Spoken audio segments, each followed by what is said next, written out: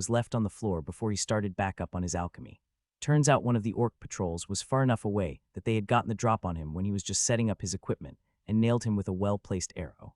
Not only had Ajax not been running his mana siphon at the time, but his defense was much more focused on evading rather than blocking, so the arrow reached deep. It wasn't enough to actually do more than inconvenience him when he was taking out the remaining patrol, but the poison on the arrow made it so he could still feel some discomfort despite the healing potions and rest time he had. Before he steps out of the arch to exit the dungeon, Ajax takes another look around to see the greenhouses he picked clean. Despite spending almost a week just practicing his alchemy in one of the most wasteful ways possible, he has still just barely managed to go through all of the ingredients. Before he stepped through the arch, he made sure to once again place his hand on it and try his best to memorize the mana he felt from it. When Ajax excited the place, he had made sure to make it look like his alchemy set was totally unused, while his armor and pickaxe would be damaged and dirty. All this was done to better convince the Empire that he had stopped on the third floor out of greed. Ajax. It took a moment for the one guard that was left to watch the dungeon to realize who he was looking at after most people on the expedition had already written Ajax off as dead due to not coming out in so long. "What took you so long, boy? Do you know how worried we were?" The guard made to approach him but was quickly intercepted. "Stay back, not before we examine him." The dungeon guards quickly made sure nothing could be passed or hidden. Ajax knew to expect something like this. Even now, every last bit of space in his special ring was filled with the ore from the rainbow mini-boss he killed on the third floor. Everybody expected that he either died or found something special, and they wanted to see what it was. The guard was shocked when he took the ring and looked inside it. Like most spatial items, he got an instant knowledge of what was inside, and he felt a headache coming in from how full it was. Most shocking, however, was that most of it was taken up with jewels. Not ore that may contain jewels, but the straight-up gems, with a lot of them being on the very large side of the scale as far as gems went, being bigger than his fist. "That is quite the find you made there. I can see why you would stay inside so long for this." The inspector says, despite the gems only being from the third floor, their quality is still something else to normal people. Not only that, but the amount he brought out is about equal to the amount that gets brought out of both dungeons in total in 2 months, let alone the fact that it is made up from a large variety of gems. There is of course the tax the Empire places on goods taken from the dungeon. The amount of gems brought out by one person would be enough to speed 2 or 3 jewelers and enchanters through some of their early-level bottlenecks. The deal states that there is no tax to be placed on this delve. The Goldminster guard finally manages to approach, as he also motions for the spatial ring to be returned to Ajax. "You're going to have a lot of questions to answer, and not much time to do it when we get back." The guard whispers to Ajax once they finally start moving away from the dungeon. Was it worth it? Yes. This is the only word Ajax actually spoke since he exited the dungeon, but the conviction he had when he said it, along with the gems collected, let him know the young man had made great strides. Ajax barely made it 4 steps into the compound the kingdom was using for their base of operations before he was slammed into and hugged. "What took you so long?" Lexi, who had been slightly depressed from the floating rumor that Ajax had died, wasted no time before quickly letting him go before it got awkward. "Yes, I will have to insist that you answer Lady Manashaper's question." The Crown Prince, along with Xavier and Anna, stand not too far away looking at him with slight frowns marred with a hint of relief, though it might be best if we do it somewhere a bit more private. Once they made it to the private room, the first thing the Crown Prince asked Ajax was for a confirmation of the story Anna and Lexi had presented him with. Despite fully trusting their version of events, he had a duty to verify everything. The dungeon guards really looked like they bought the cover story, "Your Highness." The guard mentions once Ajax mentions how he stored most of the body of the miniboss in his ring for the crystals. It helps that he all but stumbled on a literal fortune. From there, Ajax makes some slight mentions of the next 2 floors, all but glossing over them and making sure not to mention the droid or blaster. The Crown Prince had high enough social skills to see that he was masking something, but not he simply decided to let it go as simply some word opportunity the dungeon presented him with. There was what? Everyone was left slack-jawed, however, once Ajax described the theme of the 6th floor. "I couldn't just let the opportunity slip away. That was tens, maybe even hundreds of thousands of gold worth of alchemy reagents." Ajax defended his actions. The alternative was to come back here and attend some noble parties. Ajax couldn't wipe the grin off his face as he thought about the progress he made in alchemy, the experience he gained, and especially the 2 rare skills, stabilized mixture and mass production. "I won't argue you made the wrong decision. You clearly haven't," the Crown Prince says. "But you do know you can't just keep avoiding social events. It isn't that big a deal doing it here in the Empire, but once we get back you may have to attend a few more." Ajax knows the Crown Prince is right in his assessment. He even gets more than one or two commiseratory looks from Lexi and Xavier, both of whom have had to put up with social events they wanted no part in. With the interrogation over, Ajax quickly makes the rounds of the compound in order to find Thuron. He's not surprised to find out that Thuron had already made arrangements to have the worms looked after while he is in the dungeon. He could clearly see the anticipation in his retainer as he looked forward to delving the dungeon for extra stats after spending the better part of 2 weeks in the compound being haunted by merchants looking to buy his prize. Great to see that reports of your death were greatly exaggerated, my lord. Thuron greeted Ajax with a voice that sounded extremely respectful despite the amusing memories the words brought Ajax from his previous life. Everyone delving in the morning got to bed early and Ajax all but collapsed onto the bed and was out like a light before his head even hit the pillow after so many days of extreme concentration. He was so tired that he ended up getting woken up by one of the servants before quickly getting geared and heading out. You don't have to worry, this delve will only take 2, maybe 3 days. The Goldmancer booster guards grin as they take in his tired state. The full 20 people entered the first floor of the dungeon, despite Oliver now being locked up and awaiting a trial once they returned to the kingdom. It was clear that a substitute had been found to take his spot. Despite there being 20 people altogether, only 5 of them could actually gain anything from the first floor, with the monster's highest level being 34. Anna, Lexi, Xavier, Ajax, and Thuron were the only ones who could gain the stat points for the floor. Unfortunately for Anna and Lexi, they would both have to step out with Xavier on the next floor, as while they might have been able to take out a level 40, they simply don't have enough mana to kill a level 44 even with a good matchup.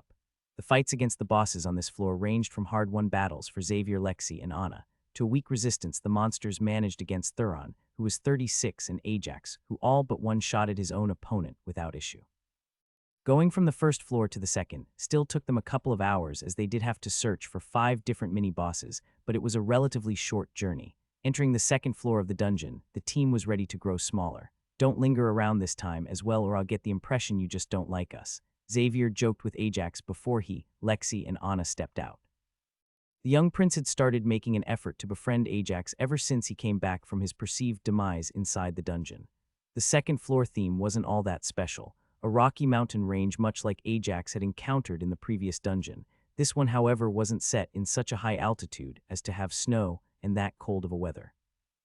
Much like in the previous floor, Ajax had no trouble killing the level 44 miniboss. The challenge would only start to ramp up from the next floor.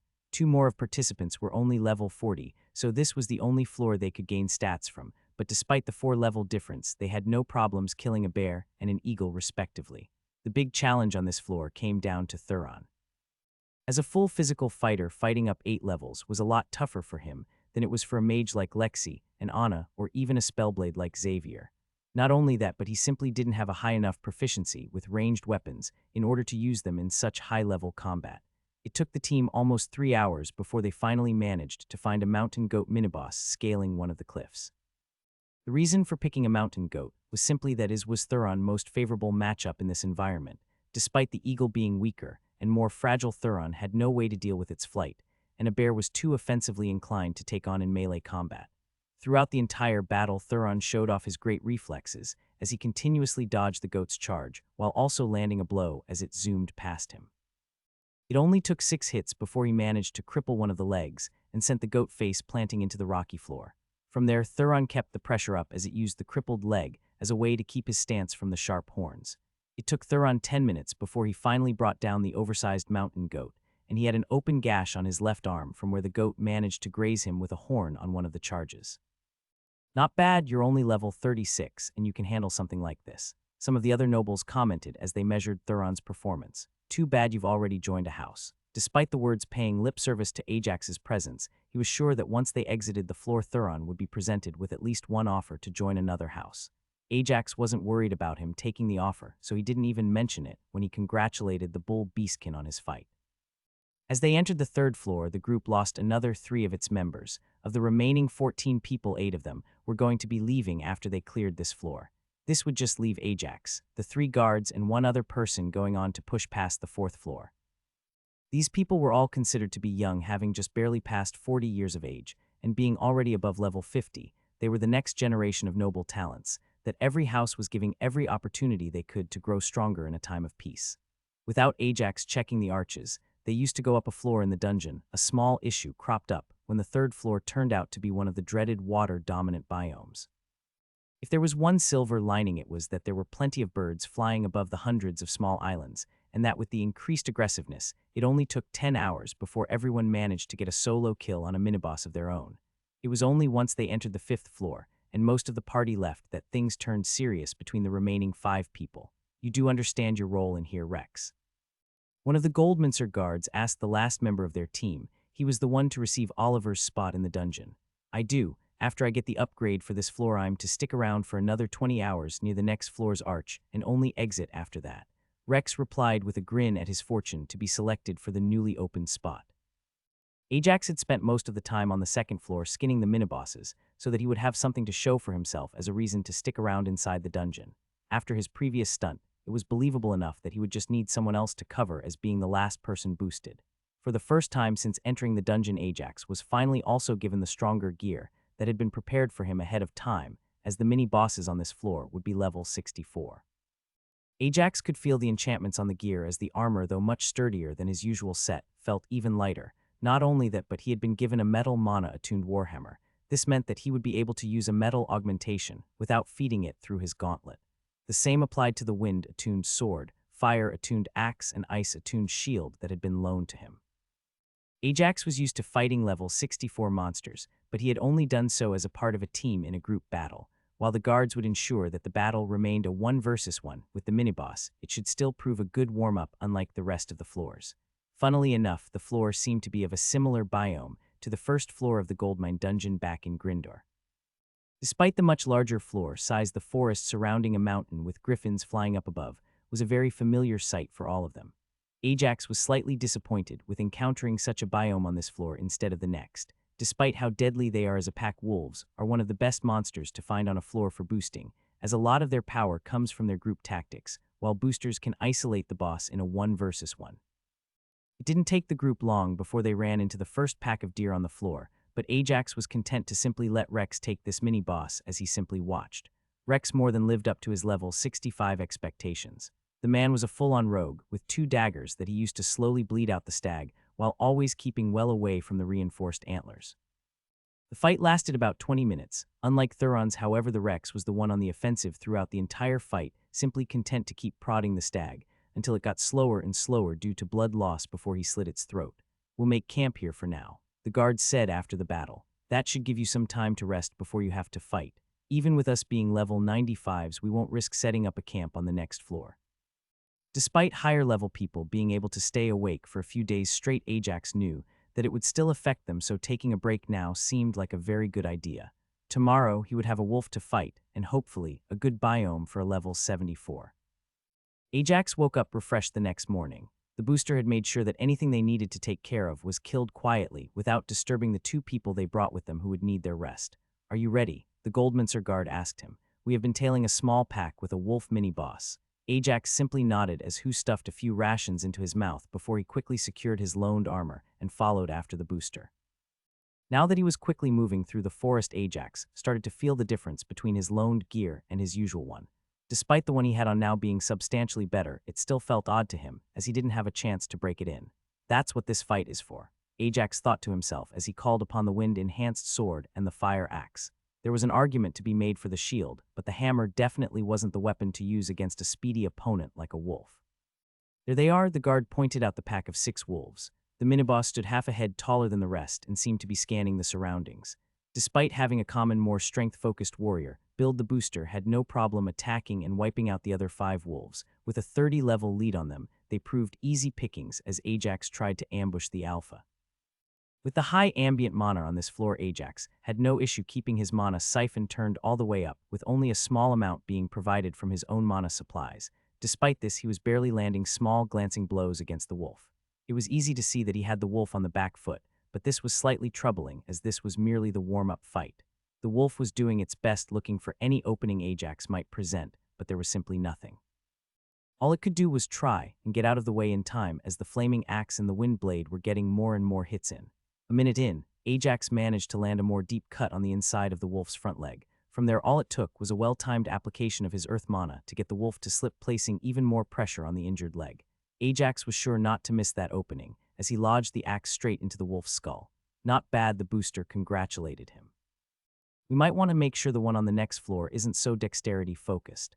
Ajax could only nod as they headed back to their makeshift camp before heading towards the next floor. How long am I to wait? Rex asked as he stood by the arch leading to the next floor. About 10 hours should be enough, one of the three boosters answered. He'll most likely be done in an hour or two, but if anything too dangerous comes for you here, just leave.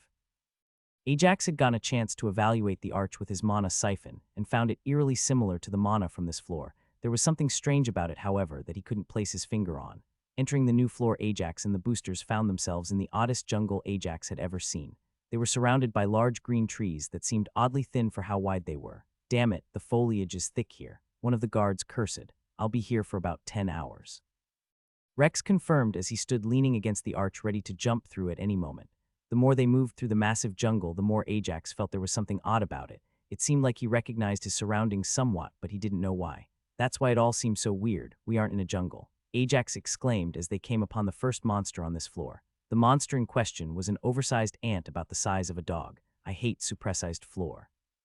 One of the guards complained. Clearly this wasn't the first time they had to fight on a floor where the dungeon increased the size of everything but the people entering. The others also seemed ready to complain, but Ajax felt his danger sense go off. Two of the boosters also seemed to have a similar reaction, as while Ajax quickly jumped aside from his current position, both of them launched an attack in the direction the danger was coming from. The spider that tried to jump Ajax was quickly killed off. Its landing had been slightly off as the prey he expected to land on had moved out of reach, and two attacks met it instead. Great, they have ambush predators. Ajax silently cursed his luck. Let's find a mini-boss and get off this floor quickly. Ajax very much agreed with the guard's suggestion. It took no more than another 15 minutes before they managed to find the first mini-boss on the floor. That one's no good. The booster shook his head as he looked towards the centipede. That one should work actually. Ajax surprised them. For most people, a defensive-type monster with some form of magically increased defense like they were sensing from the centipede would be a non-starter to push their limits against. For Ajax, however, this was most likely his ideal matchup, as with the massive amount of ambient mana, he would spend next to nothing on mana siphon. More than that, he could actively use the same skill to also weaken the monster's defensive skill. Are you sure? The boosters double-checked with him. At Ajax's nod, they were quick to move and surround the centipede. They wanted to make sure nothing else would get the jump on Ajax during the fight. Much like with the wolf, Ajax's opening attack was fired from his bow. Unlike the wolf, however, the centipede didn't have the same awareness and took the opening arrow right through one of its eyes. Considering how little centipedes relied on eyesight, this wouldn't do much to limit its senses, but it was the perfect weak point to ensure his lightning-infused arrow didn't just bounce off the armored exoskeleton. Much like he expected, the centipede wasted no time, using the two large antennas to sweep in his general direction. The jerky spasms and awkward movements showed that the lightning arrow had done its job in affecting its movement. What he didn't expect was the way mana radiated off the antennas, as his sense mana let him know exactly how the centipede was taking in its surroundings. Ajax tried firing a few more arrows as the centipede advanced on him, but now that it was paying attention to him, he could do little more than bounce them off the durable exoskeleton. Much like the arrows, Ajax knew that a wind-enhanced sword wasn't likely to do much better against that thick armor. The warhammer was the clear option. The only question was, would he use a shield or the axe with it? In the end, Ajax went with the shield. With the mana potential of the monster, there was no reason to go all in on offense only to be blindsided by a spell. The fight played out in an odd mirror of the one he had earlier in the day against the wolf. Just like against the wolf, Ajax was the faster of the two. Where the fight differed was that Ajax was now the one who was spending most of his time dodging attacks while looking for an opening to land a few strikes. Every time his hammer managed to connect, Ajax made sure to augment the strike with a solid bit of metal mana. The attacks were effective as they were slowly but surely cracking through the tough shell that protected the head of the centipede. The only issue was that Ajax couldn't maintain his offense without the centipede trading a few blows back. Each of the blows Ajax took, he made sure to try and redirect. Despite that, even the glancing blows he was taking caused the defensive enchantments on his shield and gear to activate. Ajax could actively feel himself bruising despite the extra protection, and he knew that had he still been using his own gear, he wouldn't be able to outlast the centipede. 5 minutes into the fight and Ajax had started heaving his breaths. He had gone through half of his entire mana pool and a third of his stamina. His health was doing much better, still sitting high above 80. The centipede, on the other hand, looked like a vase that was glued back together. The exoskeleton on its head was now a large series of cracks. This would be so much simpler with Void. Ajax silently complained to himself, but that was one secret he wasn't ready to let slip just yet. Despite all this, Ajax was still grinning. He knew that the fight was going his way. All he had to do was continue like this, and it wouldn't be long until the centipede died. The centipede was obviously of the same opinion, as it started fighting more and more recklessly. Ajax could feel each blow he knocked aside with his shield reverberate through his bones. Each attack was now more telegraphed, but at the same time carried more of the centipede's body weight. Thick blue blood started pouring out through the cracks in the exoskeleton, as Ajax had focused most of his strikes there. A surge of mana was quickly released. It was a trick Ajax recognized, as usually he was the one messing with the ground beneath his opponent's feet. Unfortunately, even with mana siphon and his own casting, he wasn't able to overpower the centipede's manipulation entirely. For the first time during the fight, Ajax was now in range of the centipede's fangs. He pushed a solid 200 ice mana through his shield, letting it withstand one side of the bite, while his chest piece dented and his ribs broke on the other side. Sadly for the centipede, that simply wasn't enough. Despite the pain, Ajax endured and now had an open shot and buried his warhammer straight through the broken exoskeleton and crushed the head of the centipede. Easy there, kid. The boosters were quick to come after he tanked that last attack. You killed it. Good job, because if you hadn't, we would have after you took that hit. Ajax said nothing but simply focused on his light magic as he left his safety in the hands of the boosters as he focused on patching up his broken ribs. Ajax was focusing on his healing and holy magic as the guards surrounded him looking ready to move on. I don't know which part is more unbelievable, that you are 17 and you brought down a level 74, or that you are only level 36 and did the same thing. One of the guards said as he looked over the dead mini-boss. Ajax was surprised to see a flashing system icon in the bottom right of his vision. While keeping up his healing spell to mend his ribs from where the centipede crushed him, Ajax opened it up. Achievement: pick on someone your own size.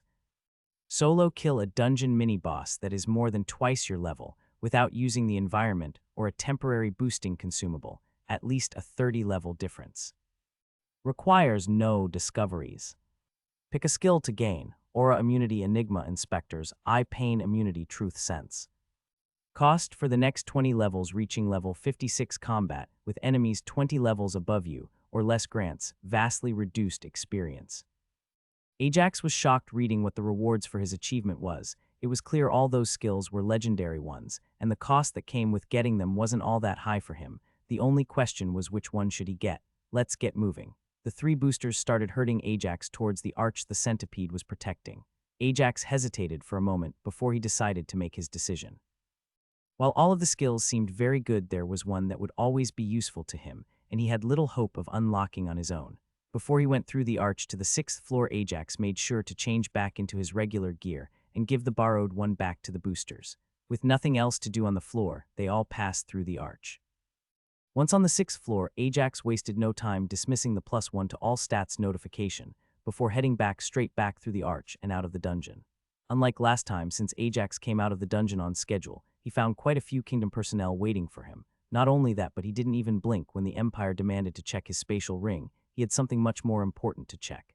His status had made great strides since the last time he checked it. His level had been barely a couple thousand experience points into level 35, and after only 2 delves, he was almost level 36.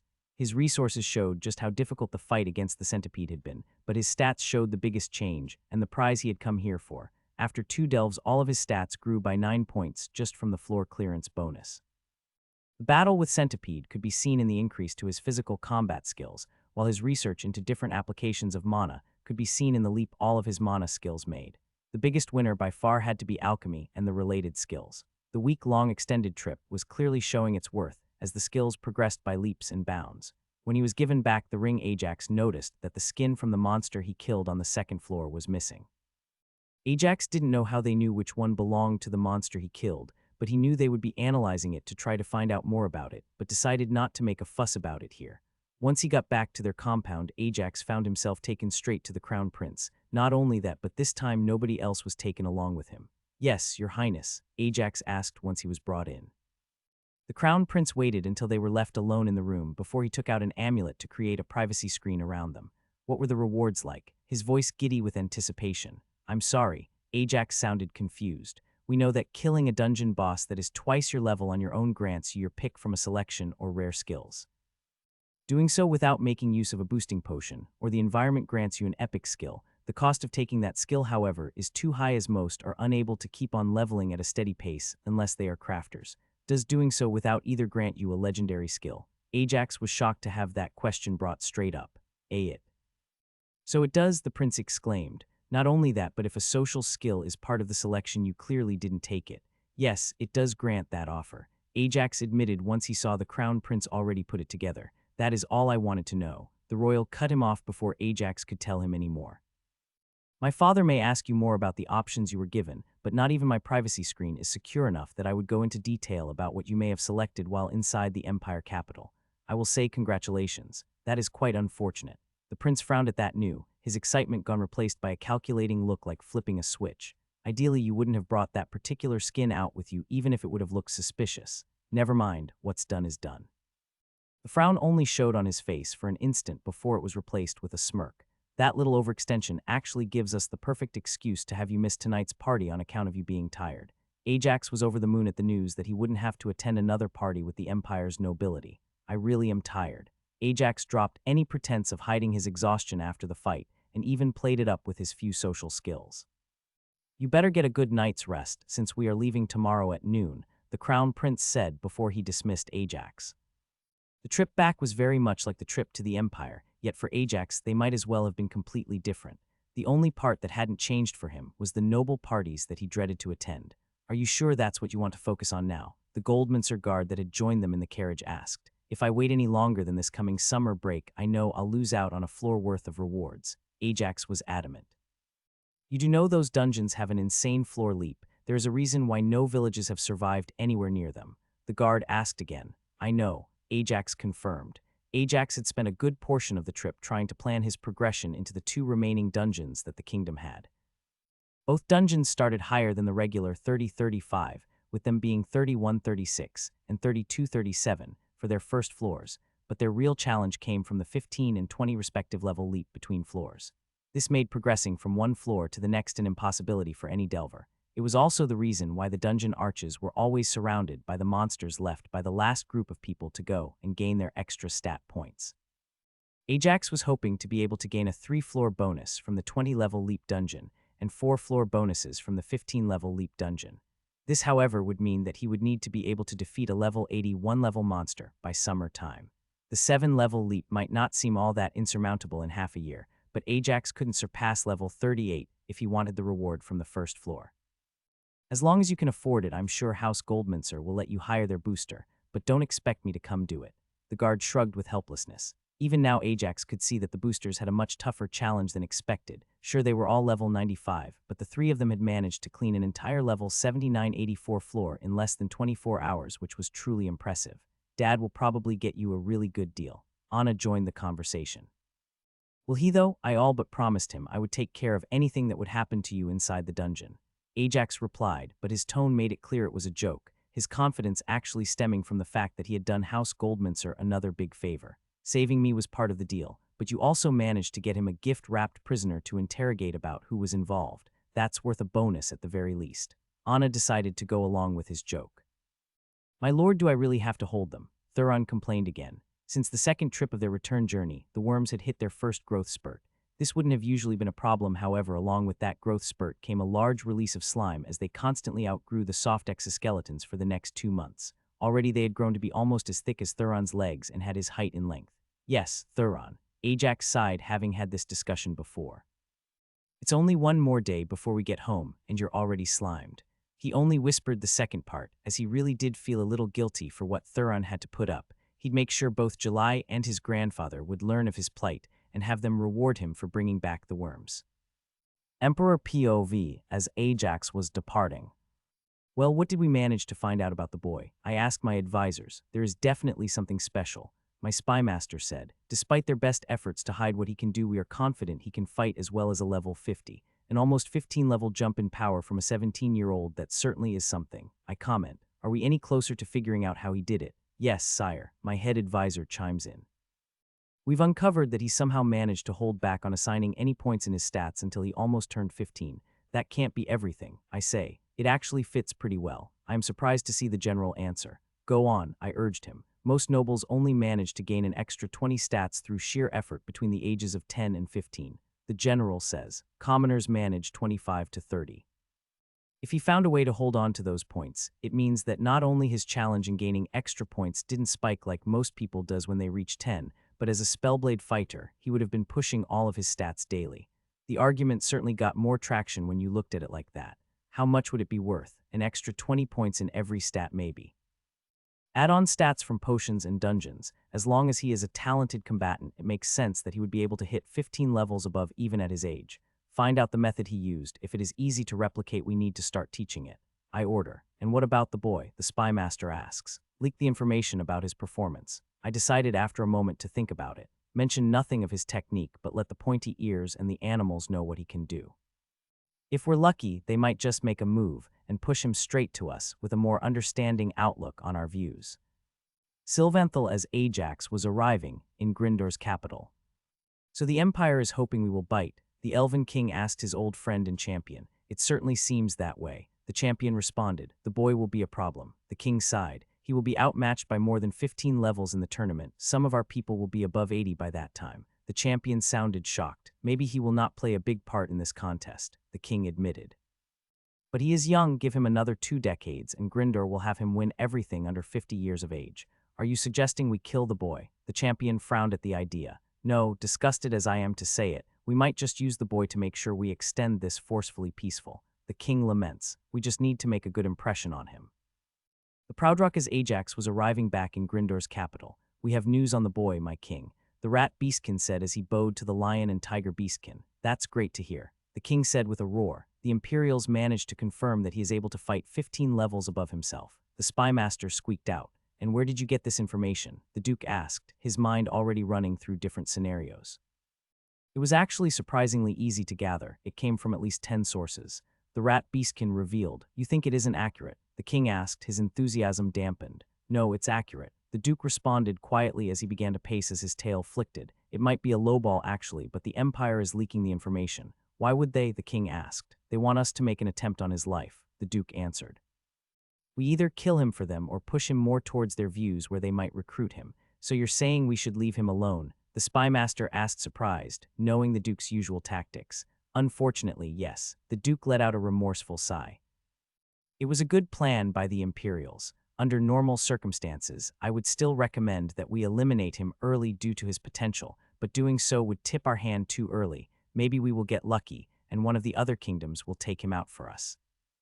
After his return from the Empire, Ajax's day-to-day life settles into a repetitive schedule of studying and training that is only interrupted by delves and the occasional party. He had a clear goal, the tournament, and this time his opponents will be the best of the best selected from people twice his age.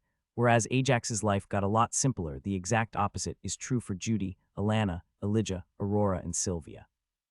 Ajax's return from his months-long trip marked the end of their new noble protection.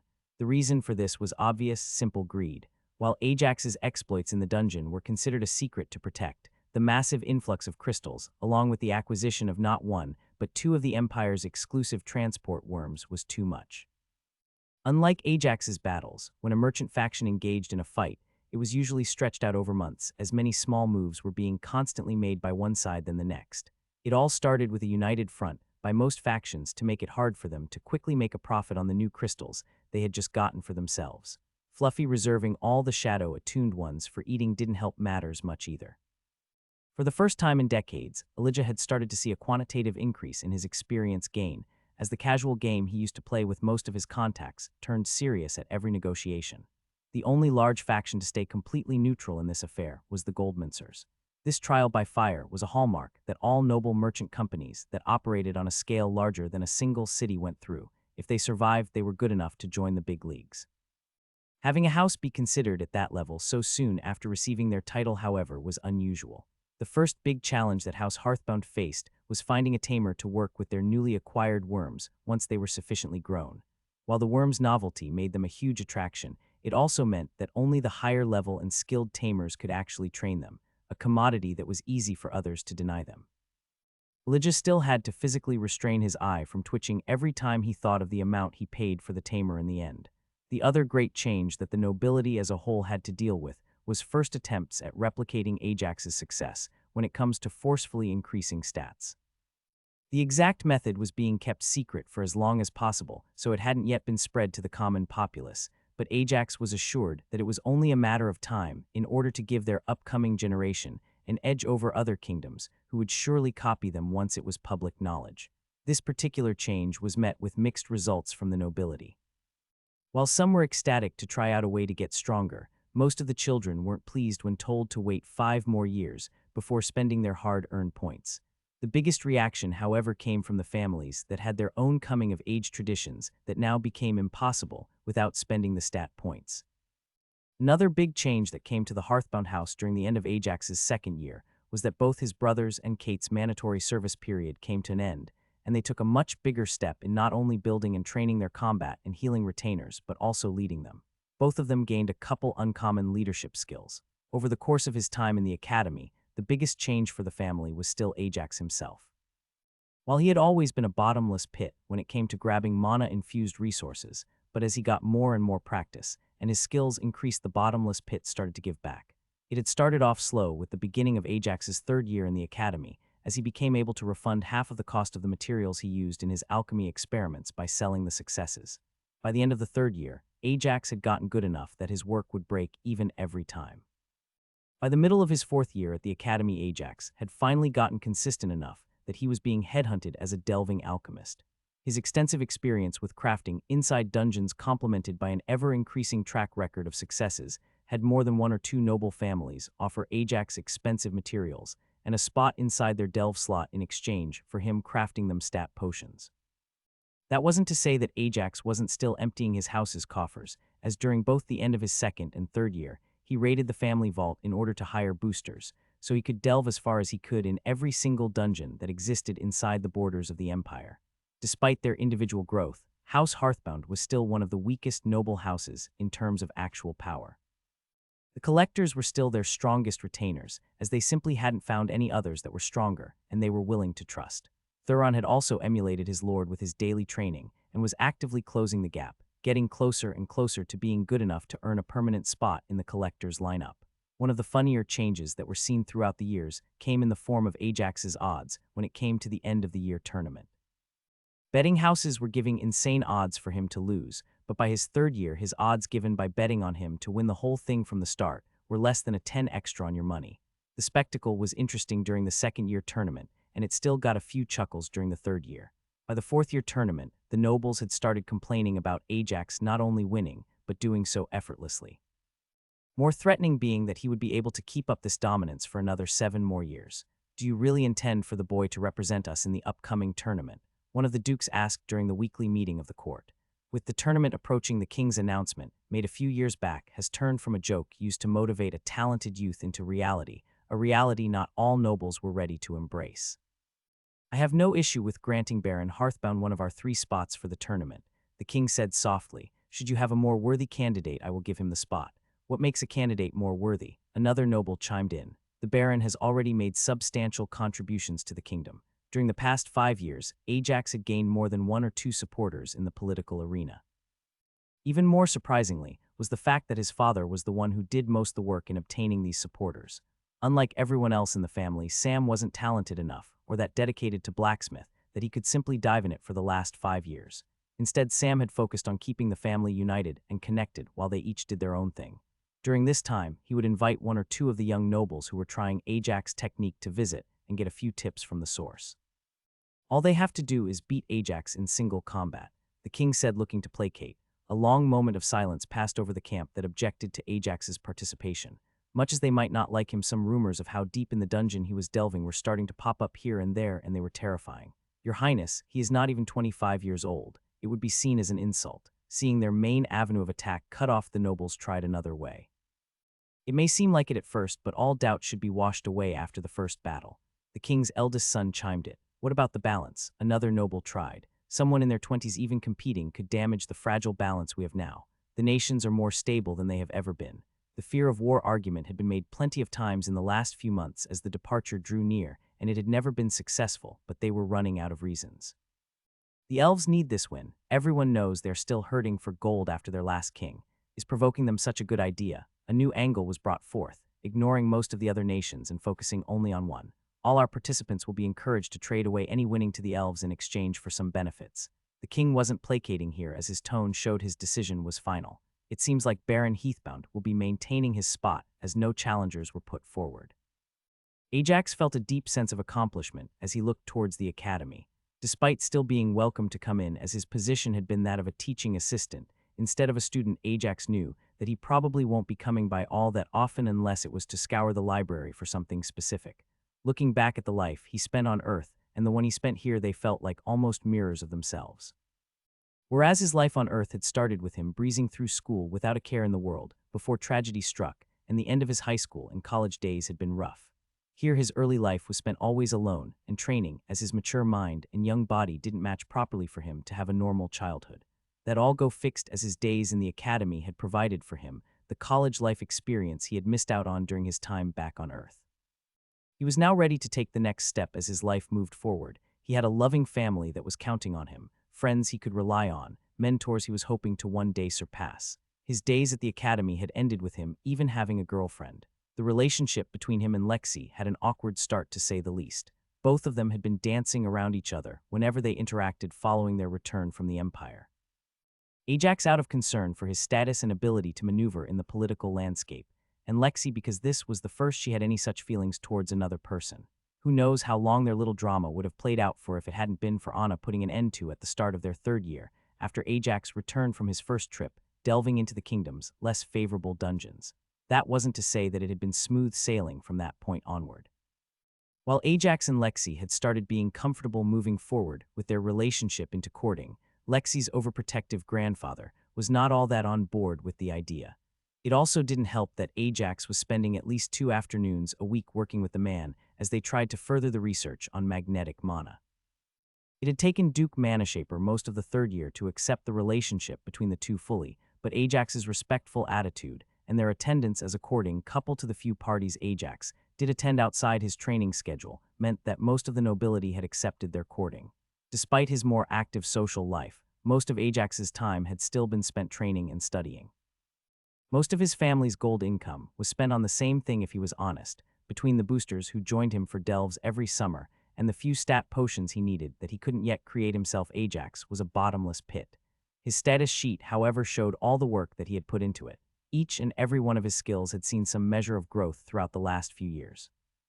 His focus on combat and alchemy could clearly be seen, however, as most other crafting skills had barely moved. His gathering skills had all seen some growth, as he would always make sure to gather anything that the dungeon provided him on his delves. His combat skills, however, were the true winners. Despite the clear difference in the quality of his physical skills and his magic ones, both saw tremendous growth over the past few years. His biggest achievement by far, however, had been the year and a half he had spent pushing Manipulate Mana, and each of his rare mana aspects passed the level 50 barrier.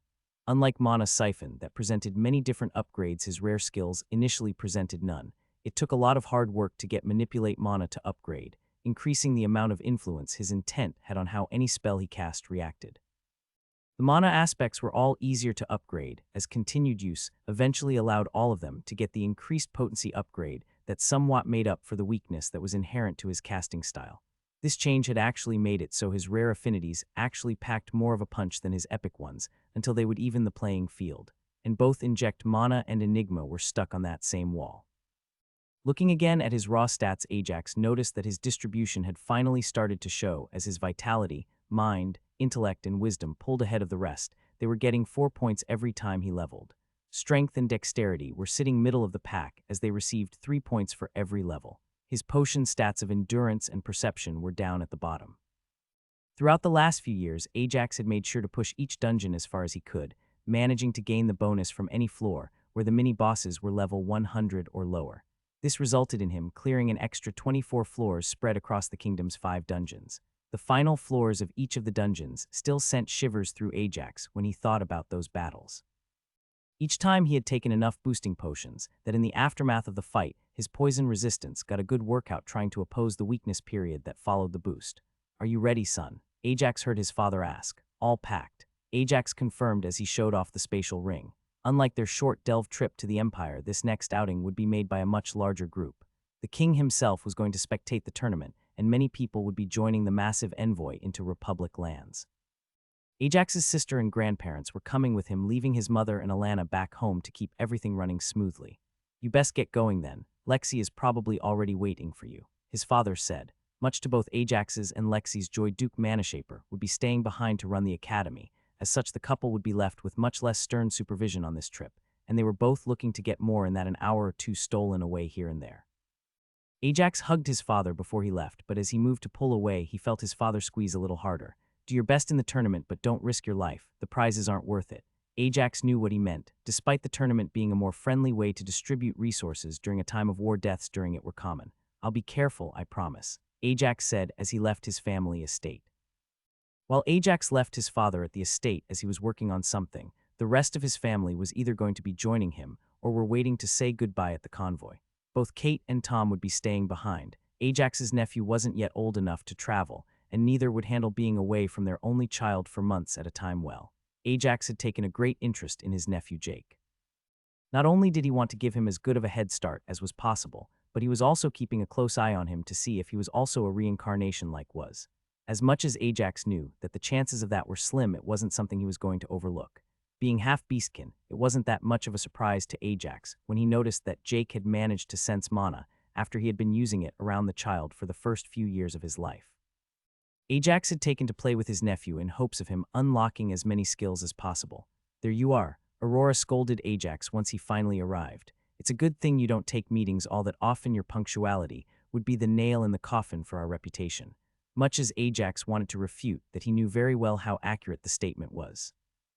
He would always get absorbed into one thing or another. His schedule was more of a guideline of where people could find him throughout the day than an accurate list of what he was doing. "You be careful out there," his mother said as she crushed him in a hug. "I know what happened last time you went into a foreign dungeon, so don't take any chances, and no going past level 100. Ajax was still kicking himself for leaving Lexi alone with his mother so early in their relationship. Lexi had spilled the beans on just how Oliver had tried to kill Anna in the dungeon, and Ajax had been hearing about it to no end. The level 100 warning was a prudent one, however. Once the monster level range passed 100, the level jump between floors doubled. Even worse, it would happen even if it was by a single level. A dungeon with a 9-level jump between floors would go from an 87-92 floor straight to a 105-110. This big increase in floor ramp-up was why most nations didn't let people pass level 105 into dungeons. The reward was too small, and the risk of something going wrong too high, especially when considering that all floors had a floor boss waiting to be unleashed. "I'll be careful. I am only doing a single delve of each dungeon in the Republic, and it will most likely be with some very high-level people going along for the ride." Ajax tried to placate her. Unlike most other nations, the Republic was the only one to only have 4 dungeons instead of 5. Much like the other, they had 2 high-step dungeons with 16 and 18 levels between floors, but also 2 very small step dungeons with the 5 and 8 floor dungeons. "We'll be sure to take care of him." Ajax's grandfather tried to help him. Considering his usually silent nature, a whole sentence was already him going above and beyond. Ajax's section of the convoy was the strangest by far, or it was more fair to say that his Judy's and his grandparents' section was the strangest as the worms belonged to them. The Empire had only started distributing extremely limited amounts of worms to the other nations, using Grindor as an intermediary about 2 months ago, so the king had requested that the Hearthbound family bring both of their worms with them, as it would add to the prestige. Ajax did have to admit that now that they were more grown, the 200-feet-long worms were quite the sight. Unlike their previous slimy and squishy nature, they had a tough layer of skin and a very flat back where goods could be loaded on. Despite the number of people going, the worms going one after the other made up a quarter of the length of the entire convoy. "Bye-bye, Uncle Ajax. Bye, Aunt Judy." Jake gave both of them a hug before returning to stand by Kate's side holding her arm. It wasn't even noon by the time the convoy departed. This, however, didn't mean that Ajax could just sit in a carriage and relax like last time. He quickly left his sister and grandparents to worry about the cargo as he made his way over to the king's moving palace of a carriage. "Your Majesty," Ajax bowed as he entered. "Welcome, Baron Hearthbound. Take a seat." The king joyfully invited him inside. Despite the king's carriage looking like an unimpressive 9-foot sided cube on wheels from the outside, with a few decorations placed around it, the inside was easily 10 times that big. Ajax had known about the carriage that came from a dungeon floor where the top level was 167, but it was still a very impressive sight. Despite being in the royal family for millennia, now no enchanter had figured out how it worked. Inside the carriage, about half of the tournament participants had already gathered. The members of the first squad we obviously inside, but so were quite a few members of the Steelblade family, including the patriarch himself. Ajax, take a seat. Benedict offered the open seat next to him, and Ajax took it. Throughout their years at the academy, Ajax had gotten along great with Benedict. Even Xavier had become a lot more friendly once he stopped looking at Ajax as a potential rival, at least not for the time being.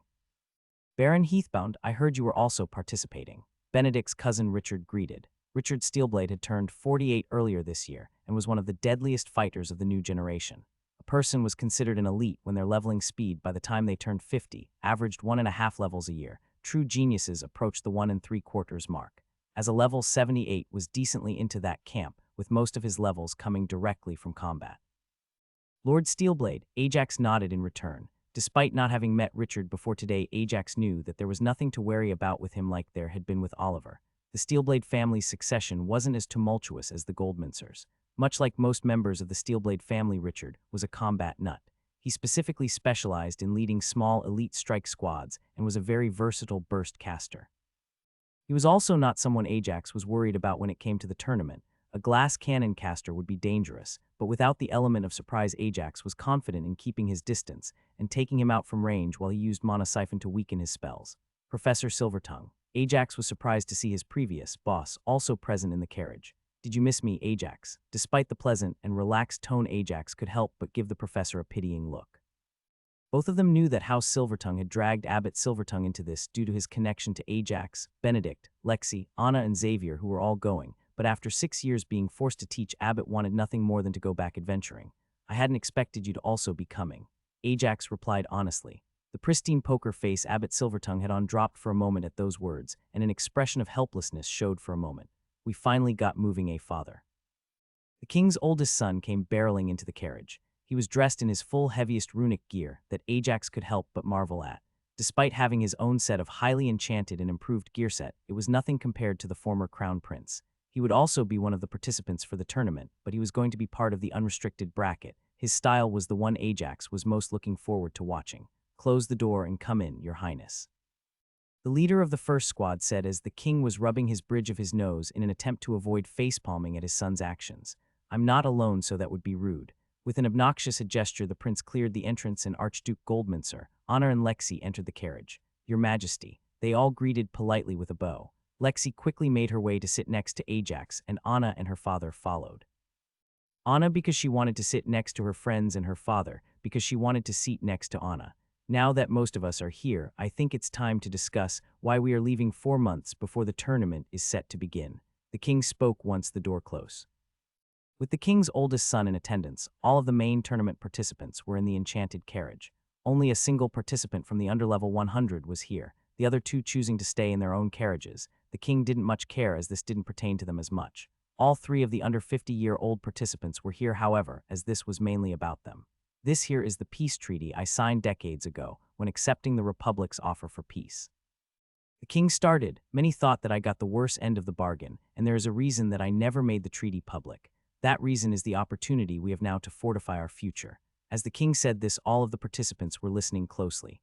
Ajax, having already been promised a delve inside the Republic's dungeon, could guess what the intangible the king bargained for were. There are quite a few details, but it all boils down to this. We are allowed an almost full raid group to enter each of the Republic's 4 dungeons. The only restrictions on the group is that one of the participants is a booster, that they are under level 100, and that one of their people joins the group inside.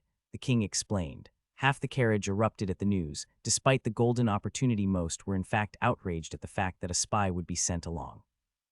Ajax's initial reaction was also one of rejection, his ingrained habit of hiding his ability rising back up. But after a moment that rejection diminished. His hard work over the last few years as he attended the academy had allowed him to reach a high enough level of power that he wasn't the easily removable target he had been before.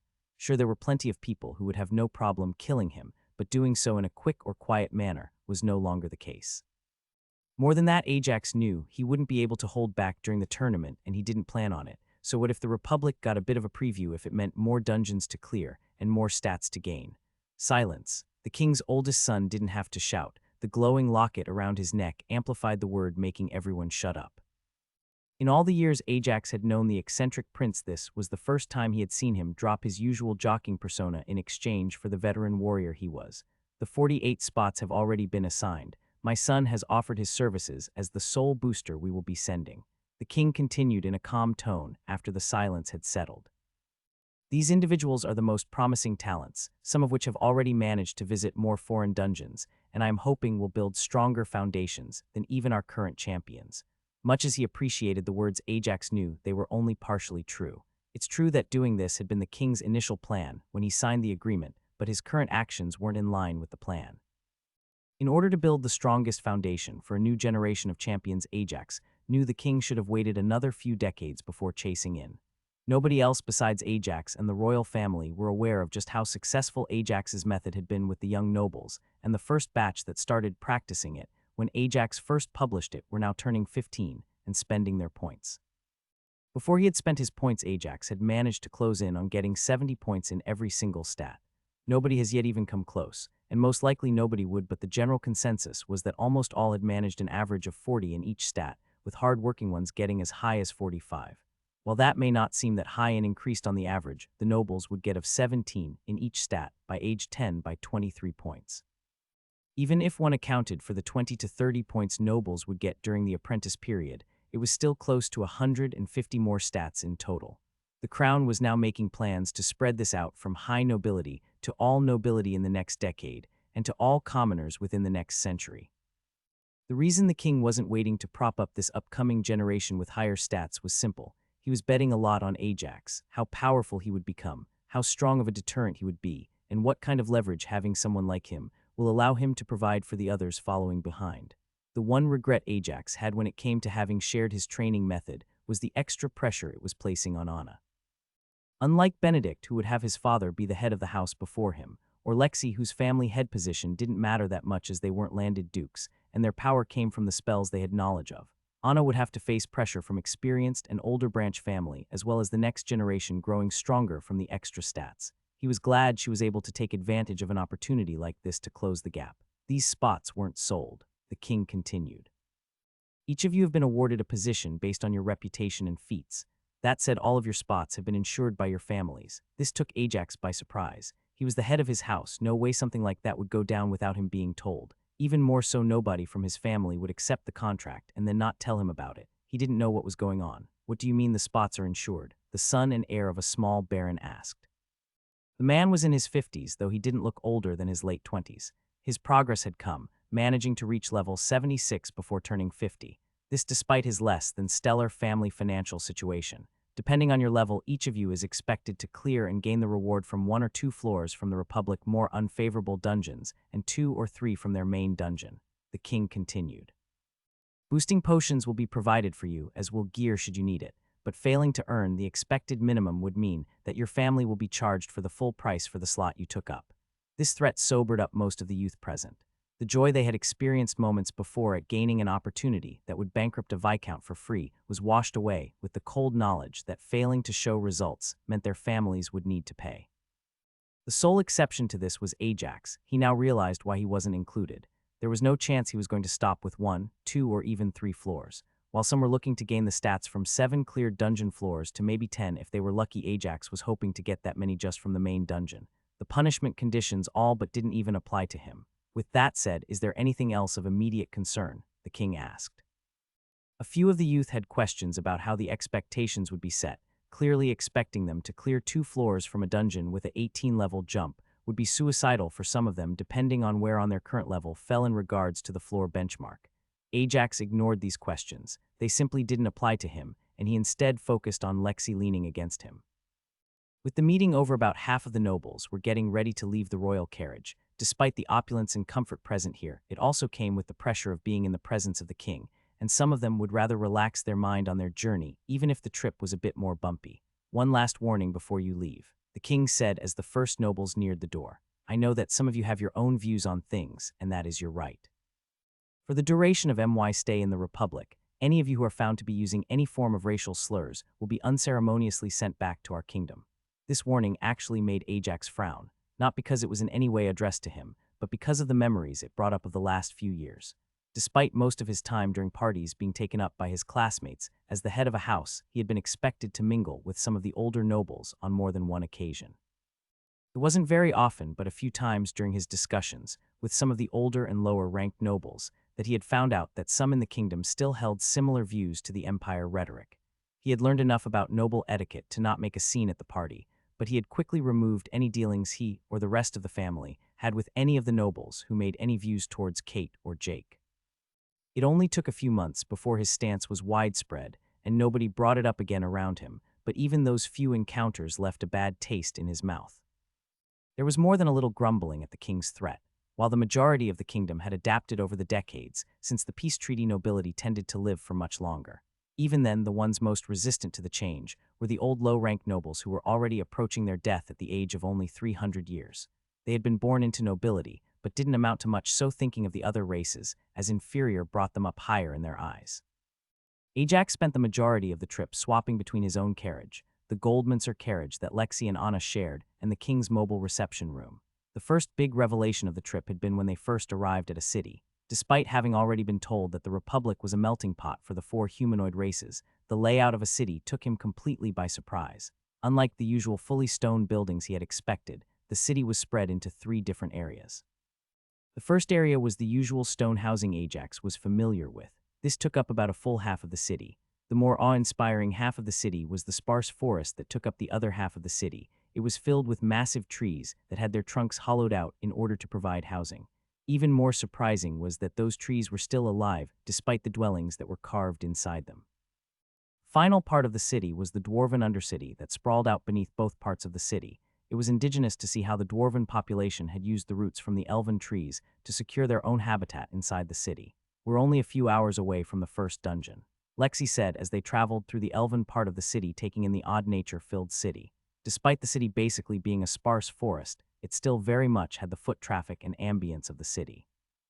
I think we will be delving into it tomorrow. Ajax nodded. We are simply waiting for whoever the other booster is to come. Who do you think it will be? Lexi asked. Ajax had thought this over many times and there was only one clear answer. They'll send their champion. Ajax was sure of it. The stealth-based powerhouse was the perfect selection to both scout out new talent and ensure that no funny business is happening inside the dungeon. A very odd sight entered the pair's eyes as they turned the corner. A large worm with spide-like legs was wrapped around one of the housing trees. What are they doing? Lexi looked at the same time both curious and a little worried. As it turns out, the worm's ability to remain perfectly level is highly desirable when making delivery inside the woodland part of the city, especially so since they can easily deliver to any floor they need to without taking it up the stairs, Ajax explained.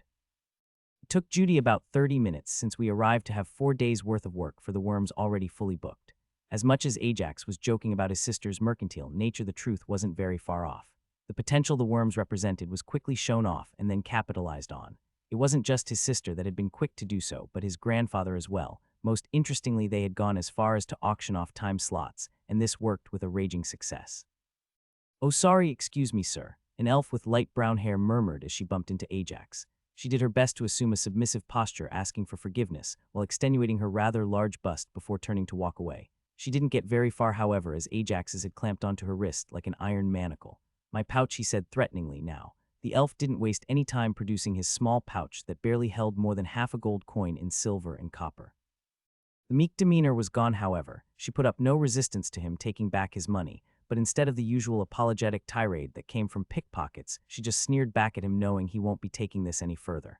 As for the reason Ajax bothered with a coin pouch, the answer was very simple. Almost all street vendors had issues with young people that openly used a spatial storage item anywhere near their stalls. Ajax very much agreed with their logic, so he had taken to having a small pouch with a bit of money around. Since the pouch wasn't part of his regular outfit, however, it stood out, and this wasn't the first pickpocket he stopped today, and he knew it won't be the last. "It still seems very odd to me every time I see it," Ajax complained to Lexi, not for the first time. "It took me a bit to adapt to it as well, but that's just how elves are," Lexi said. Ajax wasn't talking about the attempted theft. Instead, he was talking about what he learned about the elven aging process. Apparently, while elves had the same life expectancy as humans, their bodies aged very differently. They would mature as normal until the age of 10, meaning they would look like an 18 to 20-year-old back on Earth. After that, however, their bodies simply stopped aging until the final few years of life where they aged all at once. The way to track an elf's age was by the color of their hair. At birth, all elves had pristine snow-white hair. As they aged, however, their hair would start turning more and more the same color as their eyes. While this made them very suited for physical builds, as they would essentially remain in their prime condition for most of their life, it did come with the disadvantage that their bodies were more suited to magical and hybrid paths than pure physical ones. The rest of the day proceeded in much the same manner for the couple as they explored the city. Their evening entertainment, however, was taken up by an urgent meeting inside the king's carriage. I do not know what gave you the impression I was not being serious, but I hope this is the only example I will need to make. The king seethed as two of his guards held on to one of the barons, referring to elves as knife ears. On the first day since we arrived in the city, the king continued angrily. He was a thief, the baron defended himself. Would you have me give my coin pouch to a pickpocket? I would have you capture him and take him to the guards. The king snarled. Cut off his hand if you want to mete out justice yourself. The only things I commanded of you was no killing and no racial slurs. With that unpleasantness out the way, we also asked you here to let you know that our other booster arrived earlier tonight. The king's oldest son changed the topic once the baron was escorted out, being sent back to the kingdom with his carriage and any people he brought with him. Who is it that they sent? The patriarch of House Steelblade asked. The shadow. Despite the price all but whispering the words they carried, though the entire room and pandemonium descended. You can't be serious. You're expecting us to go into a dungeon with him. I am not going into a dungeon with a foreign master assassin. Enough. Unlike previously, the prince didn't use a skill to instantly silence the room. He recognized that their complaints were valid, so he let them settle down on their own, but the decision was already made. This is the way it will be. I will be along with you to keep an eye on things, but anyone who wants to drop out of their spot can do so now with no repercussions. Despite all the complaining, and more than one fearful look from the selected delvers, not a single one volunteered to give up their spot. Giving up 4 foreign dungeon spots wasn't that easy, and everyone knew that some rewards were simply worth the risk. The chances that the elite assassin would actually do something were very small. Good, the prince said when he saw that nobody was complaining further. We will be leaving tomorrow morning after sunrise. With that, the meeting was dispersed, and Ajax exited the carriage and started to make his way towards the inn he had booked, with Anna and Lexi coming with him. He had only made it a few steps outside the carriage before he felt Enigma activate. Unlike the other times it had activated throughout the day, Enigma was actually broken through for the first time in a while. Ajax was quick to turn and survey his surroundings, but despite his quick reaction, he couldn't find anything. What's going on? Lexi asked, also on high alert. Someone broke through Enigma, Ajax answered. They didn't get my skills and my exact stat numbers, but they got my level, name, age, and even how my stat distribution presents. More than that, I don't have any idea who did it or where they did it from. That was quite rude of me, I apologize. All 3 of them jumped a little as a tall panther beastkin materialized behind them. None of them had any idea how he got there. It was indeed rude, though I remember you letting me slide on more egregious offenses. The prince was out of the carriage with a smile on his face as he approached the beastkin. His eyes, however, were on Ajax, silently asking if he was okay. You just couldn't wait until tomorrow, Shadow. Ajax POV. It had been a good while since I had ever felt so vulnerable. From the looks of it, there was no real danger, as the panther beastkin in front of us was the very champion that everyone was expecting to show up, so in theory, there was nothing to fear. Not only that, but the information he had gathered wasn't all that valuable, since I was more than willing to show what I was capable of in the upcoming dungeons and the tournament. I had thought I was strong enough to handle it. I couldn't follow the pleasantries between the 2 kingdom-level fighters, as the prince and the beastkin were still having a casual conversation. While I had told both Lexi and Anna what happened to me, I left out a few things. First thing I left out was the process. Sure, his identification skill only managed to get my name, age, level, and stat distribution. What I left out was that he got that on a casual use of his skill. Enigma was good enough to give me feedback on how any battle with a skill targeting me went. If this person inspected me again and focused on getting my skills, I knew he would get them. This meant a lot of things, but the clearest one of them all was that he had a legendary inspection skill. No doubt about it, a casual use left Enigma in the same state a rock leaves a window with a gaping hole and cracks throughout. Despite that crushing defeat, I could feel that Enigma also finally broke through the bottleneck. Soon I will have to make a decision on its advancement. The second big thing that happened was that I instinctively used Inspector's Eye on him the moment he appeared. While he might have a legendary inspection skill, his own privacy skill was clearly not in the same league. One of the most valuable things we had been taught as part of the academy, one that was still strictly kept away from commoners, was the difference in skill quality. The gaps between qualities were very different. The difference in power between a common skill and an uncommon one was big. This came at the price of breadth, most easily exemplified with the weapon variation. Swords were common short swords, long swords, great swords were all uncommon. Could also be seen in the regular mana applications. Farming was common, and mana farming was uncommon, this despite the latter being included in the former. This meant that the difference in grade accounted for about 30 skill levels. The difference in power between an uncommon skill and a rare one was medium. The change being that with that jump in power, the skills recovered their wide-breadth sword's master and other such variations. The difference between such skills was about 20 skill levels. Between a rare and an epic skill, the difference in power was small. What made the difference here was complexity. While rare skills had breadth, they were simple in their execution, usually only including one action. Epic skills weren't that much stronger, but each was more of a combination of actions. The difference in power here was only about 10 skill levels. Between epic and legendary, however, the gap was massive. Legendary skills got nothing except power over epic ones, but that power was overwhelming. It equated to about 45 skill levels. Now obviously, when skipping more than one grade, it wasn't a simple process of adding the average difference in power. For every grade you jumped past the first, we were taught to decrease the gap by about 5 levels. That still meant that a common skill like swords would need to be 90 skill levels above Sword Legend in order to equal it. This didn't take into account the bottleneck bonuses, but it drove the point home. Name, Whisker, Shadow, Blackclaw. Whatever the champion's privacy skill was, I had managed to get some information on him. I wasn't sure what surprised me most, that such a deadly figure was called Whisker, that it was the first time I was seeing a situation where the system added a nickname to a person as a middle name of sorts. Or most likely the most important part, I finally laid eyes on a humanoid above level 200. You can also lay off me. The Beastkin's words brought me back to the present. The kid might not have gotten as much as I did, but he also inspected me, color me surprised that he broke through.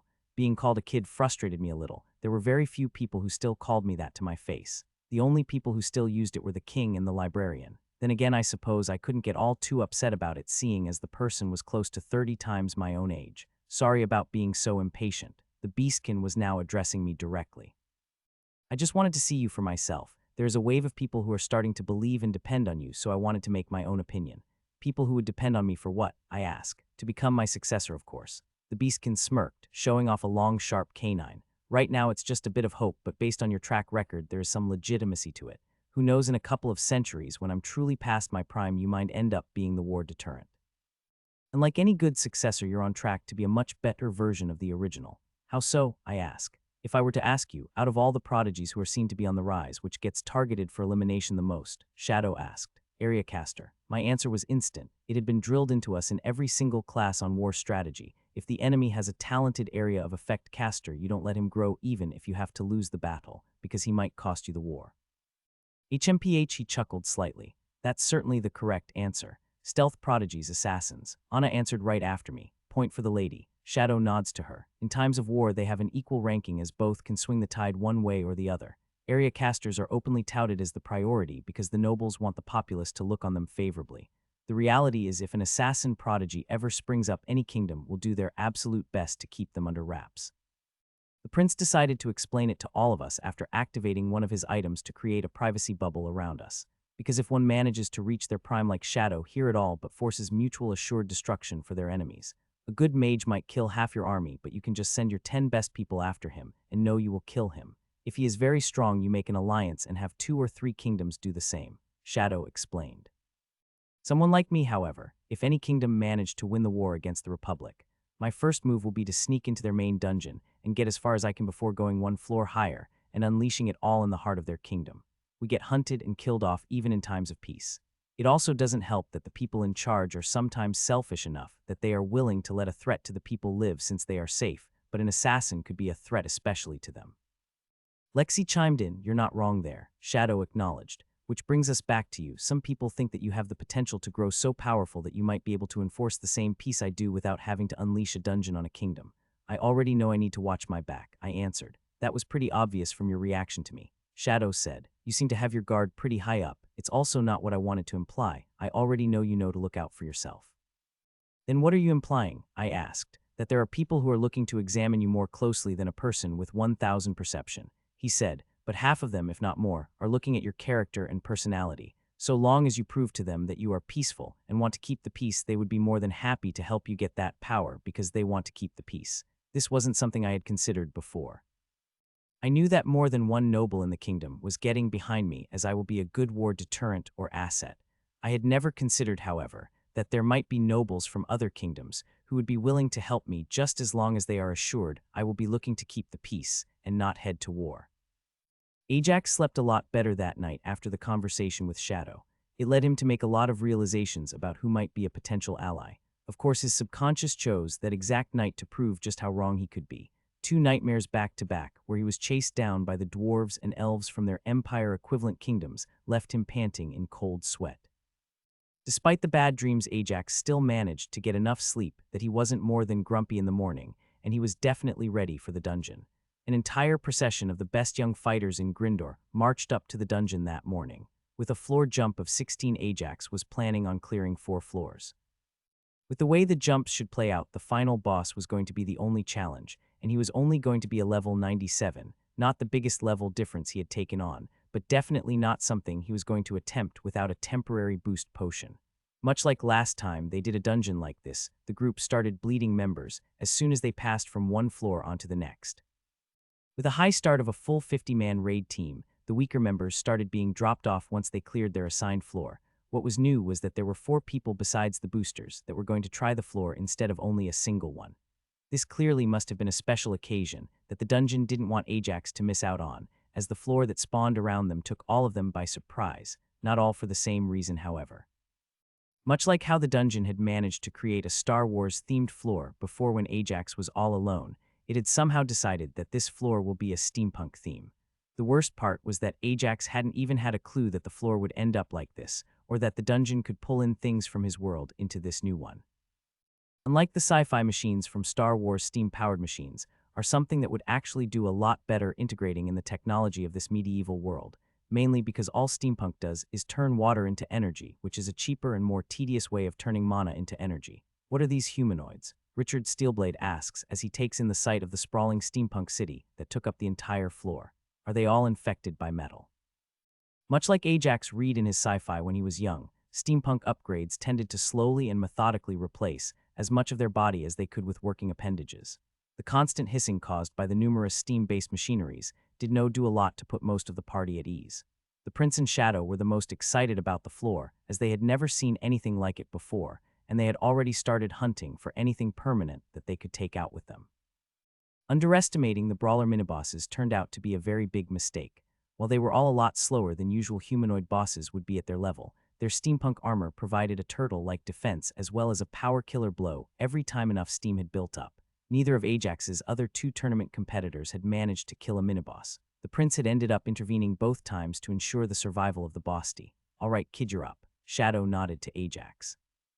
"I expected you to call it quits after that last floor, but it seems like you are going all the way." The reason why they were taking turns fighting the minibosses they ran upon was simple. It was the most efficient way to manage downtime after having already used an enhancement potion.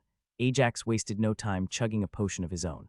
His entire body felt so light and responsive all of a sudden. His brain worked overtime, catching each and every small twitch of all the other people around him. Both of his competitors looked like death, and Ajax was finally ready for combat. Ajax's opening move might be a controversial one, as he had never done this before. Instead of infusing his arrow with a strong penetrative force that he knew had next to no chance of hitting it, no, he had infused the arrow with as much cold mana as he could manage.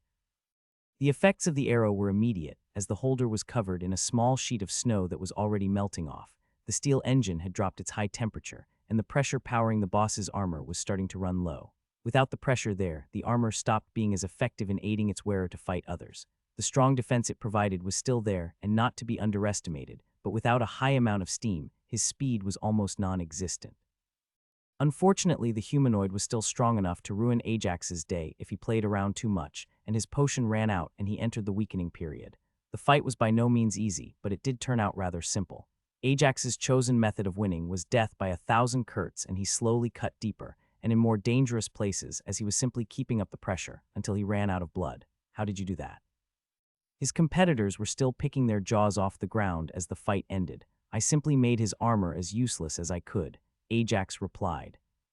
What followed was a 2-hour conversation on the state's water can be found in and any way to exploit it. Despite the quick and rushed lesson, everyone remaining knew that the secret to beating the humanoids was to cool down their exotic armor, rendering it dead weight.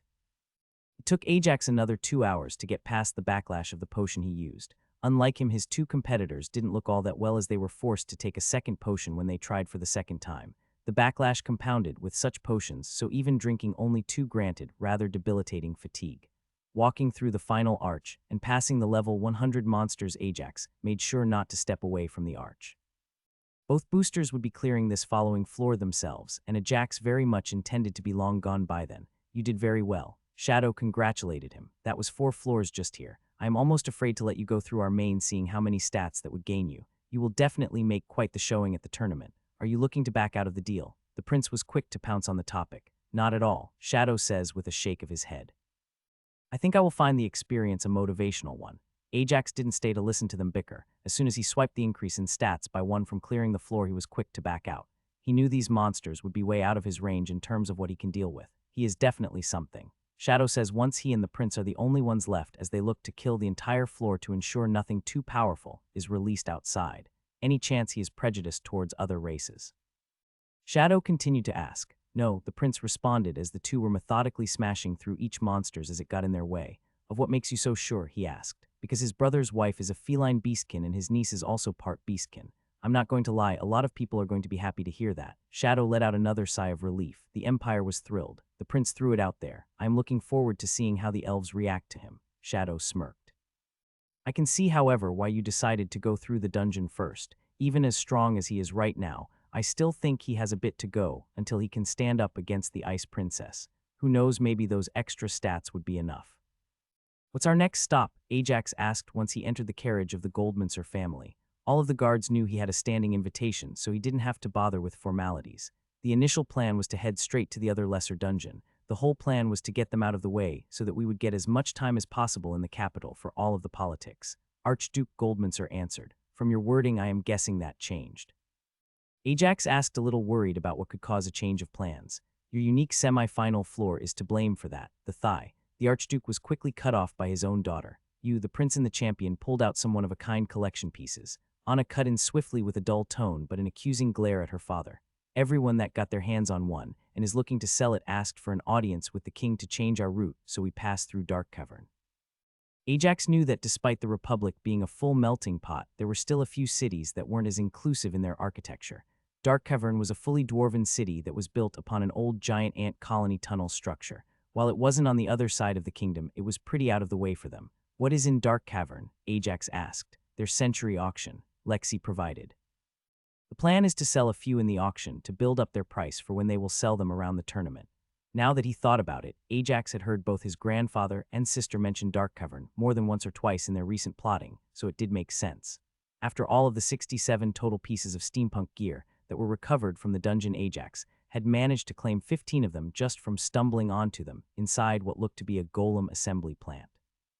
Both the prince and Shadow had collected a lot more from the defeated enemies as they all but cleared out the floor with 23 and 28 respectively. A single piece was taken by one of the other people who had joined them on the floor. The big difference was that all of Ajax's pieces were in pristine condition, while most of the others were damaged in some way from the fight to kill their users. I'm not surprised if that's what's going down there, Ajax said. I've never seen such a predatory look on my sister's face since she saw the worms we brought back from the Empire.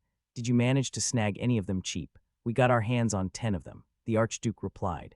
Since the run had been a boost, none of the boosters were allowed to keep anything they got from the delve. They had to sell them to the highest bidder from the people who participated in the run. While this may have meant that the prince could sell most of them to the royal family through Xavier's participation, he still had to spread a few around along with Shadow as a sign of good faith. Ajax was under no such restriction. Your performance was quite something once you showed what you had. Lexi giggled as she teased him. Ajax had been very quick on the uptake when the loot show and tell was done. It had taken him 2 seconds of feeling every merchant's skill land on the weakest link in the group before he loudly and repeatedly declared that, I will be having these appraised and handled by my grandfather as the head merchant of my house. Not even his grandfather could get away with keeping all of them, but he could get a much better deal and save Ajax the headache. Your grandfather did admirably, managed to hold on to all but 3 pieces without building up too much resentment. The Archduke complimented, though he could have done without losing the full leg prosthetic. Considering that this was coming from the best merchant the kingdom had to offer, Ajax took it as high praise.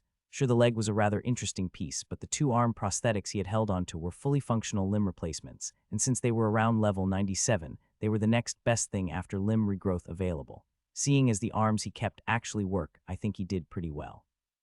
Ajax responded with a smirk. You know how these work. Lexi exclaimed as she pulled the aforementioned leg prosthetic out of her spatial ring. She also wasn't the only one to focus on him at that. I know how to get them to work, not how they work. While Ajax knew the basic principles of steampunk, he was no inventor. Much more in the way that knowing how to swing a sword doesn't make you a blacksmith. A privacy enchantment was activated, and the outside world fell away from the carriage. "Would you mind giving us a demonstration?" the Archduke asked, a predatory gleam in his eye. "Sure," Ajax said as he took the leg from Lexi. "The hard part is getting them properly attached," Ajax explained as he topped up the water canister. Pressing a button on the leg started the boiling process and heated up the water. Ajax had no idea where the energy for that came from, but it was done by the adjustment the system made to the steampunk idea when it brought it over. You see, while the leg looks like a normal leg, it has much more limited options of movement, but they come with a greater range. Ajax demonstrated as he showed that the knee and ankle were the only joints on the leg, followed by showing that they could fully rotate. The hip attachment was rigid. That and the nerve connections are pretty tricky. The medical industry had discovered that the human body operated based on electricity from the prevalence of lightning mages throughout history. The small currents that ran from the brain to get muscles to move were already well known. Using his lightning mana, Ajax gently applied some to the sensors at the top of the leg once the steam started pumping the machine. The leg jerked in his hand at that, and on its own rotated, fully slamming into the side of the carriage, with a loud thump leaving behind a dent. Not strong enough to do any serious damage to an Archduke's carriage, but certainly not harmless. That does seem like it will take some getting used to. The Archduke looked wide-eyed at the leg and the dent. It also seems like quite the addition and surprise for any mage to have. The Archduke wasn't wrong there. Without the help of full body movement, even the level 97 equipment could only output a level 80's raw power. It was a hell of a surprise for a mage to suddenly spring a level 80 physical build level of melee combat. The only question is, when should we do a live demonstration? The Archduke mumbled, lost in his own world, as he calculated market fluctuations all over again with the new variable. "What does he mean?" Ajax asks. "He is wondering if we should keep the secret a bit longer and only show it in the capital, or if we should reveal how they work in Dark Cavern." Anna let out an exhausted sigh. "Let's go tell your grandfather about this, since he will want to know. My dad is going to be at it for a while. He should know that not all of them would be functional." Ajax mentioned offhand as he made to stand up. "What now?" Both daughter and father quickly focused on him. "They might be high-level equipment, but the insides are fragile." Ajax explained, "I got mine raiding a spare parts armory, but the others, the prince and the champion, took them off the bodies they killed. They weren't going all out, but I wouldn't accuse them of being gentle. Wouldn't surprise me if half of theirs don't work as intended anymore. Let's keep that between us for now, shall we?" Anna got a sneaky look in her eye. "I might want to go see what pieces I might be able to trade with the others. Try to find out how many working ones there are." The Archduke asked her as he got back into his calculations. "My lady, did something happen?" The Archduke's right-hand man asked as Anna, Lexi, and Ajax exited the carriage. Despite the privacy enchantment, someone sitting on the carriage would have felt the impact from the leg. "Dad just found a new variable," Anna said nonchalantly, and the guard simply nodded as he looked inside the carriage before the door closed. "Yes, that will be a few hours." He spoke from experience. Ajax spent the remainder of the trip to Dark Cavern with his grandfather and sister. They had first put him to work trying to find out how much he could figure out about their merchandise, before keeping an eye on him to make sure the information didn't spread any further. "You do know I can keep a secret," Ajax complained on the third day of being under strict watch. "We weren't even the first people you told about this." Ajax had nothing to say to his sister's retort, so he silently decided to just try and sleep. The beds installed on the worms were some of the most comfortable in the entire convoy, as they didn't sway at all. Dark Cavern's layout was very different from any other city Ajax had seen. Having first been a giant ant hive, it made perfect sense that its topside landscape would look like a small hill filled with holes. There were a few human houses dotted around, but it mostly looked like 2 or 3 villages surrounded by holes. The underground, however, was a much more expansive series of tunnels that rivaled even the dwarven capital in structure, if not in size. Convoy made good time as it managed to arrive an entire 2 days before the auction, giving everyone time to add whatever steampunk item they wanted to the festivities. "Which one do you think we should put up for sale?" Elijah asked Ajax. "Come on now, don't pout." Judy poked Ajax in the side as he remained silent at the question. 3 whole days you kept me in here." Ajax complained, though he wasn't all that upset as Lexi and Anna just changed to spending most of their time in this carriage instead. "But fine, I'd say you should sell this." The piece Ajax selected was part of a half mask that covered one eye. It was the smallest of all the items he had collected, but also the most technologically advanced, as evidence from the eye it sported. "Does that one not work?" his grandfather asked. "It does seem to work, but that's not the issue with it," Ajax responded. "The problem with all of them is that we don't know how to attach them, and that will take some trial and error." Doing so with hands, arms, legs, even shoulder and back armor isn't all that dangerous. If the connections are implanted incorrectly, all you do is remove them, heal up, and retry. The same could be done with the eye, Judy said. The person that will be getting it would be blind in that eye already anyway. Yeah, but the optic nerve is too close to the brain for comfort, Ajax pointed out. You make a mistake connecting it, you might hit the brain and just kill the person. As far as I know, there is no healing that. So the mask goes. His grandfather agreed with that logic, especially since they and Duke Goldminster decided to keep their functionally secret until they got to the capital.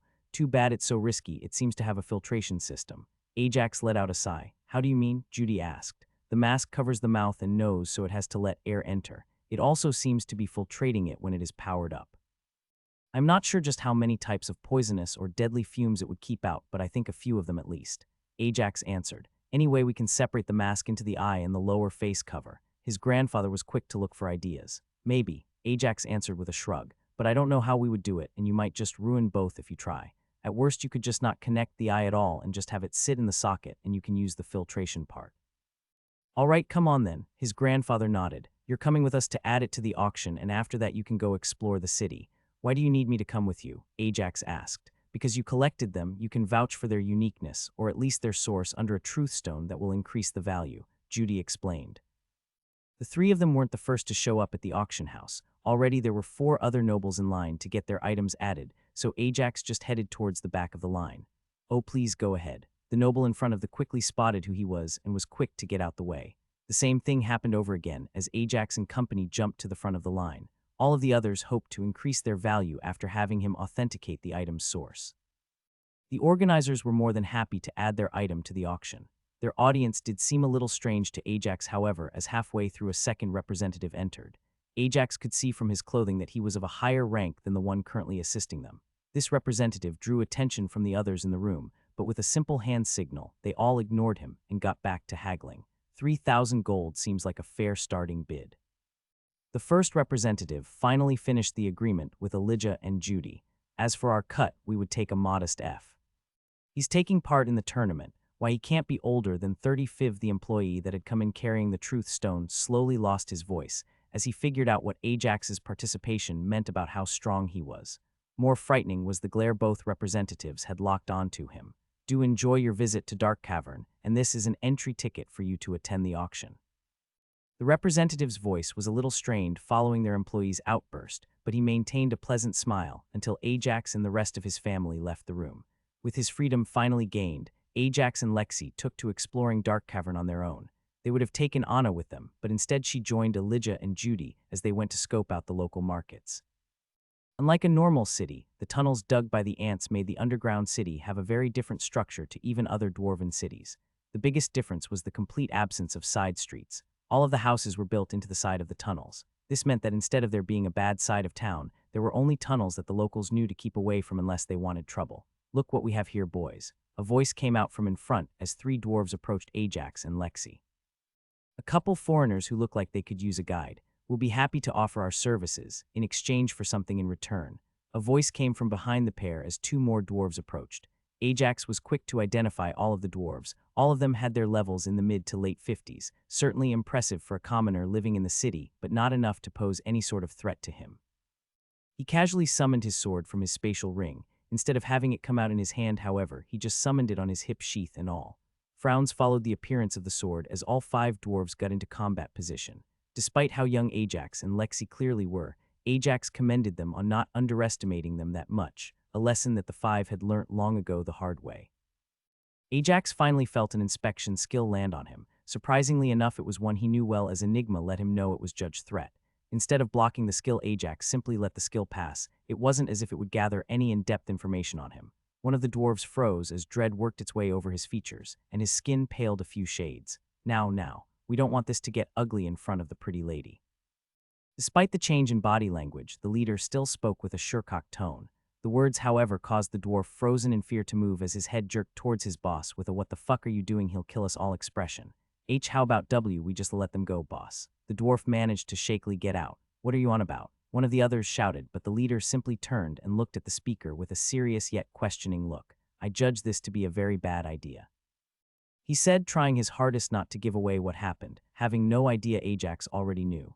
The leader took no time to catch on and quickly course-corrected. Actually, it seems that you know exactly where you are going. Please have a pleasant evening. Wait a moment, Ajax said as they slowly started backing away, causing them all to freeze as all five had understood the situation. Which way was the auction house? We would hate to miss the start.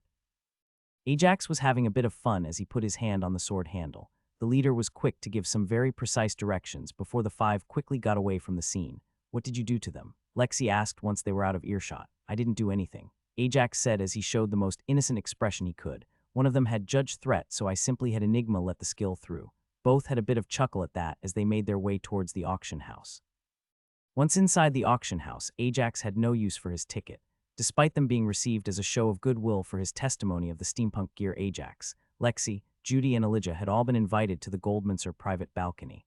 Due to the instability that had been dragged out of Oliver, the Archduke was a bit light on people he trusted as far as mercantile people went. Those he did trust he left behind to keep watch over the others. This left him with a space for a few friendly faces to join him in enjoying the auction.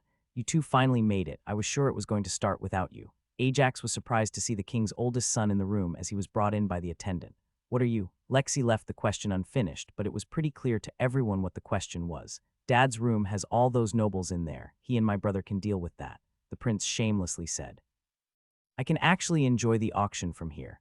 Most of the nobles that had come from the kingdom were actually expected to socialize a little. It had been one of the king's requests in exchange for making the detour that the nobles were not focused, as merchants tried to create some favorable connections with the Republic. As the sole experienced merchant from his family, this meant that Archduke Goldmancer was allowed to take the opportunity and teach Anna about how to handle auctions in other countries, so he was exempt. Ajax was exempted for the very simple reason that it was better for all involved. While he had made great strides in handling social situations, he was barely at the point where he could attend any event without unintentionally insulting at least a few participants. Welcome, my lords and ladies, the host began the welcoming speech up on the stage, only to be silenced as the prince pressed on an enchantment near the glass window. I doubt any of you are interested in the opening speech, the prince said as he retook his seat. Both Elijah and Judy looked like they wanted to complain, neither doing so because the person who drew their ire was a prince. Instead, they were focused on the presenter and trying to lip-read the welcoming speech, hoping to gather any extra information they could about the local situation and any extra tidbit about the items in the list they were given. So what is your impression about Old Whisker? The prince asked Ajax. The question drew more than a few frowns from the Goldmancer guards present in the room. Despite him being a foreign champion, his strength did inspire respect from all of them. He's definitely something else, very scary, Ajax said honestly. Managed to get any information on him. For the first time this evening, the prince lost his joking mood. This time it was the champion of Grindor asking the question, not the aloof prince who threw away his position as heir. Don't worry, the room is secure. Ajax took another short look around before he answered the question. He's got a legendary inspection skill, high-leveled too. If he wanted to, he could break right through Enigma and take a look at any part of my status. At least he could before Ajax chose the upgrade to provide a reinforced defense to the more guarded sections of his status, though he kept the part about the upgrade to himself. He didn't take a look at anything that others haven't already gotten, but he could have. Ajax continued to calm down his family and friends who were surprised at the reveal. His defense to being inspected is much lower quality. I would guess it's a high uncommon or a middle-of-the-way rare. From the way you knew who I was talking about, I am guessing you got his name. What else? The prince nodded. He is a lethal threat to me. Level 209, there were a few sharp breaths drawn in at that, but the prince didn't seem surprised in the least. And he is 679 years old. That last remark caused both the Archduke and the prince to stare at him with wide eyes. You're sure about that? The both asked at the same time, sparing a small glance at each other for a split second before focusing on Ajax once more. I'm sure, Ajax confirmed. Why does that matter? Because the Republic has been leaking out that he is closer to 900, Archduke Goldmancer answered. If he is only 679 years old and looks as old as he does, that means he doesn't have as much time left as a deterrent as they want. It does explain why they are so interested in you and your succession as the war deterrent. I'll let father know, but other than that, the information doesn't leave this room, by royal command. The prince unleashed his aura to punctuate those words, and everyone in the room felt the pressure. The solemn air in the room was dispersed as the opening speech ended and the auction began in truth. The prince returned to his relaxed, carefree state, and the silent enchantment on the glass was turned off. The items being auctioned off were a solid mix of actually useful items meant for vanity and prestige, as well as curiosities obtained from one of the other kingdoms. While none of the items were anything Ajax was especially interested in, he found himself in awe of what he was seeing. From the start of the auction, 15 items had gone by, and there was only one that the Archduke hadn't made a bet on. That item had been won by kind Grindor.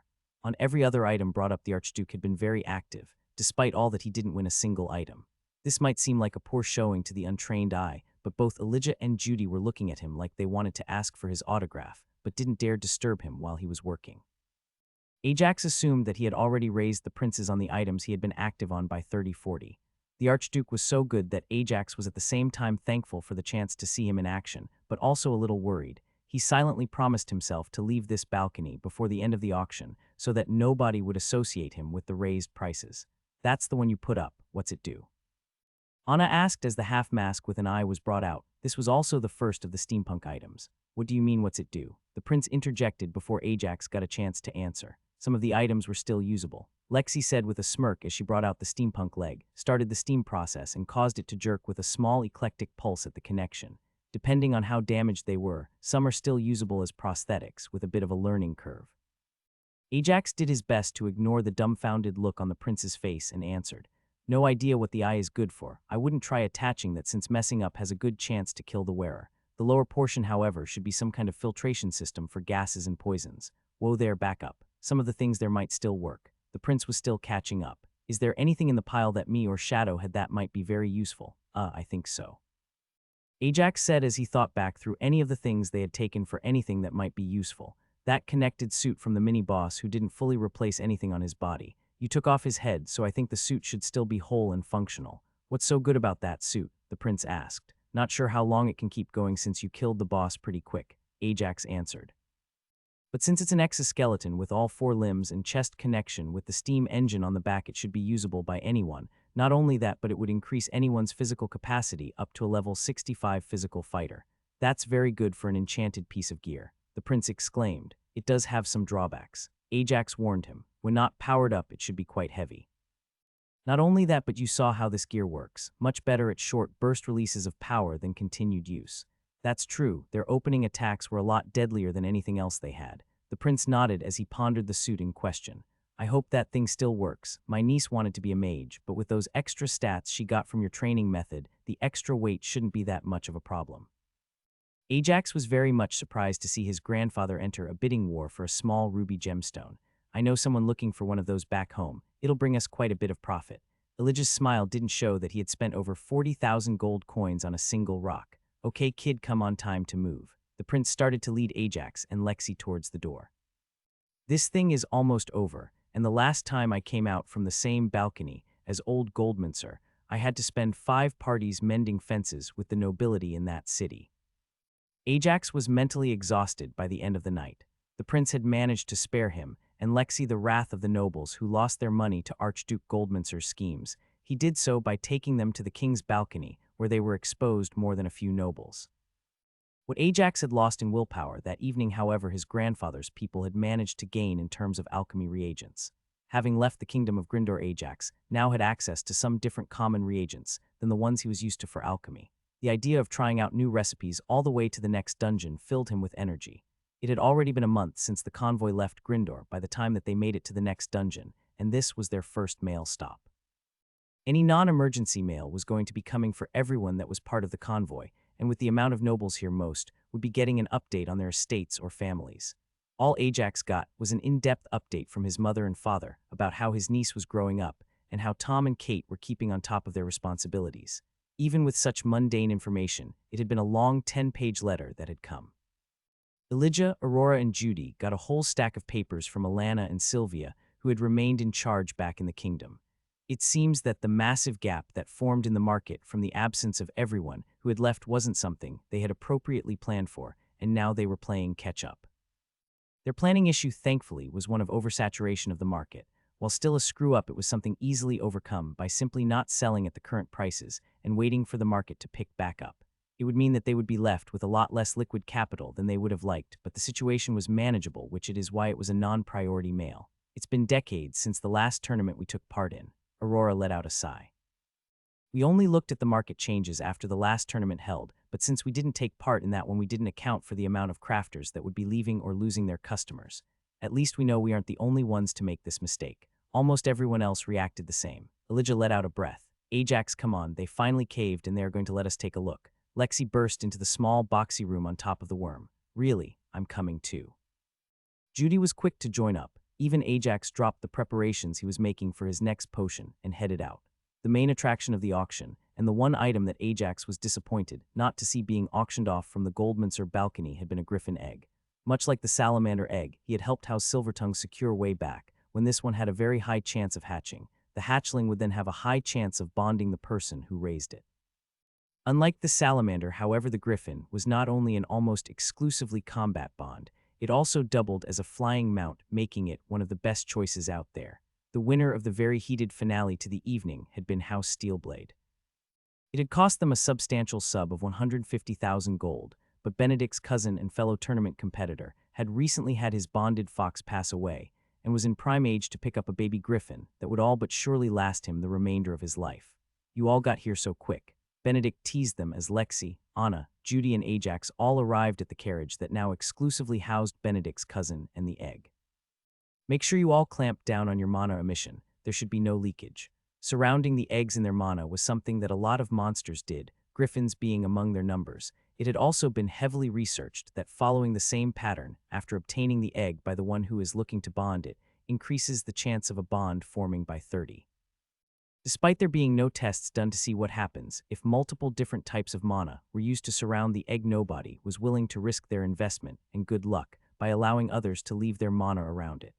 The egg in question was much bigger than the salamander egg Ajax had seen. While the salamander egg had been the size of an ostrich egg, this one was easily 4 times as big. More than that, this egg wasn't red in color, it was instead a silvery gray, and it stood nestled against Benedict's cousin. Ajax could feel the mana surrounding the egg. This time, however, he had more than a few skills he didn't have last time he saw an egg and was quick to put them to good use. Inspector's eye was quickly used and the information it brought was quite good. Alchemical uses, strong mana catalyst, unstable mana catalyst, high quality sample. How long is he going to stay with the egg like that? Ajax asked as it seemed rather uncomfortable. For as much time as he can until it hatches, Benedict answered. Apparently it was retrieved 4 months ago, so he's got a good long while. At least our appraisers tell us it's a viable egg. Ajax had to bite his cheek to not let it slip that it only had a month to go. Despite the friendship he had developed with Benedict, it wasn't as close as his connection with House Goldmancer or Manashaper. This meant that he wasn't willing to reveal his high-tier inspection skill on something so irrelevant. There are more than one type of griffin, Ajax asked instead. There are. This one is a swiftwing, Benedict confirmed. How did you know? Alchemist's examination, Ajax answered. It was something he didn't mind people knowing he had and provided a good cover. It's also a strong mana catalyst, an unstable mana catalyst, as well as a high-quality ingredient. That is not an ingredient. Everyone present had joined in on that, if not all for the same reason. While Benedict, his cousin, and Lexi were all outraged at the idea of using a potential baby griffin as part of a fancy omelet, and calling it alchemy, Anna and Judy were outraged on having something that costs 150,000 gold be used as part of an experiment in a fancy omelet, hoping it would turn out well. Come on now, don't look at me like that. I'm just telling you what the skill told me. Even Ajax wasn't that wasteful as to actually use something so expensive in one of his alchemy projects. More than that, however, Ajax very much wanted to find a bond for himself, and from the looks of things it seemed that raising one from a baby might just be his only choice, as his power was starting to dwarf anything he could find wandering humanoid areas. Are you bringing it into the dungeon? Yes, Benedict's cousin confirmed. The prince offered to safeguard it and keep it isolated from outside mana while I fight. Fortunately, or unfortunately depending on how you look at it, the delve that took place over the next 3 days was nothing out of the ordinary. With a level difference of 18 between floors, even Ajax had only managed to gain a stat boost for 3 floors. One of the only highlights of the delve was that the second floor had been a feeder floor, and the group had managed to grab a rather sizable amount of meat and fur. The animal in question seemed to be a giant version of chinchilla as far as Ajax could tell. While he wasn't keen on eating the giant rodent, he was forced to admit that it had some of the softest fur he had ever felt, and made sure to skin as many of them as he could before they left that floor. With the second dungeon cleared, and no other reason for a detour, the convoy finally started heading towards the capital, where the last 2 dungeons awaited, and the tournament was getting closer with each passing day. The Republic was the most intimidating city Ajax had ever laid eyes on. Deep down he had always known that it would be impressive. The history lessons had made that perfectly clear, but to see it now a mix of beastkin, dwarves, elves, and humans all working to build an impenetrable city, followed by settlements slowly springing up around the external walls over time. Ajax knew that at one point in time, all humanoids had been part of a massive empire that spanned further than the current kingdoms. The dragon had informed him of that history. But of the current 8 kingdoms, the Republic is the second oldest of them all. The only reason for this is that officially the Beastkin Kingdom hasn't yet split into 2 like all the other races, for all that their people had. This city had been the beginning of the Republic millennia ago. Formed by a council of like-minded people from different races, they stood against 4 other kingdoms, all dead set on their race's supremacy, and carved out their piece of land from the center of the battlefield. Greed and hate is the only reason any of this was possible. Ajax still shuddered after all this time when Shadow appeared next to him like this. Strong as the first counselors were, the only reason the city held was because they managed to convince the enemies to fight each other first, and then only the winner would fight them for the city. Obvious as the poly had been even to the generals back in those times, there was simply no better alternative. Attacking the city-state without fighting off the other armies was asking to get ambushed and crushed from 2 sides. The winners had never been strong enough to take the city afterwards, so the Republic persevered into the full kingdom it was now. Are those the dungeons? Ajax asked as he looked towards the 2 secondary smaller forts that could be seen on either side of the capital. They are, Shadow nodded. You'll get your chance to see them as well. Ajax was excited thinking about the dungeons. The previous 2 had only given him +7 to all stats in total, but these 2 would be a much bigger boost. The smaller of the 2 would give him +7 to all stats all by itself, while the Republic's main dungeon would give him +11 to all stats. That was more than 7 levels worth of stats. Do you think I have a chance? Ajax asked. To win, that is. Not from what I've seen from you so far, Shadow said. You are a balanced fighter. You might get lucky and beat our dwarven fighter, but the Beastkin will rip you apart, and from what I hear even he is a long shot for beating the elves' ice princess. Ajax felt the pressure mounting. Despite wanting to disregard the words because he had made sure not to show his hand, he knew that the Panther Beastkin had a pretty good assessment of his strength. That said, you're about to gain a lot of stats from those 2 dungeons.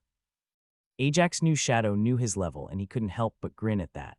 With those you'll beat the dwarf, have an even match with the Beastkin as well. If it's enough to beat the princess, however, only time will tell. Time and whatever tricks you are keeping hidden. As they entered the city, the convoy was quickly routed towards the Grindor estates. Because of their central position on the map, and as the host of almost all resource tournaments, the embassies located in the Republic capital were large enough to house an entire convoy despite usually being manned by a very minimal political group. Oh no, Archduke Goldmancer was quick to put his hand on Lexi's shoulder as they were all going to get settled into their new accommodations. You'll be rooming with us, officially at least. It's the least I promised your grandfather. What but Lexi started. I would be Ajax also started, but stopped when the Archduke raised a hand. I don't particularly care where it is you actually sleep. In fact, I would actually prefer it if I didn't know. The Archduke continued, but your luggage and official residence will be with House Goldmancer. This will ensure the reputation of both your houses, as you are both only courting officially. Not only that, but it will also keep the protections House Hearthbound still benefits from. Neither Ajax nor Lexi had anything to say to that. Despite there being almost no nobles who actually maintained the same standards, when it came to purity and marriage, the facade still had to be maintained in public. More than that, a simple baron house hosting a duke's granddaughter, despite the number of higher-ranked or older houses present, would paint a target on them. The Grindor estates were a small district in the noble section of the city. It was highly secure like all other embassies, and had plenty of suitable accommodations for all of the members of the convoy, such that each house almost got their own actual residence, as long as they had 3 or more members present. House Hearthbound had barely arrived before Elijah, Aurora and Judy all dashed off towards the market looking to get the lay of the land. Much as their spot on this convoy had come because of Ajax, the 3 had joined in order to lay foundations of their international trades, as well as earn some serious profit. Much like the rest of his family, Ajax was also eager to explore the capital city. Unlike their focus on its market, he was simply looking forward to the break he would finally be getting here. Unlike with their previous dungeon stops, Ajax would have a couple of weeks before he would be delving into these dungeons. With the capital being their final destination, there was no need to rush through and get moving again, so Ajax decided to simply take a walk with Lexi through the city. Is this your first time here as well? Ajax asked. No, I've been here before when I was 5. Lexi answered. Grandpa was finally allowed in the city and he brought me along. I do want to see how different it will seem to me from back then. Why wouldn't he be allowed in the city? Ajax asked, confused. Ajax simply nodded as he let Lexi lead him around the city. Despite her already having been through there once before more than a decade ago, the sights were still very much new to her. Despite the boost her mental stats granted her, the sheer change in perspective from a young child to an adult was enough to make this a whole new experience for her as well. It was late in the afternoon when the pair finally stopped exploring the city and went to a restaurant to eat. While Ajax might not have had the upbringing and would have been fine with just having some food from a street vendor as they explored, Lexi did drag him to a more fancy-looking place in the elven section of the noble part of the city. The wait time for a table is 20 minutes. The hostess informed them as they got to the front of the line. The two of them didn't even have the chance to walk to the side before an elf all but materialized at the hostess's side. The elf looked very young, like almost all of them did, but her deep crimson hair gave away that she was well past her prime. Combined with the aura around her, Ajax knew that she was not only strong but at least half a millennia old. "I'm sure you can find them a table, Berry dear," the woman said. From the way the hostess's eyes bulged, Ajax knew they would be getting a table in seconds. "It's great to see you again, Alexis. It feels like only yesterday you and your grandfather were exploring the city." "Of course, milady." The hostess was quick to adjust and didn't make a scene despite a few drops of sweat being visible on her forehead. "Right this way. Are you staying in the city for a while or just passing through?" the elf asked. "What was all that about?" Ajax asked as they were led away from the entrance to the displeased murmur of some of the others that were in line before them. "You don't see it as much in the kingdom since the king regulates it, but how much influence do you think a family whose patriarch is constantly working on new spells has?" Lexi asked him. "Last time I was here, Grandpa made a deal with Lady Brightash for 2 spells, and her family wasn't the only one." Despite the king and crown prince of Grindor being in the city, Ajax just got the distinct impression that Lexi was actually the noble with the most positive relations among the Republic nobility. Ajax barely dodged the incoming sword slash. Much as he preferred his hammer and axe to his sword, he did have to admit that swords were the preferential choice for the tournament. Despite his preference to the other weapon type, he most often ended up using a sword in his main or offhand simply because of how versatile it was. Almost his opponent hissed out in a breath as he charged again. Ajax could feel his stamina and mana both reaching their limit. He barely had anything left. He couldn't drop mana siphon, or he would be overwhelmed by the sheer difference in physical movement. This next exchange will determine the fight. Ajax used the last of his mana to shoot out a wave of ice looking to freeze his opponent's feet, as well as a bolt of lightning in hopes that the small paralysis would buy him enough time. With the spells thrown out, he dashed to the left looking to dodge the tower shield. Ajax brought down his sword only to have it parried after a small cut to his opponent's arm. His hammer was fully neutralized as the tower shield was back in position just in time. Ajax pulled out his final ace as he dropped Mana Siphon and threw out a holy purification wave, hoping the cursed slash he landed earlier would be debilitating enough. Ajax's opponent fell to one knee from the spike of pain radiating from his right arm. Despite the pain, however, the tower shield in his left arm fully blocked off any opening Ajax might have had. As the wave of holy mana faded, so did the pain it generated, and Ajax's opponent was on the move again. Without his augmented stats, Ajax could barely deflect the incoming longsword, not daring to attempt a parry out of fear it would overpower him and cut straight through. 3 swing was all it took for Ajax to find himself with a sword at his exposed throat. That makes it 4-3 for you.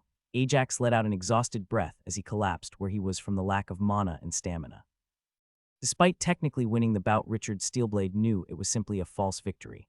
This was training for the upcoming tournament, and despite winning 4 rounds to Ajax's 3, he knew it wouldn't matter in the tournament. All Richard could do in the first bout of the training session was try and hold out against the onslaught that Ajax brought out. The sheer number of types and their applications left him simply trying to buy time. The second round had felt much better, but that was simply because Ajax had started to conserve his resources. In the third round, Richard had managed his first victory. He had spent years training his fighting style, and his opponent was clearly more used to fighting monsters than humanoid opponents. The fourth round had been the exact opposite of the third, where Richard had the lead only to be surprised by Ajax as he took the win. The final 3 fights were a slow repeat of Ajax bleeding down his resources until he had nothing left. "I hope I don't meet you in the tournament," Richard said as he offered Ajax a hand to get up from where he all but collapsed once the spar ended. "I couldn't do anything against you at the start." Ajax just showed a polite smile as he thought of the 1500 mana he had used in that first bout. Physical fighters were simply at a disadvantage in the tournament format. With only 1 fight a day, mages could always recharge their mana and spent their entire pool every single fight. "That was very well done, from both of you." The oldest prince clapped as he had been watching the fight. "There are a few things we need to go over, but overall a very solid performance." As Richard helped Ajax walk off the field, he couldn't help but be amazed. Richard had spent the last decade of his life before the tournament, both training and overseeing the kingdom's open border. During this time, he had faced a variety of different monsters that approached from the untamed lands, but he had also heard stories about the talented prince that was born and as of late the barren prodigy. At first he had believed it all to be an exaggeration, but now he thought if anything they had underestimated Ajax. They were both set to delve both of the Republic's main dungeons, but as where he could at best hope to gain +7 in all stats from both Ajax was looking at more than double that. The prince gave both of them some general feedback on their fighting style. Despite neither Ajax or Richard using the same style as the prince, he was experienced enough to at least see their flaws and point them out. "All right, level with me here. What is going on?" The prince asked Ajax as he pulled him aside after they left the sparring area. "What do you mean?" Ajax asked. "I've seen you in the dungeons. You don't get tired that quick, so what is going on?" the prince asked. "Are you taking it easy on Richard because you shouldn't be?" "I'm not," Ajax said as he noticed the disconnect. "There simply isn't any other mana than my own to fuel mana siphon out here. In the dungeon, the concentration is high enough that I can mostly just pull it from the air. Even after that, I can take it away from the monsters on the floor. He doesn't have any mana for me to siphon." Ajax had been pretty open with what he could do. The only trump card he was keeping up his sleeve right now was void mana. That said, he hadn't given anyone but the king a breakdown on how his legendary skill worked, and even that had been a brief overview. "Wait, so you can just take your physical power from your opponent." The prince was surprised as he pulled out his sword and started channeling mana through a rune that caused the edge to heat up until it was red hot. Ajax had figured out what the prince wanted to check, so he cooperated and started siphoning his mana directly from the runic spell that was working on the sword. He could feel his body strengthen as his skill drank the mana coming from the spell. It was still harder to siphon from an active spell than a mana-rich environment, but he still could draw quite a lot. The prince chuckled as he released the spell. "Those elves are going to hate you so much." "Why is that?" Ajax asked. "Because none of the ones they have competing against you use earth," the prince said with a malicious grin. "Elves love using their high mana affinity to conjure up large shields when dealing with physical fighters or spellblades like us. From what I can see, however, you siphon can draw in more the larger the area the spell covers. You'll bleed their mages dry just running around their shields." Ajax couldn't help but smirk in return. Ever since he headed out for this tournament, he had heard that the elves were the ones to beat, and that he would be hard-pressed to beat their ice princess as he was now. Ajax had intimate knowledge of how ice magic worked, and knew he could siphon the mana from conjured ice without issue. This does raise a few issues about the beastkin, however. The prince brought Ajax back down as quickly as he raised him up. "I took a look at him, and he focused on a number of boosting skills, mana and stamina based. I had thought you'd have no problem outlasting him, but that might prove to be an issue, so you need to look into another way of beating him just in case." Ajax couldn't stop the frown that appeared on his face. He had tried for the last few years to get himself a stamina-based boosting skill, but none of them had seemed compatible with him. The only explanation the professors could come up with was that they all overlapped too much with his legendary skill, despite using a different resource, and that made gaining them impossible. If he was to gain a stamina-based boosting skill, it would have to be a legendary one.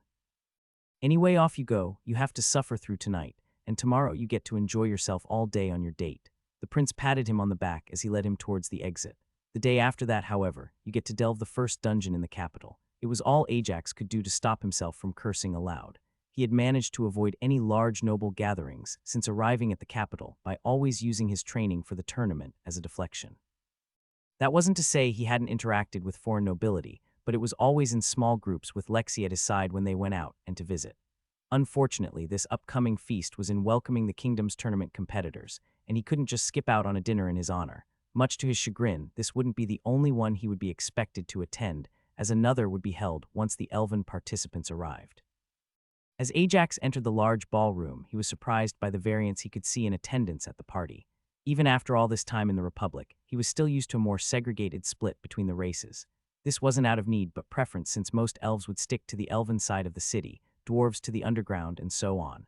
While humans were the most numerous at this event, there were a large number of noble elves, dwarves, and beastkin as well. It was the elves in this mix that really threw him off, since elves didn't really physically age after their teen years. Besides their hair color, a lot of the older groups of noblemen simply contained what looked to him like teenage elves with deep hair colors. "That's going to take some getting used to," Ajax mumbled as he walked in with Lexi. "I thought you did fine when we met with the elves," Lexi asked as she looked at him confused. "I didn't have a contrast for their age then. It's odd looking at someone who seems so young and knowing they are the same age as the old man next to them. If it helps, the prince is older than most of the people here and he looks to be middle-aged.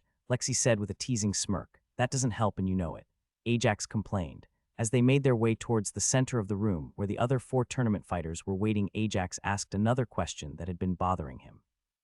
How come the Republic only gets 2 spots while both we and the elves get 3? It makes the tournament easier to arrange if there are only 8 participants. Not only that, but since they get a spot in any tournament that happens, since they have a border with each of the other races, they agreed to only get 2 spots.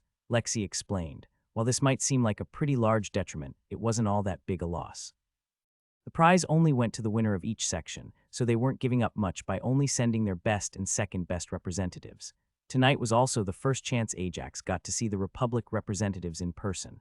Both the dwarf and the feline beastkin looked young. This was almost a given considering their age was only 50 and their levels closing on 80. His eyes, however, weren't on his competition. His sight was drawn towards the next tier of competition instead, those under level 100. All of these people looked old. Ajax knew that it was because they had specifically trained and even invested their stat points around being representative champions for their nation. Their builds were focused around a few combat skills that were trained obsessively to increase the amount of power gained within the limited 100 levels. Next was their stats that were less focused on vitality, meaning they had a much shorter lifespan and much lower health pool for increased power. With most of them being full mages, Ajax was legitimately worried that a stiff breeze could kill one of them if it managed to make contact. The last people in the center were the no-limit champions. This included the prince as well as the leader of the first and second squads from Grindor, as well as Shadow, and an elf Ajax didn't know from the Republic. These were the true powerhouses and strongest people in their respective nations, and people Ajax did not want to piss off until he got stronger. Ajax recognized the 4 with the king as the members of the council that rules the Republic. He also silently cursed the old man about the "enjoy yourselves" part of his speech. Ajax knew for a fact half the champions would much rather be doing something else tonight than attend a party. This was easy to spot, as well as the level 100 limited champions didn't have the social skills to mask their emotions. Oh no, the prince complained as he pulled Ajax and the other 2 young participants close once they accepted their applause from the guests. I really hoped he wouldn't show up tonight. Who was all Ajax got to get out before the prince pointed all of them towards a table. Sitting at the table was a kind-looking older man that seemed to draw no attention to himself, talking animatedly with the beastkin opposite him. The dog beastkin made for a comedic sight as he had numerous empty beer tankards and a chicken leg in each hand as he chewed. That right there is Archduke Goldenmouth, the best politician in the Republic, the prince said. It is widely known that he is more than 900 years old, and in that time he managed to get the legendary talker skill past the level 100 bottleneck. I heard about him, Richard Steelblade said as a small shiver ran up his spine. It said that even the best politicians have to constantly be eating and drinking when talking with him so that they don't accidentally let something slip. I don't care how rude it comes off as, you Ajax are not to talk with him without the king or my brother present and by your side. If he approaches you, a polite greeting and a hasty exit from the conversation is exactly what you will do, the prince said. At first the instruction surprised Ajax until he realized that it wasn't any of the secrets he was still keeping to himself that they wanted to hide. It was the secret behind his training method. Over the years, all the other nations had managed to find out almost all the information behind Ajax's method to strengthen their young nobles despite all the false information the kingdom spread. The last line of defense the kingdom had used, however, was that only the children in question were taught how to specifically make their system screen transparent. The information of what they were doing was out there in detail, but the linchpin was still secret after all these years because so few people knew it. Considering the ages of the people here, Ajax suspected that it was only him, the king, the crown prince as well as Archduke Goldmancer that actually knew the trick and could leak it. As Ajax headed off in the opposite direction from the Archduke and towards Lexi, he felt Enigma activate. He quickly turned towards the direction he felt the inspection skill coming from, wondering who would be using an inspection skill on him at such an event. As he turned, his gaze met that of the feline beastkin competitor. Enigma let him know that the inspection got nothing but his threat level. From the confident walk and smirk on the beastkin's face, Ajax couldn't help but wonder if he was really that strong or if somehow Enigma managed to fool his skill. Good, you're a real threat, the beastkin said as he stopped a foot away from Ajax. When I heard someone younger than 25 was going to be competing, I thought it was a joke, but you've got the strength to take part. I hope I get to face you in the ring. That's when it clicked for Ajax. It wasn't that Enigma fooled the skill. It was that the beastkin was happy Ajax was strong. He was looking forward to the fight. You might end up regretting that after we fight. Nonsense. The only thing I might regret is if one of us is knocked out before we get to meet, the beastkin responded. Win or lose, I can tell the fight will be a close one. 2 or 300 years from now I'll be able to claim I stood against the monster you'll become in the ring and put up a fight. That's an honor I'll be happy to risk losing for." Ajax couldn't help the smile that broke out on his face at that. He was starting to like the Beastkin and could clearly tell that he was part of the faction that was hoping he would become the future war deterrent. "In that case, how about we agree to a duel after the tournament if we don't get to face each other in the ring?" Ajax extended his hand towards the Beastkin. The Beastkin champion gave him as strong a handshake as he had felt from a pure mage before showing his race's enhanced physical prowess. That just made my night. Ajax woke up with the worst hangover he had ever had in this life or his past life. Archduke Goldenmouth had managed to interject himself into a conversation he was part of, and Ajax could actually feel himself slipping up. While he wasn't normally a fan of wine, that was the only thing that was close at hand, and he had ended up 8 glasses deep by the time he had managed to extricate himself from the conversation. Ajax frowned even more as he remembered the awkward meeting he had with the Republic's second representative in his group. The dwarf was the first pure runic caster he had met. Unlike the prince who was a spellblade, he was a pure mage with the power and speed that runes offered. What happened to him? The Beastkin asked Lexi after he noticed that Ajax's demeanor had changed from earlier in the evening when they first met. He had an encounter with the Archduke, and only the strong wine was close at hand. Lexi explained with an awkward smile. Neither of the competitors seemed to take offense of the fact. In fact, the brief look of fear that crossed their faces, followed by the pitying look they gave Ajax, let everyone know that they knew exactly what he was going through. More than that, it seemed that everyone he met at the party afterward seemed to be very understanding of his situation. Despite the hangover, Ajax was more than ready for the dungeon delve they were going to in the afternoon. Since they were starting later, Ajax would only have to fight on the second floor since they were going to camp out before going to the third floor. "How come we haven't yet held an auction for the rest of the steampunk gear?" Ajax asked his sister as they were on their way to the dungeon. Word had gotten out about the unique items their team had pulled out of the dungeon. "We're waiting for the elves to arrive," Judy told him. "Just because their kingdom as a whole is currently hurting for money, that isn't true of their high nobles. More than that, because elves are so focused on magic, they will place more value on them."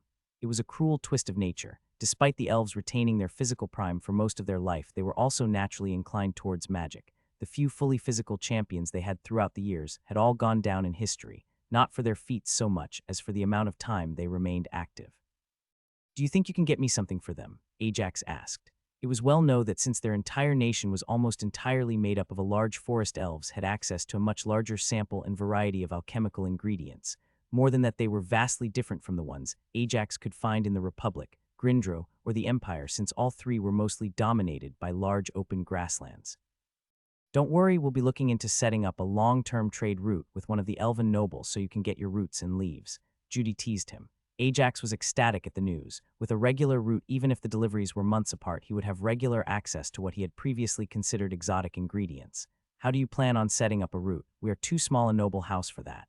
Ajax was slightly skeptical. "With their help," Judy said as she pointed towards the fully grown worm that was curled around one of the elven treehouses. "Alana and I had both gotten our start by being traveling merchants. Our organization and grandpas are both slowly combining under our noble house. Much as it raised us to a new level, Alana and I are simply outmatched." Ajax now understood the problem. Judy and Alana weren't ready to be dealing at that level. While the initial move-up had proven useful for their skills, as it was a new and challenging experience, they hadn't caught up yet in terms of skills and levels, and the novelty has worn off. They were actually being stifled at the top and forced to rely on Elijah and Aurora. "Any trade route to the elves will have to pass through the Republic as well," Ajax said more to himself. "You and Alana will be going back to traveling merchants, but you won't simply be going a step back down. As international merchants, I feel a few more skills may open up to you. That's not all. Hopefully, with us traveling so far so often, we should be able to make a few connections with foreign nobles for our house," Judy said. "It won't be long until we gain that ducal title after all." Ajax knew she was right. It had been 6 years since Ajax had gotten his baron title, and he knew the king planned on granting him a ducal title in 4 years. While nobody expected a baron to have connections across national lines, dukes were an entirely different matter. Duke Manashaper was a prime example of a duke who had more political currency than the royal family with nobles of other kingdoms.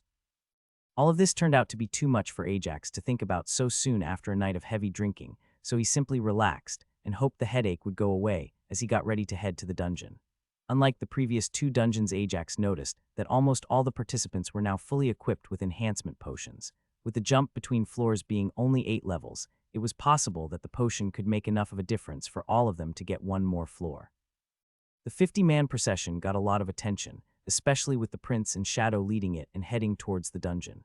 Enigma had gotten a good workout. Ajax had stopped counting the failed inspection attempts on him after he got to 30, but none of them managed to get anything more than his name. While Ajax wasn't as bothered by the attention, not everyone shared his outlook on the issue. More than once a spy had ended up being chased down the busy streets, hoping to pass on whatever information they had managed to collect. Unlike the other dungeons they had gone to despite the small level gap on the floors, the first floor started with the level 36 to 41 range. All of Ajax's former classmates were at the level 42 or 43, meaning it took a lot longer than usual to get past the first floor. The level of difficulty on the second floor wasn't that much higher. The boss monsters were only at level 49, the number of people who could benefit from them was much larger, and they ended up clearing a good portion of the floor by the time everyone who needed a kill got it. It was after they finished with the second floor that the first issue cropped up for Ajax. The arch they decided to use for the third floor was one that was full of metal mana. Ajax was almost sure that it would house metal elementals, and even with the help of boosting potions Lexi, Anna, Benedict, and Xavier wouldn't be able to kill a metal elemental at level 57. We're not using this arch. Ajax approached the prince when they made camp for the night. Why not? The prince was surprised. He wasn't against using a different arch, but he didn't know why Ajax cared. Too much metal mana in it, Ajax explained. Metal elementals are a bad matchup for everyone that is down a fair number of levels. And how do you know TH? He stopped midway through his question. Mana siphon, it wasn't a question, but Ajax nodded his confirmation all the same. You just lost me a bet, the prince said. What? Ajax wasn't the only one surprised. Lexi, Anna, Xavier, and Benedict were all still in shock when they figured out Ajax could somewhat determine the theme of the next floor. You got too many plant-based floors during your delves over the years, the prince explained. I bet my brother you had an intuition or a specific dungeon skill to increase your odds. Never thought it'd be something like this. I'm thanking you too, but don't expect a kiss from me. Xavier broke the ice as he patted Ajax on the back. You're going to be the most requested person for crafting delves when we get back. Everyone had a chuckle at that. That explains why you were heading for specific arches in the previous dungeons. Shadow grunted, though I'll appreciate it if you can keep us away from wet floors going forward. Shadow had noticed how in the later floors Ajax had been heading towards specific arches after finishing the last miniboss, even if they weren't the closest ones. It made perfect sense why, now that he knew he could intuit the type of floor they would house even a little. The reveal of Ajax's ability put all of his former classmates in a much better mood, causing them to try and turn the night of rest between delves into one of celebration. This idea was quickly shut down. Just because they only had one more floor to clear tomorrow didn't mean that others had just as little to do. This didn't stop Lexi from attempting to sneak over to Ajax's tent once or twice, but the difference in stats and skills meant that she couldn't take 2 steps outside her tent without the oldest prince knowing about it. Can't you just turn a blind eye? Lexi asked as she was led back to her tent. His tent has a silencing enchantment. No, the prince replied firmly as he pulled open her tent flap. Now go to sleep. Lexi huffed as she retreated into her tent. How was she going to get any sleep when she was so excited and happy? The prince simply rubbed the bridge of his nose as he felt a headache coming on. What's the harm in just turning a blind eye? Shadow asked as he appeared next to the prince. My sources haven't told me that Grindor cares all that much about remaining pure for marriage, well, besides a few families. That's not the issue, the prince said. Everyone knows they are together. Almost everyone knows they aren't waiting either. Problem is everyone else with us. They're the best of the new generation. What's so bad about that? Shadow asked. You heard what is going on with the generation after them. The prince answered with a question. Yes, you're somehow getting them to hold their points until 15 before spending them with no drawbacks. Shadow answered. Care to share how? The prince just gave him a nice try, smile at that, and didn't bother to answer that question. That means that their generation will slowly be surpassed. Maybe not them since they are getting these extra stats, but their friends, their siblings. Both Ajax and Lexi will end up leaders. I see the issue now. Shadow nodded. Ajax was the source of this discovery. It's what got him his title, and its success is what would see it upgraded. Some might resent him for it and having sex in the dungeon, during a boost in a foreign dungeon of all times that could be used against them. It was the prince's turn to be surprised. He knew that it had gotten out that Ajax was the source of the discovery long ago, but from the way Shadow talked, he was sure of Ajax's short-term path to Duke, and that was something that was a closely guarded secret. I'm more worried that his less talented peers will band together against him out of envy. The prince let out a sigh. He was born a commoner, but became a duke. He has more than one legendary skill. He made more than one discovery. We both know how some members of the nobility feel about people reaching above their station, and the less acceptable objections they have to him, the better. The morning after had gone about as Ajax expected it to. When they got to the next arch, he was all but interrogated about what to expect from the floor. After all, despite them trusting his word, they were curious just how accurate his ability was. "So what will it be?" the prince asked. "I don't know," Ajax said with a frown as he looked at the arch. "There is a bit of air mana, some life as well, the rest however is all plant. Sounds like a forest," the prince said. "It's not a forest," Ajax said with surety. "There is no earth mana I could feel there at all." "That ever happened before?" Shadow asked curiously. "Yes, a few times. Frozen floors set on ice-flooded floors, even happened upon a floor made up entirely of mirrors," Ajax answered. "That can't have been that hard." One of the younger people with them tried to join the conversation. His words, however, caused both the older prince, Shadow, and the more experienced delvers among them to wince. "How bad was it?" Shadow asked instead. His serious mood let the others know that such floors were no joking matters. "Bad light elementals mostly," Ajax shared. "Turns out there were shadow elementals too. We lost someone thinking we were safe after we smashed the mirrors underneath us. Should we be going here then?" The same person asked. "Yes, plant life and wind. All of them should make it easy to get a kill with fire-based attacks." Ajax nodded towards the arch. "If this was a normal delve and not a boost, I would stay away, but nothing there should be a threat to us with them around." With the decision made, the whole party started walking through the arch. Exiting out the other side, however, came as a real surprise to most of them, as they swiped the system notification about extra stat points away and came face to face with a long drop. "It's a tree," Ajax whispered in awe as he looked up at the massive tree that stretched out and covered his entire field of vision. The whole floor is happening on a giant tree. Ajax couldn't help but wonder if this was what Yggdrasil would look like from up close.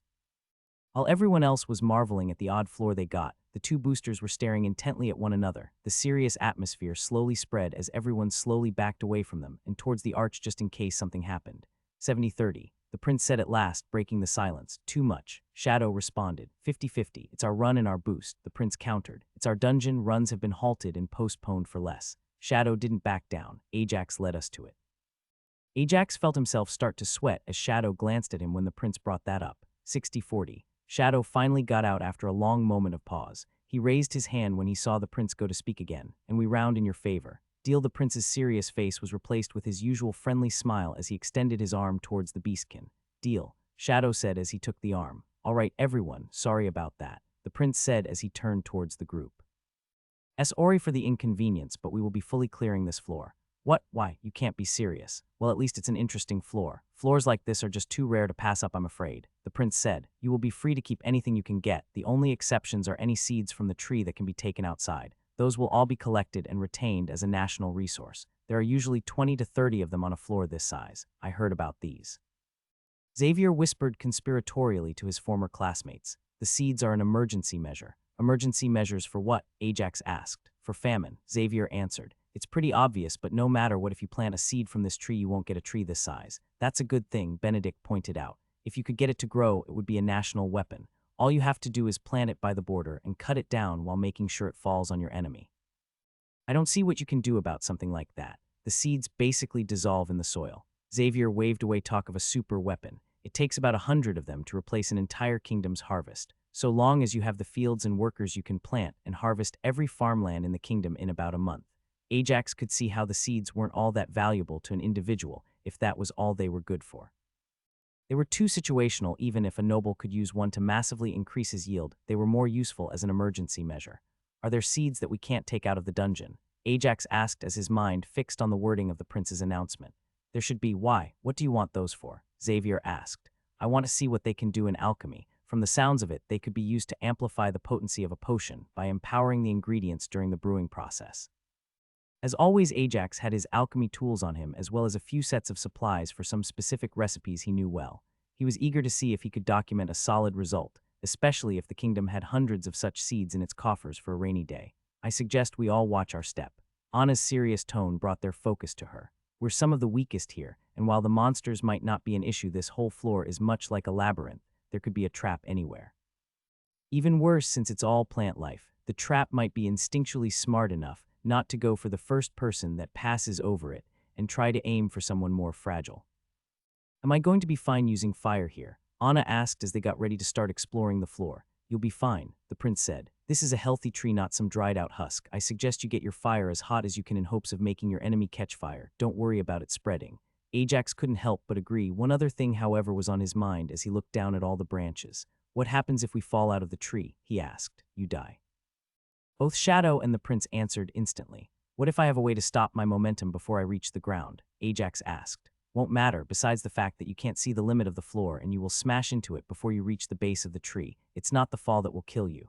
Xavier said. I mentioned it before, but there are detailed texts on this type of dungeon. Once you get low enough on the main trunk of the tree, where no more branches grow, you will find intense bouts of wind. The lower you climb, the stronger the wind will become, until it rips you apart. That answer left Ajax with an unpleasant visual in his mind. This made him somewhat restless. Luckily enough, they soon ran into a perfect outlet for his energy as the team found their first boss. It shouldn't have been surprising that treants would be a thing on this floor, but the hulking wood humanoids were much bulkier than he had originally expected. There, you see that there. The prince pointed behind the treants and to the side of the arch next to them. That's what a seed looks like. Now who wants this mini-boss? While the prince was talking, Shadow showed his exceptional prowess. All the treants but the mini-boss were dissected from top to bottom. More impressively, however, was that Ajax hadn't been able to catch a glimpse of his weapons. He had been able to somewhat track him with his eyes, as a blur covered in shadow mana dashed through the group, but he didn't see even the gleam of a blade. I'll take it. Ajax offered, happy for the fight, even though a monster at level 57 wasn't much of a challenge for him. Despite being able to take the monster out with sheer force, Ajax wanted to see just how effective fire would be against the plant-based enemies. Already. The prince was surprised to see his go first, since he usually waited until others had their shot and would take the harder variants. That seed you pointed out, is it one we can take outside? Ajax answered with a question. No, why? The answer came. Because I want to see what happens when you use one of them for alchemy. Ajax said with a hungry smile. How wasteful and greedy can you be? One of the other nobles with them asked. Those are natural resources, and you want to waste them on alchemy.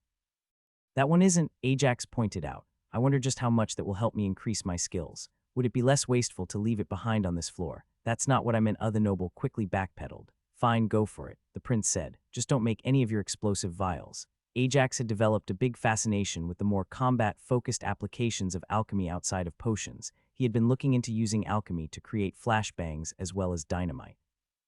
Everyone besides his classmates were quick to give Ajax an extra few feet of space when they heard that. I wouldn't do that. Ajax defended himself, not to start off with anyway. He followed up as he looked away. With all of its friends dead, the treant didn't take all that long to find the group and come charging towards it. Ajax had no intention of trying traditional fire to kill it. It would simply use up too much mana. He instead charged straight ahead, and using his axe left a long, deep slash on the chest of the treant. The entire gash was filled with magma that quickly started to burn its way deeper, while also cooling and forming a crust on the outside that proved to be an inconvenience for the mini-boss's movements. Another thing Ajax quickly noticed was that the treants used mana to move. It was quite obvious when he thought about it, since bark, while more durable, was much more rigid than muscle. He quickly also latched mana siphon, and the treant slowed down considerably. With its movement slowed, Ajax quickly got behind it and went to work with his axe. The fight lasted no longer than 30 seconds before Ajax turned the treant into a large pile of magma-covered kindling. Probably best you don't take on a treant, Anna, the prince said after watching the fight. With the level difference, I doubt you will be able to kill it before you run out of mana. What am I supposed to kill then? Anna asked. I'm sure we'll find some birds or lizards here somewhere, the prince reassured her. That information appeased the fire mage, but Ajax was already closing in on the seed. The seed was covered with a thin veil, but Ajax still found the basketball-sized object a little big for an ingredient. Whatever you do, don't cut it. Shadow said. When he saw the weird look Ajax gave him, he decided to be more clear. The moment you cut it, you will release all its power into the surroundings. The seeds are valuable and contain a lot of energy, but they are barely stable. Ajax nodded and slowly picked up the seed, but he was quickly interrupted by the prince. Oh no, not now. Put that in your storage and come on, you can play with it once we set up camp. For the rest of the day, the team focused on clearing as much of the floor as they could. With the prince and Shadow there, it went much quicker than a normal floor clear would go, and Ajax was pretty sure they had cleared away half the floor already. Out of all the people who needed to get a kill, however, Xavier was the only odd man out. He didn't have the mage's burst potential, nor the physical fighter's endurance to face a monster that many levels above him. The first fight had been close, but he simply ran out of both mana and stamina before he could finish it. Fine, yes, we'll set up the camp so you can play with the seeds now, the prince said with exasperation as he found Ajax looking at him. They had managed to find 12 seeds they could take outside so far, so he was happy with it considering they were only halfway through. Ajax wasted no time stepping aside and pulling out his alchemy crafting set. This was a newer set he had gotten about a year ago when he outgrew his beginner set and had set him back almost a full 1,000 gold coins. The first trial he wanted to run was going to be for a rejuvenation elixir. The portions were supposed to restore stamina, mana, and health, and the recipe was one of the most stable ones he knew. Ajax also made sure to use the exact ingredients required with no substitutes. Not only that, but he wasn't making a single potion, but a large batch of 20 as he wanted to dilute the seed as much as his cauldron could allow. The final reason he chose this specific recipe for his first trial was that each ingredient had a separate preparation, and they all came together at the same time, instead of slowly being added to the mix one after another. That would be the perfect moment to add the seed. As the ingredients came together, Ajax removed the seed's protective layer and added it to the cauldron. He could feel every ingredient soak in the mana. The seed practically pulsed as the potions started to come together. It was then that Ajax realized there was a small problem.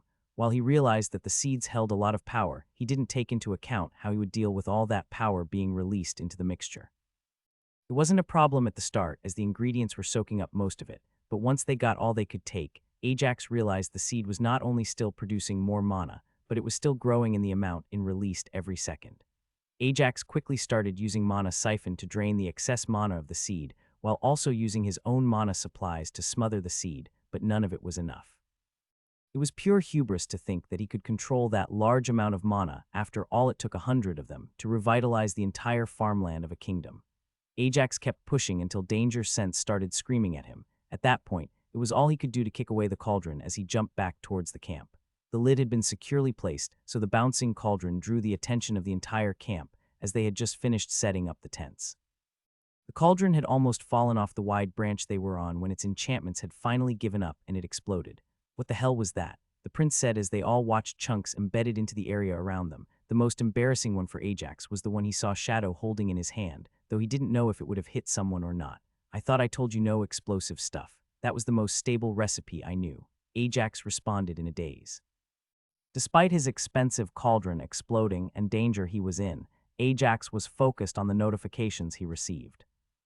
That was the most stable recipe, you know. How do you explain the cauldron exploding? The prince asked, more than a little annoyed at Ajax's vacant stare. Ajax didn't even hear the prince's follow-up question as his eyes were locked to the change in his status screen.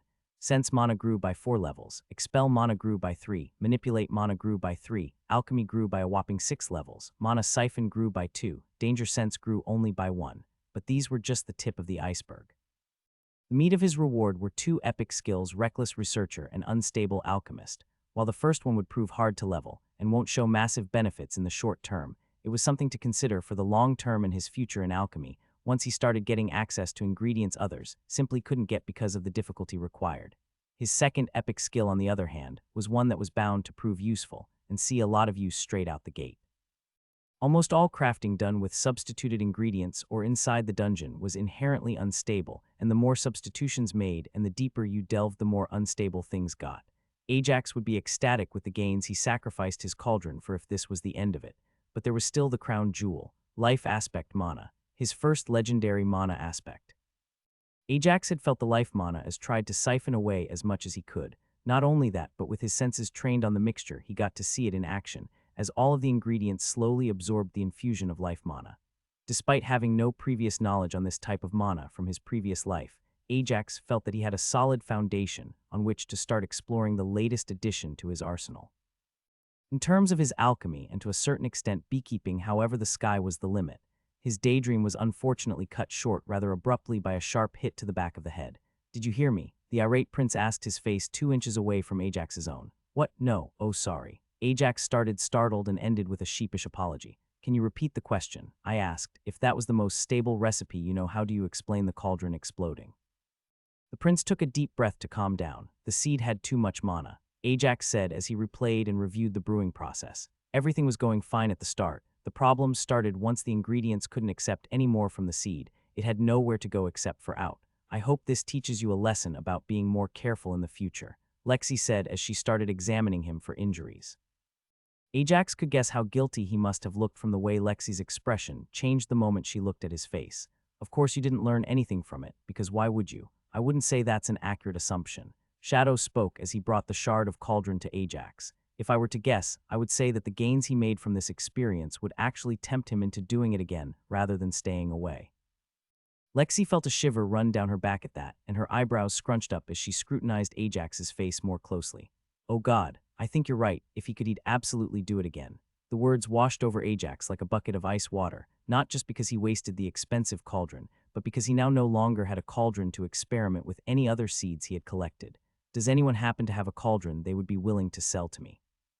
Ajax asked. He wasn't shameless enough to only ask to borrow one, as he knew very well that anything he might try to brew with a seed would end up exactly the same as this attempt. The sheer practice of using the seed was invaluable, however. They don't, the prince said. You're not only the only alchemist here, but also the only dungeon crafter, so nobody would have spare tools for you, even if they would be willing to let you break them. Ajax had the good sense to look a little embarrassed at those words, but he didn't deny anything. Instead, he nodded as he made his way to inspect what was left of his cauldron. It was a testament to just how well made his cauldron had been made when he found the entire 1/3 of it still in one piece. More importantly, however, there was liquid still inside it. The batch he tried to create should have resulted into 30 potions. What little was left in the remains of his cauldron could barely fill up 3 potion flasks, but even that was more than enough for him. Inspector's eye and alchemist's examination told him exactly why his skills had grown so much. Spectacular elixir of rejuvenation level 55. Ajax had studied for years, and even after all that training, the best he had been able to create was major potion. In the racking it went minor, lesser, plain, superior, major, greater, excellent, spectacular, and flawless. His personal best had skipped greater and excellent and landed all the way at spectacular. He knew that his skill had nothing to do with this and that it was the overflow of mana, but it was still technically his creation. More importantly, however, was the reason why his creation was spectacular. Like all other spectacular creations, it had a unique attribute courtesy of the method in which it was created. For his elixir, that was something his skills told him was overgrowth. His elixir wouldn't trigger the usual potion restriction. This meant that he could empty his mana out 4 times in a row since he could down them one after another. It was such a shame they couldn't be brought out of the dungeon, for they would definitely have been useful for the tournament. "Hey Xavier," Ajax called out as he started carefully recovering the small amount of liquid inside the ruins of his cauldron. "I think I have a solution for your fight tomorrow. You want me to drink something that not only exploded, but did so in a violent enough manner as to tear apart a cauldron created for dungeon crafting?" Xavier asked skeptically. "Did you by any chance hit your head when you jumped away from the explosion?" "He didn't, I checked," Lexi cut in. Unlike the prince, she had full faith in Ajax's assessment. "How good are they? They're my first spectacular creation," Ajax said with pride. "Spectacular," Lexi cheered. "That's like 3 whole tiers better than your previous best. What is the extra effect?" Anna asked. She also closed in to congratulate Ajax. A born merchant, she knew very well that while all spectacular creations were valuable, certain effects were simply better than others. "Overgrowth," Ajax answered. "Most people didn't react. It was a rare effect, one exclusive to alchemy, so it was normal that even most of the elite nobles wouldn't know of it." The prince and Shadow, however, joined Anna in widening their eyes and locking their sight on the vials. "Those elixirs, they don't trigger the potion cooldown," Anna said mechanically before she recovered. "It's too bad you can't take them outside, but I still think they would go for a fair amount even here." While the rest of the nobles might not know what overgrowth was, they all knew exactly what having a refill of their stamina and mana could mean inside the dungeon. Those 3 little vials could make the difference in whether they cleared an extra floor or not. "I thought you didn't want to drink my explosives." Ajax threw him a shit-eating grin. "That was just a joke. How could I insult you like that?" Xavier didn't even stumble, showing his social skills as he went with the flow. "You can peddle your ware tomorrow. For now, all of us need to get some sleep. We have the rest of the floor to clear and the rest of the delve to follow it," the prince said as he waved everyone back towards their tents. "We'll discuss the gains you made from this after the dungeon." Ajax nodded to the second part that was whispered only to him. He had followed along with the prince and quickly moved the conversation away from his gains. Unlike before, he didn't fear discussing his newly gained skill with the royal family or even his friends. That didn't mean that he was willing to go yelling about his new legendary skill, however. Ajax had a lot to think about as he lay awake in his tent, unable to get to sleep. The most painful thing for him was the wasted opportunity when it came to the seeds. If he had another cauldron, he could have tried different ways of infusing part of the seeds, since it didn't matter how much waste there was, as they would become worthless after the delve anyway. His next biggest worry was just how useful was this legendary mana aspect. Unlike his mana siphon that could passively boost his combat ability by leaps and bounds in the dungeon or against mages, life affinity came with a cost. So long as he was using it to amplify his own healing, the gains weren't massive, but there was some improvement. When it came to actually creating life, Ajax barely managed to create a ringer-sized earth golem for around 50 mana. That might sound impressive, and in terms of entertainment maybe it was, but this golem had the same strength to size ratio as a human, meaning it could do almost nothing. More than that, the life mana ran out in about a minute. He was clearly going to mold his future fighting style around this, but the tournament was too close to make any large changes now. For his two new epic skills, Ajax currently faced the same problem as with the seeds. He simply lacked the tools to try them. Unlike the seeds, however, both skills had clear pathways, and both will have their moment to shine in the future. One big upside to a legendary mana aspect was that despite its rarity, because of its power, it was almost a sure fact that it had been previously studied, and the kingdom would be able to give him a starting point for it. With that positive thought, Ajax finally fell asleep. What do you want for the 3 vials? Anna wasted no time the following morning once Ajax was awake. You want to buy them? Ajax sounded confused since there was no way Anna could do another floor even if she used a boosting potion and all 3 elixirs. The level difference would just be too big. I want to sell them for you. Anna said, this is a perfect opportunity to push my skills in a way that my father's fortune won't diminish the difficulty. I see now. Ajax caught on quickly. I want my cauldron replaced once outside. Anna winced at the initial ask. The cauldron would be very expensive, and just 3 elixirs that had to be used inside this delve would have trouble gathering such an amount.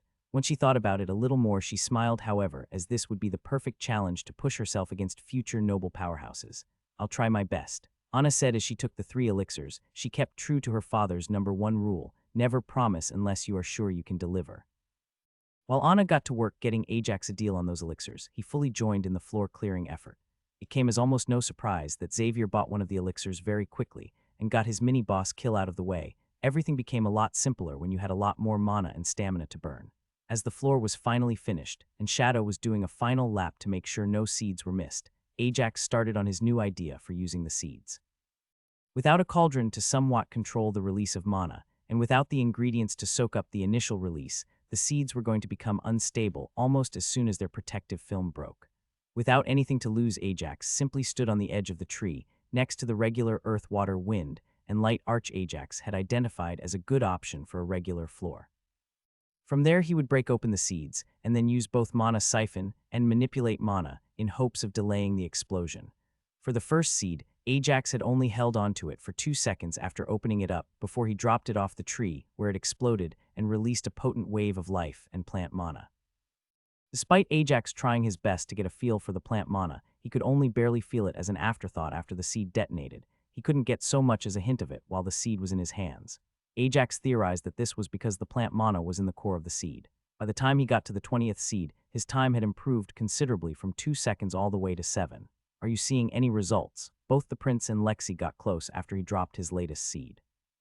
Not much, Ajax admitted. The first time I was able to keep a hold of it and direct the mana for a lot longer. Doing this seems almost pointless in comparison. The only reason my time increased so much is because I am working out a puzzle on how the seed tries to explode and I patch it up for a bit first. Then why do you keep doing it? Lexi asked. I thought about giving it up after the 3rd one, Ajax explained, but then I realized that it was affecting me. Affecting you how? Both the prince and Lexi stepped closer. You both know how I discovered curse mana. Ajax went off on a tangent instead. I was constantly siphoning it from the air until it built up inside me. Are you trying to do that with plant mana? Lexi sounded worried. You should really stop. Unlike curse mana, plant mana has a very real physical element. You could be growing things inside your own muscles. Of course she had insight into plant mana. Ajax made a small mental note to bring Lexi in on the experiments with life mana from the start. It's not the plant mana, Ajax said. That's too deep inside the seed. It only comes out when it explodes. Then the life mana. Lexi gasped a little since she knew that was a legendary mana type. Then you should definitely stop. The prince chimed in. Unlike curse mana, life mana won't poison you, but it also won't go away. You'll keep gathering more and more until you explode just like a seed. That's what I also thought would happen until just before I dropped the 3rd seed. Ajax nodded. What changed? The prince threw up a privacy veil, seeing that Ajax had no intention of stopping messing with the seeds. If I was absorbing the mana like I usually do in a fight, that might be the result. Ajax continued. But just like with the gates, I can pull the mana a lot better if I have direct contact with what I am siphoning. This also changes the entrance point so that all the mana enters my body through my hands. That would be too much for you, Lexi said with confidence as she had been training with him for years now.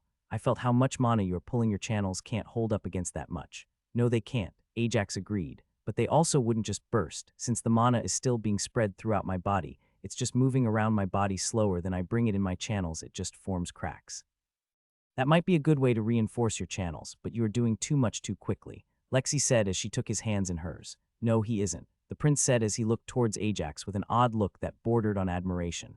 The life mana does nothing to him because he is in perfect health. If his channels crack, the life mana would then start working to repair those cracks. You're increasing the strain your hands can take when charging mana. Lexi exclaimed. She even covered her mouth after the shout in embarrassment and looked around to see if anyone heard her, forgetting completely about the privacy barrier. That will certainly help in the tournament. The prince chuckled. Is there anything else you need? Yeah, more cauldrons. Ajax said a little dejectedly. While this might still be useful, it is still a waste compared to what I could have used them for. Also, Lexi, after you exit the dungeon on the next floor, see what you can gather for me on life mana. This last piece of information causes both Lexi's and the prince's jaws to drop. Lexi was the first to recover, as Ajax caught her in a hug and a kiss, as she excitedly cheered. You got a legendary mana aspect. I'll see what I can find, though grandfather always complained that it was very mana-intensive to try anything other than healing with it. This certainly explains the look on your face after the cauldron exploded. With that, the prince dropped the silence barrier, as they all moved to join the other, as they made their way to the next floor. Ajax still kept hold of about 10 more useless seeds, since he could play with them anytime before he left the dungeon.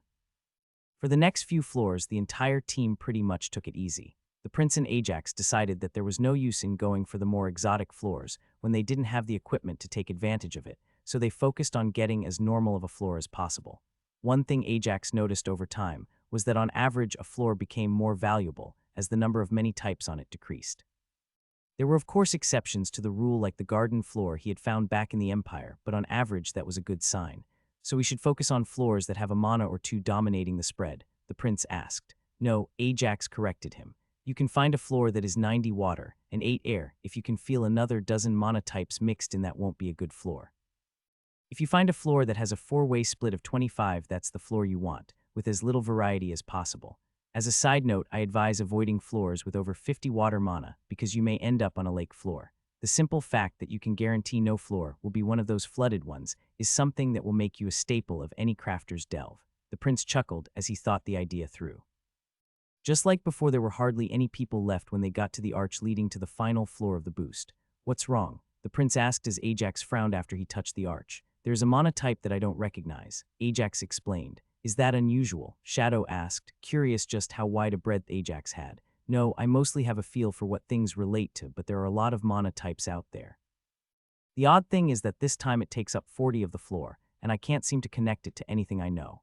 These situations should show less and less as Ajax's spectrum got wider, but he had noticed that certain affinities don't show up until certain levels, and he barely had any delves that went into the high 90s.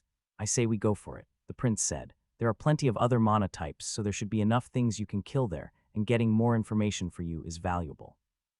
Not to mention that I doubt there is anything that would pose a challenge for me on such a low floor. It was easy to forget with his laid-back attitude, but the prince had over 100 levels on everyone in the dungeon besides Shadow.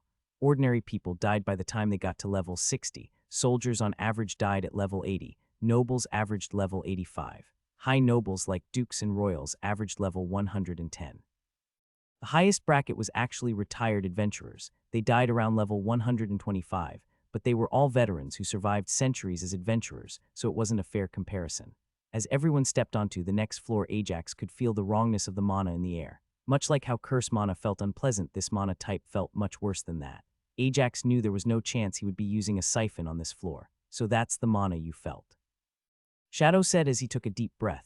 Gods damn it, the prince cursed. An undead floor. Undeath, Ajax asked. That must be the mana I didn't recognize. The prince's eyes flashed wide as he turned to look at Ajax before he rushed over to him. To Ajax, it almost looked like the prince teleported to his side as he leaned in close. Whatever you do, don't siphon the mana on this floor, the prince whispered. I wasn't planning on it. Ajax was firm. The undead mana feels wrong to me. This isn't like the curse mana you could play with before. The prince shook his head. Undeath is a legendary mana type. Not only that, but unlike curse mana, if any of it enters your body, it will slowly start to increase by itself. Even with holy mana, you can barely purify it down to a decay mana that is resistant to holy. You'd need the prince stopped before he finished the words. Ajax realized what they were, however. He'd need life mana to undo any damage undeath did to him. But he did have life mana. That said, undeath was the first mana type Ajax encountered he categorically wanted nothing to do with. He knew even if he had a perfect affinity with it, and by some miracle got the skill, he still wouldn't use it. His body's rejection to the mana type was that strong. It did lead him to wonder if that had anything to do with the life man's skill he had recently gained. Let's get through this quickly, Richard spoke up. I heard too much exposure to such a high concentration of undeath mana is very bad for you. We will be out of here in 4 hours at the most, the prince commanded. If you haven't gotten your kills in that time, too bad. You should also make sure that any undead creatures don't scratch, bite, or spit on you. Shadow added. They are known for spreading their monotype. The forest they ended up in had plenty of decayed trees. Worse than that, however, was the fact that their enemies seemed to be undead animals. Unlike the usual ghouls, undead wolves still maintained their pack mentality. This added on to their toxic claws and jaws made them a nightmare for normal delvers. Much as they disliked the undeath mana aspect, it was universally agreed as one of the best aspects to get for a boosted floor. Unlike most zombie movies Ajax had seen back on Earth, the undead monstrosities here actually suffered from the amount of muscle and flesh that they were missing. Sure, the level 97 Wolf Alpha he was squaring off against had toxic claws and fangs, but he was also missing half the musculature on one of his front legs, making him wildly unbalanced. Ajax didn't even hesitate as he took out one of the 3 seeds he had remaining, and after destabilizing it, threw it at the wolf. He had gone through with the idea so fast that he hadn't even had time to hear the prince yell at him not to do it. The explosion from the seed turned the wolf into a massive version of itself 3 times its previous size with none of the flesh missing. He didn't have a chance to notice anything else about it, as a massive pillar of fire obliterated the area as the prince dropped on top of the creature, impaling its head with his spear. What were you thinking? The prince asked Ajax. I thought the life mana would hurt it. Ajax said, still in shock at the wolf's transformation. He was under no illusion that he could actually take on the enhanced wolf in single combat. Life and undeath mana mirror the relationship that curse and holy mana have, but you got them mixed up. The prince calmed down once he saw Ajax's surprise at the result and explained. But here undeath mana is the one that counters life.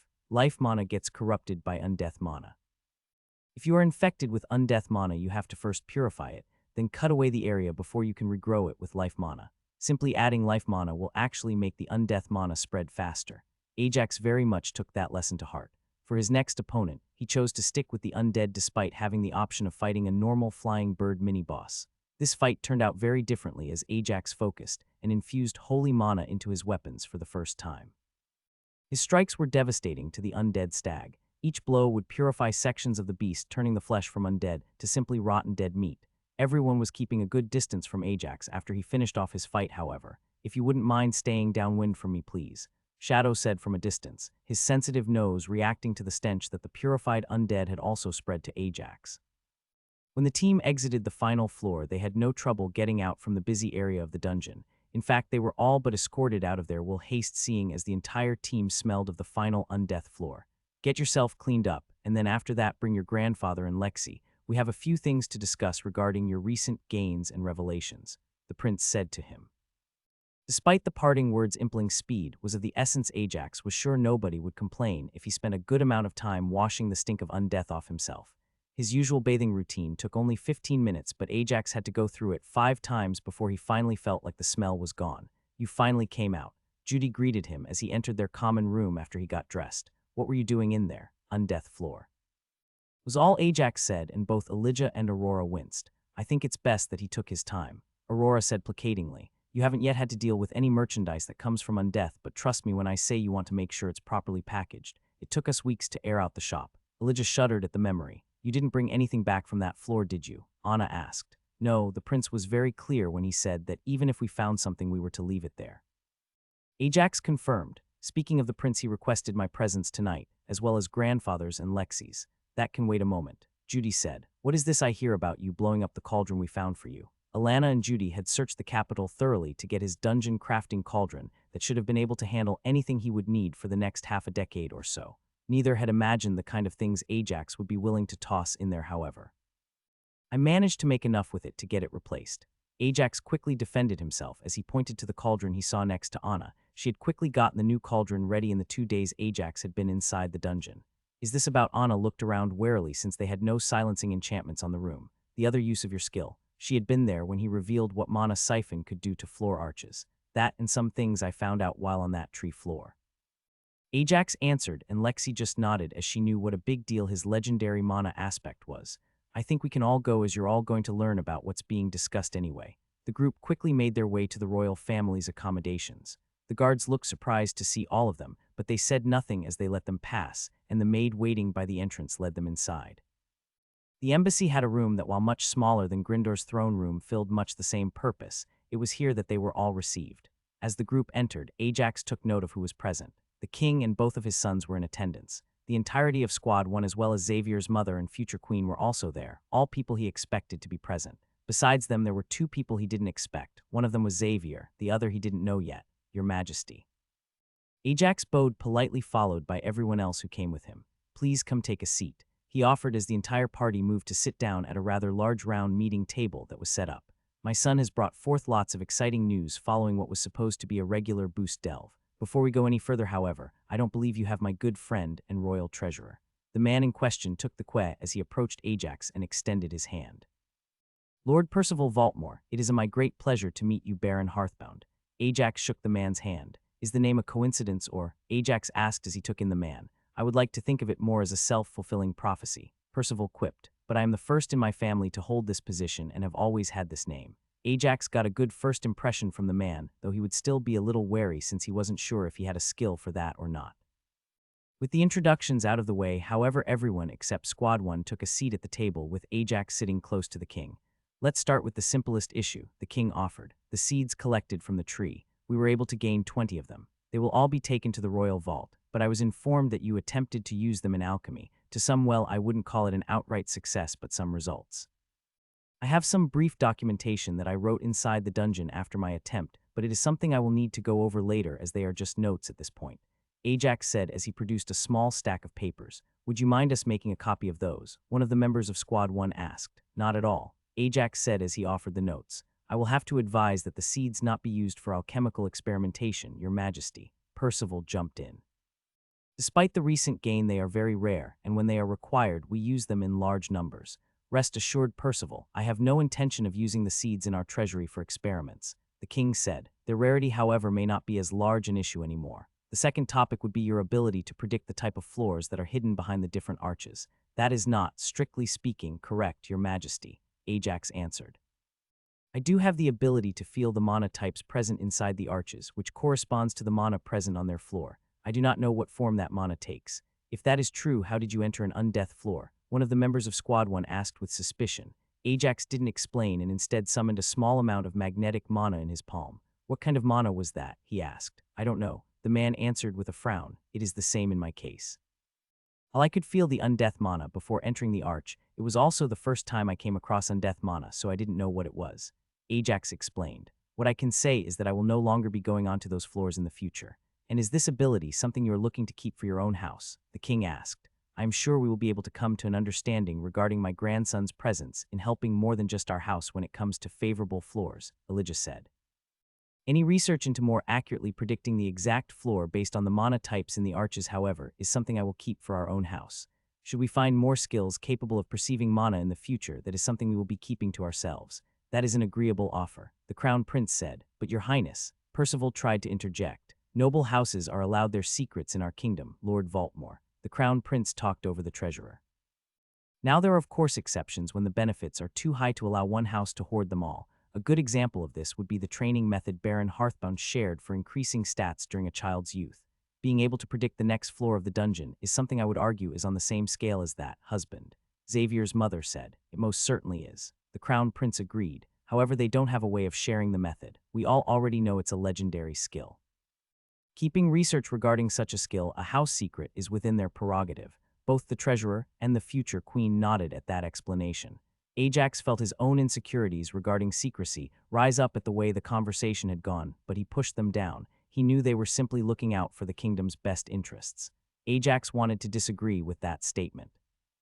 From what he had seen with the seed, he theorized that life mana could be used in alchemy to help create massively improved potions that would then be stored in the treasury. He said nothing, however, as all that was still conjecture and guesswork, and simply watched as Percival took his leave. It is with great surprise and my heartfelt congratulations that I say this, Ajax, the king said after Percival left. You have gained a fourth legendary skill, not only that but life aspect mana. Almost everyone in the room stared slack-jawed at Ajax. It seems that the king was informed in private about his latest achievement, so only Lexi, the king and his oldest son were the only ones not surprised by the news. The more experienced people recovered a lot quicker. Elijah, Aurora, the Crown Prince as well as his wife broke out of their shock almost as quickly as it hit. The four of them had known the seeds weren't a big enough reason to set up the meeting, and the floor guessing hadn't been focused on enough to be the focus of the evening. Xavier and a few non-politically inclined members of the first hadn't even picked their jaws up even after a good few seconds. "I have," Ajax confirmed the king's words. That particular floor made for a particularly eye-opening experience. "The first of many, I hope," the king said as he waved his hand, and a stack of notes appeared out of his ring. Unlike mana siphon, life aspect mana is not only a skill we have heard about before, but as a mana aspect, one that has been studied in depth. Ajax's eyes were drawn to the documents. He instinctively knew they held information that would speed up his training with his newest mana type tenfold. Ajax was surprised to see the king pass the papers not to him, but to the crown prince. The meaning was clear to him. So far Ajax had mostly interacted with the king and his oldest son as members of the royal family. It was finally time to set the foundations for a relationship with the future king as well.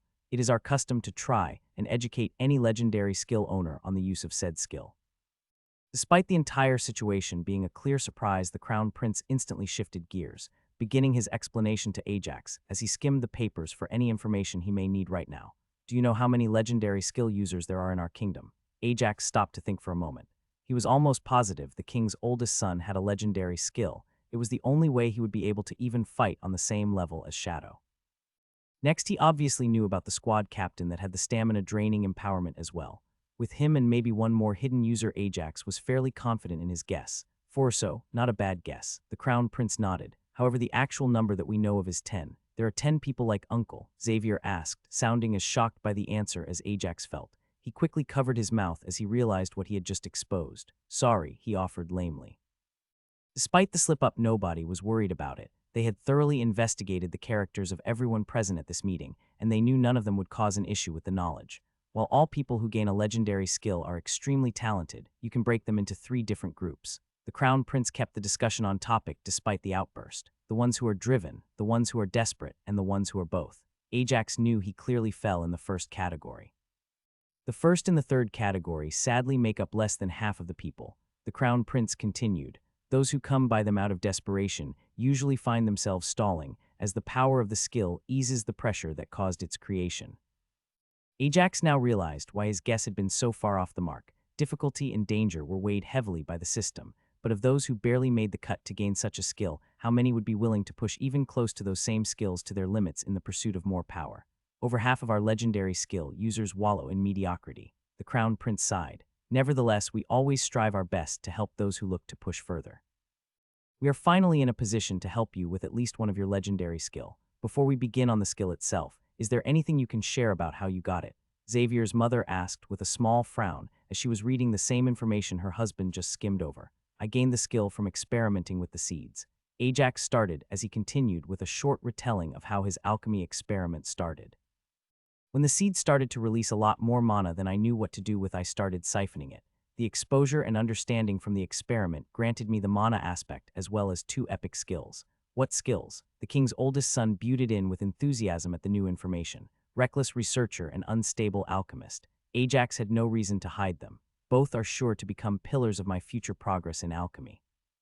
While his brother all but lost his interest at the answer, the crown prince was jumping for joy on the inside.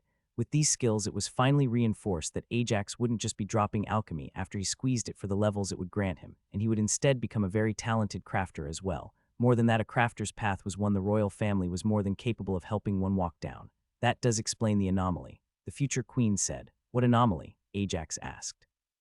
"We have records of 6 previous users of your legendary skill in our history," the crown prince answered. 3 elves, 1 human, 1 beastkin, and 1 dwarf. 5 of them were also plant casters, while the dwarf was an earth caster. All 6 of them, however, were ritual casters.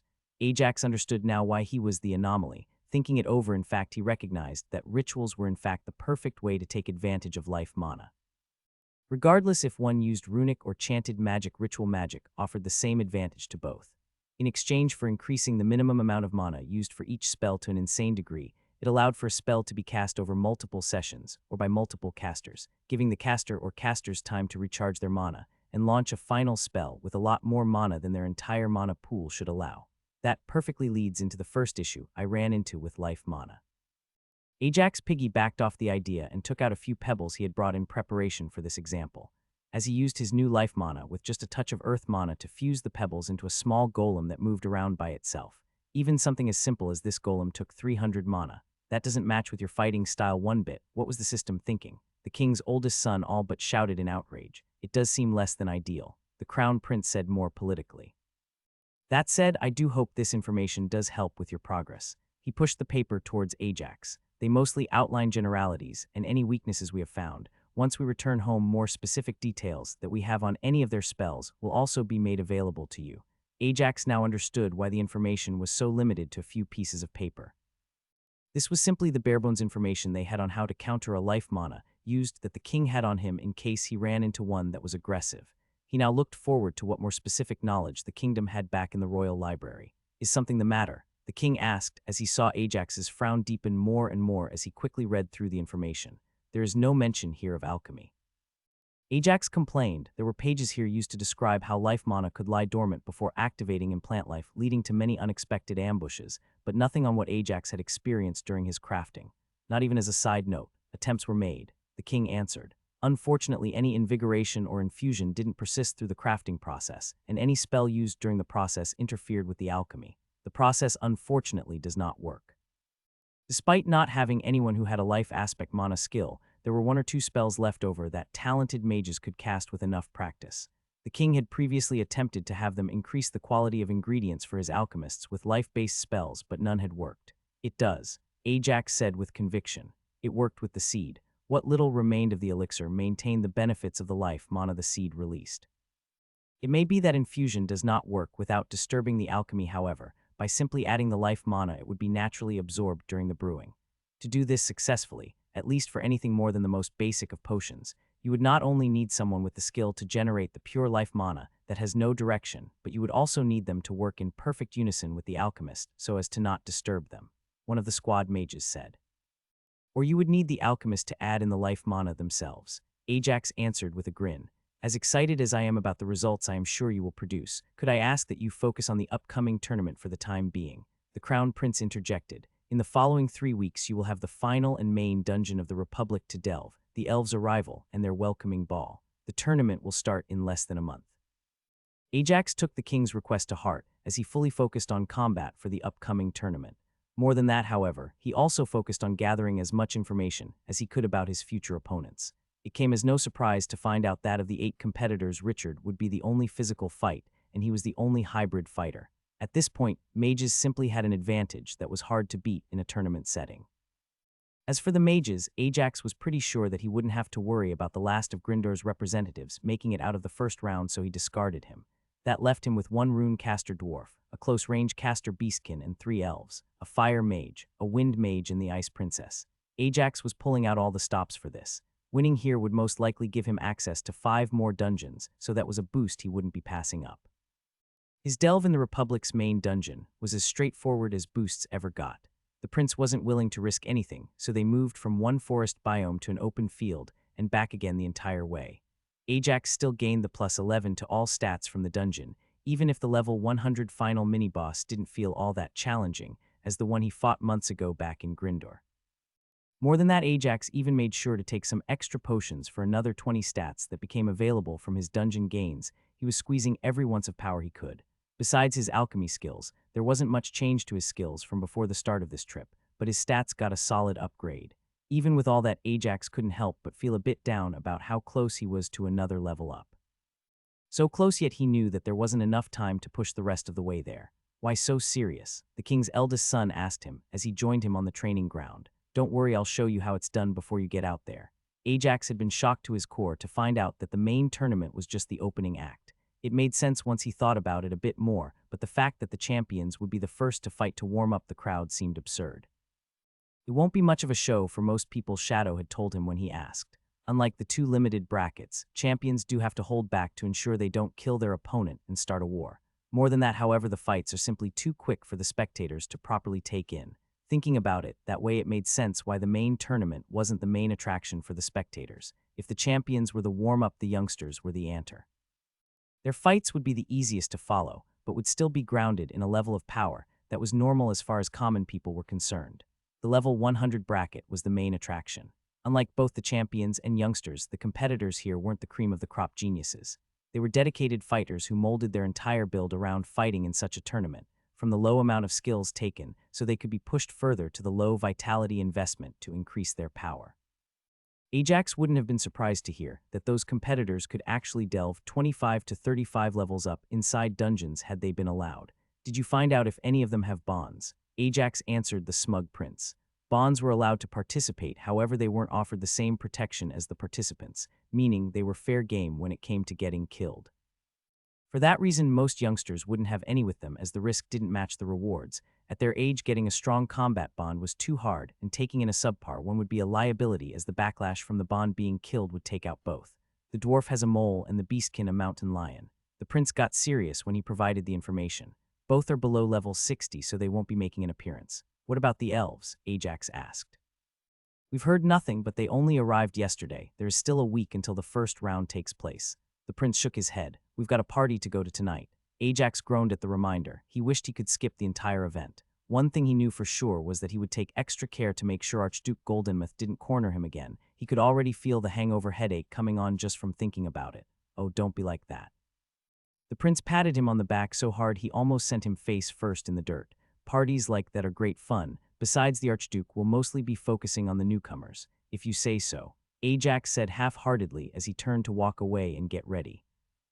Are you sure you want to come? Ajax asked his sister as he, Lexi, Anna, and Judy were getting ready to enter the palace. You might have convinced me to mix one chance at making connections with a foreign country, but no way I am passing up the chance where there are two of them.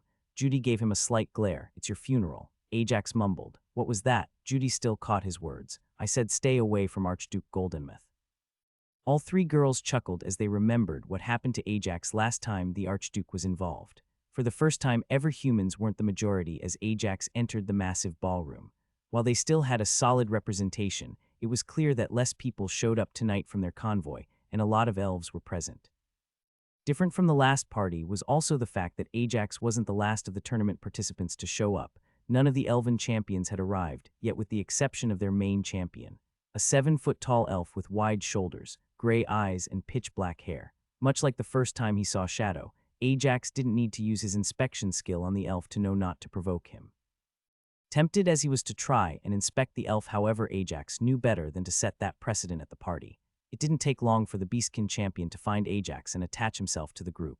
The closer the tournament got, the more excited the feline Beastkin became. The group moved around the room together, greeting all the relevant parties, while making sure to not get too entangled in the conversation. A quiet fell upon the room, however, when the elven competitors arrived. Ajax's attention, however, was quickly taken by the first old elf he'd ever seen. Despite looking as old as Archduke Goldminster, the elf with hair that was such a deep shade of blue you'd think it was black stepped forward with pride and confidence. The elf was one of the level 100 participants, and despite Ajax having killed level 100 mini-bosses, he wanted no part of fighting the elf, at least not yet. The elf met his eyes across the room, and Ajax felt a deep desire for him to live long enough for them to have a fairly matched fight. Whoa, Judy exclaimed as she switched Ajax's focus from the old elf to the last participant that was escorted by the elven king. The ice princess had to be the most beautiful woman Ajax had ever seen. It shocked him for a moment before he shook himself out of it. Ajax made sure to squeeze slightly on Lexi's hand. Despite the initial shock, Ajax still preferred the company of his girlfriend and didn't want her feeling self-conscious. HRRR, the beastkin purred slightly. I guess it's true what they say about Blackthorn women. Blackthorn, Ajax was sure the family name for the royals was Sylvian. They were also known for stealing some of the women of the places they raided. The beastkin chimed in, but he still hadn't taken his eyes off the princess. As the old saying goes, the Blackthorns didn't bring back the ugly ones. Arianwin's Sylvian POV, the Republic is nothing like I had expected. Despite there being ample representation of the other humanoid races in Sylvanthal, they aren't enough to even form a minority. Here, however, all 4 of the humanoid races live with balanced representation. The first larger settlement had shocked me with their different districts, but nothing could prepare me for the capital. Unlike the other places we had visited, the capital had a multitude of districts, each split up in their own little districts of elven, dwarfish, human, or beastkin architecture. For all of its beauty, 2 locations still drew my attention like nothing else. No, my father said as he let out a sigh. I had made sure to mask my interest. He didn't even have to look up to know that I was planning to sneak into the dungeons. Fine, I answered with a pout. I couldn't bring myself to add another problem to the pile my father was working through. Much as he had always made it a point to speak with respect of my grandfather in front of me, I had managed to overhear him a few times when he didn't know I was listening. For all of his good qualities, he had been afraid to let go of his power at the end. He held on to the crown, even as his aging mind was diverging further and further away from reality. He had thankfully retained enough of his faculties as to not spoil the relations with our neighbors, but he hadn't just blown the vault of the royal treasury open, he had left a crater in its floor as well. I'll look into getting an expedition together for you after the tournament, Princess. Araner Starfury said, Father's right-hand man and our strongest warrior. We still have a few maps that lead to dungeons stranded out past civilization. The promise put me at ease while also flooding me with excitement. I hadn't been allowed to leave the safety of our borders until now. I had asked in the past, but I was always told I needed to grow stronger, that anything could happen out there. A dragon could descend and kill everyone. I had spent the last year going through the rite of passage. Every Blackthorn goes through it the year before they turn 50. While I was technically not a Blackthorn, they were more than happy to make an exception for the princess, not to mention my mother was the daughter of the Duke. With the tournament falling so closely, I had to go a bit sooner, but that left me devoid of any recent information on the tournament. Yes, Araner surprised me. It seems the humans have called in a rather shocking favor. They spent the last few months delving into all 4 of the Republic's dungeons. They did what? I shouted. Despite my yell, it wasn't anger that fueled it, it was jealousy. I wanted something like that. If we weren't in such dire financial straits, I would have happily traded anything I won in this tournament for such an opportunity. At least we finally know what that blacked-out favor was, Father said as he rubbed the bridge of his nose. He was under so much stress lately. I was seriously worrying about him being the first elf to develop frown lines before the final aging started. Maybe the humans will at least put up a challenge. The previous information had told me that the only person I should be worried about was the Republic's melee caster. He was a true prodigy, and someone I had spent countless hours preparing a various number of counters for. Arrange for a meeting with Xandor. Father said as he opened his eyes and drew his hand away from his face. He's here and it would be good to get a feel for what he is planning. Why do you think he is planning something? I asked. Because apparently their training method isn't a bluff, Father said. It makes no sense to call in their favor for this generation when the next one will outstrip them, unless he needs them to be stronger for something. I spent the rest of the trip to the embassy in silence, fighting with the small amount of guilt I felt. Despite how the news seemed to worry and stress Father, I couldn't help but be happy that the humans were stronger. They might make it interesting for me. I had always had problems finding worthy opponents in my age group, and the problem only escalated as I got older. Please see, I tried a final attempt at getting Father to budge as we were getting ready to walk into the ballroom. No, his answer was the same. You are to not engage Archduke Goldmouth under any circumstances. I loved events like this one almost as much as I enjoyed fighting. I had to have gotten it from my mother's side, but I simply enjoy confrontations. It doesn't matter if they are handled with words or with spells. To think that it all started with the simplest of bullying. Back home, more than one of the noble families that had made the transition and offered fealty to the new rulers, my mother's family, had helped crown, had always disliked me. Explaining that to a 4-year-old who was upset about comments made about her was difficult, however, so Mother taught me to treat it like a game I could win, and win I did. The moment we entered the ballroom, my eyes were drawn to the other tournament participants. Shadow was the first one I focused on. He and Araner were the benchmark I was trying to surpass. One was the strongest person in single combat, and the other the most feared ace up his nation's sleeve. Why did he dye his hair? I was surprised as I finally turned my eyes to the competitors in my own bracket. More importantly, why is an elf fighting for Grindor? Among the Grindor representatives had to be one of the most built elf I had ever seen. His shoulders were far too wide. His hair covered his ears, and the black coloring made it seem like he was hundreds of years old instead of 50, but he could only be in my bracket since I already knew everyone else there in the other brackets. But there was no way to hide the ageless features of an elf. He's not an elf, Father said as he noticed who I was staring at. What is a human who put more than 1,000 points in vitality doing in this competition? I asked, bewildered. He'll be crushed. I intend to find out. Father said as we separated, he was going to join the other high nobles as I took my own spot among the celebrated participants. Curious as I was to get to the bottom of who that human was and why he was competing, I made no move to approach and confront him. It took no time at all to notice just how much he disliked being here, much as I like a verbal spar. It was no fun beating someone that was so far outclassed. Welcome, Princess. Shortly after the participants disbanded, I was approached by a young elf who looked to be about my age, though I suppose you'd feel more welcome if you came uninvited during the night and fled by morning, leaving chaos in your wake.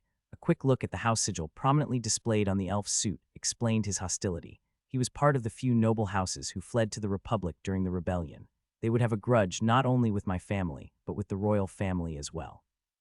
I'm not quite sure what you mean. I don't think I've been in the Republic before. I say as innocently as I can, and I watch his satisfaction grow. After all, I wouldn't be a coward who runs from my home when trouble comes. I delight in the way the smile drops from his face. Despite managing to keep the blood from rushing to his face, I still notice the way his vein is throbbing in anger at the insult. If I could borrow you for a moment, princess. Araner pulls me away. Aoit's Uncle Araner. It's just like you to ruin my fun. My mistake, princess. The tone in his voice tells me I made a mistake teasing him. I'm as excited to find out why as I am dreading my upcoming defeat. And here I had assumed you'd be interested in Baron Hearthbound, seeing as you may end up fighting him in a few days. I never heard of Baron Hearthbound before, but it isn't hard to make the connection. What can you tell me about him? I'm surprised to see Araner drop the joking demeanor. He's human, around level 50, but his stats and power surpass anything we can expect from that. He's a hybrid fighter who at only 23 years of age has managed to defeat a level 100 mini-boss inside the dungeon. My jaw drops for the first time in a decade, as all my willpower is focused on keeping me from scanning the room so I can zero in on the human. He's better than me. Sure, I may have defeated a level 110 mini-boss and cleared an extra floor, but I didn't do that at level 50. More than that, I was barely 40 at age 23. I want to fight him. All the years I was called a genius, and now I finally get a chance to fight someone who now only makes me feel like I don't deserve the title, but is so far ahead that he belongs in a class of his own. While Ajax did his best to keep to himself as much as possible throughout the evening, there were members of his little group for whom that was very much not the case. Both the Beastkin and Xavier all but made a beeline for the elven princess not long after the presentation was done. Seeing them approach, Arianwen kept her guard up but was hoping for a pleasant interaction. While she normally would have maintained an air of superiority, both of the people approaching her were at her level in one way or another. The Beastkin was the second favorite to win his tournament, and Xavier was the son of the crown prince that would be taking the throne in a couple of decades at the most.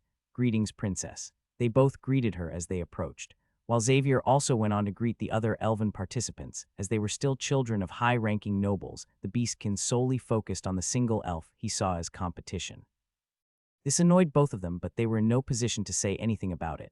Both had fought him in previous matches in the last decade, and the Beastkin had beaten them soundly. The two royals quickly burnt through the small talk about the woes of traveling to the tournament before the first dangerous question was lobbed in like a grenade by one of the two elven competitors. How was running the dungeons on your way here, your highness? The conversation fell silent, all of them waiting for Xavier's answer. Grindor not only hadn't bothered keeping their delving secret, they had all but advertised it to everyone else. While all the nations knew the peace treaty Grindor and the Republic had made a big favor blacked out, they were all suspicious. Them calling it in would calm things further. Everyone made substantial gains. Xavier answered diplomatically after a brief silence. Normally Xavier wouldn't be so on edge about the question, but during those delves they not only gained more than a handful of giant tree seeds, but Ajax had revealed his ability to narrow the scope of floor designs and gained a legendary mana affinity. I'm looking forward to what I suspect would be an entertaining tournament. At the mention of the tournament, the princess's hand went to her belt, almost as if reaching for something. Xavier did notice the action but thought nothing of it. It is most definitely shaping up to be an interesting tournament. The Beastkin's eyes narrowed into slits as his competitive spirit bore down on the princess. I am sure it will be one that will be remembered for a long time. The princess was a bit surprised at how quickly the Beastkin went from 0 to 60. She had known that unlike her cold, calculated, and composed fighting style, the Beastkin was more of a berserker. He would charge recklessly, using his family's signature close-range spells to devastating effect. I should have guessed, you battle nut. One of the elves shook his head disparagingly. Despite both being exemplary fighters, neither of the elven competitors enjoyed fighting. For them, fighting had always been a chore, something that was part of their responsibilities, and they just happened to be skilled at. It was the reason why Princess Arianwen was cordial, but not actually friends with them. I'm guessing you are hoping to face the princess in the finals. The other elf chimed in, to make it poetic. It doesn't matter when we fight, only luck can determine the order. The Beastkin replied with a ferocious smile, but if I were to choose, I wouldn't want to meet her in the final. Are you really so impatient as to hope we fight in the very first round? The princess asked, slightly insulted at his lack of forethought and unwillingness to scout an opponent. Not the first, the second, the Beastkin replied. Much as I would like to get 2 rounds to pick apart your style, there is someone in this tournament more shrouded in mystery than you and I put together. I would save him for the final, so he's not just a stunt. The princess murmured as she turned her gaze back towards Xavier. I do have to admit that the change to your roster to bring in somebody younger than 23 was surprising. He came as a surprise to me too the first time I met him. Xavier said as he thought back to when he first started at the academy. Back then he was still a nobody, not in terms of talent or power, just recognition. People used to compare my talent to you actually, princess. When he showed up, that spotlight just fell off me. Clearly your people were wrong. I haven't heard much about your talent, and her highness was renowned throughout the kingdoms at your age. the elven competitor spoke up. "Oh, I wouldn't be quite so sure," Xavier said with a small smile. He had a lot to be proud of. Despite being 2 years younger, he had already got to the point where his spars with Lexi or Anna could go either way.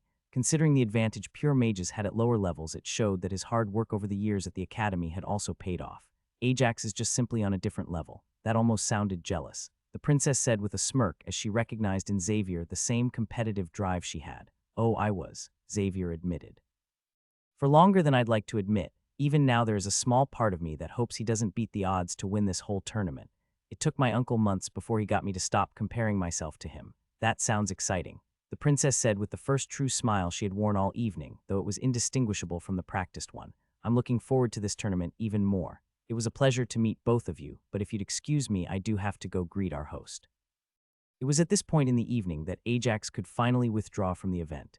He had managed to avoid most of the politicians this time around, and had kept a solid 20 feet between himself and Archduke Goldenmouth.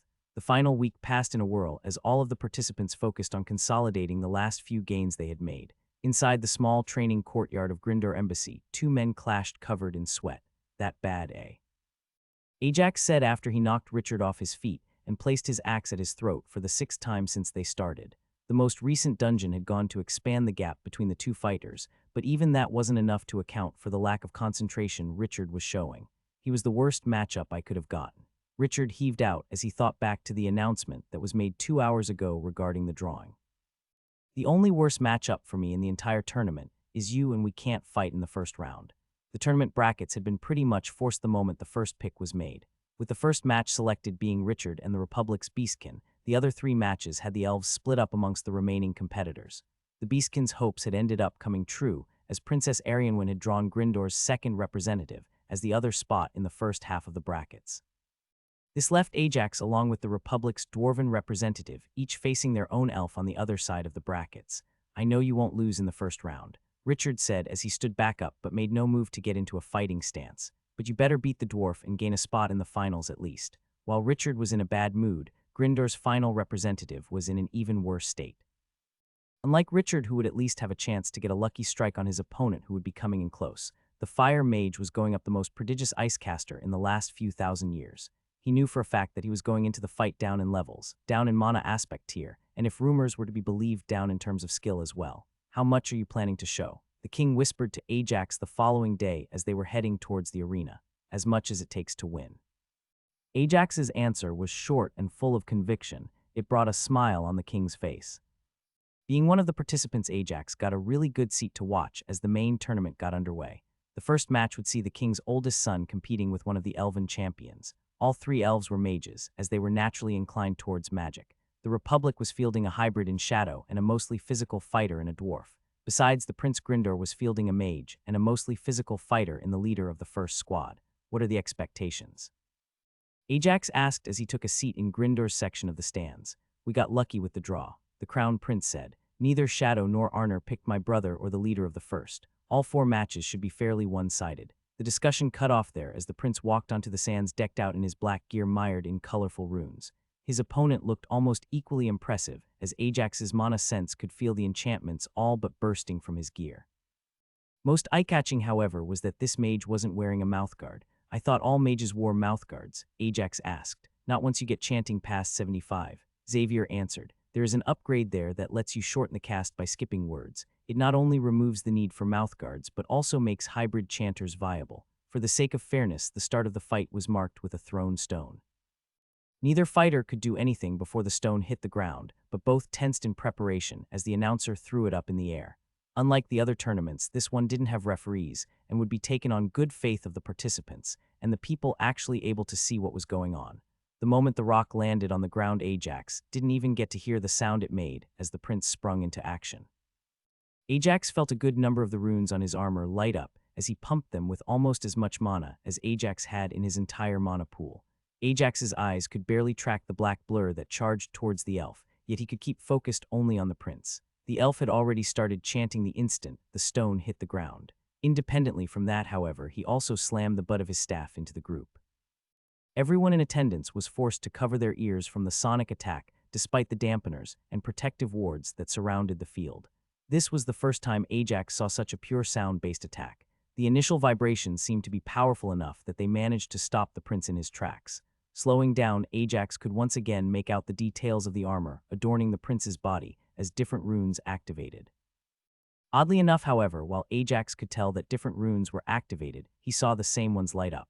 Was this a defensive measure? Was this an advanced runic formation? He didn't know what to think. Whatever it was, it clearly seemed to have worked, as the prince was once again on the move, the distance between the two fighters less than 20 paces now. Ajax was actually starting to worry about the amount of mana the elf was chanting, as it was closing in on twice his mana pool. Unfortunately, the elf wouldn't get a chance to use it, as a shadow spike took him in the shoulder. The attack had come from behind the elf, and Ajax hadn't even felt the mana being sent out by the rune when the prince first started his charge. The surprise attack from behind wasn't enough to end the match, but it was more than enough to let the prince skewer the mage straight through the stomach with his sword. Just like that, the match was over. It could have hardly been more than a few seconds since the start. Ajax had barely been able to process everything he was seeing, and that was with sense mana at 71 and almost 300 points in perception. What happened? Xavier had, unfortunately for himself, closed his eyes when he covered his ears in reaction to the sound attack and missed the rest of the fight. Is it over already? It is, son. The crown prince nodded, but he didn't do anything. It was a good thing there was a privacy barrier around the royal family's balcony, or Xavier's observation would have been very rude. I told you before, the outcome of these matches are all but known. Xavier's mother chided him. The mage was clearly banking on his big spell as his only way of victory. He just didn't get to cast it. Healers were inside the arena in moments. They healed both the shoulder and around the sword, while the prince was slowly pulling the weapon out of his opponent. The elf didn't seem to be all that bothered by the wounds anymore, clearly some form of pain nullification skill or spell. If anything, he looked as bothered by his defeat as Xavier was to have missed his uncle's whole fight. Once the wounds were patched up, everybody cleared the field of the arena. It took barely any time at all, as the arena not only started to mend itself, but was actively changing the layout of the field. Gone was the sandy gladiator field. In its stead, there were two small hills separated by a small river. How does that work? Ajax asked as he started at the field. We don't know, the king answered, and the damn council refuses to share. Clearly, he was a little peeved about that. Once the arena finished establishing itself, the second set of competitors stepped out onto the field. Despite winning the first match, everyone in the royal family section could only look at the two figures with helplessness. Gryndor's mage combatant stood on one of the hills staring across at Shadow. The beastkin was this time covered head to toe in leathers so black they seemed to draw in the light. Much as the prince was all but sure to win this next fight, Ajax was pretty sure Shadow had even better odds to win his match. This won't be pretty, will it? Ajax asked as he looked out at the field. No, it won't. The king's oldest son had managed to already make his way to the seating. He was now out of his armor as he was finished for the day, but he looked just as serious as he observed the match. As the referee threw the stone into the air, Ajax watched both combatants tense up. As soon as the stone plopped into the water, however, Shadow's figure dispersed like a mirage. Ajax wasted no time as he pushed every one of his sense and detection skills to their limit, yet he got nothing in return. If he didn't know for sure this wasn't the case, he would have thought that the shadow standing there second before was an illusion that was simply dispelled. Unlike almost everyone in the stands, the mage already started chanting and quickly released a weak fire nova. The idea of trying to locate the assassin was clear. As the nova was halfway across the arena, Ajax's senses were finally able to pinpoint something. More than that, however, they managed to find two things. First was a dagger that went straight through the fire nova and headed towards the mage at a speed Ajax wasn't even able to track. The second, however, was Shadow as he dashed straight through the fire nova before once again dissolving into thin air. The mage had managed to use his staff's defensive enchantments to swat the knife out of the air, but he hadn't managed to do anything else in the brief moment Shadow was visible. Undeterred by the first failure, the mage quickly chanted and released a second nova. It's over, Ajax barely heard the prince's comment as he felt Shadow appear once more, this time much closer to the mage at the edge of the nova. More surprising than that, however, was the fact that Ajax was sensing a decent amount of mana being expended by Shadow. He estimated it to be around 400, which was a pretty big chunk to use all at once for a mainly physical fighter. In the next instant, Shadow wasn't on the edge of the nova. He had appeared from the mage's own shadow, as his dagger left a splatter of gore on the burned grass as it cut 6 inches deep into the mage's shoulder. It was only now that Ajax actually noticed the mage's shadow had elongated. Whatever magic Shadow had used clearly needed there to be a direct path through the shadows, so it wasn't direct teleportation, but it was obviously a close second. Ajax had barely gotten the chance to think that mages seemed to be as disadvantaged by this format as they were in the youth tournament before the prince not only guessed his thoughts, but brought them up short.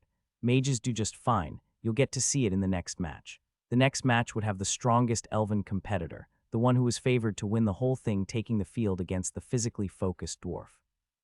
It took almost no time at all for the healers to appear on the field and patch up the mangled shoulder before both of the fighters cleared the ring. Just like last time, all of the damage the arena had taken disappeared, as the scene was replaced with a large slope that depicted a side of a snowy mountain. Various ice spikes dotted the slope. Both fighters took thief positions hallways up the slope, staring at each other. While the elf wore the customary caster cloth, the dwarf was the first high-level fighter to wear full plate. More than that, Ajax could feel that the plate was very thick, as he could feel an extra layer of enchantments engraved in the core of the armor. As soon as the rock was tossed, Ajax expected the dwarf to bull rush the opponent much like the other two non-mages had done. He was proven correct, as the moment the stone hit the snowy ground, the dwarf was off to the races, his heavy armor making him slower than the prince, to the point Ajax could still catch his outline, and it wasn't all just a blur of color. What? Ajax was left speechless, however, as an ice lance that held about a tenth of his mana smashed into the dwarf's heavy tower shield. Ajax didn't know how such a strong spell was cast so quickly. Despite there not being a single scratch on the shield, the laws of physics were only bent and not broken, as the impact sent the dwarf sliding back on the snow. Empowered repetition, Lexi was the one who whispered the name of the skill with awe and a hint of jealousy. What does it do? Ajax asked, interested to know how the mage had followed the powerful ice lance with a scorching fireball that melted all of the snow in its path and sent a heat wave strong enough to pass through the wards so that the spectators could feel it. It makes weak but short spells viable even in fights well above the level they were intended for, the prince answered. The skill gives you the option to delay spells you finish chanting for a few seconds. Lexi added more detail. For each time the chant is completed again during that delay, the spell gets stronger at no extra mana cost. That must work wonders with that chanting upgrade, Ajax mused to himself. As they were talking, the dwarf had managed to finally make it past the original halfway mark as he charged the caster. Despite the success, however, the dwarf was desperate. The only reason he made it that far was because the mage had been busy casting his next spell for much longer than any of the previous ones. The axe in the dwarf's hand was hurled end over end, with such force that Ajax thought it might actually break the mana-improved sound barrier. Unfortunately for the dwarf, the enchantments on the mage's robes and staff activated, creating an oddly shaped shield. It was only after the axe shattered the shield on impact that Ajax recognized the true brilliance of the enchantments. The shape of the shield wasn't preset. It was instead created to deflect the attack should it break through. The axe had gone through the shield with no issue, but it was harmlessly deflected off the side. Despite the first failure, the dwarf hadn't given up. He was now within 10 paces of the mage as he raised his tower shield for a shield charge. Unfortunately for the dwarf, the shield never had a chance to connect, as the mountainside surged around the dwarf, trapping him in earth before settling down again. The match was over at that. Despite the small hill that had swallowed the dwarf's body already starting to shake and crack, everybody knew that being that close to a mage with your head only covered by your helmet was a death sentence. For the first time, the healers weren't required at the end of the match, as the dwarf simply powered through, taking an extra 15 seconds before the cracks that had been spreading around him crunched as his earthen prison turned to rubble as he freed himself. As the dwarf took a few steps, however, Ajax was surprised to see some decent-sized dents in his armor. Clearly, that earth spell wasn't for containment, but for crushing of the victims. It was only the dwarf's sizable defensive power that allowed him to walk it off. 3 clean victories, Ajax said as the arena started to change the environment for a 4th time. Will the last one also be so straightforward? Yes, the king answered. Proud as I am of my son's accomplishments, he hasn't yet gotten to the point where he is on the level of our champion. He's almost half a millennium older than I am, the prince said with mock outrage. Old man has barely started to weaken due to age in the last year. The leader of the first squad walked out along with the final elven champion. While the elf wore his own set of extremely enchanted robes and staff, the human was decked out in enchanted mail armor with a few pieces of plate on his gauntlets, shoulder pads, and boots. Most impressive of all, however, was the 6.5-foot-long spear that glowed with enchantments. The ring set up for them was another variation on the original open sandy ring where the first fight took place. Not the worst option, the king commented as he took it all in. You'll want to pay attention to anything the mage casts, the crown prince told Ajax. Who knows what insights you might gain? Ajax simply nodded at that. It went without saying that he had already gotten a few ideas to try out from watching the other 3 fights, so why was this one singled out specifically? As with all the other fights, both fighters tensed up as the stone was thrown into the air by the announcer. The moment it landed, the leader of the first squad charged out, much like the prince and dwarf had before him. The strategy was currently sitting on 1 win and 1 loss, so it could go either way. Surprisingly enough, the elf not only chanted, but he also threw down a handful of small pellets at his feet. Ajax didn't even have a chance to wonder what they were before a powerful surge of plant mana and a few hints of life were released by the caster, and what must have been seeds quickly grew into thick vines that shot out to meet the spearman. Ajax was focused on the fight, but the outcome was now only secondary to him. Interpreting the readings he got from sense mana on that spell took priority. The first thing Ajax could take off the list was the idea that this elf also had life mana. While there was life mana present, it was a rigid part of the spell simply created and not guided in any way following the spell's instructions. Despite the rigidity of the life mana, however, Ajax could see just how freely the plant mana was being used. More than that, it seemed like the elf had not only not stopped chanting, but he was also continually feeding mana into the spell. Channeled casting, Lexi explained. A favorite of plant and puppeteer mages, it works extremely well in combination with a farsight spell that might let the mage fight from extreme distances. It has a number of weaknesses that make it not ideal for the tournament. The spearman had barely been slowed down by the thorny thick vines as he trimmed the ends that reached him. Despite not slowing down enough for Ajax to even get a clear view of him, he could clearly see his handiwork in the amount of chopped up vines that were leaving a trail behind the blur of white mail armor. The leader of the first was pushed a little off the direct path towards his opponent, but once he got within 20 paces, he quickly threw a dagger straight towards the root of the vines. Once the dagger landed Ajax's sense, mana was blinded by the amount of pure mana released. The dagger did little more than interrupt the channeled spell for a second. For that second, however, the vines not only stopped growing, but they also fell limp to the floor. Without the protection of his plant, the mage was quickly impaled straight through the stomach and lifted off the ground. The strike had interrupted the mage's casting, and the winner was declared. It couldn't have been more than 15 minutes, yet already the entire first round of the main tournament had ended. It was now clear why they were the first ones to take the field, as there was no way to make their tournament the main event. As the arena started to change the environment, once more Ajax looked towards Richard, who stood up and started heading down as he would be in the first match. Richard met his eyes as Ajax gave him a nod of encouragement. In a shocking surprise for Ajax, the spectators cheered a lot louder for Richard and the Beastkin as they took their place in the arena than they had for any of the previous matches. He knew the reason for that was that this match wouldn't be over after 30 seconds of people blurring around, and they could actually enjoy it, but it pushed the point.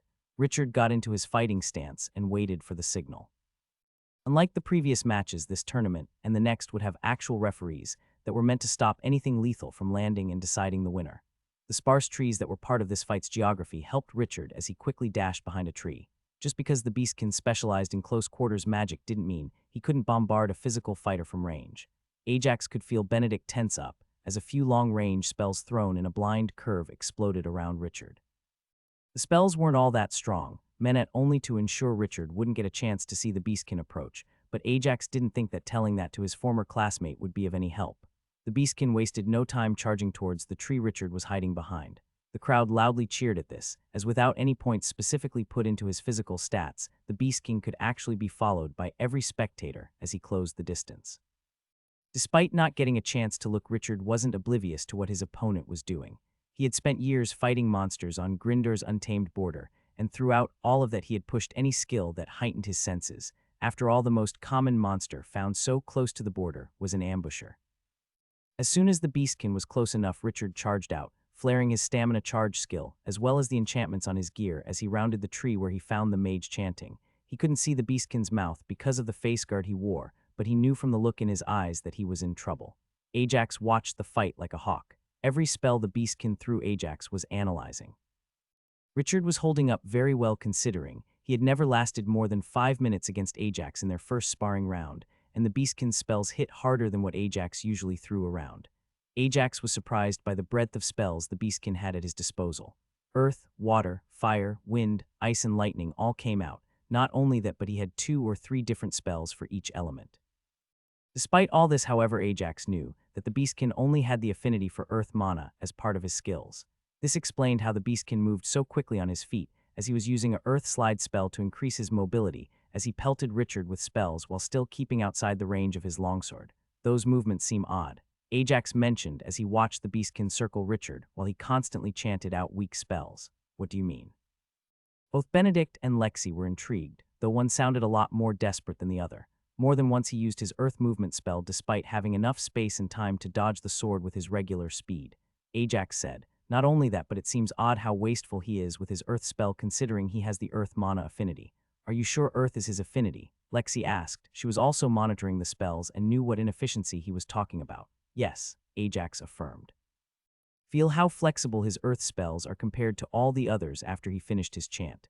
As Ajax was trying to help his girlfriend with her sense mana acuity, Anna frowned as she watched the fight. He's not using the Earth spells to move around, she said. The movement component is there as a distraction. I can't tell what he is aiming for, however. Both Lexi and Ajax tried to overlay every single Earth movement spell that was used in the fight to backtrack what it could all be for. They didn't get a chance to put any theories together, as Benedict gripped his seat, as he shouted at his cousin despite knowing all too well he wouldn't be able to hear him. Get away from there. Benedict called out, even while knowing that even if Richard realized the trap, the Beastkin's attacks would make any attempt at retreat painful, if not actually lethal. He's creating a massive pitfall. Anna, Lexi, and Ajax all felt their eyes widen at the revelation. With the answer in front of them, all of the spells made perfect sense, but it was too late for Richard. The Beastkin's next Earth spell put in 3 times as much mana. Instead of move him away, however, the human felt the Earth give way under his feet as fell towards pointy stone spikes. Despite perfectly springing his trap, the Beastkin even went the extra mile to launch a quick follow-up lightning attack. This made sure Richard would be briefly paralyzed, with no hope of reacting to the perfectly executed combo. An instant before Richard was impaled on the stone spikes, Ajax felt a strong wind spell that had been charged and waiting in the background to be released. Both fighters were securely captured inside their respective wind spheres as they were taken out of the ring, signifying Ickard's loss. Ajax wasn't happy with the result of the match, but he did feel happy with Richard's performance. The physical fighter had been on the back foot from the start, yet despite never managing to surprise the Beastkin, his defensive effort had allowed Ajax to get a very good look at his future competition's style, and more importantly, he got a decent idea about how the mage's stats were distributed across his mind, intellect, and wisdom. The crowd was ecstatic. The whole fight lasted around 5 minutes, more than the 4 previous fights combined, but it had been full of action from start to finish. With the tournament being hosted by the Republic, it was clear that the Beastkin was the crowd favorite. Despite all that, Ajax did notice that the nobles of all 3 nations didn't see the fight as one-sided as it appeared. All of them knew the situation favored the mage heavily, and Richard's performance marked him as someone to look out for in the future. He did well. Ajax patted his friend on the shoulder. Benedict's eyes still trained on the tunnel. Richard disappeared, and after the wind orb pulled him out. The action seemed to reset Benedict as he got himself under control. The future heir of House Steelblade regained his composure. He did a lot better than I expected when it comes to his endurance and defense. I will see to it that he gets a lot more experience when it comes to strategy. He spent too long with only monsters for opponents. That's the best way to grow in levels, besides constantly delving dungeons anyway, Lexi said. He made great gains. Benedict nodded. After the extra stat points from the dungeons we ran, I think it's time he comes back home. He'll join me in consolidating the gains I made in the academy. As Ajax and his friends were chatting, the next match was being prepared. Ajax hoped to get just as much information on the Ice Princess in this next match as he did the Beastkin, but it seems that fate wasn't as kind to the human mage. The arena had reshaped into a snowy open field. As they entered the arena, the mage frowned. Ajax even noticed slight shivers run up his arms, and while most common spectators with a high enough perception to catch them would assume they come from the cold, Ajax knew the mage felt warm enough. The human was going into this fight afraid. Arianwen imperiously entered the arena. She glided along the snowy field as the undisputed ruler of the cold. More than that, Ajax noticed just how high quality her mage robes were, as their enchantments were clearly trying to draw in power from the ice and snow surrounding her. This match will end quickly, Ajax said with a sigh. He had deeply hoped someone would contradict his somewhat inappropriate statement. The silence that answered him felt like the final nail in the coffin. The moment the match started, both mages began their chanting. Seeing as this was the first chanter versus chanter match of the day, it was a little anticlimactic, as both fighters simply tensed up as they started their chants for the first few seconds of the match. Ajax could almost feel the excitement drain out of most commoners who were watching. Anyone who could sense the mana that was being focused in those chants was fully engaged. Ajax was surprised to see the human was the first to finish his chant. The moment he released his spell, however, the princess was already moving. She was slow, maybe fast compared to regular mages, but after watching the Beastkin, Ajax couldn't help but feel she would be too slow to dodge the incoming fireball. The fireball was halfway to its target when the elf finished chanting, and an immense amount of mana was released. Ajax had initially thought she had a skill that allowed her to bluff the amount of mana she was conjuring, but now there was no doubt. She had used almost as much mana as Ajax had in his entire mana pool to release a blizzard around the arena. Ice aspect mana, snow aspect mana, water aspect mana, and wind aspect mana. The king's oldest son let out a low whistle. And to top it all off, she has Winter Domain too. What's Winter Domain? Ajax asked. An epic skill that allows you to maintain control of any ice, wind, or snow mana you release. Lexi said, it's very rare since in order to develop a domain type skill, you not only need to spend absurd amounts of mana all at once, but also possess at least 3 compatible mana aspects. So she can basically use that to mimic my casting form without the power drawback. Ajax asked, more than a little peeved at the idea. No, Lexi answered. It isn't you she is mimicking with the domain, it's the elven champion. She must have some extreme level of concentration to keep that much mana under control, the prince said. She's now probably going to be using 1 or 2 word spells and reinforce them with the mana she released. Ajax watched as their predictions turned true. The princess followed up the initial mana release with a quick ice wall spell to protect herself from the roaring fireball. The wall was very thin for a split second as it appeared, but the surrounding mana quickly poured in to thicken it to the point it could stand up to the fireball. Following the ice wall, the princess started tossing one ice lance after another at the human mage. The poor mage in question had little choice but to bring up one small earth wall after another in order to protect himself. Fire was usually all but worthless on defense by itself, so he was forced to go with a generic defense spell he had no affinity for. How much mana does she have? Ajax muttered, though quite a few people picked up on it. She has to have used more than 5,000 mana already, and she isn't heaving her lungs out.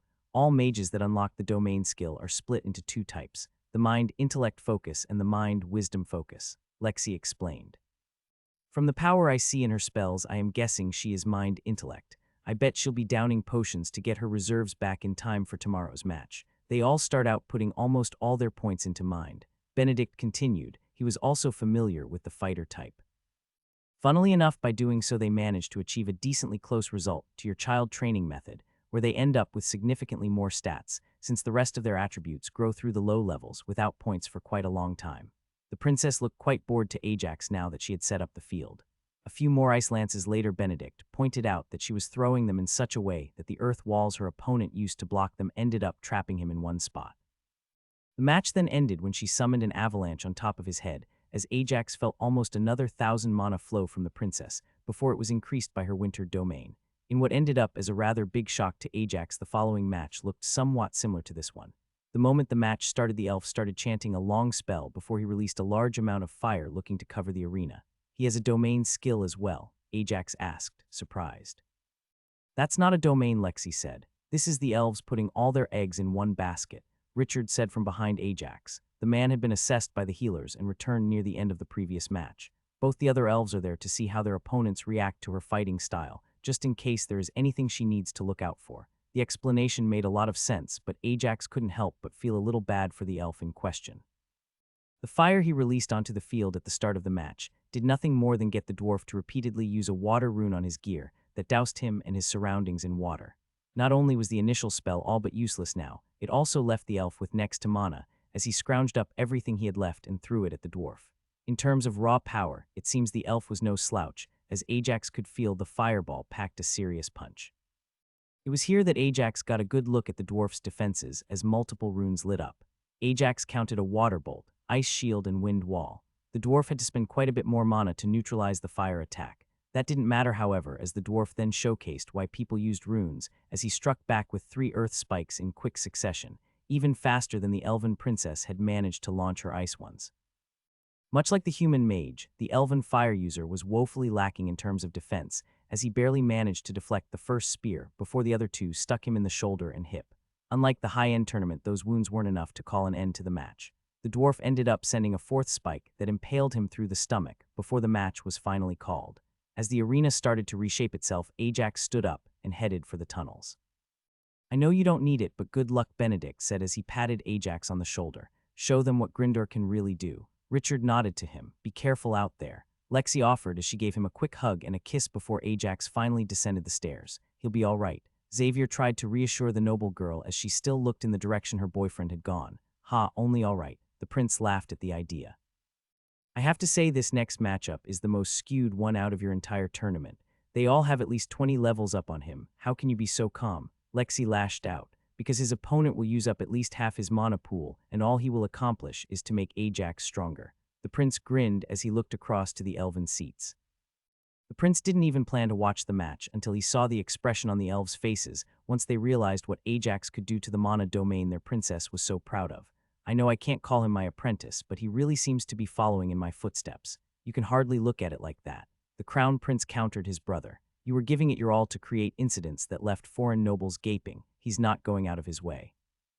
End result will still be the same, so it counts, the prince said with a cheery voice. As odd as the argument seemed to be, it did work in the sense that it put almost all of Lexi's worries to rest. Ajax was unaware of the discussion as he looked out at the open grassy space the arena had turned into from the exit of the tunnel.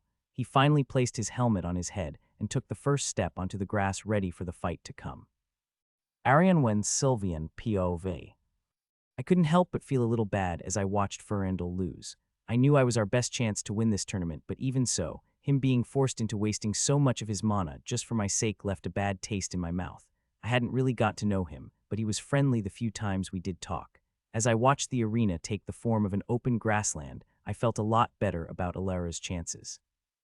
Unlike Ferrandel, Ilara was actively working towards forming a domain of her own. She might not have got to that point yet, but with her wind, water, and lightning mana affinity skills, she was all set to form Storm Domain. Have we found out anything about this Ajax? I ask for what had to have been the 5th time today. Nothing more than what we knew before. Erener answers me. He has some capacity for magic, be that as a hybrid or an all-out mage. He is barely above level 50, but he is around the same level of power as a level 80 elite. He has delved into at least 9 dungeons, 3 of them being capital dungeons. We knew the most barebone information. This upcoming fight was going to be eye-opening, but I simply felt bad sending Ilara into it blind, even if she should be on even footing at the very least. Both of them entered the arena.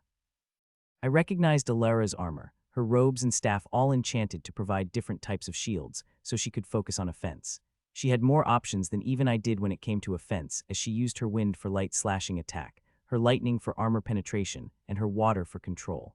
Baron Ajax Hearthbound on the other side of the field was covered in a full suit of enchanted leather armor. Oddly enough, the armor seemed at the same time too heavy for him and a perfect fit, his legs clearly straining too much for him to move into position. Why wouldn't they give him better armor, even if only as a loan for the tournament? What can you see? Father asked the royal treasurer. It was one of the few loopholes that could be used during the tournament. Having anyone use an inspection skill on the human would have caused a political shitstorm, but there was nothing wrong with us inspecting the gear he was using.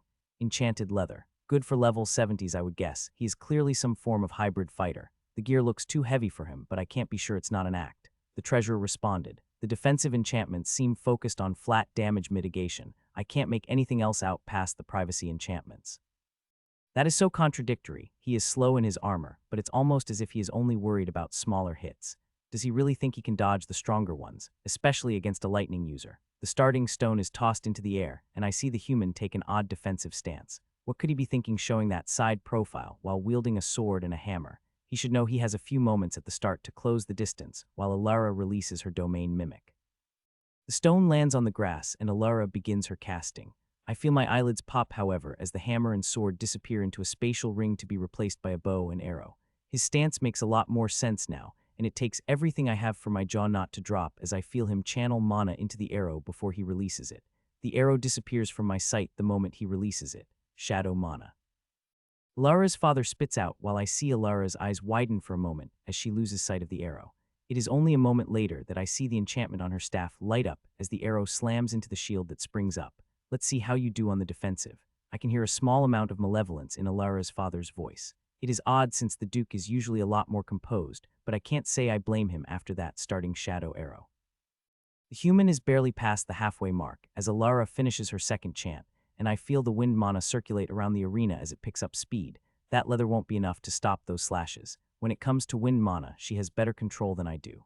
Looking at the human, however, I see him smirk as the spell starts. What could he be planning? That wind covers a large area, so he won't be able to simply dodge it like he would be able to with devastating lightning strike. The next moment, however, is when I feel something very bad is happening. Something is wrong with Ilara's spells. I can feel the mana weakening. It's happening uniformly all over the ring. Her spells are gradually losing mana density and power, but I don't feel anything interfering with it. Turning my eyes back to the human, he is flying across the second half of the field. He was holding back. Ilara's father growls in outrage. What a dirty trick, humans and their honorless fighting. I don't agree with the racist part of his comment, and while I agree with the strategy, I don't think it belongs in a tournament for resources like this one.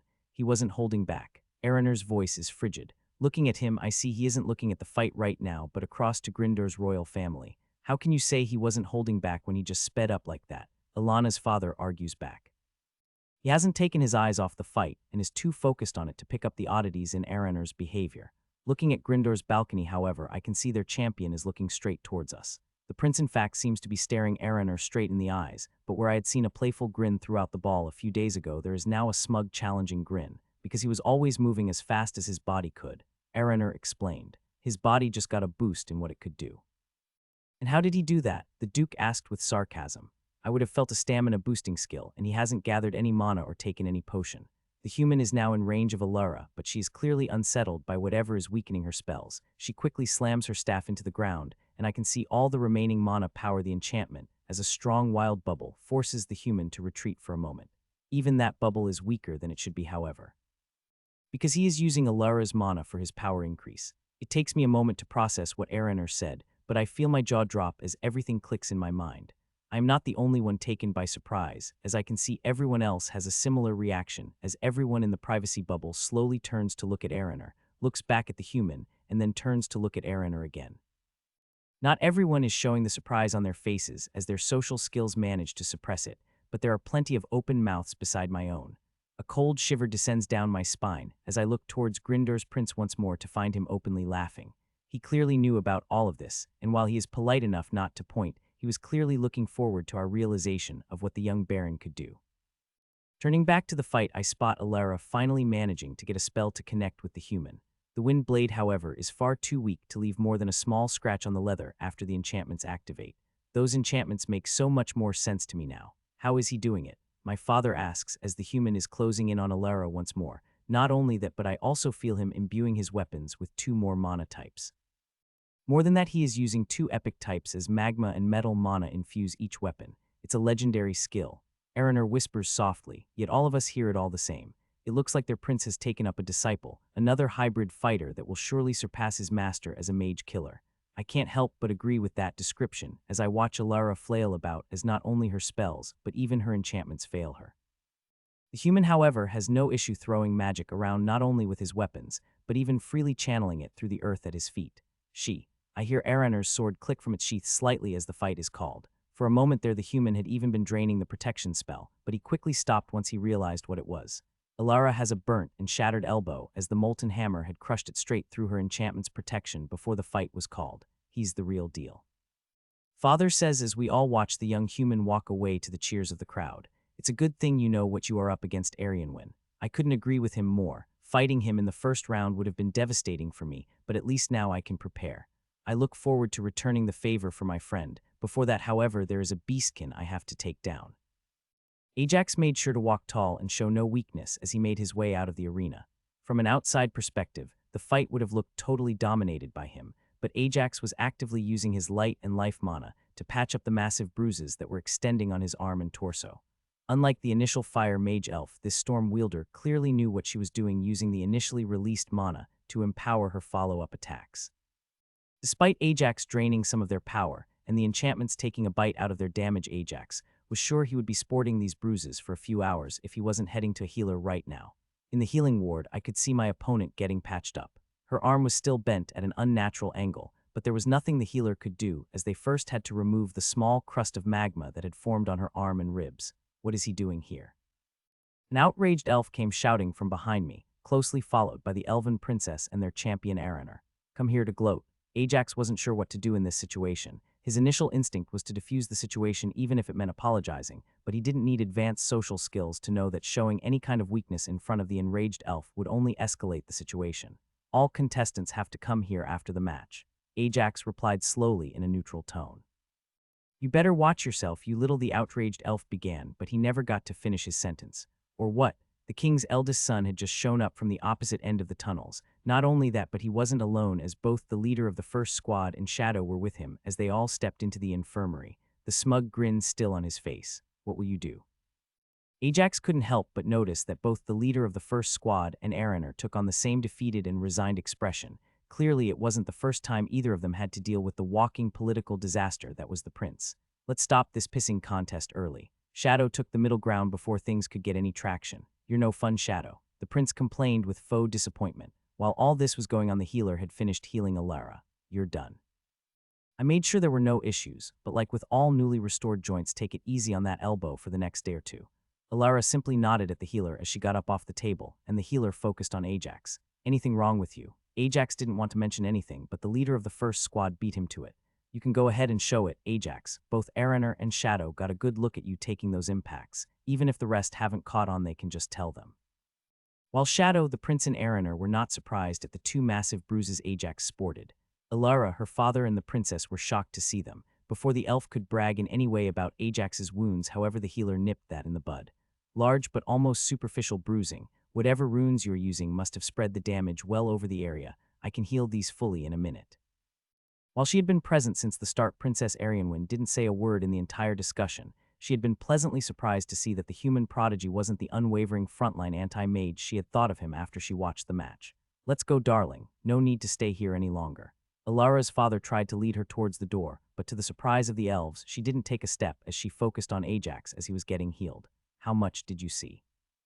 Alara asked Ajax. The question confused most of the people in the room, but it redoubled the grin on the prince's face. No, it doesn't matter. I am out of the tournament. Can you keep whatever you saw to yourself? Unlike anything else about the duel, only Alara and Ajax were actually aware of Inspector's eye being used at the start of the match. Even then, Alara was barely informed by her uncommon privacy veil that an inspection skill tore right through her privacy and got a good look at her information. She didn't even know just how much he had gotten.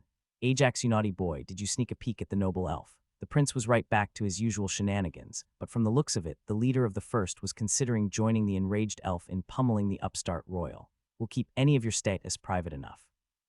The leader of the first squad quickly joined the conversation, hoping to stop it from escalating, but it was already too late. An inspection skill. The Duke would usually have a much better handle on his emotions, but the fight had opened the panel, and the prince was pushing all the right buttons. We'll best make sure things are even on that front. While the Duke had a fairly level epic inspection skill, it was also one that was focused on items instead of people. This meant that he ran face first into Enigma. With the recent bottleneck, the skill had broken through. Enigma was stronger than ever, so the Duke barely managed to get Ajax's name, age, and level before his skill was rebuffed along with a spike of pain. What? The Duke muttered as he massaged the bridge of his nose. I apologize for the rude behavior. We'd be happy to discuss recompense for this overstep after the tournament when tempers cool. Araner took control of the situation as he grabbed the Duke and all but marched him out of the room. Have you lost it? Every spy worth a damn already knows the kid has Enigma. Ajax was sure the Araner had meant for them to hear that, and it gave him a much better impression of the stoic champion. It was moments later that his own healing was done, and he joined the prince as they headed towards the king's balcony to enjoy the final tournament set to take place today. How was it? The prince asked him, a lot of the provocation in his voice gone but not all of it. Easier than I expected in terms of strategy. Ajax answered as he analyzed the fight. A lot harder when it came to the hits I took. Ajax had been surprised just how much Mana Siphon and Inspector's Eye had thrown the elf off her battle plan. Tactically, he had been expecting the fight to go on longer than this, and he was almost sure he'd be forced to reveal more. In terms of pure power, he was now sure he couldn't let the princess get a clean hit on him. Even with Mana Siphon, as long as one of those ice lances was empowered by her domain, it would be more than enough to pierce into him. For most people, this tournament still had people moving as a blur. The only difference was that it was a blur they could at least keep track of. More than that, however, the power level of the fighters was close enough that they would regularly deadlock. Each of the fights took at least 15 minutes to conclude from start to finish, and it had been a masterpiece of strategy and skill between each fighter. Ajax, would you be joining us for dinner? The Crown Prince asked once they arrived back at the embassy. Fighting in the tournament is draining, brother. You should just let him go to sleep. The king's oldest son just became Ajax's favorite person as he quickly pushed both him and Lexi towards his bedroom before quickly closing the hallway door behind them. The young couple didn't need more encouragement than that to turn in for the night. Ajax woke up late the following morning as the sun was already bathing the entire room in sunlight through the window. Despite he had no desire to move Lexi, who was still sleeping with her head on his chest, he let her have 5 extra minutes before he finally gently nudged her awake. Is it morning already? She asked while yawning. I think we're already late. Ajax answered. You can't be late today. Despite the urgency in her words, her tone and actions had her moving in slow motion as she got out of bed, and Ajax did take the time to appreciate that sight before he followed her and quickly got washed and dressed. As he was heading downstairs, Ajax couldn't help but think back a little on the small secret his inspection spell had found on Alara. It was the first time a person he was inspecting had a trait that ranked so highly. Which increases mana-based curse skills limit by 40. Small increase in affinity and progression of mana-based curse skills. Increases mana skills limit by 20. Minor increase in affinity and progression of mana skills. Increased bond affinity with felines and toads. The only traits that he saw which surpassed it in his opinion were royal, increasing the limit of all skills by 50, and his own divine witness, which was head and shoulders above everything. Now Ajax hadn't seen so much as a speck of curse mana during their entire fight, so he was guessing that she either didn't have any curse skills, or that she might have picked up a few early in life for the experience and didn't push them much after that as she focused on her storm domain. The main theory right now was that she was focusing on removing curses. Such skills would also benefit from her trait, after all, as they were curse skills. Good morning, Ajax. Good morning, Lexi. Xavier greeted them as they joined the royal family for breakfast. Both Lexi and Ajax were a bit embarrassed at arriving late to breakfast together like this, but they simply blushed slightly, nodded back in greeting and pushed through it. Breakfast was light since Ajax, the king's oldest son and the first squad captain, would all have to fight today. Not only that, but all of their fights were going to be much harder than the first round had been. As they finished breakfast, everyone left with the exception of Ajax, the king, and the crown prince. You managed to find something damaging about Alara? The king asked. Ajax was a little surprised that it was only the three of them here for this discussion. Then again, it was only concerning a young noble who won't be a concern for some time, so it was best to limit access to this information as much as possible. I wouldn't say it's damaging, but in the right circumstances it could provide a lot of distrust. Ajax answered. She has the witch trait. Both the prince and the king were a little surprised at what the news turned out to be. A witch. The prince started thinking out loud. There is almost no way that she managed to push her magic so much while also focusing on curses. At best, she might have dabbled a bit and found it not to her liking, or she focuses on dispelling curses. Having so recently had their own issue with a rogue noble curse user, they both knew that the trait wouldn't make that much of a stir. But the moment any curse-related outbreak happened, she would always be the first suspect, and the one the common people would first focus on. Ajax simply nodded, and the three of them walked out of the room. Ajax went to grab his gear, while the two royals went to make their own preparations for watching day 2 of the tournament. The small trip to the arena was a lot more somber today than it had been yesterday. Yesterday, nobody had known who it was they would be fighting. Today would see the prince fight Shadow, and the captain of the first squad fight Ariner. Both of them were going in as the underdogs. Ajax's match was actually the one where the people representing Grindor had the best odds of winning. Seeing as how in the level 100 tournament yesterday, only one of their 3 representatives had managed to win, and they would be fighting the old elf in their second round today. The biggest change could be seen in the king's oldest son. Gone was his careless attitude, and gone were the jokes. He was now serious and marching with perfect posture towards the arena. He still sported a grin on his face, but instead of the smug or teasing grin he usually had on this, was one of excitement he barely ever showed, as he knew he would be fighting a strong opponent. You got this, uncle. Xavier had caught on to the negative atmosphere, but despite it, he still pushed through it and continued to believe in his idol. The king's oldest son didn't answer the encouragement from his nephew with fake bravado. He knew most of all how the fight was most likely going to play out. It's going to be fun. As everyone was entering the arena, Ajax felt Enigma spring to life. He had been targeted by about 10 very weak inspection skills. None of them had managed to even break Enigma's thin wall protecting his name, but that wasn't the point. Ajax knew that this was a warning sent by both the elves and the Republic about Ajax's own inspection skill and what he does with any information he gains on their next generation of elites.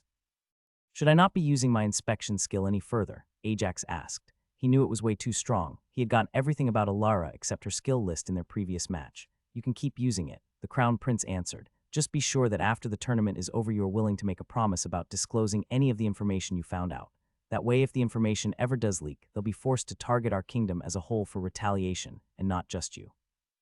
May I have a word? Alara's father, the Duke, intercepted Ajax before they all got to the Grindor seats. Alara was also there, as was Ariner. Seeing as how the oldest prince was going to be taking part in the first match, the captain of the first squad looked questioningly towards his kings. At the king's nod, Ajax and Crown Prince all moved to a more private location to the side. I would like to apologize about my behavior yesterday, the Duke started. I had gotten a bit emotional, especially towards the end of the match. I would be in your debt, Baron Hearthbound, if you were to forgive me. Your apology is accepted, Duke. Ajax responded. He had already talked with people he trusted, and all of them had told him not to make a big deal about the Duke's behavior and accept any apology gift he offers. A blank favor like this was on the high end of what they expected him to offer. Would you be willing to spar with me after the tournament? Laura asked, much to the surprise of her father, who was turning to walk away.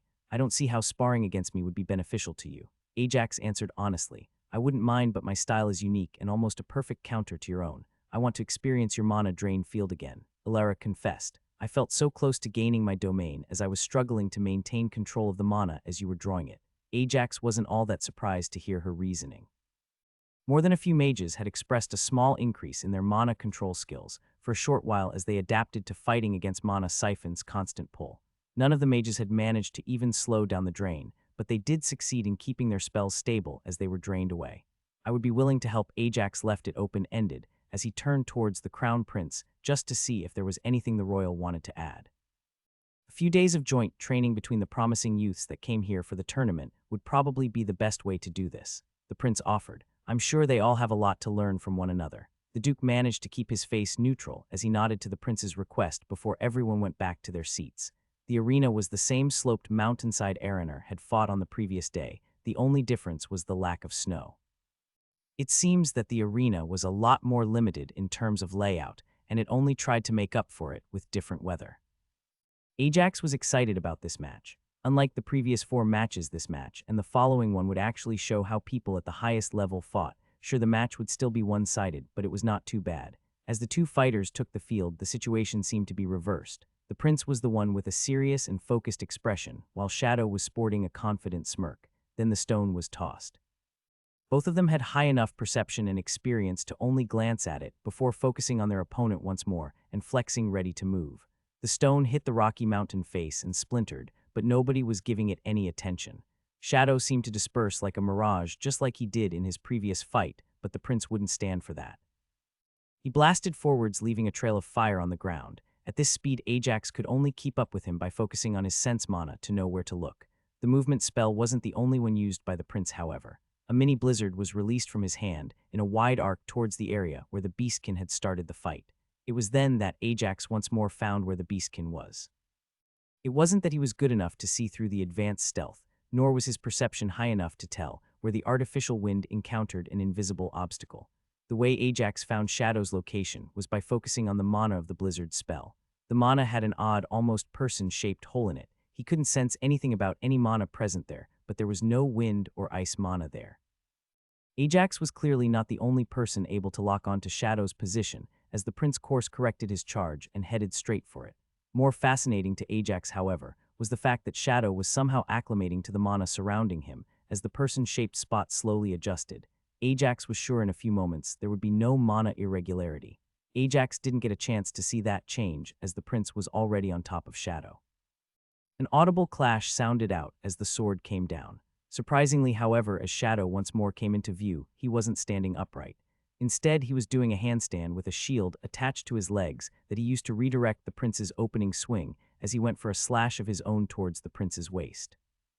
Despite Ajax being very much taken aback by the odd stance the beastkin was in, the prince had no issue responding with a flying knee and a quick rune activation that released a strong wind blast. The attack wasn't directed, but it was enough to create a bit of distance between the two. While the prince was looking to reset, Shadow was very much on the attack. He gracefully backflipped away from the wind blast into a low crouch, his tail seeming to help with his balance.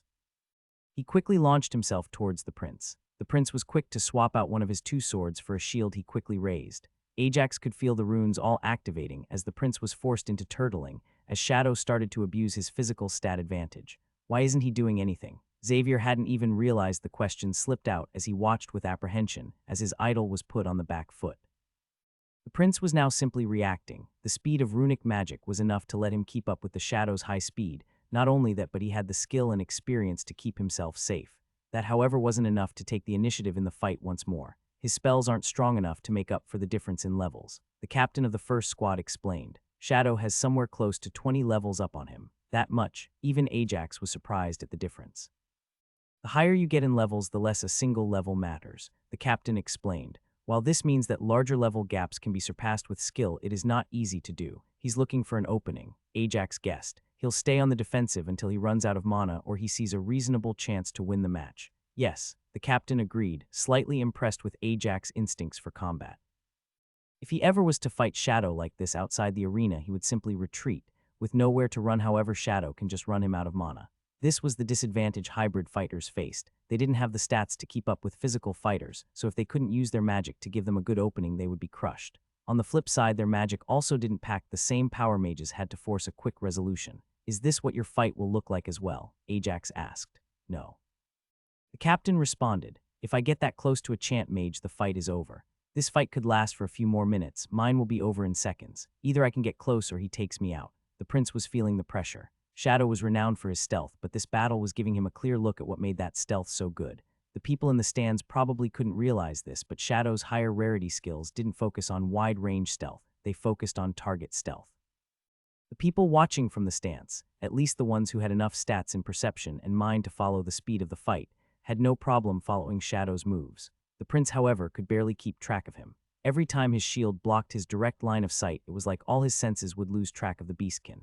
Ajax was confused. For the past 10 seconds, Shadow had started to gather the small reserves of mana he had, but the prince wasn't reacting to it in any way. Ajax didn't know that the prince's sensory skills were being crushed by the beastkin's legendary skill. Now's his chance. Ajax said, even if he logically knew the outcome of the match, he couldn't help but get a bit emotionally invested in the prince's victory after the number of times the man had helped him with his training over the years. Why is he not going for it? Because he doesn't see it coming. The king answered with a resigned sigh. Could you do anything about him? The question was for the captain of the first. I don't have a way to force him out of camouflage, the captain answered. If I was in the prince's spot this instant, I would be able to not just keep up with him physically, but even push him back and beat him. From the start of the match, however, I wouldn't see him. He would keep ambushing me, then running away until I was sufficiently weakened. Shadow had finished chanting his spell. Ajax could feel how the mana stopped gathering around Shadow. Worse yet, it was Shadow aspect mana he was feeling, and he wasn't even trying to hide it since the prince couldn't use his sense mana on Shadow at all. Ajax was deeply focused on the shadows to see if they moved in any strange way. For a moment, their shadow backed off and the prince took his chance. Multiple runes were lighting up in quick succession. Ajax could feel fire, wind, and earth coming, but he couldn't help but grimace as he saw the shadows of both fighters deepen slightly before they moved and connected. A large blast shot out of the prince's shield, targeting Shadow's arms, and a few stone spikes emerged, going for his legs. Unfortunately for the prince, Shadow was no longer there as he teleported behind the prince, his sword swinging towards the joints. The prince's armor had no enchantments, but it seems that whatever he was wearing underneath did. Ajax could feel a small shield pop into place, but it wasn't enough to stop the swing from someone of Shadow's caliber. The prince had half his shoulder cut through, as well as a quick slice to the back of the knees that ended the fight. Healers were quickly in motion, moving to help the fallen combatant, but from the look on the prince's face, after he took off his helmet with his good hand, he wasn't so worried about the pain. Instead, it looked more like he was upset that he fell for Shadow's trap. He lost. Xavier had gone through an emotional roller coaster in the last moments. He had thought his idol was about to catch a break and change the momentum of the fight. He even saw the powerful magic attack launch, all for it to end with Shadow only carrying a few scratches on his legs from where the stone spikes started to pierce. The fighters left the arena quickly, and the change in setting for the next fight began. Xavier was still staring at the arena with a blank gaze as the open gladiator sandpit took the place of the mountain landscape. Don't be disheartened, the king called out to his grandson as he patted him on the shoulder. It was an expected outcome. In true combat, your uncle would always be able to retreat instead of getting pinned down like that. Xavier seemed to perk up at the words, determined to grow stronger, replacing the blank hopelessness that had been there before.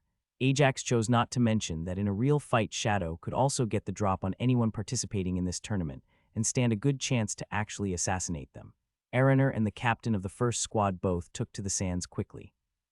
Unlike the first match he fought, the captain was actually sporting a tower shield alongside his spear, showing the increased need for defensive capabilities.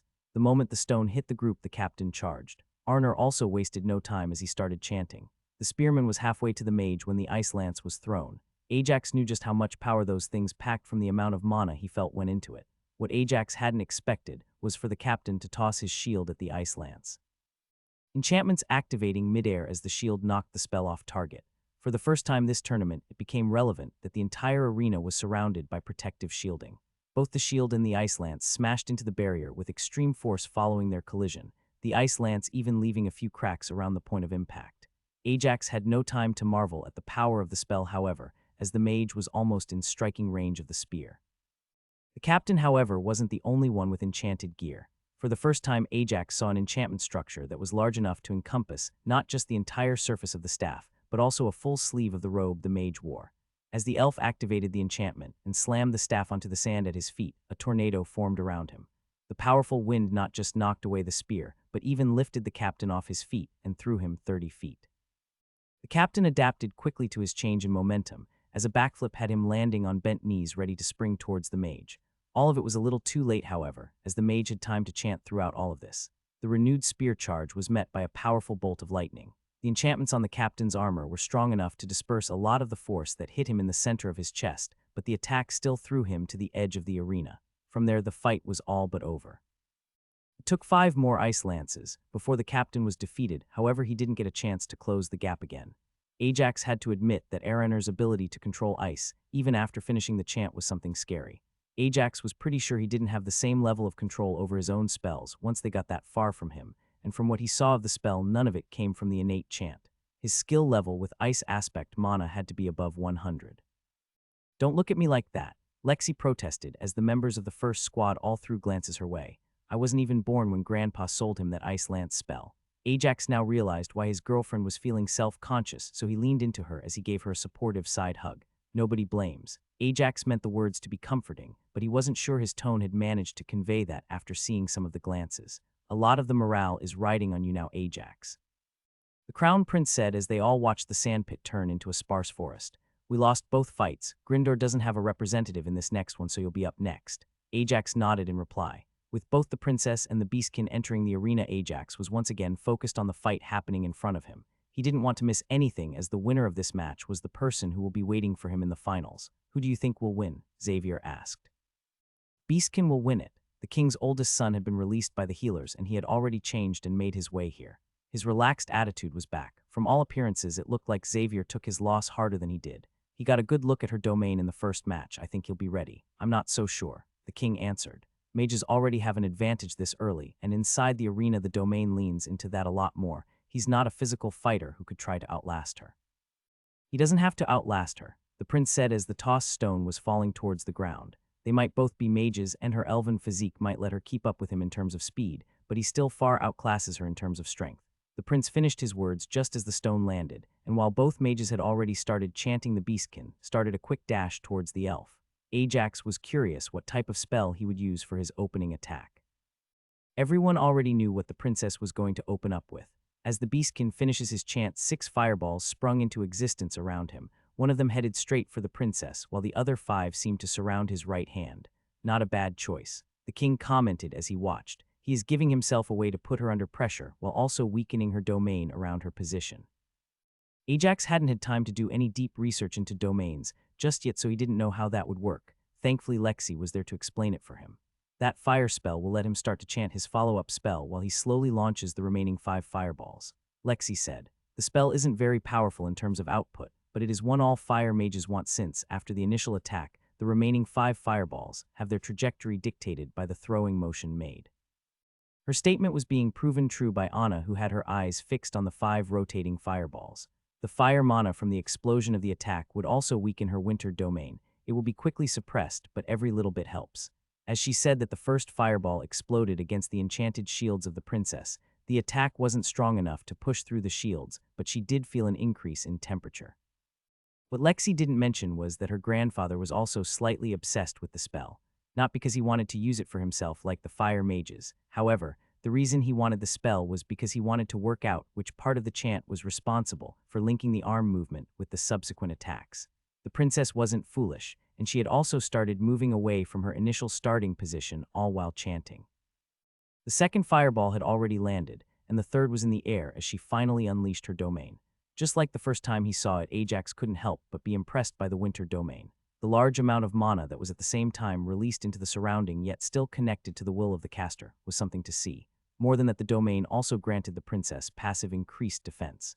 Ajax could see how the domain actively fought against the earth spell the beastkin had cast. The ground around the princess's feet wanted to turn into a wet, sloshing mud, yet the presence of the domain weakened that. Even with the spell weakened, he's going to catch up to her quickly. The king's oldest son grinned as his prediction was getting closer to becoming reality. As the princess threw her first offensive spell of the match, she quickly found it intercepted by all 3 remaining fireballs. It wasn't enough to match the domain-infused spell, but it did weaken it enough that the Beastkin's own defensive enchantments were able to tank the rest. As the distance between the two of them dwindled to a mere 6 feet, the Beastkin proved his preparation for the match. Both of them used a wind spell, but where the princess was looking to create distance and throw her opponent away, the Beastkin had launched a spell specifically to counteract another wind spell. The princess's spell was empowered by her domain, however the Beastkin had enough time to chant a powerful enough spell to match her. It was all over now, neither had enough time to cast anything else, and once the Beastkin physically got his hands on the elf, he could ensure she didn't get a chance to chant anything else. So why was Ajax feeling like it wasn't over, and what was the odd mana he was feeling being channeled? Ajax didn't know why the mana he was sensing felt so odd. It was clearly an affinity he hadn't felt before, but neither fighter had the time to chant anything. More than that, however, the mana wasn't a rigid spell the way enchantments activated either. Seriously, the king's oldest son sounded a little shocked. He had figured out what was going on. Ajax wouldn't have the time to put the pieces together before the reveal.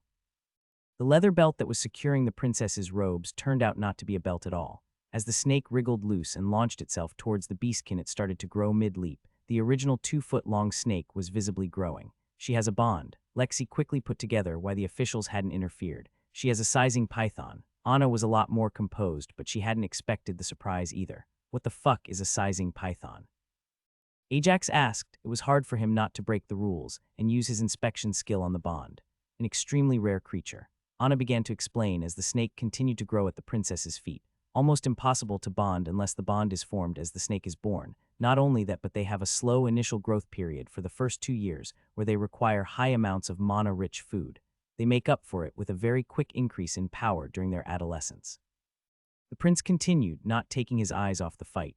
This one here is at about halfway mark, I'd guess a little lower than level 70. That must be why she wasn't openly flaunting it. Ajax thought aloud. The snake by itself is very vulnerable to the other contestants. That's not the biggest reason. Anna corrected him. While sizing pythons do have great control over their mana, their core is also very specialized. In exchange for that power, the snake gives up on most of the innate benefits monsters gain from mana cores, like shoring up elemental weaknesses. The Beastkin was already back on his feet and chanting, but so was the princess. Not only that, but she had actually started chanting before him. With the quicker chant and the power of her domain, it was looking like the match just swung in her favor.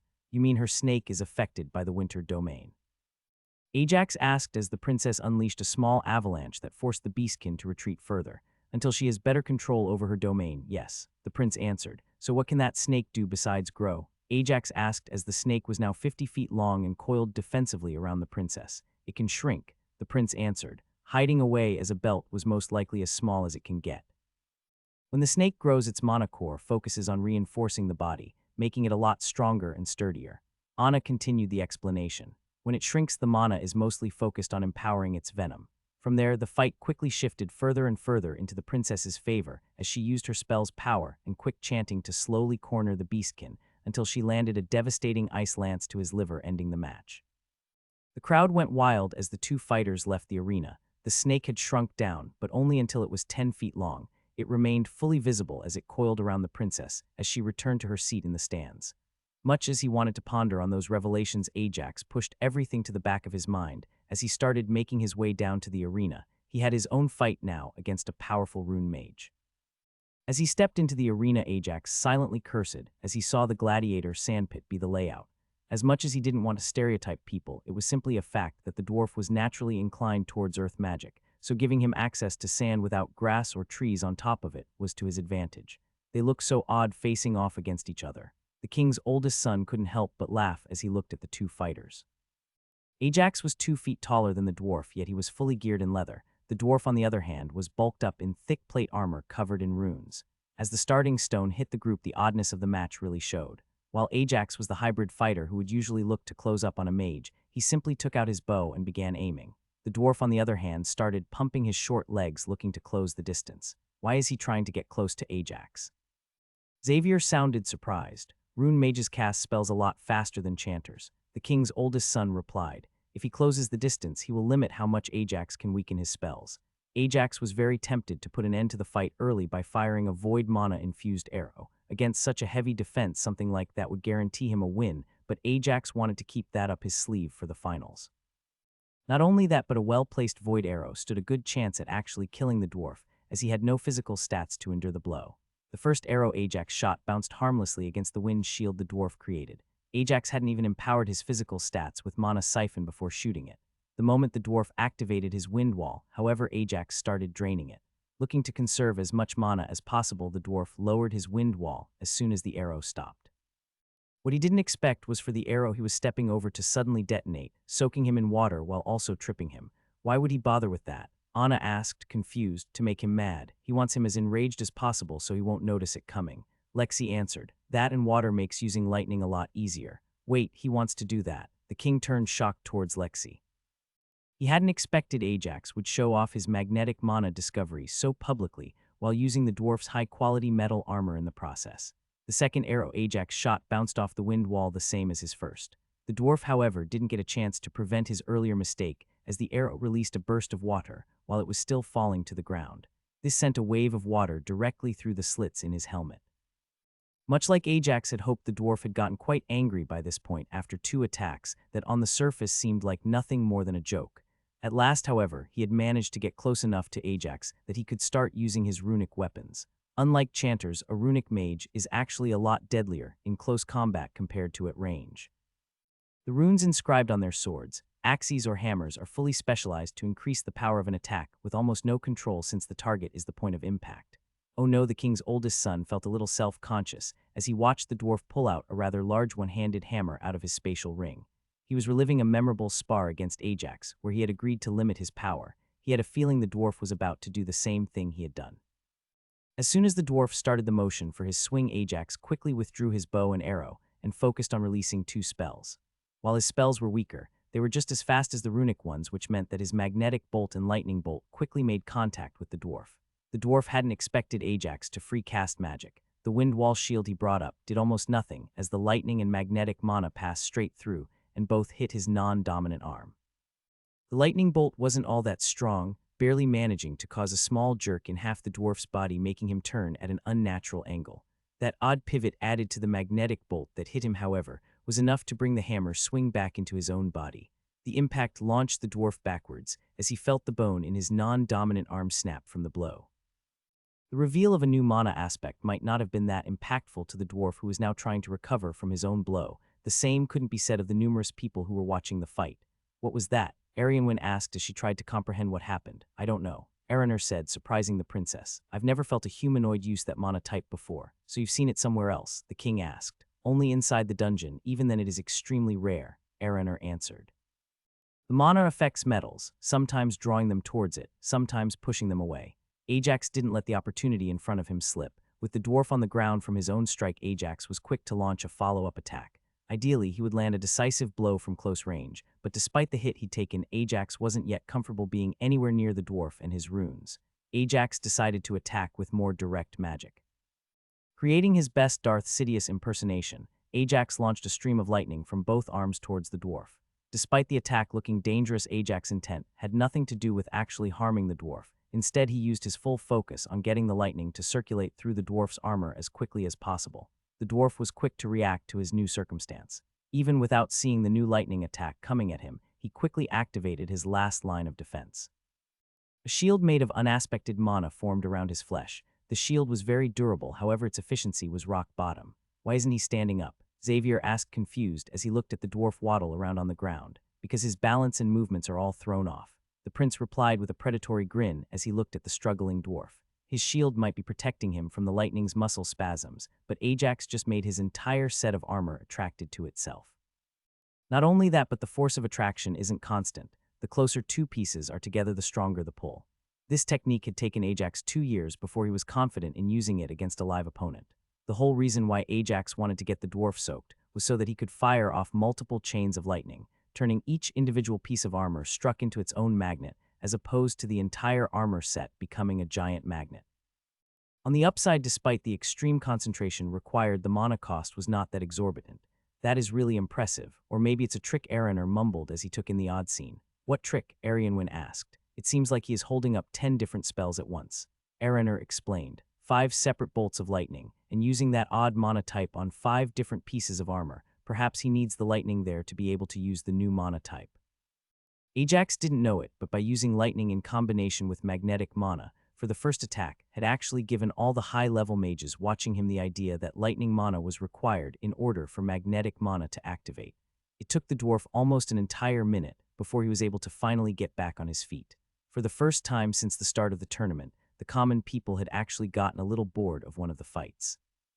SNC, almost all of them couldn't properly analyze what was happening between the two fighters. All they had seen for the last minute was a mage trying to break a shield with lightning.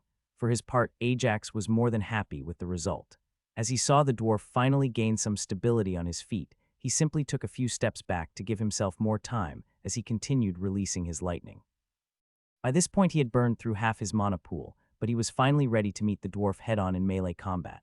The dwarf slowly approached with careful steps, moving only slightly faster than Ajax, who was slowly back away. As soon as there was only 3 feet between them, however, Ajax dropped his lightning spell and quickly pulled out his axe and his shield. Much as he preferred his aggressive dual-wielding style, not using a shield here would have taken much of a risk. Even as he was expecting it, the dwarf was still caught on the back foot by the sudden change. That split second it took him to adjust from the presence of magnetic mana back to normal was enough to force him on the defensive as Ajax began swinging his heavy axe infused with magma. Now, just because both fighters had started fighting within arm's reach of each other didn't mean that any of their blows actually connected. If it ever came down to a contest of physical strength, Ajax, empowered by his mana siphon, would see the dwarven mage squashed in less than a second. Each swing of the axe did, however, land heavily on the shields the dwarf was generating. It was here that Ajax found himself on the back foot for the first time in this fight. Despite his prodigious talent, Ajax had almost no experience fighting a rune mage in close combat, his only sparring partner being a prince more than 3 times his level. The dwarf, on the other hand, had faced plenty of hybrid close-ranged fighters, even if they used runes instead of Ajax's more unique casting methods. Exchange after exchange, Ajax was slowly being caught scuffed more and more, either by the swing of the hammer or by the edge of a spell. It was nothing all that serious, his enchantments being enough to weaken the glancing blows to something that his healing could manage, but Ajax was being pushed back. A minute of constant clashing was all it took for Ajax to finally make a big mistake and give the dwarf an opening. The dwarf didn't hesitate. He saw the opening and went for a match-ending blow. As the mana channeled through the rune on his right gauntlet, the dwarf hadn't expected for the metal to shatter.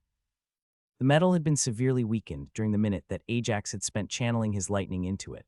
All it had taken was for the rune to be pushed with a bit of mana for a larger blow for the armor to break. This came as a surprise to everyone, even to Ajax, but while it was still surprising that it happened now, it was something he was expecting to happen. The situation had flipped on its head from Ajax being vulnerable to him, gaining a massive advantage, when he didn't waste as he pushed himself to land a deep cut down the now exposed arm of the dwarf. It ain't over yet. The dwarf growled as he saw Ajax's victorious smirk bloom on his face. I'm sorry to say, but it is. Ajax responded as he relaxed his combat stance in order to bring up his arm and release a wave of holy mana. For the second time in this match, the dwarf dropped to the floor. Whereas the first time was from his own blow, he now crumbled due to the excruciating pain that radiated from the cut on his arm. He's a curse mage. The Elven King scowled as he took in the scene. Not a mage. Erener's voice was soft, the complete opposite to the deep frown as he took in the end of the match. He generated the curse mana from his stamina. I'm more interested in why the dwarf's armor shattered. One of the Elven royal guards spoke. There is no way it was in anything other than peak condition before the match started. For it to have a critical failure like that is absurd. He caused it. Arianwen said, her eyes still wide open in surprise as she saw the match end with Ajax placing his axe to the throat of the dwarf. He didn't know when it would happen, but he was expecting the armor to shatter. It's why he reacted so fast when it did. It would seem so. The Elven King nodded as he processed his daughter's words. We will have to visit Grindor for dinner tonight. Too many odd things have happened in this fight. I'm sure we won't be the only ones there. Erener said as he watched the dwarven member of the Republic's council send a messenger to Grindor's king. Ajax was tired as he moved to exit the arena. Despite being the more heavily injured of the two fighters, the healers weren't prioritizing him. Ajax didn't know if this was favoritism, because he was one of the Republic's champions, because he was the loser of the fight, or just because he experienced excruciating pain tear through his body towards the end of the fight. It wasn't long until the healers agreed that there was nothing they could do for the dwarf other than let him try and process the pain he had felt, and they all moved to patch Ajax up. What are you doing to help us along? One of the healers asked as they were almost finished with his injuries. It's like I hardly need to focus, and my healing spells go right where they should. He'll be keeping that to himself. The Crown Prince said as he arrived at the healing quarters, half of the members of the first squad behind him. "You all right, kid? I'll be fine." Ajax responded. Normally he'd be a bit peeved at still being called a kid, but the Crown Prince was older than 400 years old, so he more than qualified as a kid in his eyes. "Got a killer headache. Why didn't you say so?" the healers asked as they moved to try and inspect him. "Because there's nothing you can do about it," Ajax responded. Self-inflicted by overuse of complicated spells. All of the healers winced at that. Focus headaches passed a lot quicker than low mana headaches, and most casters weren't familiar with them, as most spells didn't require that much focus. Any healer, however, was more than familiar with focus headaches, and every one of them knew the only thing worse than a focus headache was to have both a low mana and a focus headache at the same time. "How bad is it?" Ajax asked after they left the healing ward. "You just relax for now," the Crown Prince said. "Best to go over the shitstorm you caused once you have a clear head." Ajax returned to the royal seating to thunderous cheers. Everyone was content to let him relax for a while as they prepared for the final tournament. For the first time since the start of the tournament, Ajax was actually going to watch the remaining fights as a normal spectator. With his headache, there was no point in trying to break down the fight using his mana sense in search of any small bit of insight. "How are you?" Lexi whispered to him as she pulled harder into the hug. "I'm just fine." Ajax tried to assure her, but they both knew that last fight had been very close. If the dwarf's armor would have held up to the pressure, the rune output, the match could have ended very differently. By the end of the day, Ajax was the final representative Grindor had in the tournament. In the end, the finals would be elf versus beastkin, elf versus human, and elf versus dwarf. The old elf was a wonder to behold. Ajax was honestly shocked how he had managed to get so good when he focused solely on wind magic. "Are you better now?" Lexi asked as she tried her best to get Ajax to lean on her as they walked back. "Just a little tired," Ajax said as his stomach rebelled and decided to inform everyone that he was also in need of maintenance. A bit hungry as well. "Sorry to say this, but you won't get to pull your disappearing act again tonight." The king burst Ajax's bubble. "Why not?" It took everything in his power to get the question to come out without sounding like a whimper. "More than a few people have questions after what you pulled off in the arena today," the king said. "We might have been able to postpone the magnetic mana until after the tournament, but since you also showed your cursed slash, they focused on that to get at least a small glimpse tonight over dinner." "How could they do that?" Ajax asked. "I thought there was nothing wrong with stamina-based curse attacks." "There isn't," the Crown Prince confirmed, "but you're the first hybrid fighter to ever gain a stamina-based curse skill. Most other hybrids or mages just focus too much on magic for that to happen." This was why Ajax hated politics. Everyone who was important knew that Ajax hadn't used something that was over the line. His situation could be used to make it look like he could have access to something that was forbidden, and they used that as leverage. "What's the plan for tonight?" Ajax asked with a defeated sigh. The king actually deferred to the Crown Prince for this one. This meeting was something that would most likely not affect anything in the short term, so as future king, it was up to him how he wanted to play this. "I was actually thinking of revealing some of the facts about your specific training method." The Crown Prince revealed. "What?" Both Ajax and the king turned in surprise to look at the Crown Prince. "I have to say that your training method managed to both overperform and underperform what I expected from it when I first heard about it." The Crown Prince confessed. "How could it do both?" Ajax asked. "You were the initial end result, the only end result we had seen until 2 years ago when the first people who followed in your footsteps spent their free stat points," the Crown Prince confessed. "The increase in power is significant, easily 5 levels worth of stats even in some of the worst cases, but nothing like the increase you've shown." "Okay, so if that's where it underperformed, where did it overperform?" Ajax asked. "That was with the fact that anyone who tried got results," the Crown Prince said. "I was expecting it to work on 1 in 5 people, maybe 1 in 4 and 1 in 3 when it came to nobility. Yes, the results varied on effort, but all but the laziest of people got to reap the main chunk of the reward. So if it's so good, then why are you going to reveal it?" Ajax tilted his head questioningly. "Because it's going to get out, so we might as well choose how it does and profit from it," the Crown Prince explained. "Every single child born into nobility has access to your method by now. There is no way it won't leak in the next year or so. But if we release it to everyone now, every other nation will have a big problem that we don't. You want them worried about rebellions." Anna spoke up as she looked towards the Crown Prince. "Our noble lines have all had years to get ahead of the commoners' talents who would come after. You let everyone know how it's done now, we'd still have a group of nobles older than the commoners who will keep their lead enough to curtail any revolt. Everyone else, however, will have to put in a lot of effort to make sure there won't be an uprising in a century or two. It won't be very long, about a decade at most, but it should keep their focus away from you." The Crown Prince nodded to Ajax. "You were planning on heading outside the kingdom after your delve in the Empire. That should ensure the big players aren't too focused on you. You're planning on going on an expedition?" Lexi asked him, a pang of regret in her voice as she knew she couldn't join him. The next decade would be essential for her to set her foundations by learning and mastering as many of her grandfather's spells as she could. Sure, she could postpone all that, but it would simply continue to grow the gulf of power between her and Ajax. I want to try for a bond of my own, Ajax admitted. There is nothing inside the kingdoms that is a strong enough variant to bond with me. My only chance would be to hope for an egg to drop in a dungeon. That's not even to mention the gains I could make by delving dungeons that are spread outside any kingdom's borders. What Ajax didn't mention was how he knew that all the ruins he saw as landmarks on the maps he studied during his time at the academy came from a humanoid empire. The royals of the nation seemed to be under the impression that the humanoid kingdoms were slowly expanding. While that was technically true, what they didn't know was that their empires were pushed back millennia of development every time a ruler decided to challenge one of the superior races and give it justification to strike back at humanity. "Who are you expecting to come tonight?" Ajax asked. 3 members of the council, the elven royal family, and a few dukes from both countries. The king's oldest son flippantly said with a sadistic smile as he watched Ajax take a mental blow after each mention. "We managed to exclude Archduke Goldenmouth, if that is any reassurance," the king offered, and as much as Ajax didn't want to admit it, the words were like a security blanket to him. Arian wen Sylvian POV. There was a lot I didn't understand about the human champion called Ajax Hearthbound. His legendary skill was unlike anything I had ever seen. His way of casting was a passing curiosity, but even combined it didn't seem like it would be something I would need to worry about for this tournament. All of that changed in his last fight. The reveal of an unusual monotype we had little to no knowledge of was already troubling even with the diminished effect it would have on my non-metallic gear. The ability to use not only curse but also holy mana was a much bigger problem. I knew I would fold just as the dwarf had done if he ever got to use them on me at the same time. "You are to be polite and respectful." Father was talking to Lara's dad, who would be joining us for this impromptu questioning disguised as dinner. "And if you find your willpower slipping, step away from the boy." Father had made it very clear where he stood when it came to Ajax. While he may be a little below my level at the moment, this would not be the case in a few decades, as long as his attitudes towards non-humans continued to be opposed to that of the Empire. Having him take over Shadow's position as a war deterrent would be the best outcome for us, if only because war wouldn't come as we were struggling to regain our financial footing. "What's wrong?" I asked Alara.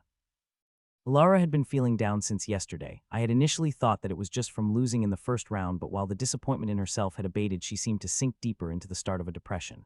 He saw it. She whispered so quietly I barely heard it. "Who saw what?" I whispered back, trying to figure out what she meant. "He saw it in the M match yesterday." Her voice quivered a little in fear. Then it clicked. Ajax had seen her trait. Somehow the human prodigy had a good enough inspect skill that he managed to get a look at her witch trait. Now it made sense why the Duke was ready to assassinate Ajax. The only reason he didn't do it without consulting with Father was because by now the Grindor royals all knew about it, so there would be no point aside from misguided revenge. "It'll all be okay." I gave her a hug as I tried my best to reassure her, but deep inside where my skills didn't affect the words, I could feel how hollow they were.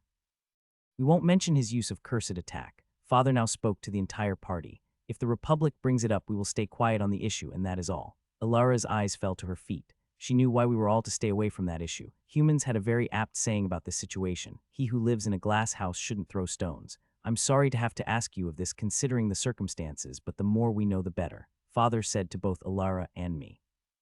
"Try to get to know him during this dinner. Ignore the tournament, and whatever it is that he is hiding, and try to see what kind of person he is." As the only people even close in age to Ajax who were going to the party, I could see why it fell to us to investigate. The situation rubbed me the wrong way anyhow. Not just because I should be focused on tomorrow's match, but also because I knew Alara would have wanted to keep her distance, and I would have joined her. My nervous tick of running my finger along Regalia's scales as she stayed wrapped around my waist returned as we made our way to Grindor's embassy. The ballroom we were led to once we arrived to the party was on the smaller size compared to what I was used to. In terms of attendance, however, this was the most exclusive dinner I had ever been to. That wasn't to say I hadn't been to other events that just as many high-status people, but they were always diluted by lower nobles. The guest list only saw names that belonged to one of the royal families, the council, ducal families, or champions like Shadow and Araner. The only exception was Ajax. I quickly scanned the room in search of Ajax. Unsurprisingly, he was off to one side with most of the youth in attendance: Goldminster, Manashaper Steelblade, Xavier Grindor, and Darkclaw, the beastkin I defeated earlier today. As much as Father may have said that today wasn't a competition, and it had nothing to do with tomorrow's match, I wasn't sure Ajax saw it the same way. Alara and I made our way toward the group as I got ready for a confrontation. "Good evening," Alara offered as neutrally as her skills let her as we approached. Evening. I can't say I was surprised by the short and abrupt way Ajax greeted us. What did surprise me was the reserved attitude and the short glimpse of guilt that crossed over his features as he looked at Alara. "Good evening." Darkglow greeted us before he singled me out. "Princess, that was one hell of surprise you pulled on me earlier today. It seems like his personality matches his reputation to a T. The Beastkin was a battle maniac who wouldn't hold a grudge over a defeat. Some people might call pulling out a bond like I had with Regalia a cheap, dirty move, but he just seemed excited and already planning on how he would approach our next fight. Now, I won't leave today before we schedule a fight." Darkglow turned back to Ajax. "I'd be more than happy to schedule a fight for you," Goldmancer offered. From the merchant's smile on her face, I knew agreeing to such an open-ended statement would ensure that fight never saw the light of day. It seems like the Beastkin was of the same opinion as he quickly amended his statement. "Schedule a fight before you leave the Republic." As I watched the discussion, I initially thought that Ajax might have an issue with Darkclaw, perhaps because of his Beastkin heritage, but the more I watched, the more that didn't seem to be the case. It was almost like he didn't feel comfortable with the event as a whole. More than that, it was like he wasn't used to being in this type of gathering. Sure, he didn't do anything insulting, but he was clearly out of place. "He's not used to it," Xavier Grindor said from next to me. "What?" I asked, surprised. "You're trying to get a read on Ajax and it isn't going well," Xavier said with confidence. "It's because he's not used to it and he doesn't like attending events such as this." It wasn't much of a surprise that he caught on to what Alara and I were doing. With his upbringing, he would have figured it out easily. Even if he hadn't, his father would have warned him about it. How can he not be? I focused on the part I couldn't make sense of. Someone as talented as him. Despite being born a commoner, I couldn't piece together how he would still be uncomfortable at a party after being given a noble title and living in Grindor's capital for the last almost 7 years. The nobles who ruled his original home didn't have a good attitude towards commoners, Xavier admitted with a grimace, one I almost sympathetically mimicked, as my mind jumped straight to a few nobles back home that had the same attitude. He tries to avoid things like this as much as possible. I could see it. He was clearly in a relationship with Manashaper. That match was something I would definitely be informing father of, and she was fielding most of the nobles who drifted by our little group to greet the man of our. He has been a baron for 6 years and lived in your capital during that time. How did he not get used to parties? I asked Xavier, a little frustrated now that I couldn't engage Ajax in a battle of words. I used to think I was special. Xavier's words confused me a bit. I know I'm talented, but before I got to know Ajax, I used to think I was very special, almost unique. What does that have to do with it? I asked. As talented as Ajax is, you don't get to where he has got so quickly without a lot of hard work, Xavier said. By the time he made his first splash in the capital, he had shown his potential. It was simply agreed to allow him his privacy to focus on whatever he wanted. In the last 6 years, I would be surprised if Ajax attended more than 30 noble parties, only 5 events per year. I attended at least 50. Surely you can at least reveal a little as to what happened to the enchanted armor. My trail of thought was interrupted by the loud dwarven council member who was talking to King Grindor. He had evidently had enough of beating around the bush. Shadow POV. Something was definitely going on with the kid called Ajax. Everyone could see he was talented, even just from the legendary skill that he had unlocked at such a young age. But what was extremely strange was for him to have access to physical-based cursed attacks. There was a good reason that history wasn't filled with hybrid fighters who could curse their opponents, then bring them to their knees with a wave of holy mana. Physical-generated cursed attacks almost required a full investment into physical stats. Whatever was up with the kid, it must have lowered the requirements for him to gain skills. This would also explain the number of different mana types he has access to. The question was how. We need to find out what it was that he did to weaken that armor. Counselor Deepforge explained for the 5th time as we were making our way to Grindor's embassy. And if it was that odd mana type, we need to figure out how to protect against it. He had nearly blown a gasket after he examined the armor following Ajax's match. It's not like I didn't understand his point of view. He was a blacksmith for the past 700 years, one so good with enchantments and runic magic that he had worked his way onto the council after having been born a commoner. But I did think he was pushing his influence too much over this matter. In the end, Grindor didn't actually do anything wrong, and there was nothing they had to explain to us. Maybe we should still bring Goldenmouth with us. He sounded confident in the statement. After all, it wasn't himself he was trying to convince. They were clear that he wouldn't be welcomed at this dinner. I stepped in. There was no reason to provoke them after they agreed to the last-minute party by breaking their sole request. What do you? I could see the moment his mind caught up to his mouth as it remained open for a few moments before snapping shut and letting the point drop. This was why I liked the Republic over any of the other kingdoms. As the champion here, I wasn't more important than I would be in any other kingdom. However, no council member was as important by themselves as a king was everywhere else. This meant that if I was insulted, the beating I would give out would be overlooked. Let's just get moving. The counselor said at last. Once we arrived at the embassy, I could see from the arrangement what the plan was. With the way people were spread around the room, it was clear that they were looking to keep anyone with too high social skills away from Ajax by placing him with the young people. Any answers we would be getting would be from the royal family. Your brother seems a little flustered. I nodded towards the crown prince as I spoke to his brother. I take it this evening came as a surprise for you as well. Ajax is not someone we are looking to limit, the prince replied. I will admit we did know he could do what he did in the arena today, but it certainly wasn't the plan to provide a demonstration. Your fighter took a lot out of him. The words of praise took some of the sting out of the fact that we went from having 2 fighters in the semifinals of that tournament to nobody in the final. My brother needs practice anyway, the prince said with a grin. I think this is the first time such a big political incident happened without warning, and it's good that he gets to go through it with father by his side. Practice, eh? I raise an eyebrow, so there is already a plan for how tonight is going to play out. What can I say? The prince said as he looked towards the far side of the room. For all the headaches the kid causes, he hands out just as many tricks to put up your sleeve. The elves were surprisingly neutral throughout the evening. I had expected the duke, whose daughter had lost in the first round, to be just as aggressive as the counselor was, but despite the clear irritation on his face, he remained a neutral party. It was almost like the elves had come today as spectators. They sent their princess to get a look at Ajax, and their king to monitor the remaining royalty. Surely you can at least reveal a little as to what happened to the enchanted armor. Deepforge finally lost what had remained of his patience after he had tried to gently lead the conversation back towards this topic indirectly. The aftereffects of the magic was known to us, King Grindor admitted. However, the specifics are currently a specialty of House Hearthbound. They are not something we will be making public. And there it was, the line in the sand. I can't say I didn't expect it. Let's hope it wouldn't be too much work for me to keep everything here civil. For a house that uses cursed mana, to also keep those kinds of secrets to themselves, Deepforge pressed on regardless of how rude it was. You expect us to accept that when that house has no history or reputation to ease our worries. I tried my best to tune out the bullshit that was being spewed and turned to look at how Ajax was reacting to all this now that the topic was brought into the spotlight for everyone.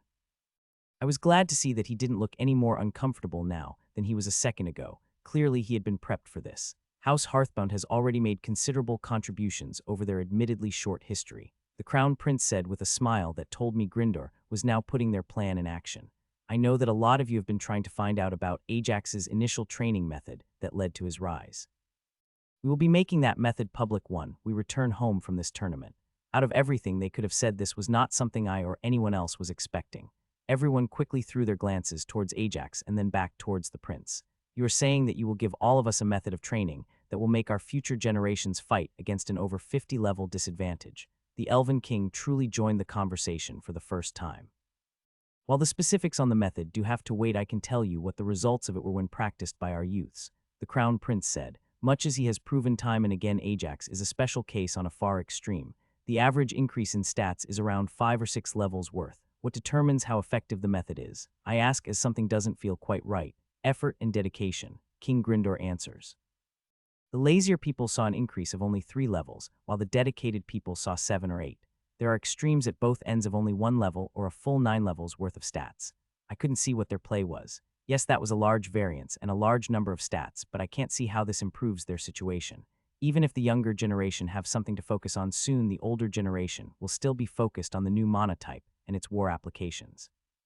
Is there a way to sort out who is eligible for this training method? The Elven King asks once again. Yes and no, King Grindor replies with a Cheshire smile. Everyone can use this training method, and there it was, just like that their entire plan clicked. This was how they were forcing us to focus on something else. For the next few decades, every single other kingdom will be forced to keep a very close eye on their commoners so that a rebellion doesn't start a civil war.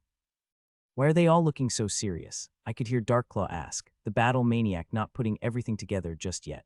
Everyone gaining about 5 levels worth of stats won't make that much of a difference at higher levels. Not for nobles maybe. For the first time Ajax sounded cold. It seems that there was some truth in the information about him having an initial bad interaction with nobles.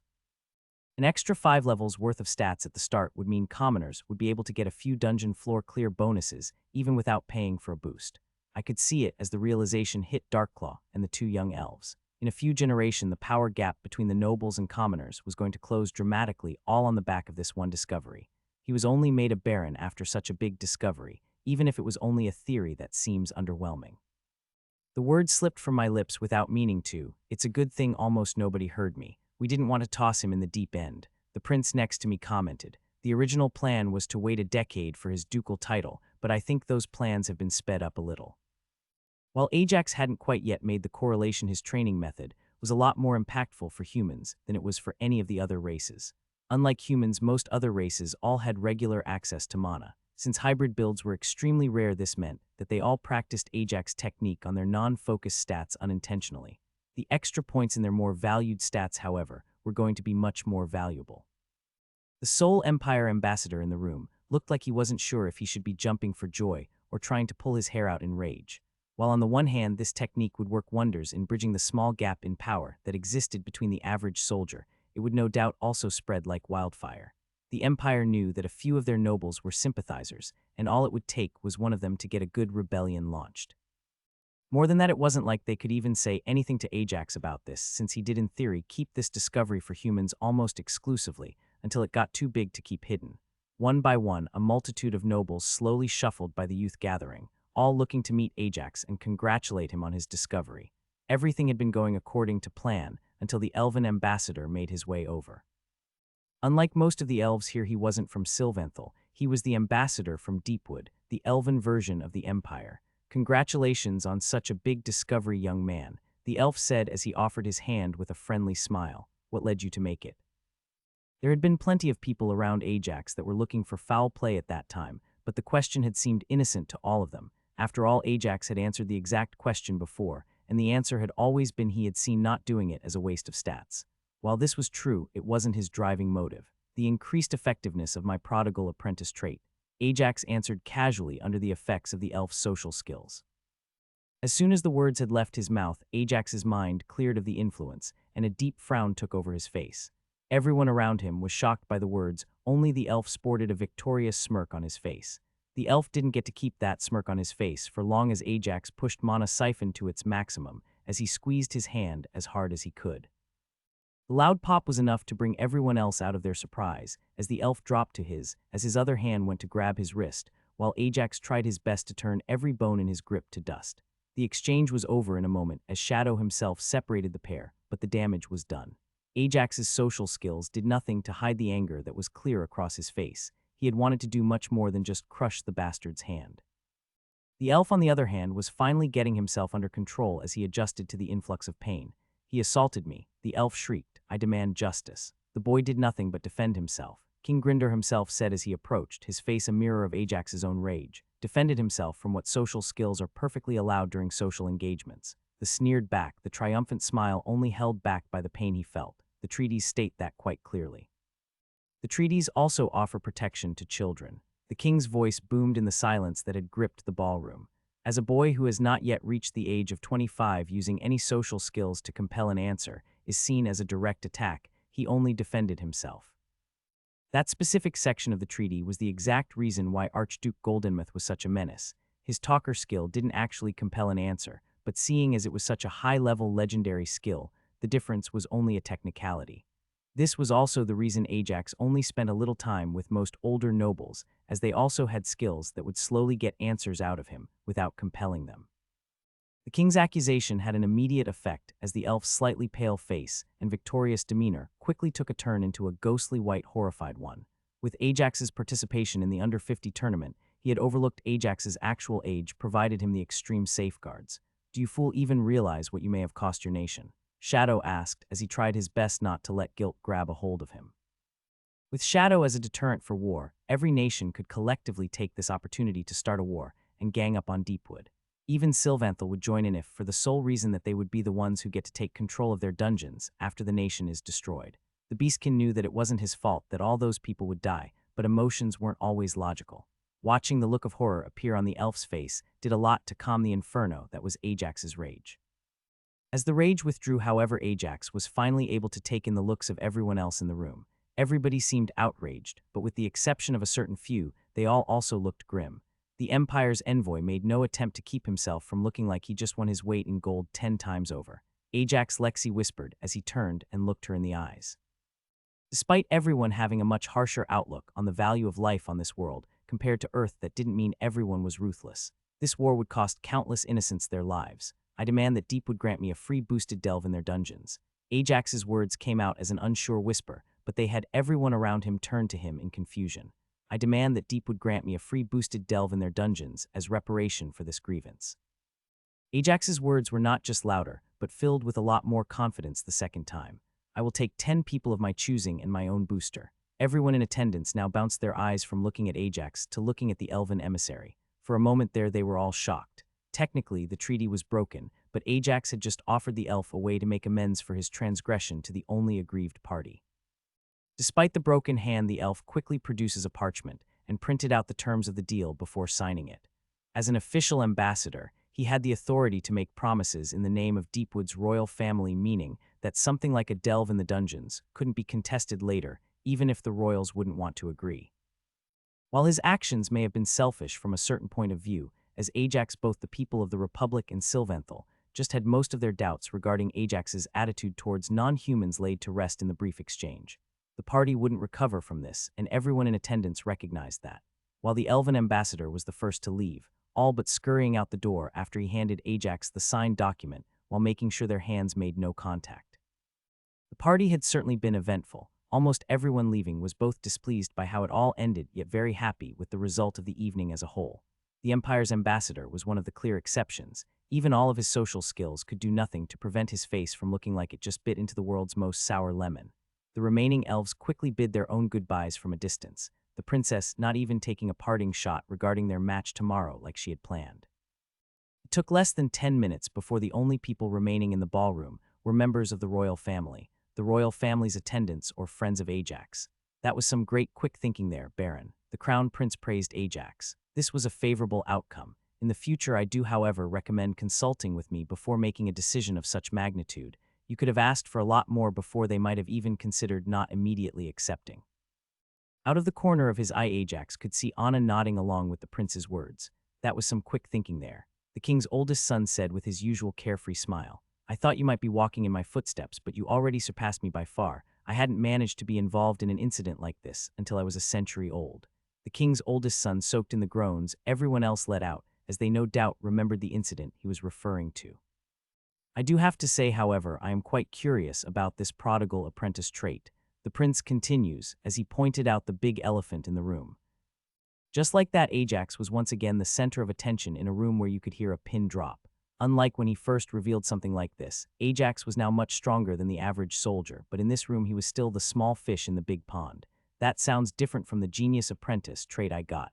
Xavier threw in his 2 cents. It is different, the crown prince confirmed. In fact, I never heard of a prodigal apprentice before. Is it from pushing a skill to 75? I haven't seen anything from you that would suggest you have a skill at level 100 now, let alone 12 years ago. It's not skill related. Ajax put an early stop to the guessing game. What does genius apprentice grant?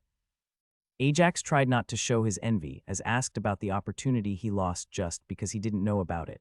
He was sure he would have been able to push one of his mana skills all the way to level 50 if he knew to focus on it. Genius apprentice temporary trait. Status points allocated increased by 10. Aging stopped for the duration. Ease of forcibly increasing stat points increased. Ease of forcibly increasing stat points related to skills above level 50 greatly increased. Experience earned for activities related to skills above level increased. Ease of adapting to increase in stat points increased. Ease of adapting to increase in stat points related to skills above level 50 massively increased. Ease of unlocking new skills related to skills above level 50 greatly increased. As Ajax was told the increases granted, he couldn't help but compare it to his own apprentice trait, prodigal apprentice temporary trait. Status points allocated increased by 20. Aging stopped for the duration. Ease of forcibly increasing stat points greatly increased. Experience earned for doing skill-related activities slightly increased. Ease of adapting to increase in stat points massively increased. Ease of unlocking new skills on the basis of skills earned before gaining this trait slightly increased. Status becomes harder to reveal or approximate, making appraisal and scan abilities harder to use. Of the two, it was clear that his own was the superior title. At the same time, it was a lot harder to reach level 10 before the age of 10 compared to getting just one skill to level 50. What really irked Ajax was that he was sure the two traits would have stacked. Sure, maybe the allocated stat points wouldn't have added, but he would have absolutely double-dipped in the massive increase to forcibly increasing stats, not to mention the increase in experience earned. Most valuable, however, was the great increase in gaining related skills. There was a good chance Ajax would have had a few extra general epic tier magic skills, if not an extra legendary one had he gotten the trait. This is more focused. Ajax broke the silence as he thought over the genius apprentice trait. My trait was gained based on my level. Based on your level. The Crown Prince was surprised that he hadn't considered that option. Level 10 before the age of 10. Ajax said to the surprised gasp of many in attendance. How many skills? Xavier's words died out before he finished his sentence, but he had simply given voice to what everyone else was thinking. If Ajax had managed to get to level 10 without having a single skill over level 50, just how many skills had he had at such a young age? As Ajax shared the details of his own trait, he noticed one of the members of the first squad jotting it all down furiously on a piece of parchment before rolling it up and placing it inside his spatial storage. It's a lot more focused on short-term gains. The king's eldest son rejoined the conversation. It's quite a bit stronger as well. I can see why you would think of hoarding all of your stat points if you received a massive increase to just working for all of them. Xavier couldn't help but be surprised at the spark of envy that reappeared in him at the reveal. He had thought he was completely past comparing himself to Ajax, but it seems having his own trait compared like this pressed on an old wound. His biggest regret, however, was not taking advantage of Ajax's training method. His strength and dexterity could have gained a much bigger increase if he hadn't used his free points right as he turned 10 years old.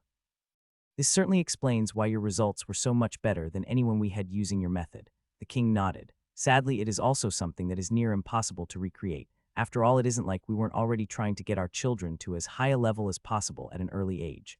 With how publicly the information was revealed, I doubt we will be able to gain all that much from sharing it with the other nations. The Crown Prince scratched his chin. They will all put some pressure into finding the answer, but it was never something we could have really sold. Getting a delve in each of Deepwood's 5 dungeons is a better price than we could have expected for something like this. Not to mention, with this out in the open, people will stop spying so closely, Lexi said quietly. Unlike usual, she was actually keeping a fair distance between her and Ajax. Despite understanding why he hadn't volunteered the secret, she was still slightly upset that he hadn't shared it with her. She knew it was hypocritical of her considering how many family secrets she had from him, but this one wouldn't affect anything. I can safely say that nobody is going to be suspecting you of developing another legendary skill, that's for sure, the king's oldest son said with an upbeat tone. At least the end results were what we wanted, even if we didn't get there exactly as we planned. While most of the people couldn't help but let out a sigh at the prince's antics, there were a few people who almost choked at the words. You have another legendary skill. Benedict had the good sense to blush and cover his mouth at the outburst. He had managed to contain himself the entire evening. He had even been quite pleased with himself for some of the verbal sparring he had managed with the elven princess, but finding out that Ajax had gained a 4th legendary skill broke the dam. While Ajax wasn't keeping the fact that he had life mana a guarded secret after the discussion he previously had with the royal family about it, he still gave the prince the stick eye for revealing it like this. Benedict hadn't been the only one whose skill finally gave up as the crown prince failed to resist the urge to facepalm. Oh, oops, I forgot that some people didn't know about that yet, the prince said with a strained laugh that fooled absolutely nobody. Ajax was sure that the prince was just trying to stir the pot, since while he did let the cat out the bag, he didn't actually say what the skill Ajax gained was. My bad, I'll make it up to you. While most people were ready to accept that this was simply the prince's attitude, and there was nothing they could do about it, there was one person he wasn't about to let him get away with this free of charge at her friend's expense. It's so kind of you to volunteer as the booster for Ajax's delves in Deepwood as an apology, Your Highness Anna said with such a pure and innocent smile that anyone who didn't truly know her would have thought was genuine. For someone in his position, he might have needed to give up 2 of the 10 spots just to secure an adequate booster, considering just how high the floors he would reach might be. That Wassen the prince didn't even get to object before he was cut off. How truly generous of you, my son. The king joined in and sealed the prince's fate. This wasn't because he wanted to do Ajax a favor or because he wanted to punish his son a little. Those were simply perks. The real gain would be having an excuse to send his son into Deepwood with what amounted to full immunity. I fully approve of your idea. The prince's reputation for outlandishness, combined with the fact that actually attacking any member of the party without an ironclad reason would absolutely lead to war, considering how the delves were gained, meant that it would be the perfect opportunity to send him in as reconnaissance. but the prince knew he had flown too close to the sun and burnt his wings, so he decided to let the matter drop. "Oh, whatever, I'm going to bed." Ajax was very much of the same opinion, considering that he had a fight tomorrow, the hardest fight of the entire tournament. He was going to pull out all the stops for that one. Unlike the previous night, Ajax went to sleep alone, something he very much needed, as the previous day had drained him both physically and mentally with the fight and the dinner after.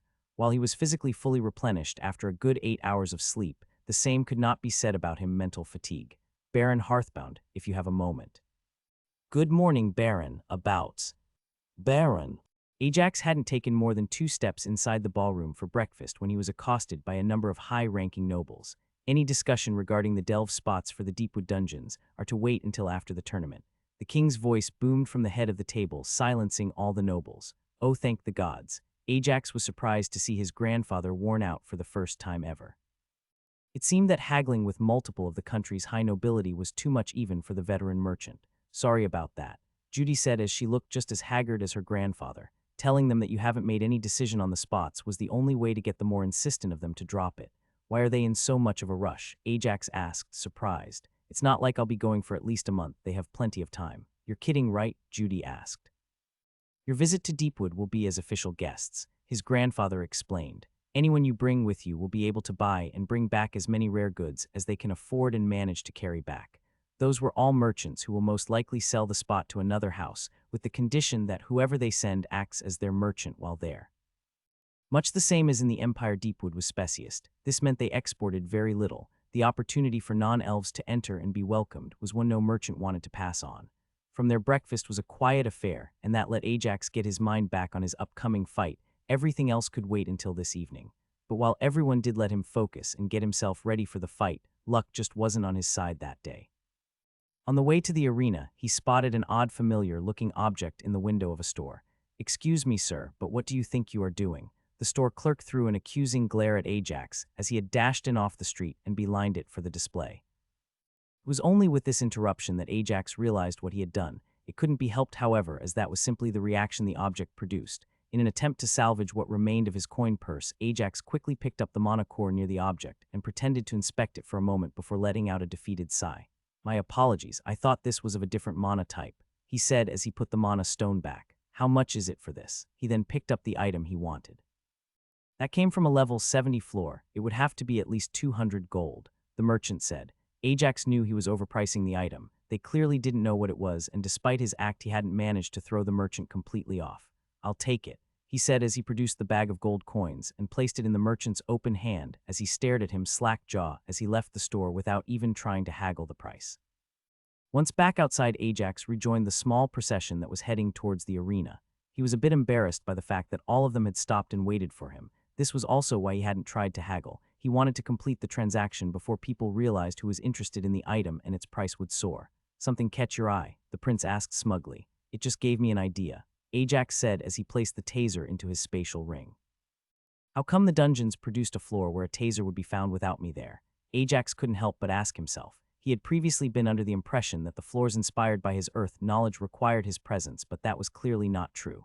The dungeons did in fact require his presence to obtain the knowledge, but once the knowledge and ideas were obtained, the dungeon could then use it in any floor created after his delve. "So what does it do?" the prince asked. "It produces lightning." Ajax saw no need to try and hide what the taser did. The whole reason he bought, besides sentimental value, was in the hopes that the kingdom could recreate it and apply their magnetic degradation with it.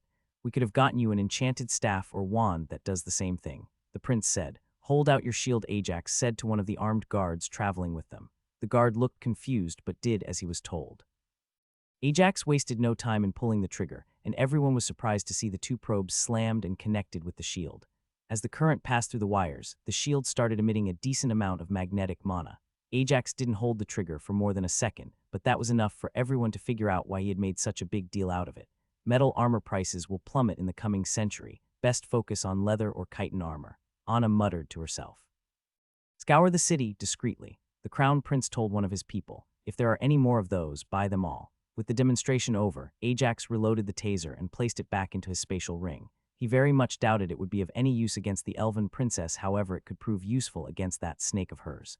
Before he had to step out onto the field, however, he would get to enjoy the fight between the 2 strongest people inside the city. Eraner versus Shadow promised to be a longer match than any of the others had been as far as their tournament went. A fast-casting mage wouldn't be forced in the same position that the prince had been, where he had to keep Shadow engaged or risk being unable to find him. At the same time, he wouldn't be caught between casts the same way Shadow's first opponent had been after he managed to find the assassin. As Ajax looked across at the elven seating area, he was surprised to see the princess's bond was no longer playing an innocent belt.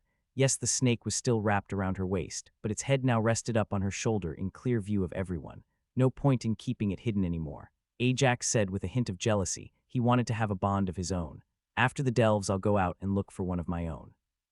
I'm sure we can find an egg for you, Lexi said as she leaned into Ajax's side as she followed his line of sight. These things just take time. She knew that Ajax was looking for a bond. Almost all of his friends around his age had one, including his older brother. Both of them knew that there was no way Ajax would be able to find anything that was strong enough to bond inside the kingdom borders.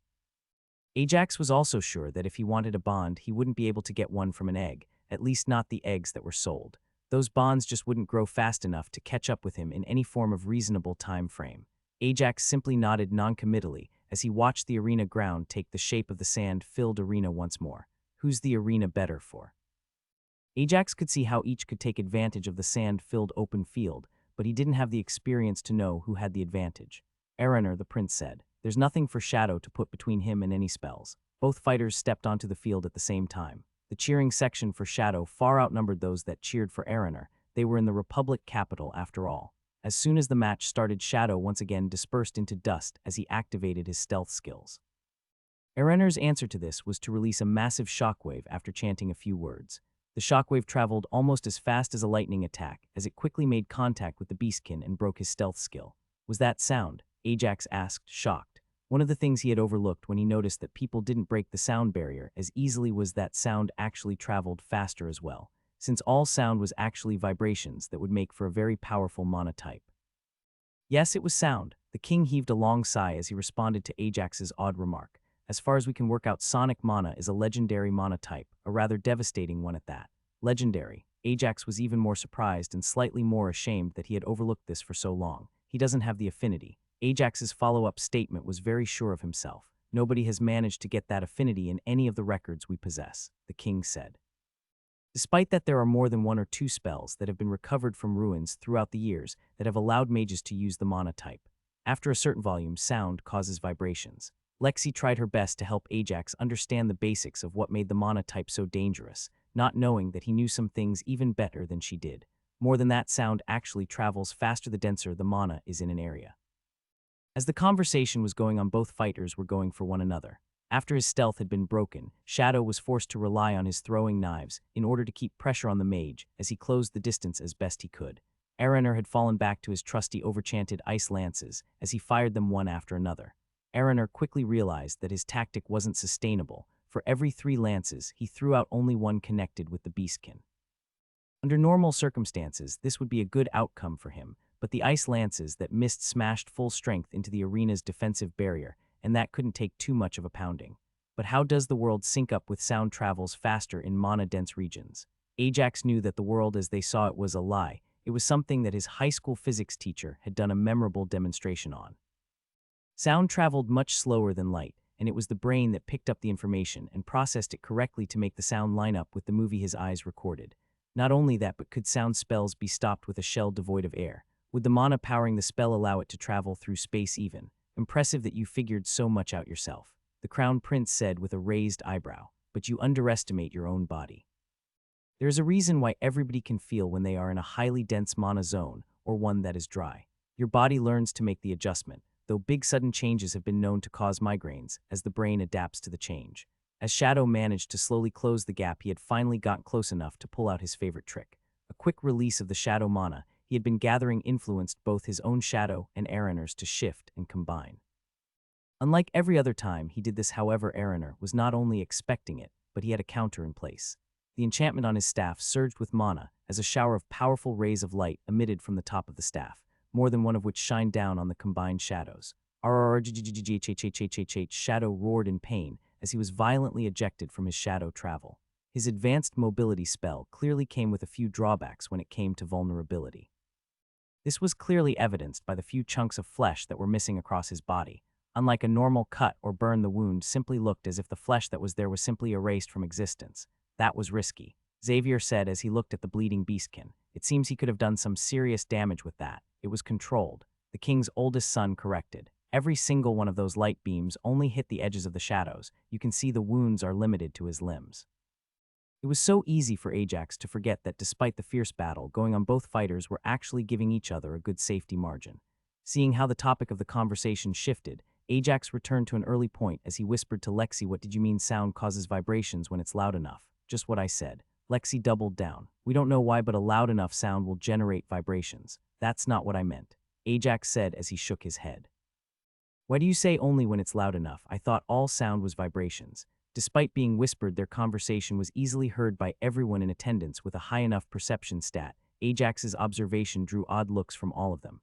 "Wait, not only do you think that all sound produces vibrations," Lexi said as she frowned a little. "You say that all sound is vibrations. You'll have to explain that to me sometime." Lexi wasn't the only person there that was interested by Ajax's theory, especially considering his previous accomplishments, but everyone knew now wasn't the time to ask for an explanation. The fight was moving into its final stages. Now that the fighters were so close to one another, they both had to focus on speed. Shadow's slashes barely had any power behind them, focusing more on making contact in time. Araner, on the other hand, could barely do a single chant of his spells before releasing them. This essentially turned the offensive abilities of both opponents into wet noodles. Neither of their attacks was strong enough to make it past the enchanted protections runes they each wore, but with every landed attack, the momentum of the blow let them gain a better position, while also slowly draining through the enchantments of their adversary.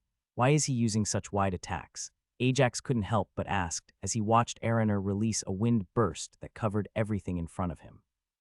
"He was so precise at the start, because his body can't keep up," Anna answered. "Most spells, especially the shorter variations, have the hands as a launch point. Sure, any fine-tuning is done with your mana control, but the general direction is decided by where you point your hand.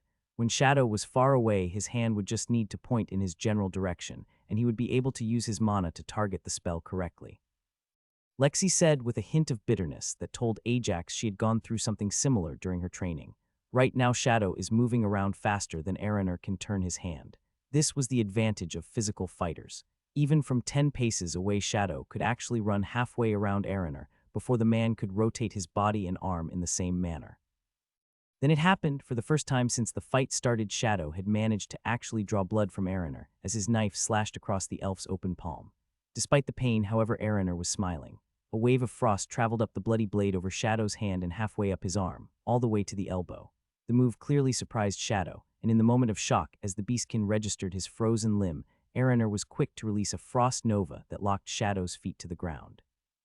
"The elves must be more desperate than we thought," the king said as he watched Shadow break his feet free of the ice. "To use Frozen Touch in the arena. What's wrong with that spell?" Xavier asked. "It bypasses defensive enchantments," the king's oldest son said. "Certain rules are there for safety that we have to follow. The only reason the match wasn't stopped was because Araner used that spell passively as his hand was slashed. Despite Shadow reacting too quickly, he was put fully on the defensive." With his left hand now frozen, it was only a matter of how long he could hold out as the mage started to ramp up the volley of spells he was churning out.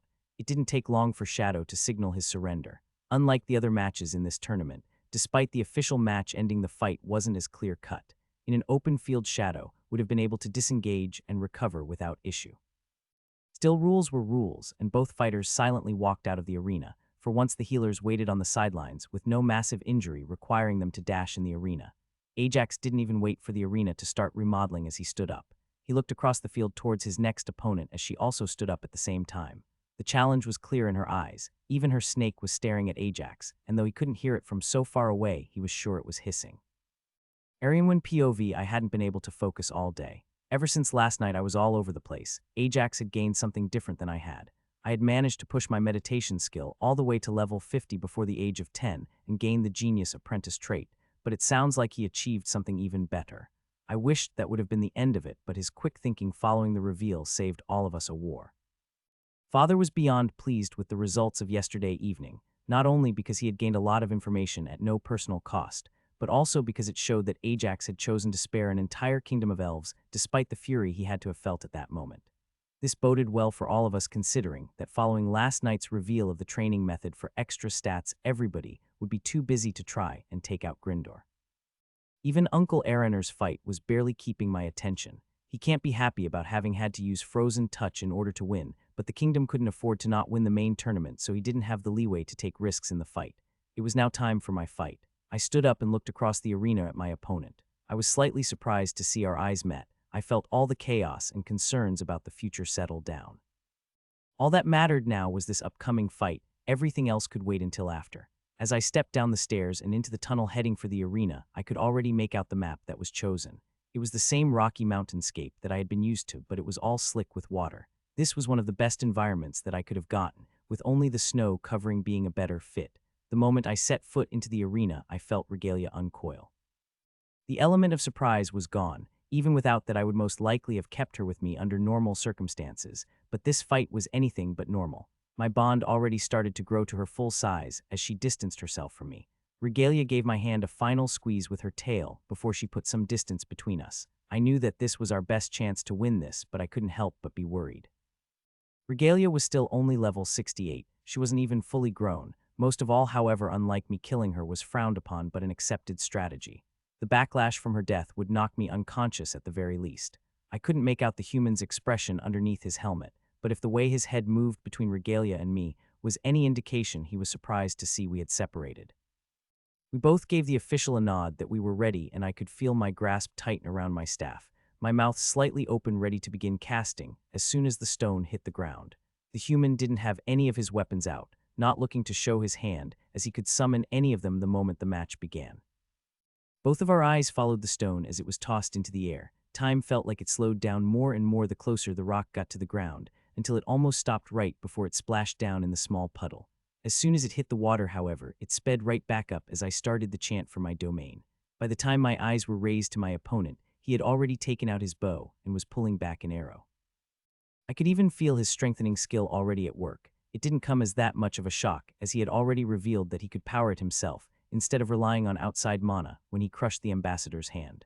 The surprise attack didn't faze him for long. He nimbly dodged all the rock as he pulled his arrow back once more. An odd mana type I could recognize was infused into it, as the tip started to glow slightly purple before he released it.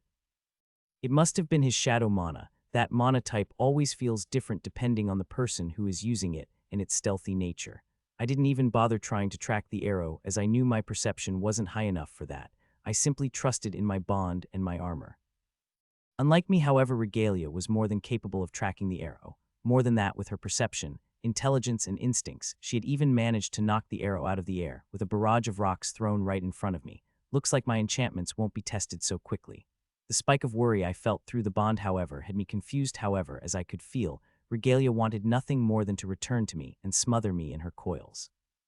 Ajax seemed to have realized that his bow wouldn't be enough to win this fight, so he swapped over to a shield and hammer as he started making his approach. His early advantage was gone, however, as I poured out a quarter of my mana as my spell finished, and I established my domain. Unlike the previous match where I spent half my mana pool to cover the entire arena, spending a quarter to cover less than an eighth of the arena around myself made the mana density inside my domain higher than I was used to. According to Alara, mana stealing is dependent on the amount of area mana is spread throughout, so this should make it so my domain will be drained a lot slower. By making the domain so much smaller, it also meant that Regalia could stay out of it. Much as I didn't like admitting it, my control over my domain was even close to good enough to exclude her from the low temperatures that came with winter, at least not yet. As soon as my domain sprung up, I could already feel something latch onto it and start draining it. Alara had mentioned it felt weird, but she hadn't yet managed to gain her own domain skill. To me, it felt like my will was fighting a battle to keep my domain as intact as it could as it was slowly being drained away. This wasn't a contest of will, however. Araner had mentioned that when two domain images both try to unleash their domains in the same space, it can feel like a tug-of-war between the wills as one starts to subjugate the other. This was more like trying to hold a cracked glass. My palms surrounded it and tried to cover all the leaks in hopes of slowing down the inevitable trickle of water. There was no contest about who was superior, just a question of how long I can hold out. With my domain in place, I wasted no time starting my chance as I launched a quick ice lance towards Ajax. If Alara's wind had managed to leave bruises on him through those defensive enchantments, I knew he shouldn't be able to take a direct hit from my ice lances. I was fully surprised to him not even attempt to dodge, as he instead brought up the heavy tower shield, and I felt magma mana envelope it as my ice lance smashed into it. The spell was strong enough to force him to stop and brace himself, but other than that it did nothing. As he lowered his shield, he looked just as surprised as I did by how little the attack affected him. Instead of continuing to advance towards me, he now simply stood ready. I threw 2 more lances that were just as effective as the first as I realized his strategy was now to outlast me by draining away my domain.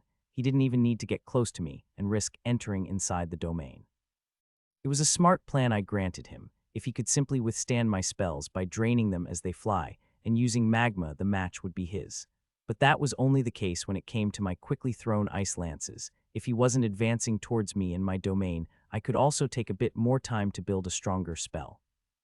Ajax POV, I had been prepared to end the match before it began with a well-placed void-infused arrow. I have to say I was rather surprised when that didn't work. The way the snake hissed right after it intercepted my arrow told me she realized the danger even if the princess hadn't. I was ready to bite the bullet and rush into the small, dense domain the elf created, but I was surprised by how well my magma-infused shield managed to hold up to an ice lance. Unlike Alara, the princess had limited her domain to conserve mana. Not only that, but her ice lances had to start from her palms, unlike the unpredictable wild slashes, so I could easily just outlast her. My plan there was to force her to get close to me. That way I wouldn't have that far to go inside her domain before I got in range. It is unfortunate to say the least that she quickly figured out how useless it was to keep throwing ice lances. Worse yet, instead of getting closer to me, she took advantage of the fact that I stopped moving in order to cast a stronger spell. Was I back to square one? Did I have to charge into her domain after all? It took her seconds to adapt to my strategy. Do I have to risk brute forcing a win? Can I even do it? There has to be some vulnerability. Should I try another void arrow? Even with her domain active, she most likely will only create a small ice shield in front of herself instead of intercepting the arrow. Since void works by moving the point of impact, I'll just have to infuse this arrow with more mana to make up for the difference. No, that won't work. If I try that, the snake would still knock the arrow out of the air with a wave of rocks. Wait, the snake. I can force her hand by going after the snake. The whole thought process must have looked like it took no more than an instant. I have to say there is something to be said about investing heavily into your mental stats. Going after the snake wasn't a sure way to victory. Unlike us, the snake can retreat from the arena without disqualifying the fighter. I stopped my mana siphon from dipping into my own mana supply and simply used the generous amount the princess had donated. Without my own mana, I felt myself grow a bit slower and a bit weaker. This might mean I wouldn't be able to finish the snake as quickly as I'd like, but it should give me some longevity into the fight. It would do me no good to just run the snake out of the fight and face the elf without any mana. The snake itself isn't all that dangerous. Barely level 70 is something that I should be able to handle with ease by this point, especially when it isn't even fully grown. The snake itself seems to recognize my plan, so it launches another wave of rocks towards me with its tail, while at the same time digging a small moat in front of itself. Dodging the rocks from such a close distance is a lot harder, but still something I can manage. The same cannot be said by the small cyclone that hits me from the side as the princess finishes her stronger spell. Damn it, winter also contains wind. She's not just limited to ice. During this entire time, the snake has been slowly retreating towards the exit gate of the arena at the behest of the princess. Despite her telling it to just run, however, the snake has never taken its eyes off me, sensing that I would pounce the moment it showed any vulnerability. I'm almost at the snake when I abruptly stop as an ice lance much stronger than any of the previous ones flies by centimeters in front of me. It's a good thing that my sense mana can keep track of all the princess's attacks as I close it on the snake with it only 30 feet from safety. Realizing it won't be able to simply escape, the snake wastes no time slamming its heavy tail into my shield. I have to admit that it packs quite a punch, unlike the ice lances the princess was sending at me. However, this attack isn't going to push me back only to the side, so I have no issues using the attack's momentum to get closer to the head of the snake. I fully infused my hammer with metal mana as I went for a heavy swing. There is an argument to be made for using void instead, however, with how slippery the snake is. I'm more worried about only landing a glancing blow that void wouldn't be able to contact after. With the increased weight from metal, even a glancing blow should be enough to finish the snake. As I take the swing, I feel the snake start activating its own mana. It is currently trying to make itself smaller while also leaning back to dodge the attack. I waste no time using mana siphon to slow the process as much as I can. My swing cleanly connects with one of the snake's large fangs, as his still too large head is too slow moving back. I had briefly flashed the full power of my mana siphon for this blow, so it comes as no sunrise to me when I see the fang shatter as the snake's head is propelled into the wall of the arena only 2 feet away from safety. Regalia. The princess's voice is filled with anguish and rage, and that is the only warning I get as I juice my shield with magma and hold it up as a small avalanche falls on top of me. The power of the avalanche smashes me into the side of the arena as well, and I can feel my legs give out from underneath me as I sit down hard. Is it over? Will I lose? It takes me a moment to reorientate after the power of the blow, and only then do I realize why the fight isn't over. The spell had consumed the last of the mana in the princess's domain, so she has nothing left to attack for now. I got to my feet as quickly as I could. Unfortunately, the snake managed to get out of here in time. This leaves it as a battle between me and the princess. She is casting as quickly as she can, looking to establish another domain. Unfortunately, she was smart enough to leave a wind wall separating us, so I can't just take her out with an arrow. I waste no time taking my shield and my hammer back into my spatial storage, and flare my mana siphon back to full power as I charge straight for the mage. I can feel how hard I'm pushing both my running and sprinting skills. I'm halfway to her when she releases her domain for a second time. It is clear that her fight has taken a toll on her. While there is the same amount of mana packed into this domain as the one she used at the start of the fight, this was much larger and less dense. With the return of her domain, however, I also have to bring my hammer and shield back out, slowing me down slightly. As I see her casting, I slow down and brace myself for an ice lance that never comes. I feel more mana gathering and quickly pick up more speed as I realize she's going to try and finish this with another powerful spell. Her second domain was less dense because she plans to run through it much quicker. It wasn't a mistake. I'm one step away from her when she unleashes a Frost Nova with at least 2,000 mana poured into it. My magma-infused shield is quickly cooled and frozen over as it hangs limply in my hand, yet it managed to protect my top half from the spell. The same unfortunately cannot be said about my legs, as the ice roots me to the floor all the way up past my knees. Just a step away from her, but the fight isn't over yet. I pour as much mana as I can spare, using magma, fire, and even ice to break my legs free in a final struggle to get my last swing to land. My hammer is fully infused with every last drop of mana I can squeeze out. 800 mana turns out to be more than my gauntlet can handle, as I feel the void gem inside the dragon's gift crack, as I throw my hammer as a projectile over hoping to cover the last foot of distance and slam into her ribs. The wall of ice quickly rises in the path of my hammer and stops it almost as soon as I threw it. The deep purple glow surrounding it winks out as soon as it makes contact with the wall of ice, as does all the momentum it carried. I see the princess's face start to form a triumphant smile when her robe's enchantment activates. There was enough void mana in that blow to move the point of impact past all of the magical shields, and ice landing cleanly on the princess's left ribs. The elf is sent flying by the impact as I hear her ribs snap from the blow, and the all-too-familiar protective orb forms around both of us as she coughs out blood, signifying my victory.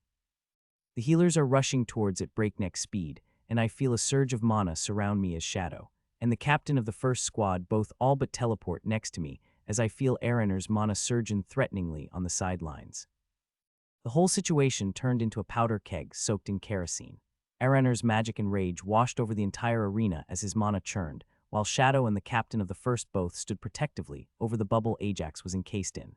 None of them moved or spoke, but the arena was garbled by noise anyway. The air was filled with shouts of joy and dismay from the spectators who had started cheering as soon as the match ended and didn't notice the reaction of the powerhouses.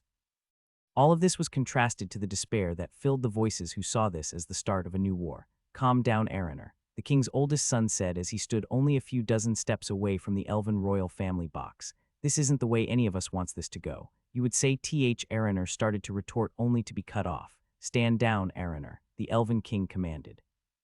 But Araner turned to protest, yet the sight that greeted him when he turned to look at his king took away his words.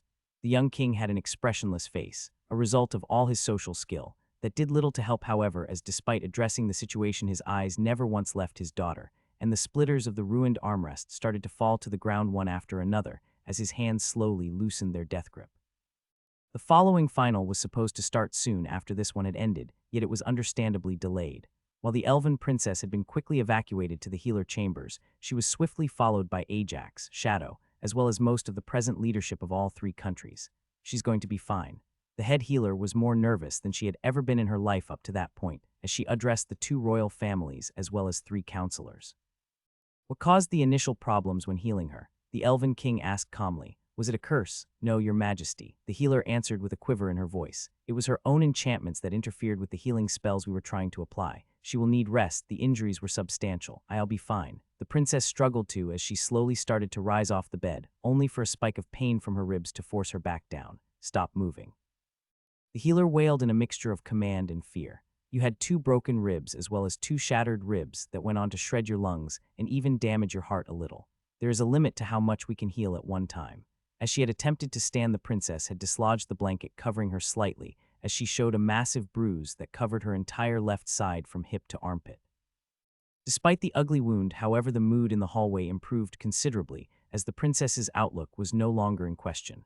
Get to his back, the head healer began to direct everyone, as Ajax had been left wholly untreated, as everyone was hands-on with helping the princess survive. Start with my legs. Ajax gasped out through the labored breaths and pain. I'm not sure if you can't feel it because of a skill or because of the battle lust, but that avalanche that slammed you into the wall of the arena would have paralyzed you had it not been for your armor. Your legs can wait. The healer regained more of her composure, as she had experienced this situation more often than she wanted. Everyone thought they knew better than the healers. My own healing can slowly deal with that. I can't do anything to stop the frostbite. Ajax growled, the last fumes of his mana using the life aspect to fix his back. Both Araner and King Sylvian felt much better seeing just how hurt Ajax was, as the healers slowly chipped away at the ice that still encased his legs. They knew it shouldn't make them feel any better. Revenge wasn't worth it, but they just couldn't help it. It barely took the healers a minute to unfreeze Ajax's legs, and while they were still a little frostbit in parts, the healing could now start. A large gasp went out from a few of combatants that had gathered in the hallway as Ajax's leather chest piece was removed. If they thought the princess was sporting a big bruise, Ajax's entire back was a solid shade of purple that deepened in certain parts. Now that we know that both of them will be fine, how about we continue this discussion elsewhere and let the two of them rest? One of the counselors suggested. With no further objections, everyone made a slow retreat after a few well wishes given out to the two competitors, much to the relief of the healers. The group had barely made 2 turns down the corridors when Shadow silently grabbed the king's oldest son by the shoulder right as he was about to take the corner and pushed him back against the wall. Was that life mana I felt from Ajax? The cat beastkin hissed as quietly as he could, hoping not to draw the attention of everyone else, yet too impatient to wait for a more opportune moment. He has a legendary affinity. Right, why did I even ask? I know my sense. Shadow shook his head and didn't even let the prince finish the script. Let me phrase that differently. I know he has life mana. Did he get that in the dungeon when he was playing with the seeds? I'm not sure. The prince started once again. You can either confirm it for me and I will keep it to myself, or I will have to ask people if such a thing is possible. Shadow said, the people who even have a chance at giving me a somewhat reliable answer will also be smart enough to put together why I am asking that question. Tusk, the prince clicked his tongue in annoyance. That was the problem with scholars. You went to them to get an answer to a theory, and all of a sudden they were hip deep into your businesses looking at why you would ask a question like that. Yes, he must be the first person to gain that skill without being a ritual caster. Shadow murmured to himself. Just how widespread is his talent? With that, Shadow and the prince both got moving again as they followed and entered the meeting room, where both of them moved to blend into the background. Neither of them had the right skill sets to be at the forefront of this meeting, and even the prince knew better than to play around after how close to disaster this had gotten. Can we now let this be? The crown prince asked King Sylvian. With everything calming down, King Grindor gladly took a step back and gave his son an opportunity to build a rapport with the Elven King. After all, they will most likely be dealing with each other shortly. You both have my apologies for the way I reacted. King Sylvian said as he inclined his head slightly towards both the crown prince and the councilmen. Now that I know my daughter will be fine, I do agree it wasn't the best reaction. That said, my reaction was still appropriate. The king continued. The tournament is held as a peaceful resolution. That attack falls outside those bounds. The under 50 tournament does not hold the same safety-minded restrictions as the true tournament. The crown prince responded. We've always had the young treat the fight as a true battle where we simply intervened. In terms of damage caused, the princess's avalanche spell and her frost nova were much more powerful. It is not a question of power. Araner joined the discussion. It is a question of intent. There was no interference with either of those spells because Ajax was deemed to be able to take them. Which of you made the judgment that the princess could take that final strike? In an effort to keep abilities hidden, each nation had their own representative that could initiate the protective spheres. They were meant to judge how destructive their own representatives' attacks were and intervene if it was the case. What even was that last attack? Araner asked the question everyone in the room was thinking. At that same moment, the same exact question was being asked in the now almost empty healing ward. What was that? The princess asked once she and Ajax were alone. You tried to use it with an arrow first. I still don't know what happened. As Ajax sat in silence, not knowing if or how he should answer the question, the princess couldn't bring herself to look away from him. She couldn't help but be amazed at how his body was slowly fixing itself. Any remnant of racial superiority she had towards the other races faded away at that moment.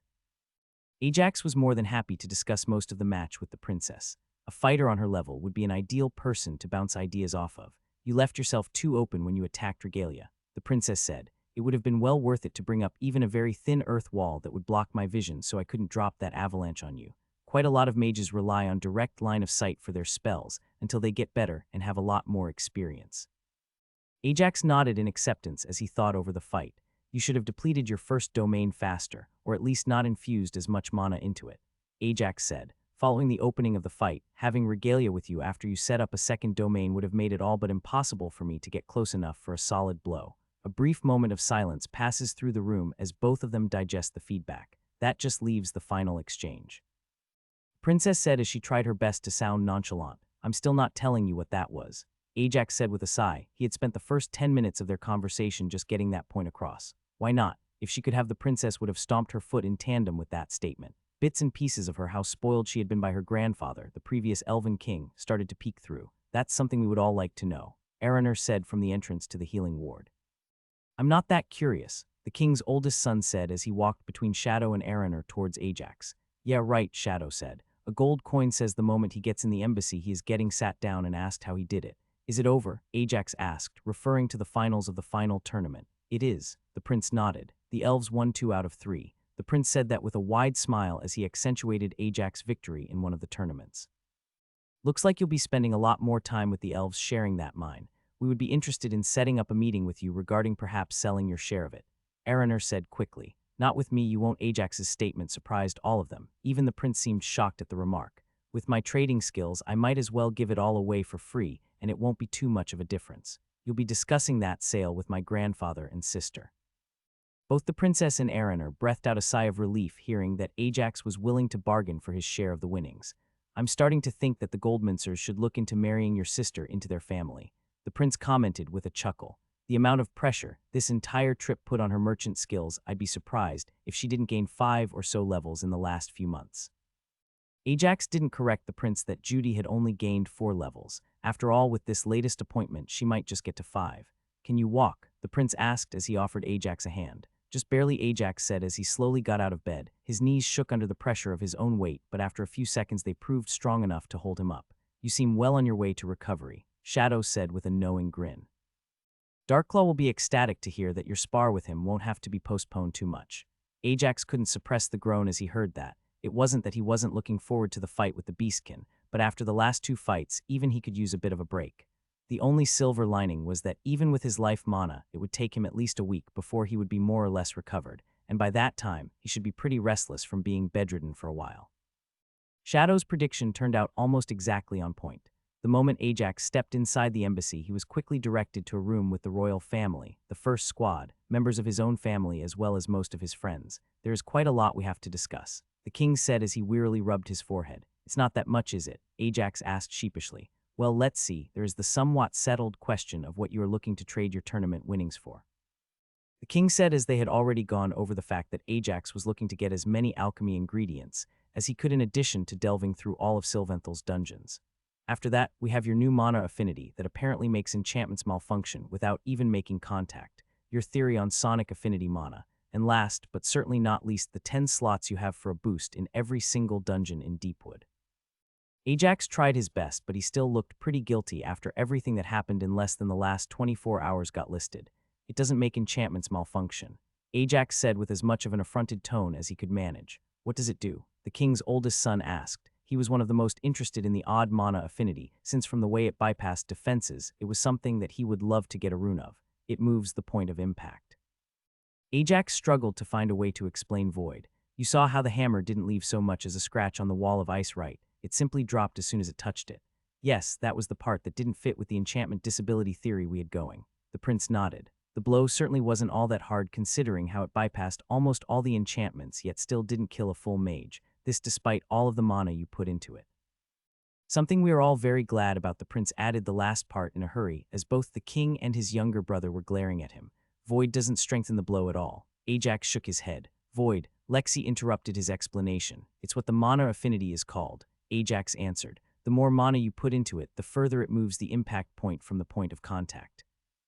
Considering you put that much mana into it, and it barely moved the point of impact by a foot, I guess this would be a rather niche use mana type. The Crown Prince pointed out. I don't normally use it to get around a mage's shield. Ajax said defensively. What do you use it for? The captain of the first asked. Mostly it is for anything that has very strong armor or skin, Ajax said. Works wonders against insect-type monsters. It only takes a regular blow amount of mana to put the point of impact right past their shell. Most powerful defenses really focus a lot on the initial layer actually. That sounds a lot like Space Affinity. The captain of the first squad said. Instead of using a spell to hit the exact place you want, it's a lot more restrictive and relies on the power coming from the physical swing. I shudder to think what even a light blow to the head from it would do. Ajax did his best not to remember the nausea-inducing experiments he had done with Void when it came to crushing a brain inside a skull. He did, however, give a nod in confirmation to the man's guess. Void is something I will want to keep to my own house, at least for the time being. Ajax added on. With it being an epic affinity with no known runes or spells, it's not like there is much to go on. Yet you think that there is someone in your house that can use it. Benedict was quick on the uptake of Ajax's words. I'm not sure that they can, but I am optimistic about it. Ajax confirmed. Who? Judy asked. I know that Kate doesn't cast like you and all the other mages that we have are chanters. Fluffy doesn't. Ajax said in a quiet voice that carried throughout the room, leaving most people confused as they placed the odd name. Let me get this straight, Benedict said as his face paled for a moment. You want to try and teach an ambush predator that can already teleport through shadows how to effectively bypass the armor of its prey. I'm also hoping that if Fluffy gets the skill, he might pass it on to Tom through their bond afterward. Ajax offered. We will ask that you keep a monitoring spell on the bond at all times if it does pick up the affinity. The Crown Prince said. The rest of this is up to the scholars, same as the Sonic theory. That just leaves the 9 spots in the Deepwood dungeons. Ajax shifted in his chair closer to his grandfather in hopes that the merchant will do most of the heavy lifting in the upcoming discussion. Elijah Hearthbound POV. In the past 7 years, since I first met the boy named Ajax, I have been more nervous and stressed than I had been in all the decades as a merchant before that. Not only that, but the amount of work I put in rivaled some of my busiest seasons. The profits I made, however, were bigger than I ever expected I could make in my lifetime.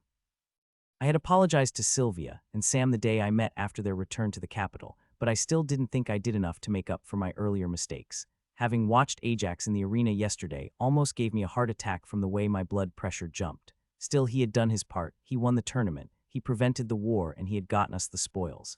It was now up to me and Judy to make the most of them. A slight nod from her as we stole a glance at each other was all the communication we needed, as Ajax leaned back in his chair to relax after passing the attention of the nobles on to me. It's for exactly moments like this that I wish I could have brought Aurora with us, but somebody had to stay behind to ensure everything ran smoothly. Alana and Sylvia simply didn't have the experience necessary yet.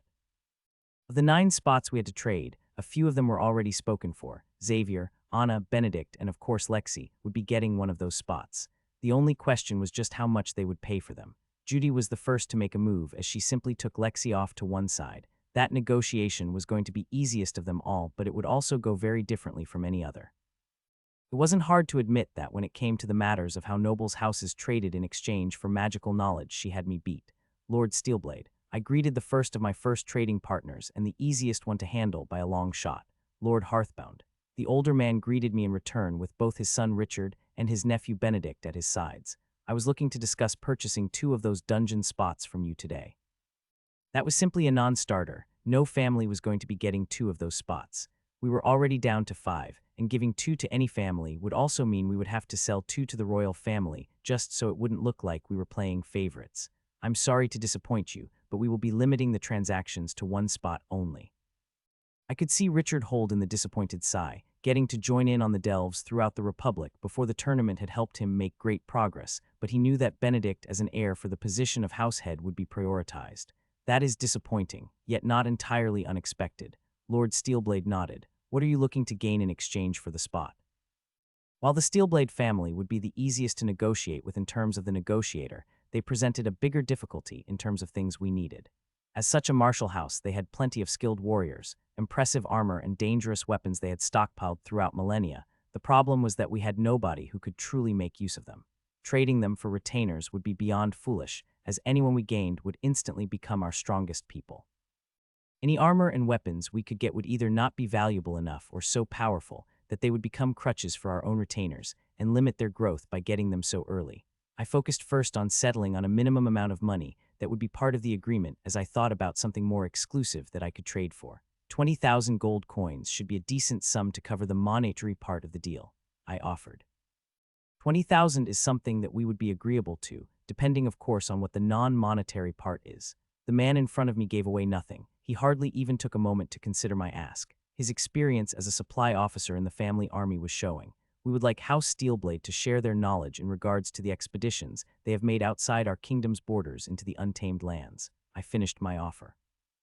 I knew that Ajax was going to be heading out in search of a bond of his own after he finished delving into every dungeon he had access to. As such a militaristic house, the Steelblades had kept their people sharp by sending out more expeditions in the untamed lands than all the other noble houses in the kingdom combined. Their maps and scout work should not only make it easier for Ajax to travel, but it would also give him a direction to head in as he searched for his bond. That I could see that my request had taken them by surprise. This wasn't a request they had expected. Even Ajax was surprised at my request. I was also glad that he was still sitting in his chair out of sight of the Steelblades, as his face would have given away just how valuable this part of the deal was for our house. Is something we can agree to, on the condition that your house doesn't spread the information further. A handshake sealed the deal, Ajax also standing from his chair and joining us for this to finalize the agreement. It was hard to gloat a little when I saw the Steelblade's victorious mood drop after he noticed how excited Ajax was about the information he had traded. No doubt he realized he could have asked for us to drop the monetary amount by half and we would have accepted. With the first discussion finished, I moved towards the next house. Annabeth Goldminster would be bartering for her own spot, yet I had no doubt that despite being more than 5 times her age, she was not someone I could take lightly. Unlike the previous conversation, this one was much longer, as the discussion moved from one offer to the next. Halfway through, Judy joined us, having finished her own bargain with Lexi, who went to help Ajax relax after the stressful day he had. 15,000 gold coins, as well as help with setting up your international trade routes, seems like a fair deal. Anna said after more than half an hour of us going back and forth. That help was something we would surely need. With Ajax's renown throughout the Republic and Sylvanthal following this tournament, it was vital that we establish trade with both as a way of showing Ajax's willingness to work with others and help take a target off his back. Even with all that, it still felt like the deal favored the Goldminsters, even if just slightly. Judy seemed ready to accept the deal, but I wanted a little more. You'll also let us buy the best growth elixir your family has in store for Fluffy at a fair price. After a certain point, scarcity of certain goods became so high that while the market price for them wasn't obscene because of how niche their use was, it always took favors to be able to buy them. There was a good chance that almost all of the money we got from the Goldminsters on this deal would be returned for their growth elixir. With 2-3 slots already traded, I was starting to already feel the fatigue.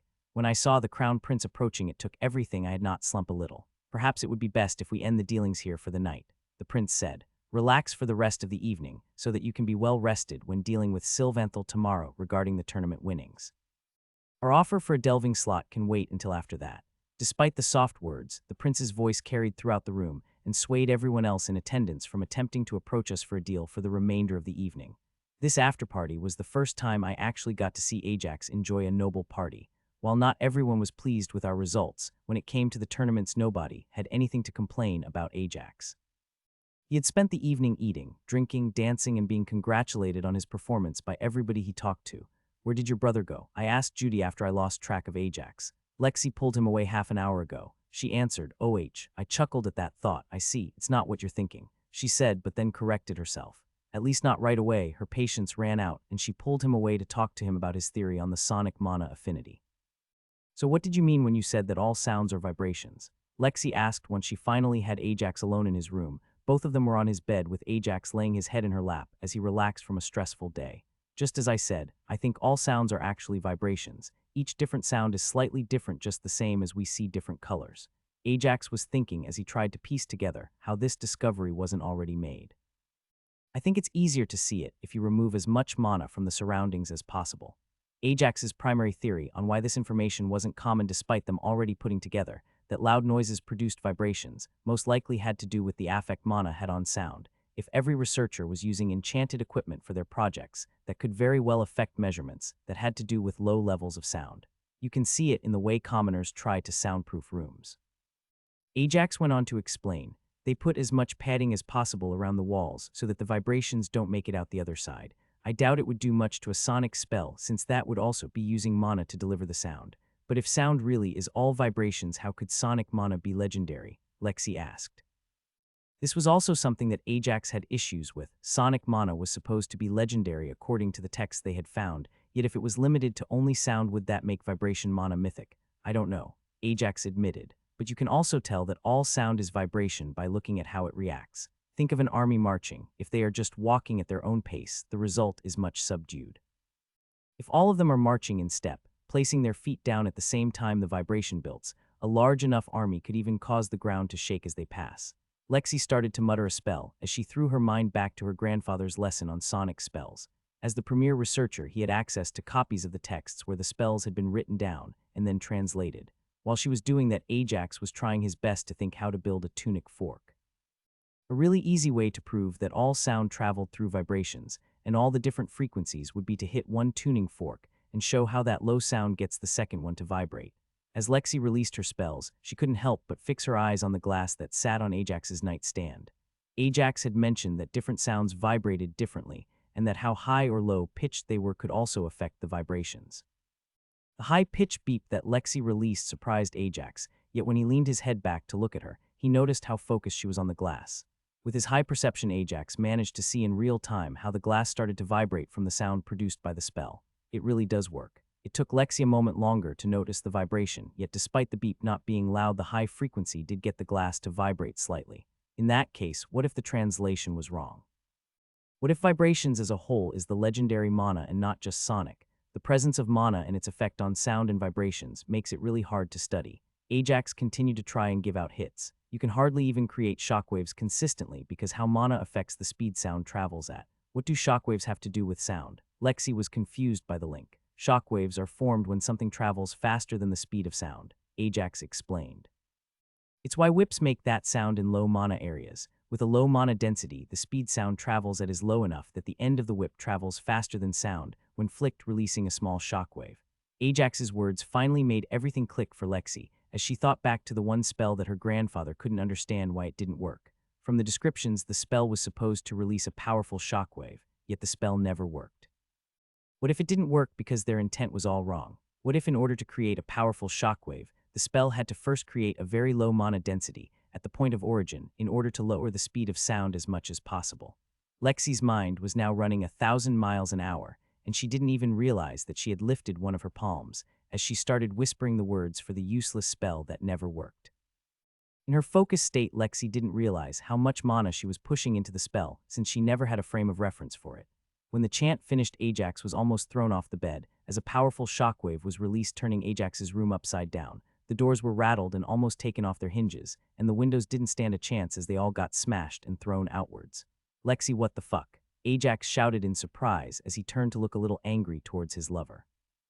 Lexi, however, hadn't heard a word as her eyes were unfocused, as she stared at something no more than a few inches in front of her nose. For more than a few moments, her brain was still playing catch-up with everything that happened before she finally rebooted and started to process everything. It worked, you were right, I got it. The words came out staggered, and softly, yet Ajax could make them out clearly. What worked? Ajax said, calming down, not that he noticed that Lexi didn't intend to do what she did. What did you get? Ajax's words got Lexi to focus on him for a moment, and she quickly leapt to give him a hug. The spell even Grandpa could get to cast. It worked. You were right, vibration and sounds, it's all connected. Then in a small voice that Ajax barely heard as she leaned in with her arms going around his neck and he lips close to his right ear, she whispered, I have the legendary mana affinity for vibrations. It was now Ajax's turn to slowly process everything that happened. His body, however, was much quicker on the uptake than his brain as his arms quickly went around Lexi's waist and back as he returned the hug. Ajax didn't even get a moment to process everything that had happened as the door that had barely survived the shockwave was shattered, throwing splitters everywhere as both princes and a good number of members from the first squad piled into the room ready for battle. Fwiwu, the king's oldest son, whistled as he took in the room. Must have been quite the argument, though it's great to see that you made up so quickly. What the hell happened? The crown prince said as he threw his brother an accusatory glare for his joking comment. It looks like an explosion went off in here. Both Lexi's and Ajax's faces were a little red from the first comment, but Ajax was surprised how accurate the crown prince's comment was, since a shockwave was exactly what a bomb going off would have caused. It was at that moment that Anna squeezed her way past all of the high-level people gathered in the door and dashed over to her best friend's side and started looking her over. What happened? Are you hurt? Do you need a potion? Lexi's excitement redoubled in the presence of her best friend, and her answers returned to the excitable drivel that had come right after she had read her notifications. Ajax was right. The spell finally worked. I got it. I won't be left behind. Different people focused on different parts of her answer. While Anna was relieved by the fact that her friend was okay, both princes started looking at Ajax with interest when they heard he was right. The casters perked up at hearing the spell worked, and Ajax focused on the small insecurity Lexi had felt about being left behind that he hadn't picked up on until now. What was Ajax right about? The Crown Prince asked. And what did you get? His brother continued. Sonic mana, Ajax was exactly right. Lexi praised as she started to get her excitement under control. I have a legendary mana affinity. No sooner had the words left her mouth that the king's oldest son and all members of the first squad jumped into motion. Some were heading for the broken windows, while others took a small step back out into the corridor. My most heartfelt congratulations, the Crown Prince said as he was also moving to herd Ajax, Lexi, and Anna out of the room. But not another word until we are in a more secure location than one with windows that were just shattered. Lexi quickly realized her mistake and nodded her acceptance as all three of them were led back to the party room. Ajax and Lexi couldn't help but feel a little guilty as they watched every single guard on high alert following their mishap. As they entered the party room, Ajax could see that everything looked very different from how it was when they left. All of the tables had been moved against a wall, as the remaining members of the first squad had formed a protective circle around the king and the nobles that remained in the room. Judy and Elijah were not exempt, as everyone looked very worried. Everything is well, it's not fine, but under control, the king's oldest son told his father as they entered the room. Brother is going to await the inevitable visit from the Republic to explain that we can handle this on our own. There is no danger. One of the members of the first reported to their captain, who was staying by the king's side. Only at those words did the defensive ring break as the group huddle started spreading out throughout the room. You're at the center of this, aren't you? Judy accused Ajax as soon as he, Lexi, and Anna joined them. It wasn't his fault. Lexi quick stepped in to defend him. Great, he's center adjacent. Lexi complained as she figured out who the center was from the guilty look on Lexi's face. I swear, boy. Elijah let out a heavy sigh. Most days I thank the gods for the opportunities you provide and how much my level has grown as of late. But on days like this, I can't help but think you will be the death of me. Despite the all-clear being given, it was clear that the party mood was gone. Add the fact that the prince was doing his best to clear most of the nobles from the room. It wasn't long until the royal family, the first squad, Ajax and his friends as well as their family members, were the only ones to remain inside the room.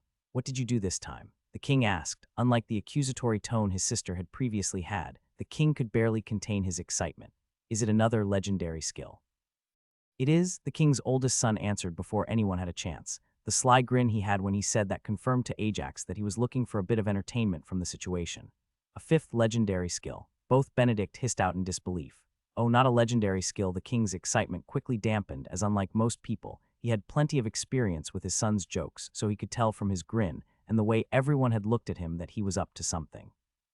There is a legendary skill, Ajax began, it just. I'm the one who got it, Lexi finished. Which one? The king's excitement was back so quick Ajax was surprised it didn't give the man whiplash. Vibration aspect mana, Lexi answered. Ajax was right in his theory about sonic spells and sound. It's called vibration, not sonic. The crown prince asked, surprised, as he entered the room after ensuring all the Republic officials that everything was fine. From there, everyone quieted down as Ajax and Lexi went through the explanation of sound vibrations and the effect they suspected mana had on sonic booms. The first part had everyone nodding along as all of them had heard Ajax's theory at the arena. The second part, however, was something new all around. So this vibration aspect mana is not a skill you are inclined to? The king asked Ajax after they had finished with the explanation. I don't know, Ajax answered honestly. I only saw my first sonic spells today. I haven't tried to use vibration mana before. It was seconds from when Lexi released her spell, and everyone barged into the room. While Ajax did answer that as carefully as he could, he was a bit nervous that it would take him a while to unlock the skill as his second legendary affinity. On the upside, he doubted he would have any issues convincing Lexi to share the chance for a few sonic spells with him so he could try to get the affinity as well. For the first time in years, his chanting skill was about to be useful once again. That is true. Just because you know the theory is still a legendary skill, chances are Lexi will be the only one with the affinity in the entire kingdom. The crown prince nodded as the hope that it would be a skill more people would be able to unlock crumbled. Ajax had the best sleep he'd had in a while. He only woke up once the sun was high up in the sky, and his legs seemed to have made a full recovery overnight. His back was still one big bruise and tender to the touch, but he should be fully healed in another day or so. As Ajax went to lunch, he met his grandfather and Judy, who already looked a little drained. They had just finished the negotiations with the royal family, and while they had managed to get a lot more than they had initially expected, mostly based on Ajax's contribution on the vibration mana, they still had to work for it. Ajax, I hope you had a restful night. The king greeted him as he took a seat at the table. I did, your highness. Ajax responded as he piled his plate high with food. My legs have recovered and my back should heal by tomorrow. That is good. The crown prince nodded. I hate to spring this on you first thing after you wake up, but today will already be pretty busy, and it's best for you to know in advance. Once we return to Grindor, we will be making the official announcement of your rise from Baron to Duke. It was a good thing Ajax didn't have anything in his mouth at the time, as he would have surely choked. I'm being made a duke. Ajax was shocked at the development. He had expected that it wouldn't be long until he ascended to Viscount, but a jump from Baron to Duke in 6 years was unheard of outside of war. The original plan was for it to wait 10 years, give you enough time to build a foundation. The Crown Prince explained, with how big a mark you left here, however plans have to be moved up. Elijah was awestruck by this development, the fork in his left hand frozen halfway to his still open mouth as he processed what was happening. For decades he had worked trying to better himself. Deep inside he had hoped he would become a noble, but he had never imagined being part of a ducal house. Wait, what is happening later today? Ajax's mind circled back to the earlier statement. The festival is starting, of course, the king's oldest son said with a wide smile. After every tournament, there is a festival to celebrate the peaceful resolution. As one of the victors, it is expected that you at least have a noticeable presence for the first couple of days. Usually people would give you more time to enjoy your victory before approaching you about your winnings, especially when it's all but agreed that Sylvanthal's royal family will be the ones to purchase the rights from you, the Crown Prince explained. With how many witnesses saw your agreement about 10 delve slots for Deepwood's dungeons, however, I expect they will all be in a hurry. Elijah took the news in stride as he reached over and added another helping to Judy's plate. Eat up, darling, it seems it will be another long day. Following lunch, Elijah and Judy were invited to join Percival Valtmore, the Crown Prince, Anna, and much to his chagrin, Xavier. They were all going to discuss the 5 remaining slots that Ajax will be selling. This wasn't the royal family angling for another spot. It was instead a discussion on what rare resources they should be on the lookout for from foreign nobles. Ajax chose to simply lean into tradition as he took Lexi out on a date as they went out to experience everything the festival had to offer. Every time he was approached about business, he would point whoever it was in the direction of his grandfather. Much to Ajax's surprise, not only were all of the nobles accommodating of dealing with his grandfather, despite him not being the head of the house, his delegating had actually earned him even more approval from them. Best not get used to this. Anna burst his bubble. They only accept this now because they want something you have, and because you are so young. Ajax nodded at the words. Deep inside his heart, however, he reinforced his wish to grow stronger. Strong enough that nobody will have any problems with him delegating. You're thinking something rude. Lexi poked him in the side as she dragged him down the street towards the next stall. Ajax spent the next 2 days enjoying the festival and recuperating. That isn't to say that there weren't a lot of people looking for a moment of his time, but Ajax skillfully directed all of them towards his grandfather and sister. Darkclaw had done his best to restrain himself and give Ajax time to recover, but the dam finally burst, and a spar was scheduled to take place at the end of the week. It was on the evening of the second day that a small conference formed to discuss his options for the remaining 5 spots. Did any royal family approach you about a deal? The Crown Prince asked as he joined Elijah, Judy, Lexi, Anna, and Ajax. None of them so far. Elijah shook his head. We do have a meeting with the Sylvian family tomorrow morning to discuss Ajax's tournament winnings. You'll need to be there for that, by the way. Closest we have is a member of the council. They offered a really good deal to get Darkclaw one of the spots. Judy nodded. It seemed that the best-case scenario just wasn't meant to be. Ajax had also hoped to be able to trade 1 or maybe even 2 of the spots to the Beastkin or the dwarves in exchange for another kingdom's dungeons to delve, but even he knew it was a long shot. What are the best offers we have so far? Ajax asked, curious. So far there are 2 offers that far surpass all the others we have gotten. The council's offer for Darkclaw was generous enough that it will push our house into the top 10 merchant houses in Grindor. Elijah said with a look that told Ajax his grandfather was ready to accept that deal. The second offer comes from Alara. Ajax was slightly surprised to hear that House had made such a big offer considering how their interactions had gone. While it wasn't as valuable as the counselor's offer for Darkclaw, they will be making their payment almost exclusively in rare alchemy ingredients. There are still offers that should be coming in over the next few days. The prince gave his own opinion. Quite a few of the present representatives simply don't have the authority to make such large offers, but I can assure you that all of them sent out ravens days ago the moment you gained that deal. You should accept the top 2 offers. Anna offered her counsel. Doing so will not only improve the dispositions of our hosts with us and repair your relationship with a ducal house, but by also lowering the supply, it will loosen everyone else's purse strings. Ajax found himself very much in agreement with Anna's suggestion. Accepting the top two offers would increase the price of the remaining spots, but it will also show them as reasonable since they aren't holding and squeezing people dry. That's a solid proposal. Ajax nodded in affirmation. But when do you think I should go? As soon as possible. The Crown Prince didn't miss a beat. Going straight there from here would be best. The more time passes from when the incident occurred, the less protected you will be. Not to mention that going into dungeons at a lower level is always better since you will have more floors available to you. That's probably for the best. Ajax nodded. I'll go through the Deepwood dungeons, and on the way back I'll delve into Sylvanthal's dungeons, depending on how the negotiations go tomorrow. After I return to Grindor, I'll go to the Empire for the final delve before I head out to find a companion. Good luck explaining that to your mother. Elijah threw out there with a shake of the head. The words sent a cold shiver up Ajax's spine as he thought through the timetable. They had already been gone for almost half a year. In his initial plan, he would have had time to delve one kingdom's worth of dungeons before returning home and spending a month in Grindor before heading to the Empire at least. With 2 kingdoms worth of dungeons, Ajax would need to travel quickly as they delved from one dungeon to the next just to get back to the Empire dungeon in time. See if you can add a nice gift for my parents in the deals for the last 3 spots. Ajax asked his grandfather before he went to his new room to sleep. While most people from that meeting went to sleep as it was getting rather late, the Crown Prince was meeting with his father and brother. Something is going on with Arborea and Predator's Pride, the Crown Prince said as he referenced the 2 Beastkin kingdoms to the south of the Republic. Unlike the human, elven, and dwarven kingdoms, the Beastkin had split themselves differently. Where the other races split themselves between those who thought themselves the superior race and those who didn't, the Beastkins split themselves more along whether their animal counterparts were herbivores or carnivores. Not only that, but because of the savanna and desert geography of their kingdoms, the borders between them were not as clear-cut. What makes you say that? King Grindor asked.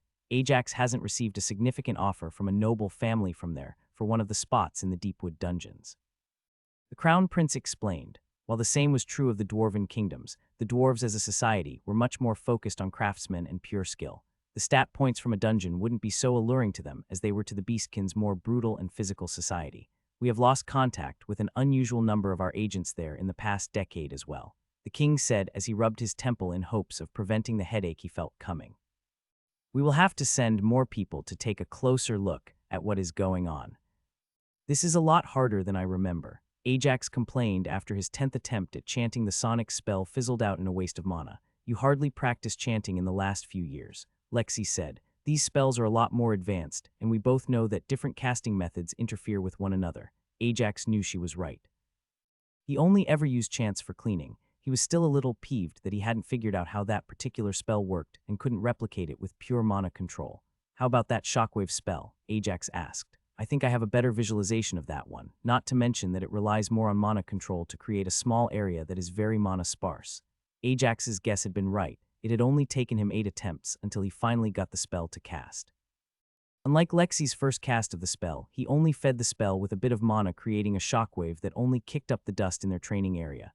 You did it, Lexi congratulated him. How did it feel? Odd, Ajax answered. The advantage with casting the spell himself was that he could get a much clearer picture of how his mana changed from neutral into the vibration mana so that he could try and replicate the process. It felt odd. Just like life mana, vibration mana was superior compared to the normal affinities Ajax used. There was a reason they were legendary after all. Unlike life mana, however, vibration was very much an aggressive and offensive mana type, and he could feel the raw power the mana type could bring to his kit once he mastered it. You might as well end this session on a high note, Lexi said as she started herding him out the training area. Best you go get ready for your meeting. Ajax didn't put up more than a token struggle as he headed to take a shower and a change of clothes. His mana pool was also quite depleted from the numerous failed casts. Lexi was right, he should focus on the upcoming negotiations. There would be plenty of time for him to train as he traveled from one dungeon to the next over the next few months. Ajax entered the negotiation room joined by his grandfather, Judy, and both of Grindor's princes. The room was empty at the moment, but the elves were expected to join them momentarily. The Crown Prince was there as both advisor and as a representative of the royal family. His older brother, however, was there as protection. The door to the opposite side of the room opened, and 4 elves stepped inside. The Elven King, Arianwin, and Araner were all known to Ajax. He suspected the 4th man to be an advisor, most likely working for the kingdom's treasury. As both sides silently lined up to greet each other, the first move was definitely not one Ajax expected. Regalia, the princess's snake, was quick to stretch out slightly and hiss at Ajax. Regalia, no. Arianwen tried her best to grab a hold of her bond and bring her back as she flushed in embarrassment. Ajax simply entered a combat stance as he prepared himself to pull his hammer out of his spatial ring. His grandfather and sister, however, were a lot more panicked. The relaxed attitude displayed by Araner, the king and the crown prince, did a lot to calm Ajax down. Quite the bond you've got there, the king's oldest son commented. Despite the beating it took, it's not feeling intimidated at all. If anything, it seems almost curious. Unlike his usual attitude, the prince remained professional as he took his role as security seriously in front of another nation. With Regalia in her grasp, Arianwen was doing her best to regain her own composure as both sides took their seats around the table, Araner and the prince the only people that remained on their feet. You are full of surprises, Baron Heathbound. The king opened. Is it still Baron Hearthbound? For now, Ajax responded, though I am not sure how full I am after this tournament. Ajax went into the tournament fully prepared that he might not win even with all the advantages he had. What he hadn't been all that prepared for was for how he would feel now. He had shown every trick he had kept in reserve. He was feeling a little vulnerable without an ace up his sleeve. That was the main driving force behind him putting all his mana into trying to train and unlock vibration mana. We do foresee a celebratory announcement once we finally return home, the prince responded. But that is not what you are here for now. The king nodded in acknowledgement. You are correct, and I do imagine all of us have a few pressing matters that we can't postpone too much longer, so let us begin.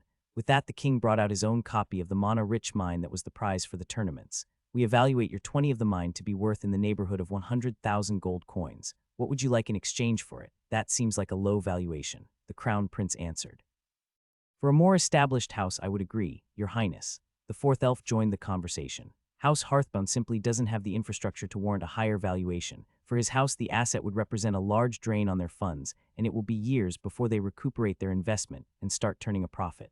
The argument was one nobody could disagree with. Our main ask for this would be a full access delve into all of the dungeons that Sylvanthal has. Elijah joined the negotiation. Ajax might not have been all that skilled in negotiations, but even he noticed a look of relief on the unknown elf's face. Clearly everyone would be happy to give Ajax access to the dungeons he wanted. That is something we are prepared to agree to. The king nodded towards his treasurer. I think you would find that a valuation of 80,000 gold coins would be a fair ask for something of that nature. Ajax had been prepared for the cost to be a lot higher than the average 20,000 gold coins he had been getting in exchange for his own delving spots, but 80,000 was more than he expected. Now that seems like a high valuation, the prince said with a small smile of his own. That valuation is one that is often given to a round of delves when they are part of a trade, the king argued. That may be true, but just as you pointed out that young Ajax is not in a position to make use of his newly gained asset, you are not in a position to spend large amounts of material wealth. The crown prince responded. Something more immaterial that comes at no direct cost to your kingdom would have a proportionally lower value, say 70,000. From there, the negotiation shifted into high gear as the king and treasurer battled Elijah and the crown prince with the occasional offer from Judy. For once, Ajax was fully invested as he saw one offer after another being thrown out there by each side as they ever so slowly moved the value of their offers closer and closer to somewhere in the middle. The negotiation lasted for almost 2 full hours. Surprisingly enough, the two hardest negotiators had been the treasurer and the crown prince. Ajax was sure that despite the exhausted smile the treasurer was sporting, after an agreement was reached, the real winner was the crown prince. Maybe not in terms of the deal they struck, but certainly in terms of the information he managed to gain about the elves' financial situation. The end agreement had been for Ajax to receive his delves, 5,000 gold coins worth of different elemental mana gems native to Sylvanthal, as well as a deal for House Heathbound to be distributor of a few regulated export goods from Sylvanthal to Grindor. It was a pleasure doing business with you, your majesty. The crown prince said with a smile as the final terms were agreed upon. Arianwen was unable to fully suppress a small glare, not so much for how much the prince had cost, but more for how long the negotiation had gone on for. So it was. The king nodded towards the crown prince with a matching smile before he turned to Ajax. On to the next item. What would it take for my daughter to join her friend Alara? Ajax couldn't help but be slightly surprised. It couldn't have been more than an hour before the meeting that his grandfather and sister finalized the deal with Alara's father, and the king already knew that it had been accepted. That was quite the loyalty the ducal house had for the royal family, doubly so considering that they only bought a spot and not placed Alara's name on it. Half an hour later and Ajax was starting to feel the tension building in the room. Despite the previous negotiation taking longer, both parties had simply been taking the smallest steps they could as they worked towards the middle. That was not the case this time. Because of the extremely diminished reserves of the Elven treasury and the previously agreed upon bargain, Elijah couldn't find a single offer he could reasonably accept. Ajax had mentioned that he wouldn't be against gaining some goodwill from the Elven royals, but none of their offers were even close to some of the best ones they had already got. This is taking too long. The king's oldest son let out a giant sigh, finally breaking his serious guard persona. Brother, this is not the time. The crown prince tried to stop his older sibling from interfering. They are simply going in circles. Elijah, you'll accept the best offer out of the ones they already made. The prince's words brought joy to the tired treasurer, but neither Araner nor the king relaxed as they awaited their part of the compromise. You'll add 2 Tree of Life seeds on top of the offer. Tree of Life seeds, the king asked, surprised by the request. It took everything he had for Ajax not to show any reaction. He had been explicitly told that there was no way the royal family could sell him any for a long while. Sooner or later, it was going to get out that Ajax had managed to gain his legendary life mana affinity with help of a seed, and if it was found out that the royal family then sold some to him, despite their restricted status as a kingdom resource, there would be serious consequences. Baron Hearthbound, the prince accentuated the word baron, may find himself in need of revitalizing any lands he may or may not gain in the near future. As the facilitators of this meeting, the Royal House Grindor will not lay claim to the obtained seeds as a kingdom resource. There was a long moment of silence before the king agreed to the proposal. Ajax was very happy with the deal he had made, not as happy as his grandfather and Judy were, however, as they had made some great gains in their skills after their hard work. I got an epic skill. Judy tried to keep her excited whisper as quiet as possible as they were making their way through the hall. What did you get? Elijah asked, interested. Firm price, Judy said with excitement. That's one of the best seller skills out there. Firm price was one of the more limited epic merchant skills. Did only one thing minimize the effect of any other skill on getting a seller to lower their price. It was also one of the most coveted skills by any merchant organization, though mostly they looked for it in their lower-level employees who were selling items with a posted price instead of a haggled trade. That will be really good if we ever start creating high-end items with any regularity, Elijah said as he stroked his beard. Once we get back home, you should probably spend a few months behind the counter to grab the easy levels for it. That way, once your brother starts making high-end potions, you can keep some healthy margins selling them. How do you think we did on the deal? Judy asked Ajax now that they were alone. Ajax didn't even have a chance to start answering before Elijah cut him off. Not on the second one. We know how you feel about getting those seeds. The first deal, the one we actually reached an agreement without going outside the normal conventions. Ajax took a moment to consider that. The end deal got them some valuable trade agreements and a decent amount of mana gems. Both of those were good for their future, if a little lackluster in the short term. The trade agreements would grow their budding merchant organization internationally, and the gems would eventually be used by any promising non-alchemy-focused crafters to improve, like his father's smithing. Both of those things were good. The delves were the main prize, because the agreement had been for each of the dungeons in Sylvanthal, instead of just the best 3 as most people cared about. Ajax had only got 9 slots. I think we made out rather well. 3 slots in each dungeon along with the gems and trade agreement should be enough to help us prepare for the future as well. Ajax answered the question. The kingdom had taken their share of the reward, since they had little use for the trade agreements at a national levels, and the royal family had plenty of mana gems. They had taken a bigger share of the slots. In exchange for providing the booster, the royal family had walked away with 5 of the remaining slots, while Ajax was left with 3. The only question was who could they sell the 2 empty slots for the most. You 2 should go and relax for the rest of the day. I'll go do some physical training. Ajax said as he took off towards the training grounds. His mana hadn't yet recovered from his pre-meeting training. He's right, Grandpa, you should go rest, Judy said with a caring, innocent voice. You did most of the heavy lifting in that meeting. And what are you going to do? He asked with an eyebrow raised suspiciously. I'm going to go train my skills as well, Judy said with as much determination as she could muster. Not my new one, since we don't have all that much to sell on hand, but my others should work just fine here. Judy was gone before Elijah had time to object to her. Aurora, you shouldn't have thought her about that at this age. Elijah stayed there shaking his head for a moment before he started making his way to his own room to relax. As for the training Judy was going to be doing, she was heading straight for the local casinos. Unlike her grandfather or her partner Alana, Judy wasn't a strategist merchant.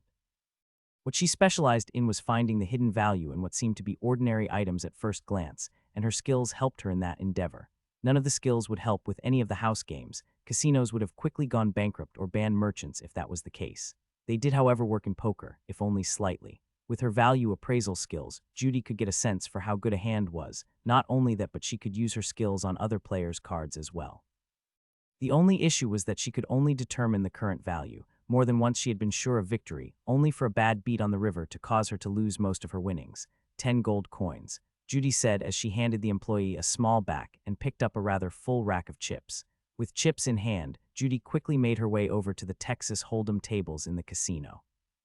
With her youthful looks and large amount of chips, she was quickly welcomed by the players at the table, all of them happy she had come, for the moment at least. Judy settled in, ready to spend the next few hours training. Can I get a cherry cocktail, please? So what's it going to be? The muscled adventurer asked as he looked towards Judy as she furrowed her brows and looked at her cards.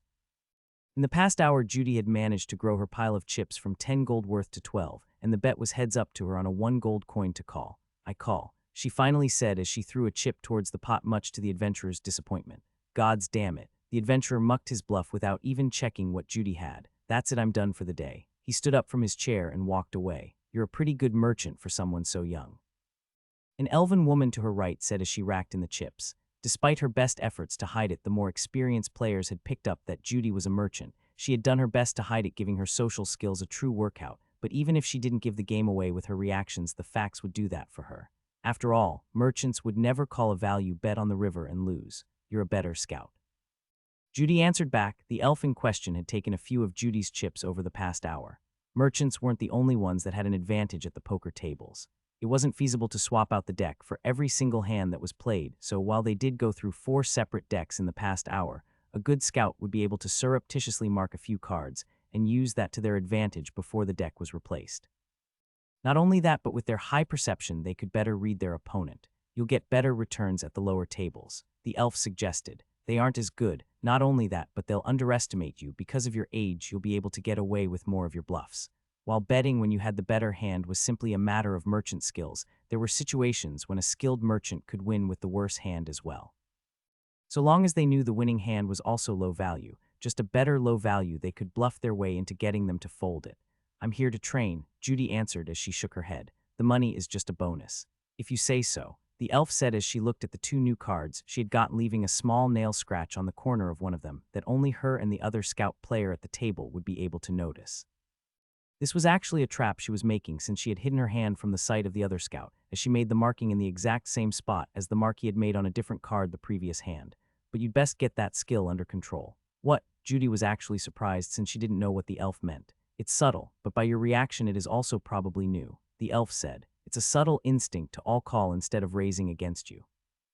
Would you like to make a complaint? The dealer asked instantly. The rules of these tables were clear. The house even warned you. You can observe anything and you can mess with the cards so long as it's not anything obvious, but any skill that influenced the bets made would get you kicked out quickly.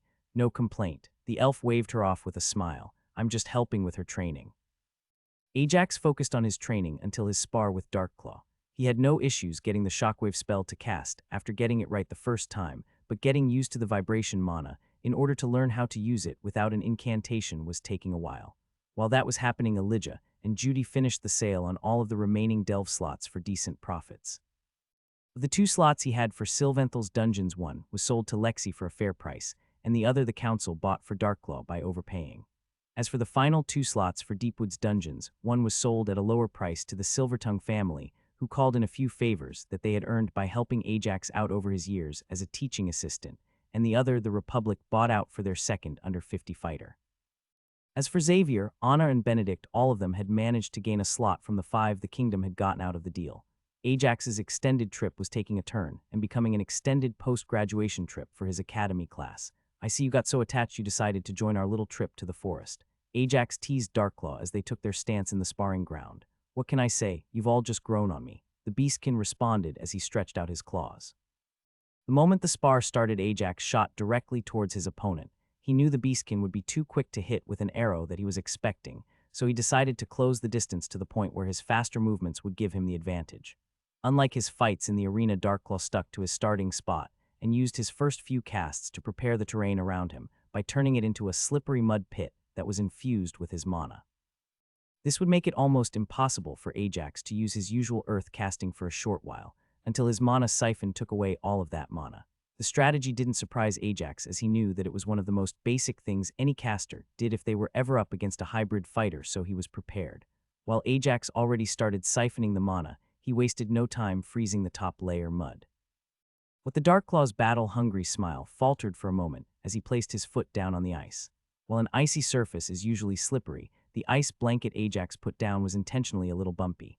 The entire area looked like the sole of a studded football boot with very small studs. Not only that, but the studs weren't all that strong, and they were easily crushed underfoot. This gave the ice patch enough grip that Ajax could continue his speedy approach without issue. Ajax wasn't underestimating his opponent. He quickly went straight to Void Mana for his opening attack, hoping to end the fight quickly. His hammer picked up the ominous violet glow as soon as Ajax was 2 steps away from melee range. It was there that Darklaw made his move. The Beastkin released a small wind wall and put it 2 steps forward straight in the path of Ajax's hammer. Despite the wall being weak, it wasn't weak enough for Ajax's mana siphon to completely disrupt over such a small distance. As the hammer made contact with the wind wall, one of Void Mana's weaknesses was revealed. Every single nation besides Grindr had spent a considerable amount of time following the tournament finals trying to analyze Void Mana. Ajax's spar with Darklaw was the clear opportunity to test their theories, and the first one employed was one that Shadow had theorized. Despite the extremely weak obstacle, Ajax's hammer instantly lost all momentum as the void blow was generated. Darklaw couldn't help the smile that was forming on his face as he saw his plan working, but the smile wouldn't last for long. The sudden loss of momentum from his heavy hammer quickly unbalanced Ajax. That, combined with the still slippery surface of the ice, turned Ajax into a human projectile that the Beastkin wasn't expecting. Darklaw could only thank his defensive enchantments, as they not only mitigated the impact of Ajax crashing into him, but it also ensured that the two of them didn't fall over in a pile following the impact. Had Ajax managed to grab a hold of the Beastkin right there, the fight would have been all but over. Ajax wasted no time bringing up his shield and using both an ice coating as well as the shield's enchantments to protect himself. Darklaw was extremely surprised by the amount of mana he felt pouring out of Ajax as he protected himself from the spell. Darklaw was sure Ajax had spent 2/3 of his mana in the last few moments. Emboldened by the amount of mana Ajax had just lost, Darklaw quickly looked to press the attack while Ajax was still on the defensive. He brought up 2 lightning bolts looking to break through Ajax's defenses. Lightning was extremely good at penetrating through wards, so he was hoping this would be enough to finish the match. Ajax reacted just as quickly, wasting no time in tossing the shield at the Beastkin. The shield was batted aside by the first lightning bolt, but because Ajax had thrown it, there was no path for the current to take to reach Ajax as he rushed towards Darklaw. As Darklaw was throwing the second lightning bolt at the defenseless Ajax, he felt his foot get dragged out from underneath him. The unexpected movement sent the lightning blast way off target as the Beastkin was sent falling forwards and towards Ajax. Darklaw didn't understand what had happened. He knew that Ajax hadn't yet siphoned all of the mana that he infused into the ground around them, so there was no way he should have managed to trip him up like this. The answers came with a shocking revelation as mid-fall the Beastkin looked towards his legs. The sight of a bulky mud golem no taller than Darklaw's knee that had grabbed onto the Beastkin's leg as he pulled it out from under him explained everything. The massive amount of mana Ajax used as he blocked his fire attack now made a lot more sense. The Beastkin didn't have enough time to put together that Ajax had a legendary mana affinity before his face met the ground. Darklaw had no time to waste being shocked. He quickly tried to push himself up, but he had barely gotten his face a few inches from the frozen mud as a strong impact from Ajax's hammer crushed through the ice, having missed his head by less than an inch as it showered him with mud. "I win," Ajax announced with a victorious grin on his face. Yes, Darklaw didn't manage to finish his sentence as the golem had pulled further on his leg. The unexpected movement dragged the Beastkin off his hands and gave him a mouthful of mud for his troubles.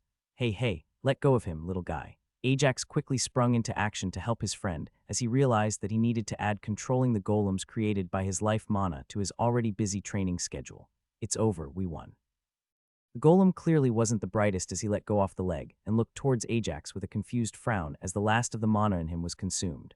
Ha ha ha ha ha ha. The king's oldest son appeared next to them as he approached from his vantage point watching the spar. "Did you see that? HMPH. Even Shadow, who followed him, had a hard time, but at least he was trying to restrain his laughter. "It's not that funny." "What do you mean it's not that funny?" Prince sounded almost outraged. The way you could see it on his face as he accepted his defeat, and at the same time you could see the golem getting ready to give his leg another good pull. It was a masterpiece, the way all but bit right into the mud. Ardka, the Beast King in question, started coughing as he was trying to spit out all of the mud he just ate. You okay there? Ajax asked, his tone a mixture of concern and the laughter he himself was trying to hold back at the situation. He'll live. Shadow said as he dragged the beastkin up to his feet before he proceeded to pound on his back lightly with his palm. Not not like this. Darkclaw coughed out his next sentence. What? Ajax lost all of his amusement as he thought something was genuinely wrong with the beastkin. We're fighting again. The beastkin got out. There is no way my story of fighting on even footing with the future strongest man in the world ends like this. I'll be a laughing stock to all of my children and grandchildren. The spar between Darkclaw and Ajax had no stakes. Despite this, by the end of the match, most of the notable figures that had shown up to watch left with one less worry on their mind. If the tournament finals had shown just how powerful Void mana was, this spar had shown that it was also situational. What is the name of this mana type? Shadow asked Ajax. Void, Ajax answered. Curious, Shadow pondered. It seems to be a mix of Shadow mana and Space mana.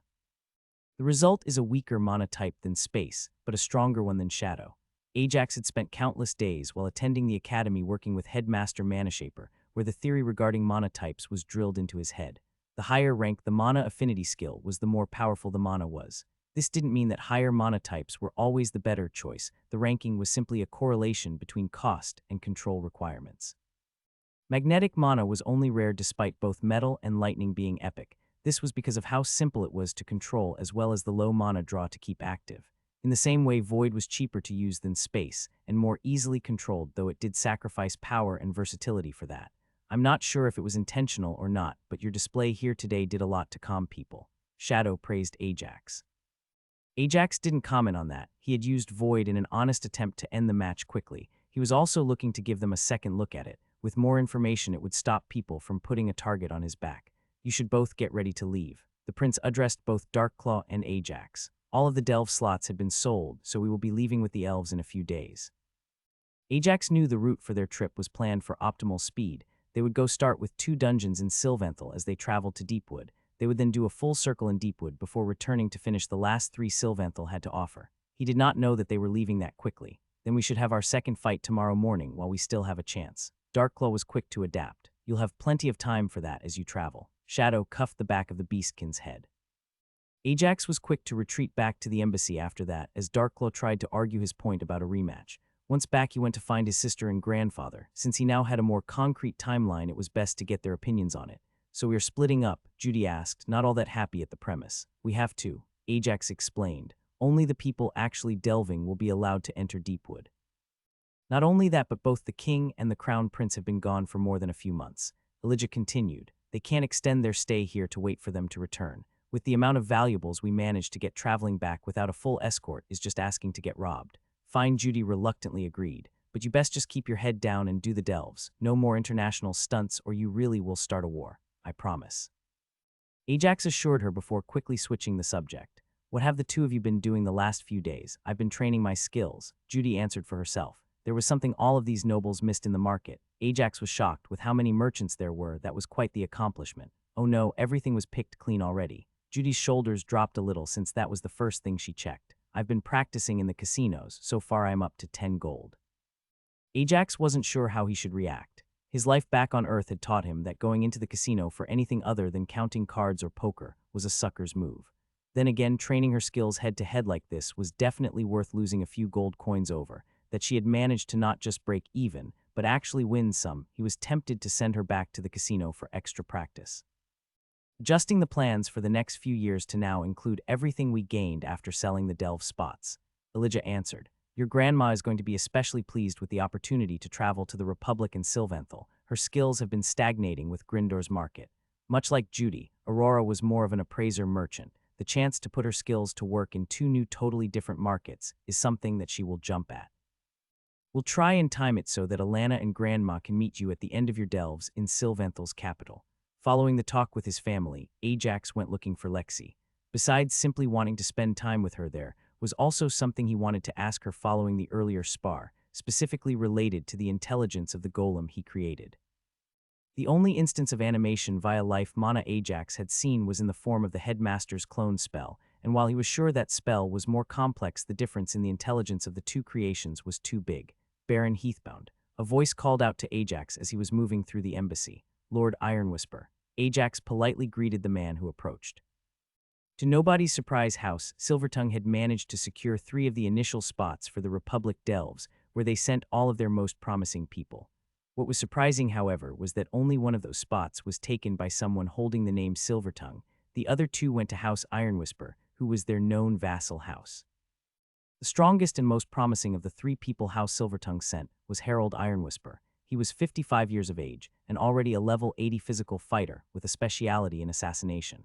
Harold was a small, wiry man that one could easily underestimate, a mistake Ajax hadn't made ever since the first time he saw the man in action inside a dungeon. I would like to express my gratitude as well as be the one to inform you that I will be joining you for your extended trip. The man said with a deep bow. Why gratitude? Ajax asked. If there was one thing he had learned after years of hearing Abbot Silvertongue complain was to always clarify anything ambiguous when dealing with House Silvertongue or any of their retainers. House Silvertongue paid for your spots, because without your actions, not even House Silvertongue would have been able to buy me a spot for delving into all these dungeons, Lord Ironwhisper said. Seems Instructor Abbott was right about you. I even have a place in the generation of prodigies. The what now? Ajax suddenly stopped as he heard the words. It's what the nobles are calling the group that is delving into so many dungeons. Lord Ironwhisper explained. They are mainly referring to yourself, Lady Manashaper, Lady Goldmancer, and Prince Xavier, since the 4 of you will have delved into the dungeons of 4 different nations at such a young age that you are all expected to reach very high levels. Lord Benedict and myself were also added, since we are only 1 dungeon off. Ajax supposed it made sense that the nobles would look to separate them from everyone else. After all, after delving an additional 16 dungeons compared to others of their generation would skew any comparison greatly.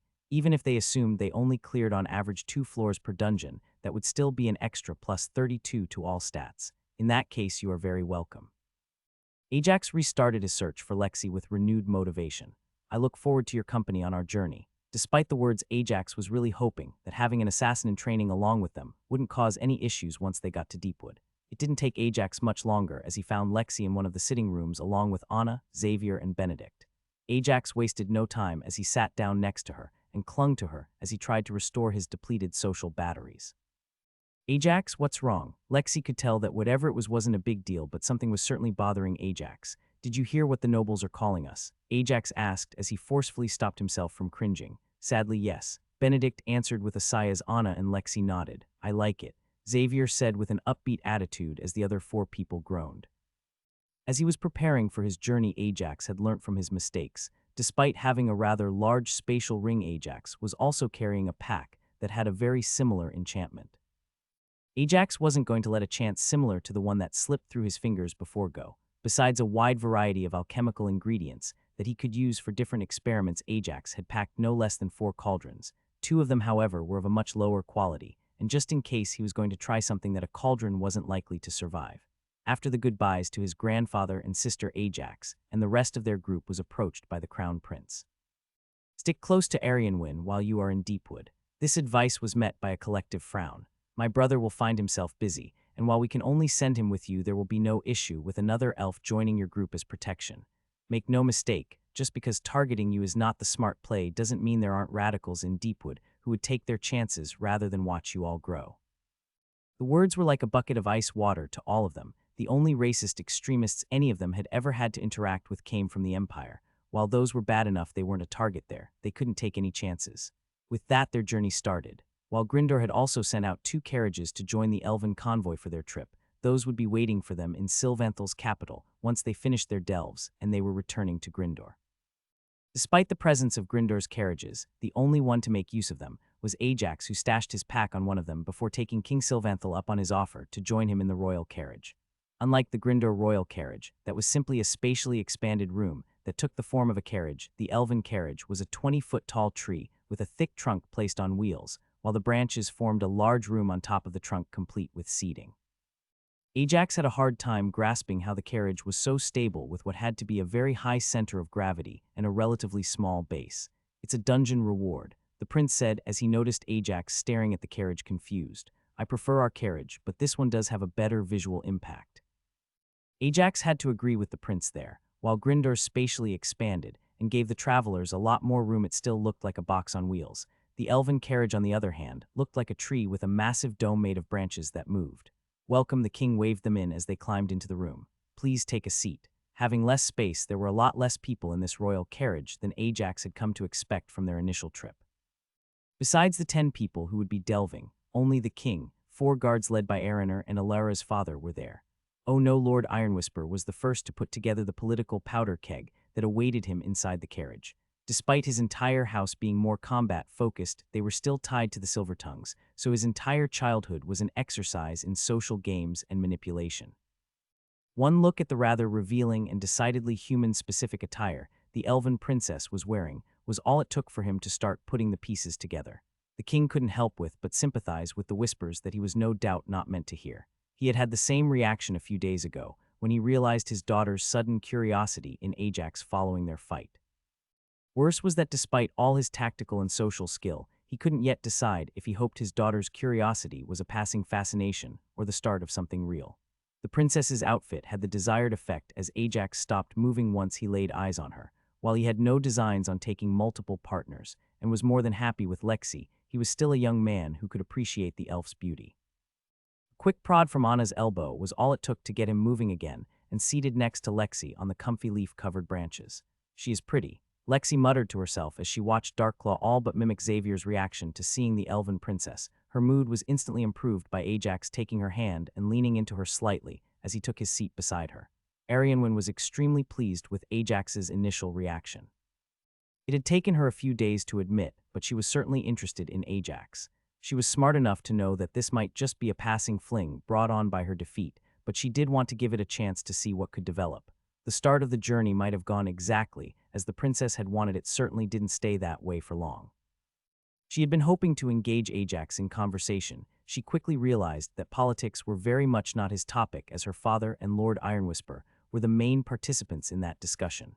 Realizing Ajax had next to no interest when it came to politics, Arianwen slowly maneuvered the conversation into economics.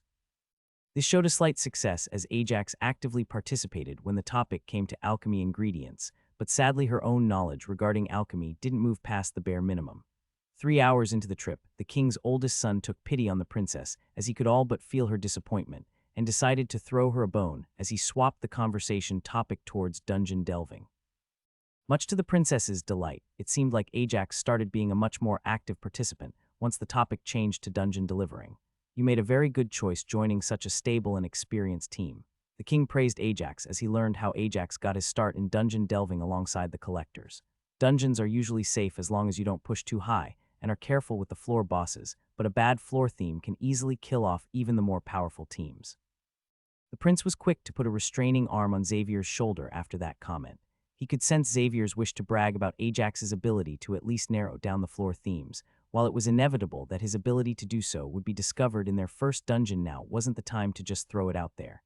"I do have to admit, I am curious why you are so focused on dungeons," Alara's father asked Ajax. "You could have gotten your nascent house in a much more stable position if you were to focus your trading on that. My house's growth is tied to myself," Ajax responded. "Delving these dungeons now represents a unique opportunity to gain permanent stats that I will quickly lose based on my leveling speed. Your house also needs to settle into its growth." Anna joined. "Taking on too much at once is a good way for a house to overextend. Was there anything you would have taken instead of the delves?"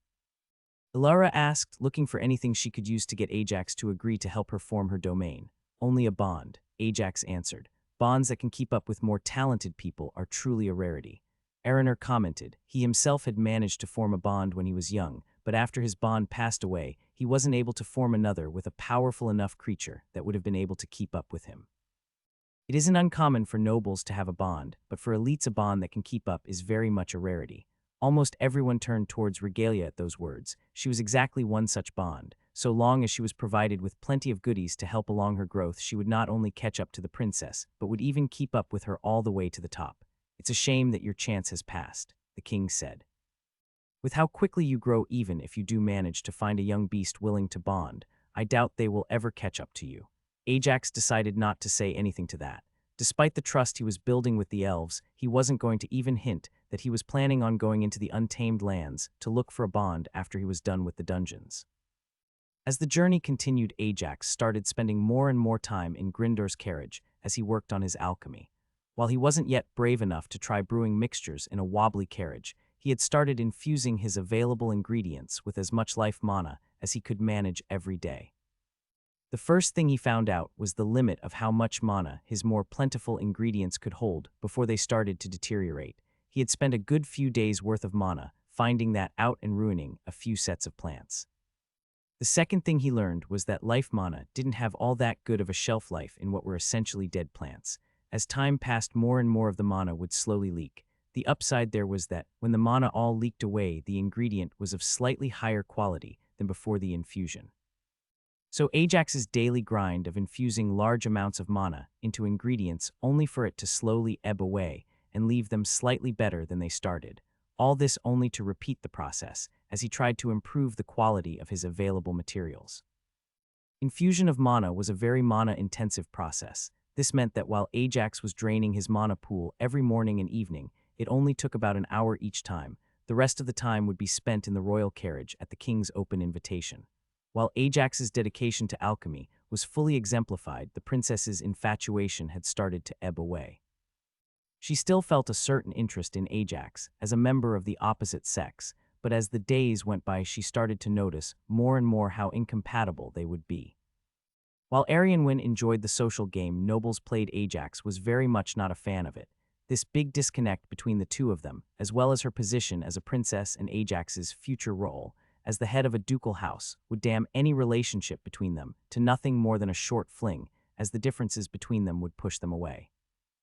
As the princess started to realize that there was no romantic future for them, her repeated attempts at approaching Ajax had laid the foundation of a solid friendship between the two.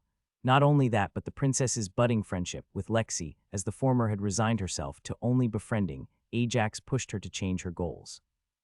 Much to everyone's surprise, however, as the chances of a match between Ajax and the princess were becoming more and more a thing of the past, a new unplanned relationship was forming between Benedict and Alara. This should be my brother's problem to deal with, the eldest prince of Grindor complained as he privately met with the Elven king.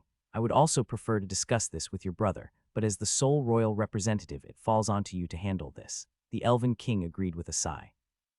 This relationship could be the foundation of a long, fruitful cooperation between our kingdoms or the start of a disaster. While Alara's family still only held a ducal title, they were not far from claiming the archducal bladeleaf position.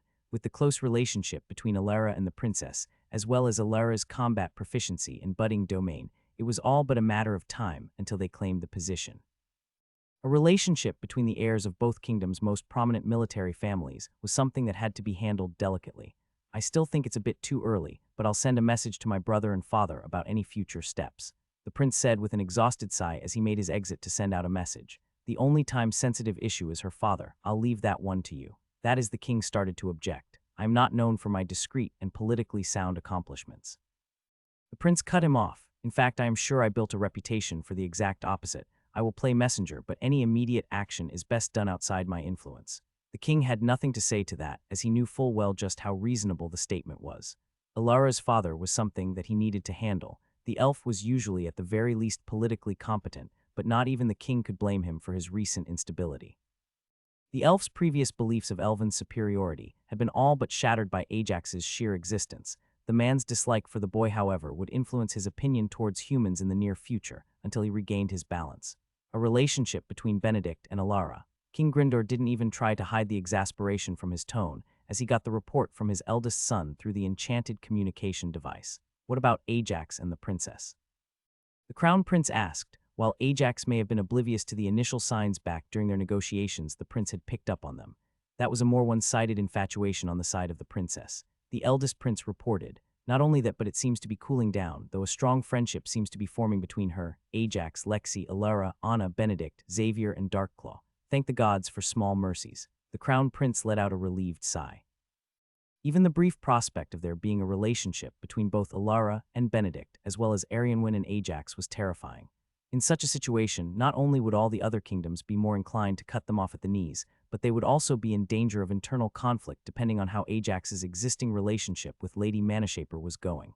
Have Ajax try and soothe any ruffled feathers, the king suggested. And how would that happen? The eldest prince asked. Even if the duke would be willing to hear him out with an open mind, Ajax is at best as politically inclined as I was at his age. See if you can convince Ajax to help Alara with forming her domain, the king explained. That could work. The eldest prince acknowledged as he considered the idea. I'll see how that works out. We are almost at the first dungeon. I'll be in contact again 2 days after we exit the dungeon to report on their reactions to Ajax's ability to navigate dungeon floors. With that, the prince cut the communications, as he didn't want to waste any more mana. The first dungeon they were approaching had monsters on its base floor ranging from levels 29 to 34. Not only that, but the dungeon also had an 11-level jump between floors. This would mean a 5-floor clear bonus for Ajax and a 2-floor clear for everyone else. Before the caravan arrived there, however, it would take 2 more days. Ajax, the prince greeted Ajax as he exited one of Grindor's carriages, following his daily mana dump into alchemical ingredients. "Your Highness," Ajax greeted back, "something I can do for you. There is actually, I would like you to start helping Alara with forming her domain with your legendary skill." The prince then proceeded to explain the delicate situation and why Ajax helping Alara would help the situation. "Would that be a problem? I can do that." Ajax nodded. Since using mana siphon wouldn't drain his mana, it wouldn't interfere with his daily training. If anything, it would give him a chance to see if he can somehow use his legendary skill to not only strengthen his body, but maybe even help regenerate his own mana. Before he went ahead and offered Alara help, he first went to discuss it with Lexi. Ajax had been impressed with how maturely Lexi had handled Arianwin's initial approach. He wasn't sure if he would have been able to do the same if someone would have tried making a move on her. As such, he first wanted to let her know what was going on. "You should have Benedict extend the offer," Anna said after she had also heard the plan as Ajax brought Lexi up to speed. "Why is that?" Ajax asked. "A few reasons," Anna answered. "For starters, the Duke would be less suspicious if the offer came from anyone other than you. Not only that, but this would also improve the Duke's opinion of Benedict." Ajax was nodding along with Anna's reasoning. However, Lexi had known Anna for way too long. "And the merchant's reasoning?" Lexi asked her friend with a raised eyebrow. "Never do something for free when you can get something for it," Anna whispered softly as her cheeks blushed in slight embarrassment. "You can get Benedict to owe you a favor depending on how you present the idea to him." Benedict had quickly agreed to the idea. Much like Anna had mentioned, he had even offered Ajax a personal favor. With that, Ajax's and Alara's training was set to start as they made their approach to the first dungeon. "I can feel it, it's so close." Alara heaved out as she took a seat to catch her breath after emptying out her mana pool. "Are you sure it works and that it's not your imagination?" her father asked her. "No, it does work," Arianwin answered as she took Alara's spot standing in the open space to release her own domain. This was the second evening in a row that this training was happening. After the prince's suggestion that Ajax help Alara with her domain, all it took was Lexi mentioning something about it around Benedict for him to connect the dots to a favorable outcome and asked Ajax to help her train. The training was actually proving helpful to Ajax as well, who could now do his physical training under the full effects of his mana siphon, as he wouldn't be using his own mana to power the skill. Seeing what was going on, Arianwin was quick to get in on that and train her own domain. "How can you be sure?" the Duke asked. "Are you starting to resist his skill?" "I can't resist his skill." The princess's words came from behind clenched teeth as she tried her best to control her domain as it was slowly drained away. "It's like a water flask that was poked full of holes. I can cover the holes and slow the drain with enough effort, but I can't stop the leak." For his own part, Ajax could actually feel a little resistance from the princess's domain. There were only 2 other things he had ever felt a resistance to mana siphon from. The first was elementals, but their resistance didn't come in the form of slowing of the drain, but as a form of mental pressure, which made some sense since he was effectively draining their life force. The other was a much more advanced form of what he was feeling from the princess and came from the dungeon arches. What the princess was doing was a far cry from the touch-based drain-only resistance of the arches, but it was similar in its resistance. "Also, I'm sure it works because between the tournament fight and yesterday, my skill went up 3 levels. The princess barely got the words out. Ajax didn't know it, but trying to resist his skill had the same effect on the princess that draining elementals had for him. In the middle of a short fight, it was an inconvenience, but only holding out against the drain meant that her domain would last for more than 10 minutes, and that was a lot of pressure. "It'll work, Dad," Alara said, her voice containing a joking undertone like she was laughing at a joke only she was aware of.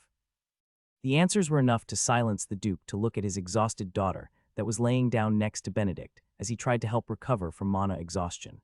Despite his initial dislike of the coupling, he couldn't help but approve of the young man's actions. Since she wasn't yet actively fighting Ajax like the princess, she didn't have to deal with the mental pressure as she tried to control her mana to mix and form her domain under Ajax's skill.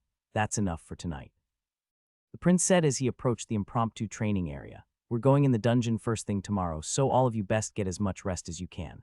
The princess had been so focused on controlling her domain, she hadn't even heard the prince. It came as a surprise to her when Ajax abruptly stopped his skill. "I could have kept going," she said despite the breath of relief she took. A Apparently training time is over. We still have a delve in the morning, Ajax said as he nodded towards the prince. Prince in question, however, was looking at Arianwen with a very perplexed look, one that was explained by Araner's words as he quickly approached. How did you do that? He asked the princess. Do what? The princess asked, surprised. You pulled in your domain. The prince followed Araner's curiosity. The area it covers is a lot smaller, but it has the same density as back when you cast it. The how did you get it to do that was left unsaid. Not even Viscount Embercrest can do that, Araner followed up.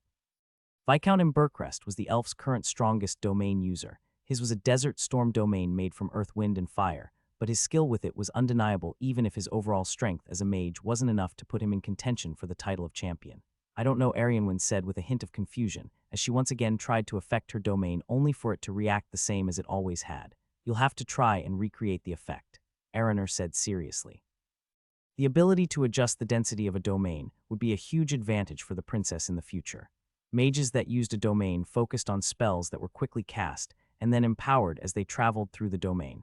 As a domain's density became sparser, the defense it offered against spells that looked to manipulate anything already inside the domain, like the earth at the caster's feet, weakened.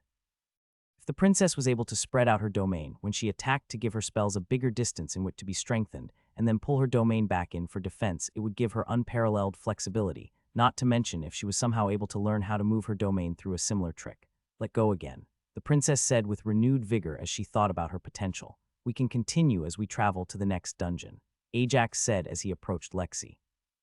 Do you mind? I'm still low on mana. Lexi simply nodded as she conjured a small waterfall above Ajax, and he quickly used it as an impromptu shower to wash away the sweat he had worked up during his physical training. But the princess started but was quickly cut off. He's right, Araner sighed. You'll have months traveling all over the kingdom from dungeon to dungeon. It's best if you just try and remember the feeling for now instead of trying to recreate it. That's awesome. Alara whispered to Arianwen as they both retreated to their sleeping carriage. Once you figure it out, you can help me learn how to do that as well. You'll have to get your own domain first, Arianwen said, trying not to bring down her friend's excitement. Yeah, about that. Alara tried to cover the true reason of her excitement, but Arianwen saw straight through it. You got your domain. Arianwen's shout made the two of them the center of attention for everyone who was slowly going their own way for the night as they stopped and stared at the two of them. I was trying to keep that to myself, Alara said, though her tone didn't sound like she was blaming her friend at all. But yes, I got Storm Domain. It's only level 1, but I have it. This had to have been the first time Ajax saw the Elven Duke look at all happy since the first time he met him. For a second there, he looked like he wanted to run over and pick his daughter up in celebration, before his social skills kicked in and hid his emotions.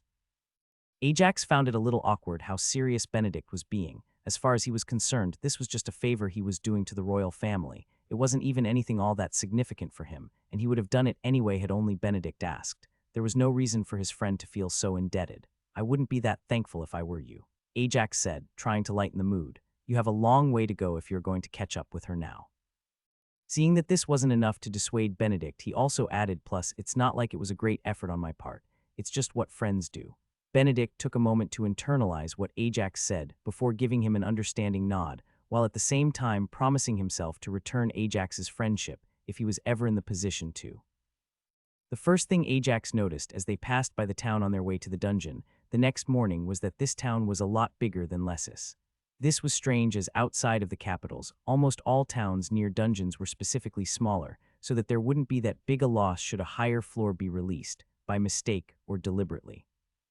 Ajax didn't give this much thought, as it was but a passing curiosity. What captured most of his focus was Alara's father, who was doing his best to act in a much more engaging manner with Ajax. The only issue was that despite the nobles now having a different opinion of Ajax than he had initially, he hadn't quite overcome the initial feelings of dislike he had, making any interaction between the two of them more awkward. Benedict's interactions with the Duke had improved by leaps and bounds following Alara's breakthrough. This was mainly helped by the fact that both of them were part of military families, giving them lots of talking points where they could agree or intelligently argue their opinion. It got to the point that both the Elven King and the Prince had to step in a few times during their discussion, as both of them and Alara approached some sensitive internal matters during their discussions. That's also strange.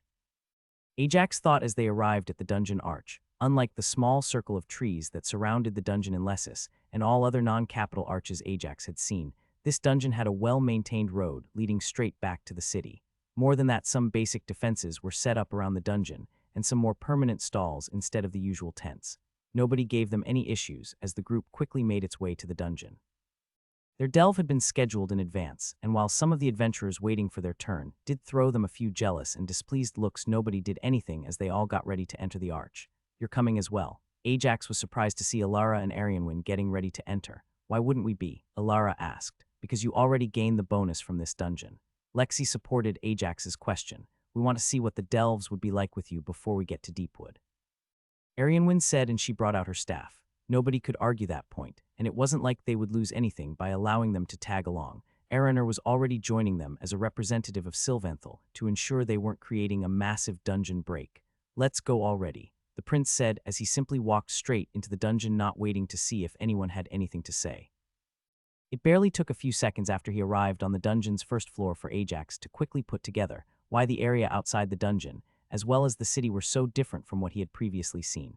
The big reason was that the first floor of the dungeon was a veritable treasure trove of alchemical ingredients. "Seriously," Ajax murmured as his senses took in the large amounts of different ingredients that were scattered around their entrance point throughout the slightly dry marshland. Ajax hadn't taken the time to research the first floor of dungeons for a long time. There was simply no point, as with his power it was simply a formality. The same way that Lessus was gaining high-quality wood from the dungeon that was near it, this dungeon was providing high-quality ingredients for alchemists. "What is it?" Lexi asked. "There are so many alchemy ingredients here," Ajax answered. Ajax wasn't tempted to go around and collect everything this time around. For the first time ever, his alchemy skill had already surpassed the point where the abundant ingredients could be used to further his training. He would need to find ingredients on a floor with at least level 45s for them to draw his attention, but he was still slightly jealous. "Ah yes," Anna spoke up. "Smokeleaf is commonly also called the boiling cauldron of Sylvanthal because all of their alchemists get their start here." Each variation of the first floor had different ingredients on it, so all the alchemists had a much longer road before they hit the drought of resources that inevitably slows the progress of all alchemists. Xavier spent the short 2 minutes it took the group to find the first arch by ribbing Ajax about his time obsessively practicing alchemy during their first year at the academy. Since none of them were low-level enough to actually benefit from the first floor, they dispatched the boss guardian and simply walked through to the second floor. The second floor let all of them out on a sandy beach. Ajax hadn't bothered with trying to locate a good floor combination since Benedict, Xavier, Lexi, and Anna could all easily take care of a level 45 even if they were to have a bad matchup. It was here, however, that Ajax started his alchemical ingredient collection. Being as landlocked as they were, Ajax was quick to dive into the salty water and start collecting the saltwater plants in hopes of using them. As far as he was concerned, this was the only thing that such water floors were good for. "What's he doing?" Alara was shocked to see Ajax just split off and dive into the water after he pulled off most of his gear. "It's saltwater," Lexi explained. "Very specific plants grow in saltwater, so he's going to grab a few for his alchemy." Dungeon crafting alchemists like him are the only ones who can reliably use saltwater plants, as they are otherwise too rare for the usual alchemist to have any experience with them. Xavier, Benedict, Lexi, and Anna all had no issue killing the crab, shark, seagull, and even pather bosses they found scattered around as they all circled the island. With their skills and stats, they were a true menace for monsters that were around their own levels, even dungeon mini-bosses. Not this one. Ajax shook his head after he touched the arch that was closest to them. "What?" Darkclaw asked, surprised at the turn of events. "Why not?" Alara followed up. "High concentration of light mana." Ajax answered as if it was no big deal. "The floor that this arch leads to isn't a good one for them since it's hard to defend against a light mana-based enemy when you are down levels." Darkclaw, Alara, and Arianwin were all left slack-jawed for a few seconds before Arianwin broke out of it and asked, "And how do you know that?" "My legendary skill." Ajax answered, knowing that putting the reason out there would mean less headaches in the future, as they no doubt would have spies try to corroborate the information, and that will just be a pain in the ass for him. "Same way I drain the mana from your spells, I can also drain mana from the arch. Depending on the mana type I drain, I know what mana types the floor it leads to is based on." Throughout his explanation, Ajax had approached Arianwin. Right as he finished, he grabbed her by the wrist, making sure to make skin contact, and used Mana Siphon. Pulling mana directly from a living being was something he hadn't been able to do in the past regardless of contact, but with the recent training against both of their domains, he felt more confident. Not only that, but other people he had tried it with before had all been able to feel something when he tried and failed to drain them directly. Arianwin stuttered at the odd sensation that passed through her as she felt 2 points of mana being drained from her at the point of contact. "You drain mana directly from me. It worked," Xavier exclaimed. "Do it to me next, I want to know what it feels like." Xavier quickly rushed over to Ajax and extended his arm. Which arch should we head to? The prince asked as he was gleefully patting Araner on the arm as the mage had managed to close his own gaping jaw after finding out about Ajax's ability to somewhat predict the next dungeon floor. Third one, we found, Ajax said as he started to drain Xavier a little. Has a good mix of everything, but is primarily earth and plant. Whoa, that feels weird, Xavier said with a shiver as he watched his own mana slowly drop. Unlike with Arianwin, Ajax kept up the drain on Xavier for longer than just 2 mana points. As he got closer to 50 being drained, Xavier spoke again. I can feel my hand going numb. Both the prince and Araner raised their eyebrows at that statement. Both had been in the situation of facing a monster in the higher floors of the dungeon that could more reliably drain their resources, be they mana or stamina. Both were wondering if Ajax's skill could be used to help gain a resistance skill, since very few people who ran into those types of monsters lived to tell the tale. As the group made their way to the arch, Ajax recommended the prince was quick to come to his side. Try draining my mana, the prince said as he offered his hand. Ajax attempted to do the same thing he had done with Xavier and Arianwin, but to no avail. The prince felt exactly the same as everyone else did before Ajax's latest training in draining domains. It's not working. Okay, the prince nodded in satisfaction. Now try again. As Ajax attempted to use mana siphon a second time, he actually felt it latch on to something and began slowly pulling mana from the prince. The rate it worked at was much slower, however, barely managing to pull 3 points of mana in the same amount of time it took to take 30 from Xavier. Not only that, but the prince was able to stop it as soon as the 4th point was taken. Even when it works, it's much slower on you. Ajax said, thinking back, it was also slower on Arianwin compared to Xavier, but the difference wasn't this big. That's because I know how to defend myself against drain skills, the prince said. They start to appear in dungeons at level 130 and above. They are one of the main reasons why high-level people aren't allowed to delve. They are that big a problem, Ajax asked, surprised. Unlike you, those monsters are all very specialized in draining. They are almost exclusively without another form of offense. On their own, one of them wouldn't be that big of an issue, but they are all swarm monsters, and they don't have your touch requirement limitation, the prince explained. They are still rather rare in dungeons, but the mortality rate when first encountered is above 80, and that is just from the groups that had someone survive to report what killed them. A big reason why is because people can't figure out what it is that is draining them. They exploit stealth, and all of the drained resources are funneled into a defensive skill. Ajax could imagine it. A couple dozen chameleons following you around, slowly draining you of your stamina, mana, or health as they empowered their shields. He knew from experience just how debilitating going below the final 100 points of mana was for him, and if something was to keep draining after there was nothing left, he would survive for long. You instinctively learn to fight it and slow down the drain as you experience it. Not only that, but the more total stats you have, the harder you are to drain. It's why even when I am not fighting you, it takes so much time to drain from me, the prince said. As the difference in stats between us closes, I won't be able to shut you out fully. Doubt I'll be using this in combat, Ajax said honestly. While the ability to drain mana from people was interesting, it didn't have any current practical applications, not unless he would choose to pick a specialization based on it on his next upgrade of the skill. It won't do you much good in combat, but be careful when using it around commoners and children, the prince advised. They mostly don't have all that much mana, and you should outlevel them handedly by now.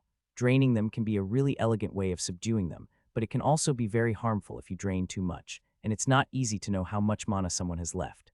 The big problem they cause is that if they are released from the dungeon, a single hive can kill an entire city in a few hours with the swarm just passing through. Is there a resistance skill to it? Ajax asked. There is, but it's hard to unlock. Once you thin out the swarm enough, it flees and stops draining, so you can't just keep one alive in hopes of unlocking the skill, the prince said. Most who have it now also have mental scars from unlocking it, as they are the sole survivors of the team that got overwhelmed. I'll have to see if I can help people unlock the skill, Ajax said. A little said that he couldn't help himself unlock it. The Adventurers Guild will want you to help its high-end teams experience a drain, the prince said. Even if none of them get the skill, there are so few adventure parties that are allowed to delve at that level that they will be willing to invest in giving them the experience to fight back against the drain at all. As Ajax was left to think on that, the group quickly made it to the correct arch and crossed over to the 3rd floor of the dungeon. A sickly green hue illuminated the otherwise dark tunnels of the 3rd floor as the party entered. Damn it, I was hoping for a dry forest, Ajax swore as he took in the floor setting. Should have realized there wasn't enough light mana for that. I hate underground floors, Anna muttered as she pulled an enchanted item from her spatial ring to light up her surroundings. Fire is so much harder to use. Fire spells weren't as reliant on oxygen to work since they could simply use mana as a fuel instead. This didn't mean that they wouldn't use up all the oxygen available first, however, if the caster wasn't being careful. Most of the monsters here are probably plant-based. Ajax informed them as he was busy scraping some of the moss off the wall. There was too much plant mana in the arch for it to be explained just by this glowing moss. Despite knowing that the moss was probably nothing special, Ajax just couldn't resist taking a small sample to mess around with. From his memories of Earth, he couldn't help but associate the green glowing moss with radiation and found himself fascinated. It didn't take more than 10 minutes of walking down the tunnel before the group found their first arch. Interestingly enough, it looked completely undefended, but none of them were stupid enough to actually believe it. Here we are, who wants the first boss? It's looking like a tough one, the prince said with a cheery voice as he looked towards Anna, Lexi, Xavier, and Benedict. What is it? Anna didn't buy into the prince's game and much to his disappointment looked to strategize. A vine predator. Araner answered her, clearly also looking to get through this as quickly as possible. The root and stem are a few meters buried behind that wall, but the vines surround this tunnel and can come from all sides, he said, pointing to their right. How stable is this tunnel? Lexi asked as she excitedly thought of something. Ajax quickly caught onto her plan and sent out a wave of mana through the ground looking to reinforce the tunnel before answering her. It feels pretty stable. I say go for it and I'll make sure it doesn't come down on our heads. What are you talking about? Xavier asked as he looked with more trepidation towards the cracks in the walls. Lexi, however, wasn't going to stand around and already began chanting as she slowly started to walk towards the wall Araner indicated. Once she was 20 feet away, all of them became aware of the slowly slithering vines that had started coming out of the cracks and were slowly heading towards her. That's quite a bit of mana, Araner commented as he felt Lexi gather more than 500 mana in her spell. The vines started moving slightly quicker as they closed in on the mage, but they hadn't yet given up on their attempt at stealth, the monster unaware that it had already been spotted. It was only when Lexi was 2 steps away from the wall that the monster finally sensed the mana Lexi was channeling, and the vines lost any attempt at subtlety and darted straight for her. Too late. Ajax muttered with a grin as he channeled his own mana ready to react once Lexi cast her spells. Lexi finished her chant right as her arm extended and made contact with the wall. Following the large release of mana, the entire tunnel started to shake, and Lexi released a powerful shockwave straight towards the root and stem of the plant. Rubble started to fall from the ceiling as the plant abandoned any already created pathways, and the vines pushed as hard as they could towards Lexi, but it was already too late as the shockwave squashed the plant, while a massive spider web of cracks formed from the point where Lexi touched the wall. Ajax wasted no time. As soon as he felt the plant die with his sense mana, he quickly released a 500 mana spell of his own to stabilize to tunnel. He couldn't do it beforehand as he wanted to make sure Lexi got the solo kill, and he reinforcing it Earth beforehand could have been counted as interference with the vines. That was awesome. How did you do that? Alara was surprisingly the first person to react as everything stopped shaking. Was that sound mana? That would fit so well in my storm domain. Thunder is sound after all. She quickly got a hold of herself as soon as she finished talking and followed up with a slightly embarrassed voice. We should discuss a deal in private after this dungeon. Didn't take long for everyone to find a boss and finish this floor. Unlike the previous floor, they weren't so picky about the specific nature of the next floor, and they just went with whatever arch was closest. This is where we part ways, Araner said as he turned towards the low-leveled members of the group. Lexi, Anna, Benedict, and Xavier already knew that they were exiting this floor as soon as they set foot on it. They had no chance against a level 67, and they all knew it. I'm going as well, Alara said cheerfully as she quickly approached Lexi, already eager to try and get any information about vibration mana. Do you think they'll make a deal? The prince asked Ajax after all of them exited the dungeon. I can't be sure, Ajax said. I know what Lexi will ask for. The only question is if they'll accept. What will she ask for? Araner was curious as well since this was a legendary mana type they were talking about. Information on forming a domain, Ajax answered. Ajax knew that humans as a whole didn't have all that much information about domains. The main reason for this was because of how rare mages were for humans. Forming a domain wasn't so much about having affinity with a specific skill, as it was about forming a synergy between at least 3 different mana types you already had the skills for. They'll take it, the princess said confidently. Information on a legendary mana type is too important for them. Even if Alara doesn't unlock it, all they need is for anyone from their house to be able to use it, and they will be guaranteed to rise as the next Archduke house. Let's get this done, Ajax said as he headed away from the entrance arch of the dungeon. The Delve team had an odd split amongst its people. Lexi, Benedict, Xavier, and Anna were all around level 45. Everyone else besides Ajax was at or slightly below level 80. This meant that only Ajax needed a miniboss on this floor. They quickly found out and moved on to the next floor. It's all rock elementals. Harold Ironwhisper whispered with a dejected sigh, as a fully physical fighter rock elementals were a pain for him to deal with. Ajax didn't much like this floor either, though he did take a moment between minibosses to try his hand at using some of the plants he had found on the earlier floor. With the help of life mana, Ajax found that alchemy changed completely. Having his ingredients be so infused made them not only much more valuable, but also a lot harder to work with. Out of the 4 attempts at an underwater breathing potion, only one was successful. Finally made one that works, Ajax said proudly as he wiped the sweat off his forehead after a good half an hour of hovering over a cauldron. Was it worth it? Harold asked. He had paid enough attention to tell that Ajax was doing something to the ingredients he was using even if he didn't know what. I'm not sure, Ajax said as he inspected the potion. His inspector's eye worked together with alchemist's examination to get the information on his most recent creation. The time it works for is the same, but it also improves eyesight and hearing underwater as well. Despite the result of this test not being clearly worth the extra investment, it did answer Ajax's question on whether or not it was worth trying to work with life mana for alchemy. Just these 4 attempts got him an additional level in the skill, not to mention that having such additional effects that were related to the initial effect was something he would have to look into for each of his recipes to see if there was anything truly outstanding that could be made. What options do we have for the next floor? Darkclaw asked excitedly as soon as he noticed Ajax had finished with his alchemy. Darkclaw had been fascinated with Ajax's ability to gain insight into different floors. Darkclaw's style as a melee range caster, while usually advantageous against other humanoids, put him at a disadvantage against most different type of monsters. The reason for his specialization was that the Republic was surrounded on all 4 sides by humanoid nations and didn't do much monster fighting outside of the dungeon. This arch here is leaning towards wind and lightning. The previous one is more of a fire and earth attuned one, Ajax answered. I'm guessing this one is elemental of some sort, and the other is a desert. Take your pick. What about the first arch? Darkclaw asked, not liking either of the options all that much. Undeath. That was all Ajax had to say for everyone else to quickly disregard it as an option. You figure out how to create something based on your skill that can detect when an arch will lead to an undeath floor, and your house will forget about any financial issues, Araner said as he threw Ajax an envious look. Desert is better than elementals, Darkclaw said as he looked towards everyone else. When nobody objected, he started making his way back to the previous arch.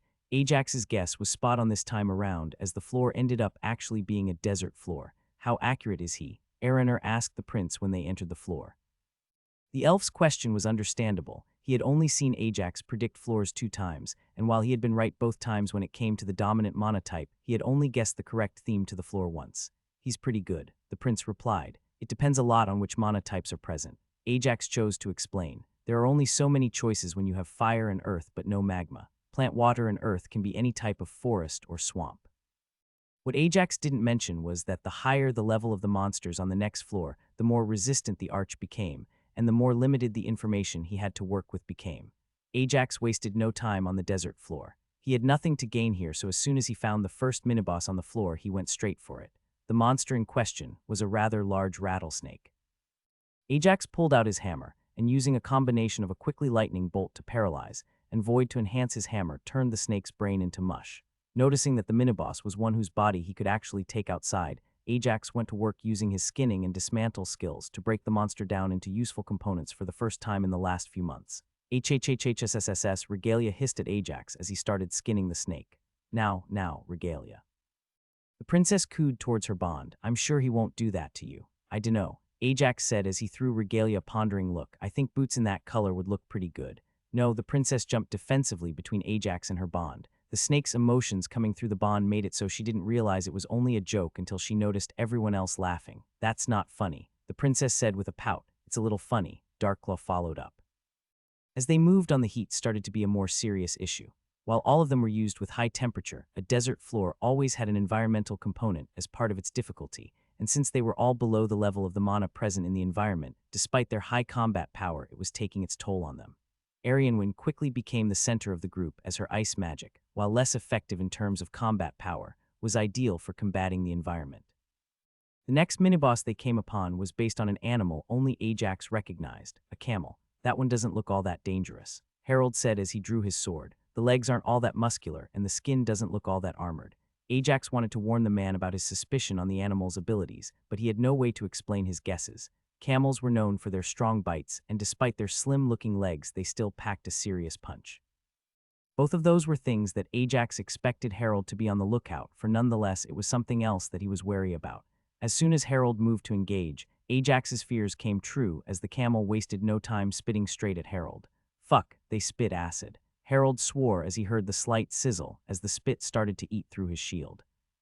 Despite the surprise, the camel stood no chance. Harold had the skills, gear, and additional stats following delving in the Republic to quickly bring the animal down, even if his shield could use some maintenance. The end of the floor came when Darkclaw made short work of a second camel miniboss they happened upon. The Beastkins managed to simply nuke the monster by quickly draining his mana pool. From there, the group as a whole started preparing for the final floor of the dungeon. This was the most dangerous one, where they will face a level 100 mini-boss. That's predominantly a crystal floor. Ajax said with a shake of his head. He remembered the mana type from his time in the Empire dungeon. Best go for a different one. Crystal-based monsters were very annoying to fight, since while their health was low, they made up for that with a very high defense and comparable attack power. Araner shot the arch a longing look. He would have very much wanted to clear that floor for the amount of wealth that could be found there. This one is our best bet, Ajax said as he pointed them towards a different arch. It is a humanoid floor. Humanoid floors had monsters take the form of the actual humanoid races, also including orcs or goblins. The floors were a nightmare to progress through with a team of appropriate level, but they were a godsend for boosts, since the boosters could isolate the miniboss and the boosty. As a standalone, the humanoids were a lot easier to kill than other boss monsters, especially in a favorable matchup. The floor turned out to be a second mine tunnel, only this time it was one inhabited by dwarves instead of carnivorous plant life. Ajax, Harold, and Darkclaw had no issue ambushing their own minibosses with the help of boosting potions, as both Araner and the prince made sure nothing interfered to help the minibosses. From there, Ajax was kind enough to identify both of the arches they found and let their boosters pick which one they would clear after they exited the dungeon. Ajax was happy with the 5 extra stat points to each of his attributes. This was a good start. As they exited the dungeon, Ajax and the Delve team were getting ready to separate from the rest of the royal escort. They had been fine traveling together up until this point, but the king would be going towards the capital, while they would make their way towards the next dungeon in Deepwood. Ajax, Harold, Darkclaw, and Arianwyn quickly made their way away from the dungeon. Unlike the rest of his companions, Ajax took his time walking up to all the different potion stalls that were dotted around the small outpost. As he walked around, Ajax was being avoided by everyone. Even the vendors seemed worried as he approached their stalls. This had nothing to do with Ajax himself, and more with the quality of the gear he was wearing. Just by his gear, everyone saw him as a well-off noble, and that is not the kind of attention adventurers and commoners wanted to draw out of the blue. A lot of the merchants breathed a sigh of relief 2 hours later, after Ajax left, though a few of them were still worried about the small piece of parchment he had been walking around with and taking notes. As he returned to the convoy, Ajax could see that everyone was getting ready to camp out for the night. The sun was already getting low, and Ajax knew the prince and Araner would take at least 10 more hours clearing the final floor of the dungeon. Araner hadn't been lucky enough to find a second crystal-themed floor, but one of the ones they did find led to a high-metal mana floor, which should also be rather valuable in a kingdom that was essentially dominated by only forests. How's it going? Ajax asked Benedict as he saw his friend watching over a meeting held by Lexi, Anna, Ilara, and Ilara's father. So far, pretty good. The king gave the duke permission to trade the secrets of forming a domain for a favorable exchange. That was hours ago, and since then they've been going back and forth, Benedict reported. Ajax didn't know the two elves well enough to read their body language, but he could tell that Lexi had run out of steam for the negotiation a while ago already. Anna, on the other hand, could probably go for another few hours without issue. Ajax said a quick hello to Lexi and Anna before he went to grab a quick nap. He was still waiting out the backlash from the boosting potion he used on the last floor, and he wanted to sleep off the last of the effects. 2 hours later, Ajax woke up and drained most of his mana pool into his alchemy ingredients. Much to his excitement, Ajax managed to push his inject mana past the level 50 threshold with that. Now he had a decision to make about which way he would take his skill. Unlike his legendary skills, he was only presented with 2 options: increased efficiency for short-term or increased efficiency for long-term. The branching choices each represented one of the ways he used his skills. The short-term infusion he used for combat, and the more recent addition of long-term infusion that he was doing for crafting. Arg, Ajax grunted as he couldn't make up his mind. I guess it'll have to wait for the prince. The reason for Ajax's indecision wasn't his passion for alchemy. If the choice was down to fighting or alchemy, he would have already selected the short-term efficiency increase. After all, it would just take him a bit longer to prepare his ingredients. The hesitation came with the combat applications of long-term efficiency increases combined with life mana. A small golem already took about a third of his mana pool, and it barely lasted 20 or so seconds. Even with the increase in efficiency he was bound to get from practice, he wasn't sure if that would be enough to make his life mana combat viable outside of helping with healing. Walking out of the carriage, where he took his nap, Ajax went around to find Lexi. He was a little worried when he found Lexi, Anna, Alara and her father still sitting together, but he relaxed once he saw that Benedict, Xavier and Arianwin were with them, and none of them looked all that serious. At least the negotiations were over. So how did it go? Ajax asked her as he took a seat next to Lexi and gave her a hug. We had to share the information regarding vibration mana up front, but we will have a lot of information regarding domain formation in Alara, and I will even help each other during this trip. Lexi answered with a bright smile. How about you? Do you want to try and form a domain? Nah. Ajax didn't even take a moment to think about it, since he had already come to that conclusion a while ago. A domain wouldn't fit my fighting style at all. I also doubt it will be compatible with my siphon skill. Ajax had left the answer specifically a little vague. While the elves may have thought that Ajax said that because it wouldn't work because of him siphoning his own domain, which would be a problem, it wasn't one that couldn't be solved with the correct threshold upgrade. The issue Ajax had with domains was that it used up too much mana. If he ever had to fight against anything that was physical-based and tried to use a domain and mana siphon, without siphoning the domain, he would run out of mana in minutes. What domain are you going for? Ajax asked. You have a few mana types to choose from. I'm starting with fire, wind, water, and vibration mana to form a disaster domain. Lexi was smiling brightly despite the fearsome declaration. That domain should be wide enough in definition that I can add any other mana types I may want later. Ajax couldn't help but be a little worried about the domain she had chosen. Once they were alone, he would talk to her at length about the decision. The reason for his worry was that a disaster domain wouldn't be able to empower long-term defensive spells. Much like how a winter domain wouldn't be able to empower a fire spell, a disaster happened quickly. The aftereffects could last for a long time, but an earthquake, a tsunami, or a tornado didn't last all that long in one place. An inferno might be useful for a prolonged period, but fire was never all that great of a defensive element. I think your grandfather will be very jealous of you if you manage that, Ajax said with a grin, as he could already imagine the old headmaster questioning Lexi for hours, as he would no doubt want to form a similar domain. After all, with the help of a domain to empower them, a lot of weak spells he had managed to discover over the years would become viable. If you need help getting it to work, just ask. Lara and her father showed no reaction to that. Clearly they had thought this through already. However, Ajax could see the surprise on Arianwin's face as she put together what Lexi might have access to if she formed a domain. The small group broke apart shortly as Lexi and Ajax went off on their own, as did Alara and Benedict. They left Anna, Xavier, Arianwin, and the Duke talking about something political that Ajax had no interest in. It was late into the following morning, and almost noon by the time Araner and the prince returned from the dungeon. From the look of Araner's robes and the jokes that the prince was making, Ajax could guess that the elf had spent a good amount of time since he last saw him digging out metal. The tables had quickly turned on the prince, however. As soon as they entered the camp site, a messenger quickly informed both of them that the king wanted to hold a quick meeting before the delve group separated. Ajax had no doubt that he was the topic of that discussion. Arianwin would have surely given her father a full report on his ability to predict floor themes. If anything, he was rather appreciative of the Elven King for having left him out of the meeting.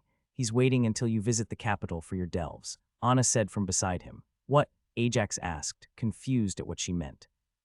The king probably wants to ask you for something, but considering the timetable we are under, he will want to ask you about your ability and his request when you are a guest in his home, Anna explained. This will let him gather more information about how it works from the delves. Arianwin and Alara will join you on and give him time to make a plan. What do you think he will ask for? Ajax asked, trusting Anna to have a good sense for these things. Something small at first. Have the royal family owe you a little, that way you'll be more inclined to reach out to them about something you want or need, Anna answered. I think he'll ask for collection teams to join you during your delves in the capital. You'll probably send 2 or 3 people to separate floors, each targeting something else. It'll cost you nothing but maybe an extra day on the last floor, but they will stand to gain a lot, especially if you start pushing past the level 100 jump in power in dungeons. Ajax had to admit it was a win-win situation, and one he would take the king up on if he asked. No reason not to build some goodwill with the royal family. As soon as the meeting between the Elven King, Araner, and the prince was over, the convoy started to move. Both Araner and the prince joined the rest of the delve group, but both went straight to sleep after the long hours they spent awake. Having nothing better to do after he finished draining his mana into his alchemy ingredients, yet again Ajax Quilt got to work on making a checkers board. He planned on introducing chess as well, but for starters checkers was much more relaxing and easier to understand. Does this mean I win? Anna asked with an innocent voice after doing a 10-jump move to eliminate all of Ajax's pieces. After having completed his game board, Ajax taught Lexi the game and proceeded to play and win 3 games as she learned to play. Anna had been watching them all that time and decided to give it a go after Lexi's 3rd loss. Yes, Ajax whispered, still a little in shock at how quickly he lost his competitive edge. A little defeated by losing to someone playing for the first time, Ajax relinquished his place and let others attempt to beat Anna. It wasn't all that surprising to find that Benedict was at the same level as Anna, games between the two of them always ending way before anyone lost all their pieces as they surrendered a game they knew was lost. As the prince woke up, he took a curious look at what Xavier and Arianwen were playing before he dragged Ajax to another carriage for a private talk. Okay, this is important, the prince said as he activated a number of privacy items. First of all, you can recognize floors with humanoids on them, the prince asked. Yes, Ajax didn't know why that was so important, most of them anyways. Okay, the prince let out a long sigh. Do you know what that mana type is? More importantly, if you pick it up, do you think you could use it in life mana to create people? Now Ajax saw why the need for secrecy. It wasn't even that much of a leap to make, but Ajax only knew the answer to one of those questions. No idea what mana type it is. Ajax answered honestly. I also don't know if it could be used together with life mana to create new people. If you don't know what type of mana it is, how do you know that humanoids were on that level? The prince asked. Because humanoids have a specific mana type. In fact, if you look into it deep enough, you can probably find the specific combination for any creature on any floor. Ajax explained. On a low enough floor with enough time to experiment, I think I might be able to even pin down what type of humanoid there is. Why only humanoids? The prince asked. For the same reason, I can only tell that some floors have humanoids, Ajax explained. Specifically the ones where you can only find humanoids. What if there is something else as well? The prince asked. Depending on how varied the something else is and how low the floor, I might still be able to tell, but definitely not on a high floor. Ajax said. One thing humanoids have in common both in the dungeon and outside of it is that they don't allow anything else of equivalent power to live amongst them. We do, the prince said as he thought about a few specific bonds that even he kept his guard up around. 1 or 2 examples maybe, but not another species as a whole. Ajax acknowledged. We take over the entire ecosystem and have it rebuilt with us on top. The floors that have humanoids but also have something else are floors that have all of the rest of the monsters living on a separate part of the floor from the humanoids. With that little diversity, I managed to learn and recognize the mana type that means humanoids are there since it is so exclusionary. Took hundreds of delves to do it as well. The prince took a moment to think on Ajax's answer. He thought back to the thousands of delves he had done in his long life, and while he could remember 1 or 2 examples that were different from Ajax's statements, but they were more the exception to the rule. Okay, good. The prince lost his serious demeanor, and the cheeky smirk he usually sported was back. We can go back to the others now. When you get stronger, however, I want you to lead me to a few of these high-end humanoid floors. I want to see just how good the weapons the dungeon can come up with are. Considering that if you wanted to find a weapon in the dungeon, it had to be one that was wielded by a dungeon humanoid, Ajax realized that his ability to identify humanoid floors was a lot more valuable than any other single floor type. What need would you have for high-quality materials if you could already grab the finished item directly? There is something I wanted to ask you about, Ajax said as the prince started to take down the privacy items. Oh, what's that? The prince asked. Ajax spent the next few minutes explaining the choice that he had to make in regards to inject mana. His crossroads choice of increasing his combat power now and giving his life mana a chance to become much more of a centerpiece in his planned ambushes or defensive holdouts. That's a good question, the prince said after Ajax finished explaining. It's also one that possibly has a correct answer, however. What level is your mana augmentation? Why does that matter? Ajax asked while he had been more open about his skills. Giving out the exact level of his combat skills was not something he was willing, because inject mana has become a feeder skill in terms of your combat. The prince answered, not pushing to find the exact level. Once you upgrade mana augmentation, taking the short-term upgrade for inject mana will be almost inconsequential. Threshold upgrades stack if the skills are of the same rarity, but in similar upgrades from different ranks, the lower skill makes almost no difference. Ajax nodded as he took in the information. Mana augmentation was almost at level 50. Given that, Ajax couldn't help but agree with the prince that there was a correct answer. With that thought, he finalized the selection and inject mana leveled to 51 with the long-term efficiency upgrade.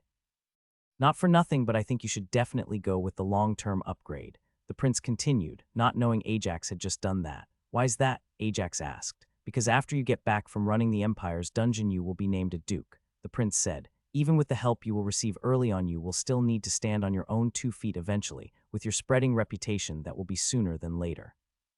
I can't think of anything making a better statement that your house is not to be fucked, with that having the first people who dare attack your estate crushed by a giant golem created from life mana. Or maybe an entire squad of just large golems. Or maybe both, a small squad with a large commander. Ajax found himself very much in agreement with the prince there. Every noble's estate had the usual defensive enchantments, but his family deserved the best. Of course, he would create a ritual for life mana to create protectors for his own estate. This was made even easier by the fact that all his ritual would have to do is store large amounts of his mana that he would then direct when activating and creating the defenders. With that, the two of them returned back to the main carriage where they found an odd sight. Anna, Ilara, Benedict, and Arianwin were all huddled together on one side of the checkers board discussing in hushed whispers. On the other side, Araner was sitting in a relaxed posture, not looking all that interested in the game. What's going on? Ajax asked Lexi. Araner started playing and he beat everyone. Lexi answered him as Benedict finished the discussion and reached out to move a piece.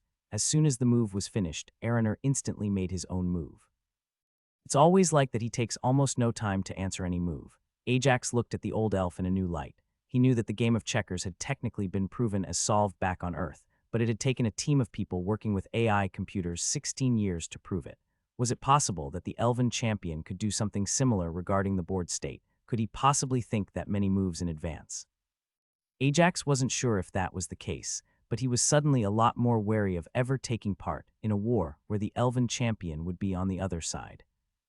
Sylvia Hearthbound POV. Even after all these years, whenever I find myself a free moment, I always end up looking out the window over the courtyard trying to convince myself it's all real. It's been more than 6 years now since we moved to the capital, and since our family was officially declared nobles, but to me it still feels like I'm behind and just catching up with my own life. This was brought into sharp focus just recently as the Crown Prince's sister and her daughter arrived to give us a surprise a couple of weeks ago. As it turns out, Ajax had managed to gain delve spots in Deepwood's dungeons. Not only that, but he did so rather publicly, so their visit was more of a show of force to ensure nobody got any ideas. Already looking for them, Alana asks me as she sees me looking out the window. Alana and Judy were inseparable since they were children. Even now, she is one of the fixtures that helps me keep track of the quick changes that happen as we work together with my mother to manage the business. They should arrive today, I answer, referring to Judy and my father. Both had left with Ajax and they were supposed to accompany him for his entire journey, only coming back around 2 months from now. Like any meticulously laid plan, however, it lasted until the first major event. Ajax's pass into Deepwood for the delves meant they would have to separate for a few months, so it was simply better for them to return and for us to go out and meet him in Sylventhal's capital as he was on his way back. Is that them? Alana asks as we hear the gate open. No, it's Tom and his delve team. I respond as I move to welcome Tom back after a few days when he went delving. Tom has fulfilled his duty as a city guard a while ago, but instead of slowing down, he pushed himself forward, taking his role as a commander of our house guards very seriously.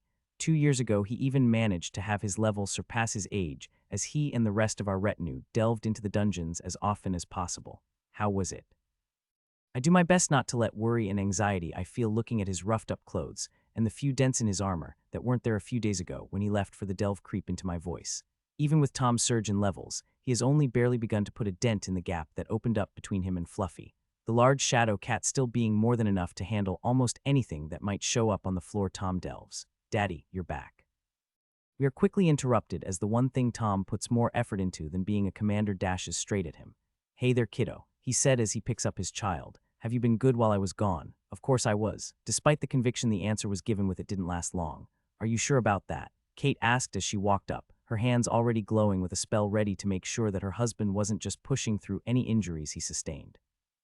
I thought I was quite clear when I said to listen to your mother, Tom said in a fake upset tone. He didn't even get an answer as the child already ran back inside the mansion looking to escape a second punishment. Welcome home, Kate said as followed up with a wide area heal that went over the remainder of the retainers who were unloading their delving packs. It's great to be home, he replied. Are they back yet? No, but they should be here today. Kate answers him as she helps him unbuckle the armor.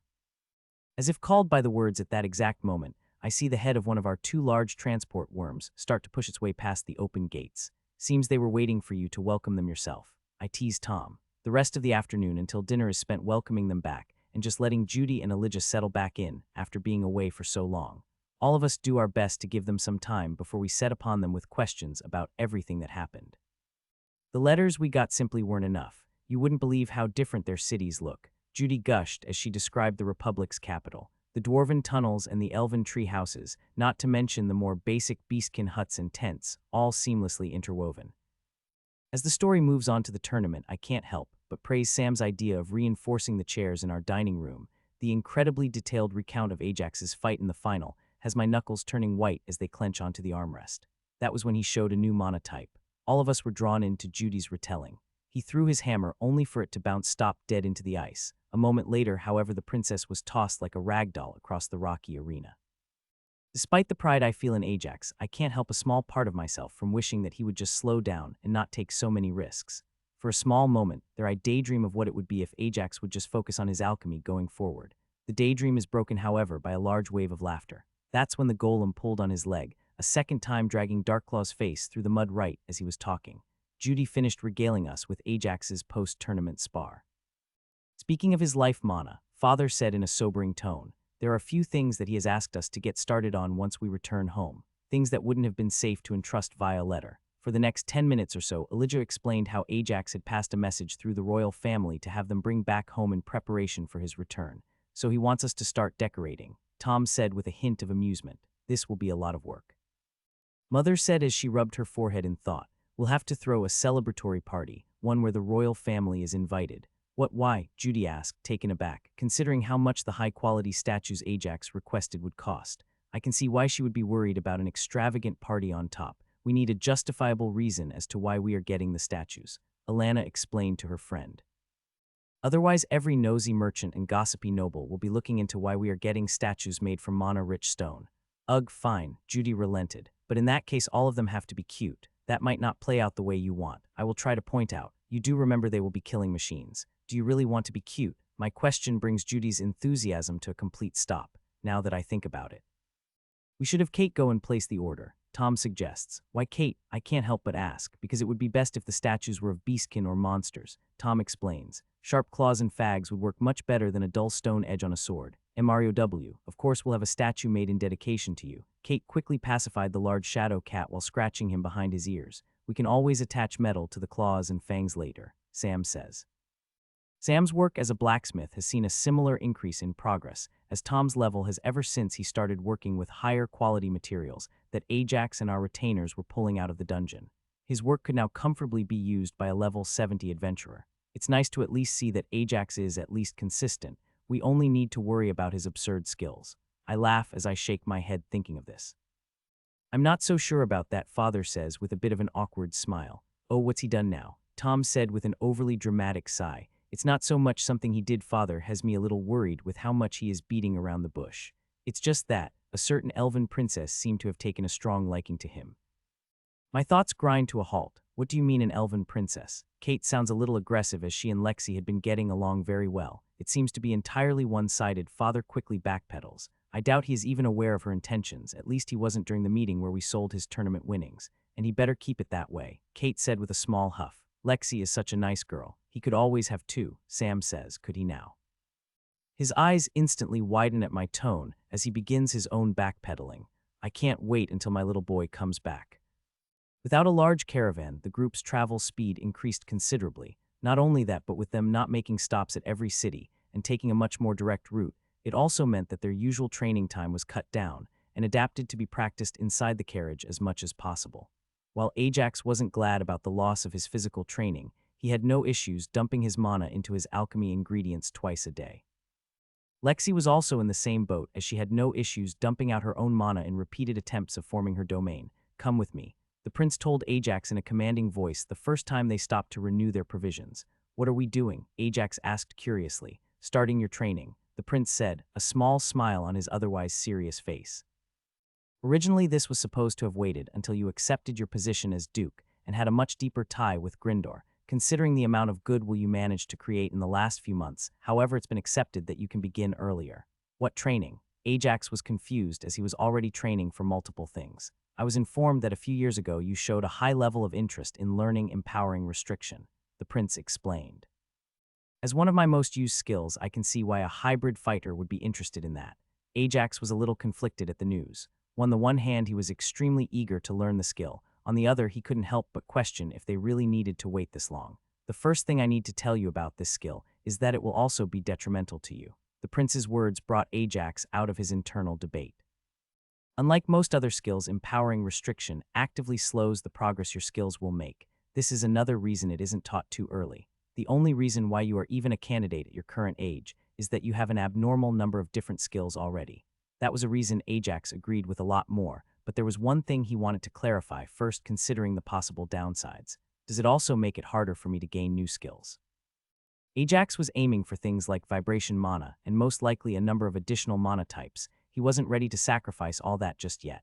Yes and no. The prince answered with one of the least useful answers there was. Skills brand new to you, like for example an additional mana type, will not be affected. Derivative skills, however, that are in part recreated with the use of this skill will be almost impossible to gain, and if gained, even harder to level. Derivative skills, like what? Ajax asked. You currently have sense mana, the prince explained. That is an uncommon skill. Mana Sight, Mana Scent, Mana Touch are all rare examples of derivative skills that you can recreate by using Empowering Restriction on Sense Mana. Wouldn't it just be better to get Empowering Restriction since they can be recreated? Ajax questioned as he thought about it. As a standalone skill, yes. The prince nodded. I, however, have both Sense Mana and Mana Sight. The way Empowering Restriction works after it is initially gained is that only a short restriction can be placed on a skill. It is only after it passes level 50 that a more detailed or multiple restrictions can be used. Restricting Mana Sight from both eyes to only one would create a much stronger skill than simply restricting Sense Mana to sight only. Ajax took a moment to think through the consequences of getting such a skill this early when he was already pretty sure he would live for millennia. In the end, however, the answer he always came back to was that at worst all this would do would be to offset the advantage his Divine Witness trait gave him in acquiring certain skills. This story is posted elsewhere by the author. Help them out by reading the authentic version. I'm ready to start training, Ajax said with determination. All right, the prince nodded. The best way to unlock this skill is by adding non-beneficial restrictions to your skills. Isn't that something that anyone can figure out? Ajax sounded a little bummed out, as that was something he had already tried back when he first heard about the skill. Then why are we doing it if I am not focusing on it? Ajax asked. So that you can also add a punishment. Ajax could swear that the prince's smile turned a little sadistic as he answered. The restriction isn't meant to be focused on, since maintaining it is what the skill will do once you gain it. You must instead strive to show you can use a restricted skill as intended by adding a restriction, not focusing on it, and finally paying a penalty every time you break your own restriction. Ajax didn't sound so trusting, but he was willing to give this a go. The first and easiest skill to start this with is an inspect skill. The prince continued. It is very often used, and the touch-only restriction is very limiting while also being relatively simple. Okay, Ajax acknowledged. Now the most important part, the prince explained. The penalty has to be something either challenging or personally unpleasant. You don't have to tell me what you decided to go with. I always make it a small game every time I teach someone this skill to figure out what their penalties are. It also works better if the penalties get worse at each breach. Ajax had just been about to start a brainstorming session for just what his penalty should be, but stopped once he heard the prince's explanation. Once you are able to go 3 days without breaking the condition, let me know and we can get started on the next one, the prince said as he turned to leave. The next one? Ajax asked, surprised. Oh yes, once you get the hang of one restriction you add another different restriction to a second skill. The prince nodded. The restrictions also have to be as diverse as possible. After 3 days of no penalties, you add another. The quickest anyone I ever taught gained the skill was after adding the 5th restriction. The average for those who actually gain the skill is usually 10. With that, both Ajax returned to the carriage in silence as Ajax tried to think of a good penalty for himself. Initially, he had wanted to add some form of training punishment, similar to 100 push-ups, but that wasn't something he considered a true penalty anymore. Rather, it was just quality training.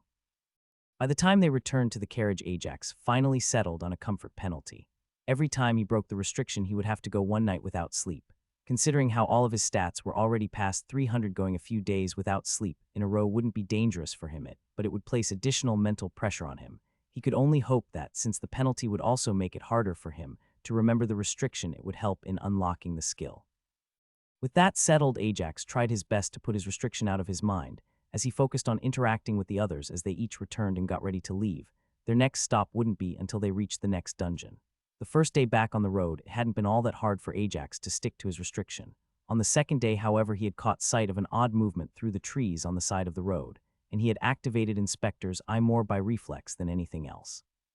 Skills: climbing, running, danger sense, grooming. Ajax managed to hold in the curse as he realized he had broken his restriction. "What's wrong?" Lexi asked him, noticing him tense up for a moment. "Nothing," he said a little dejectedly, "just failed at something." Lexi had learned over the years they had been together that Ajax was always doing something or other odd. She had also learned to not always question it until he was ready to share, as it was usually something odd that most of the time ended up working out for him. "And so my watch begins," Ajax mumbled later that same night as he stayed looking out the window of the moving carriage. He had at first been tempted to move away from the window so that he wouldn't fail again on a twitch reaction, but that would go against the focusing on the restriction part of the training. It took Ajax 2 whole weeks, basically the entire way to their second dungeon, before he was finally able to go 3 days while following the touch restriction he had imposed on his inspector's eye.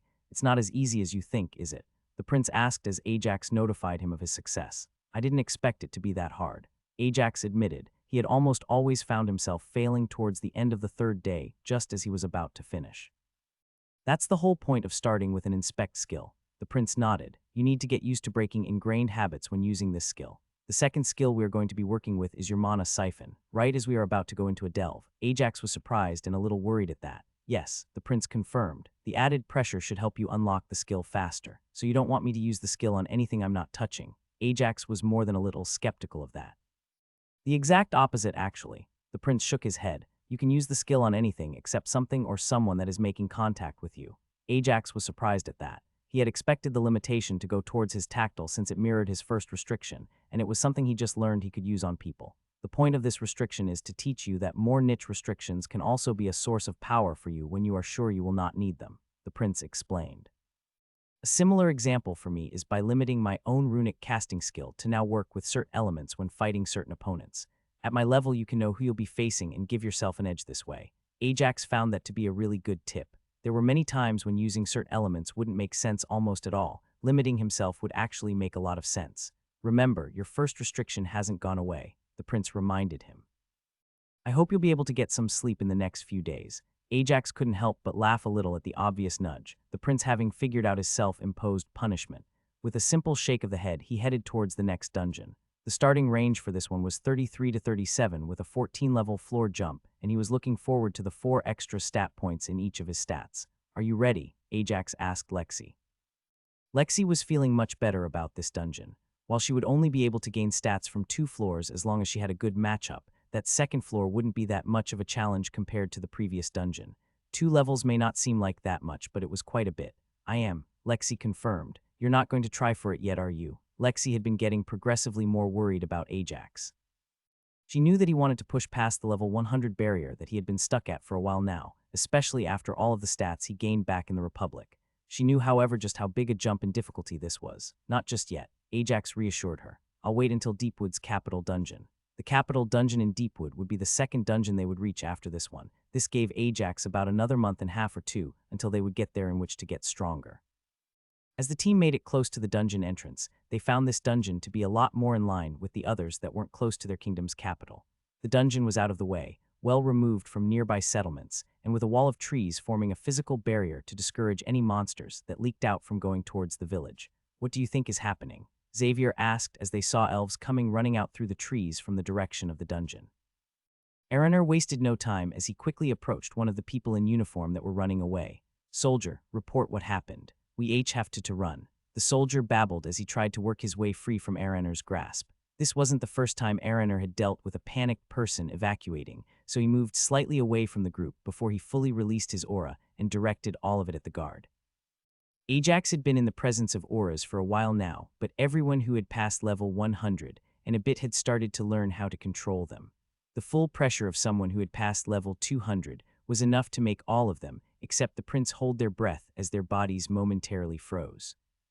Surprisingly enough, this massive burst of existential dread that quickly passed over the guard before Araner restrained his aura once again managed to stop the man's panicking, and he took in the situation he was in.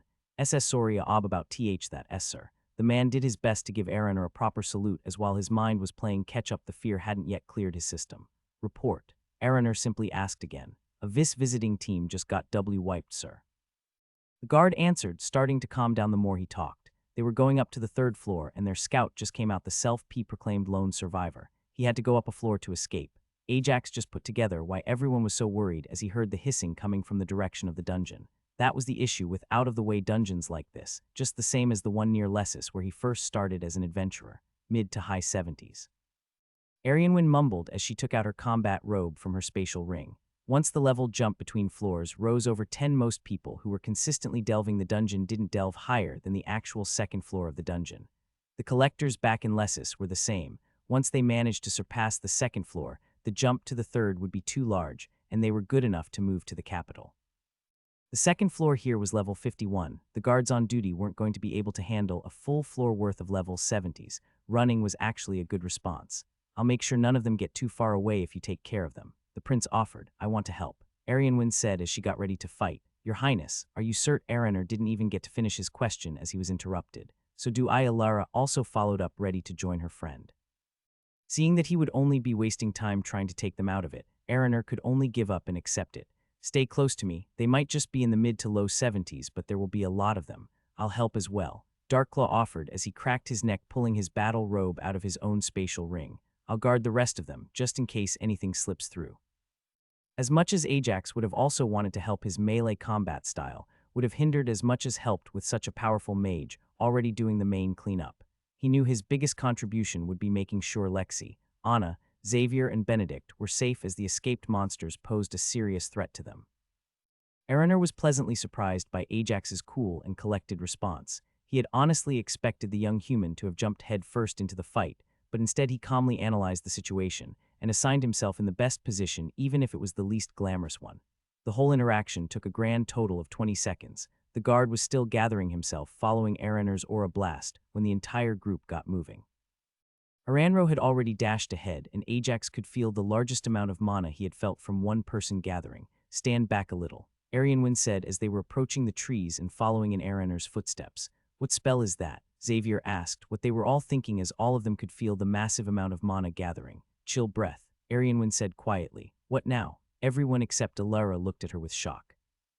The question had been a rhetorical one that had just slipped out. Nobody had expected an answer. "The spell to make your drink cold?" Ajax asked, since he didn't rely on chanted magic as much. He wanted to make sure he wasn't mixing them up. "That's the one," Alara said. As the group slowly moved through the last few threes, before the wide-open clearing surrounding the arch, they got to see Araner open his mouth and blow a huge wall of air that froze the lizard-type monsters that were swarming the clearing from the dungeon. "How many times did he chant it?" Ajax asked as he remembered Araner's skill to repeatedly stack the same spell on top of itself by repeating the chant before finally releasing it. It had barely been 2 minutes. "It's only a 2-word chant, so," with his chanting lowering that to 1.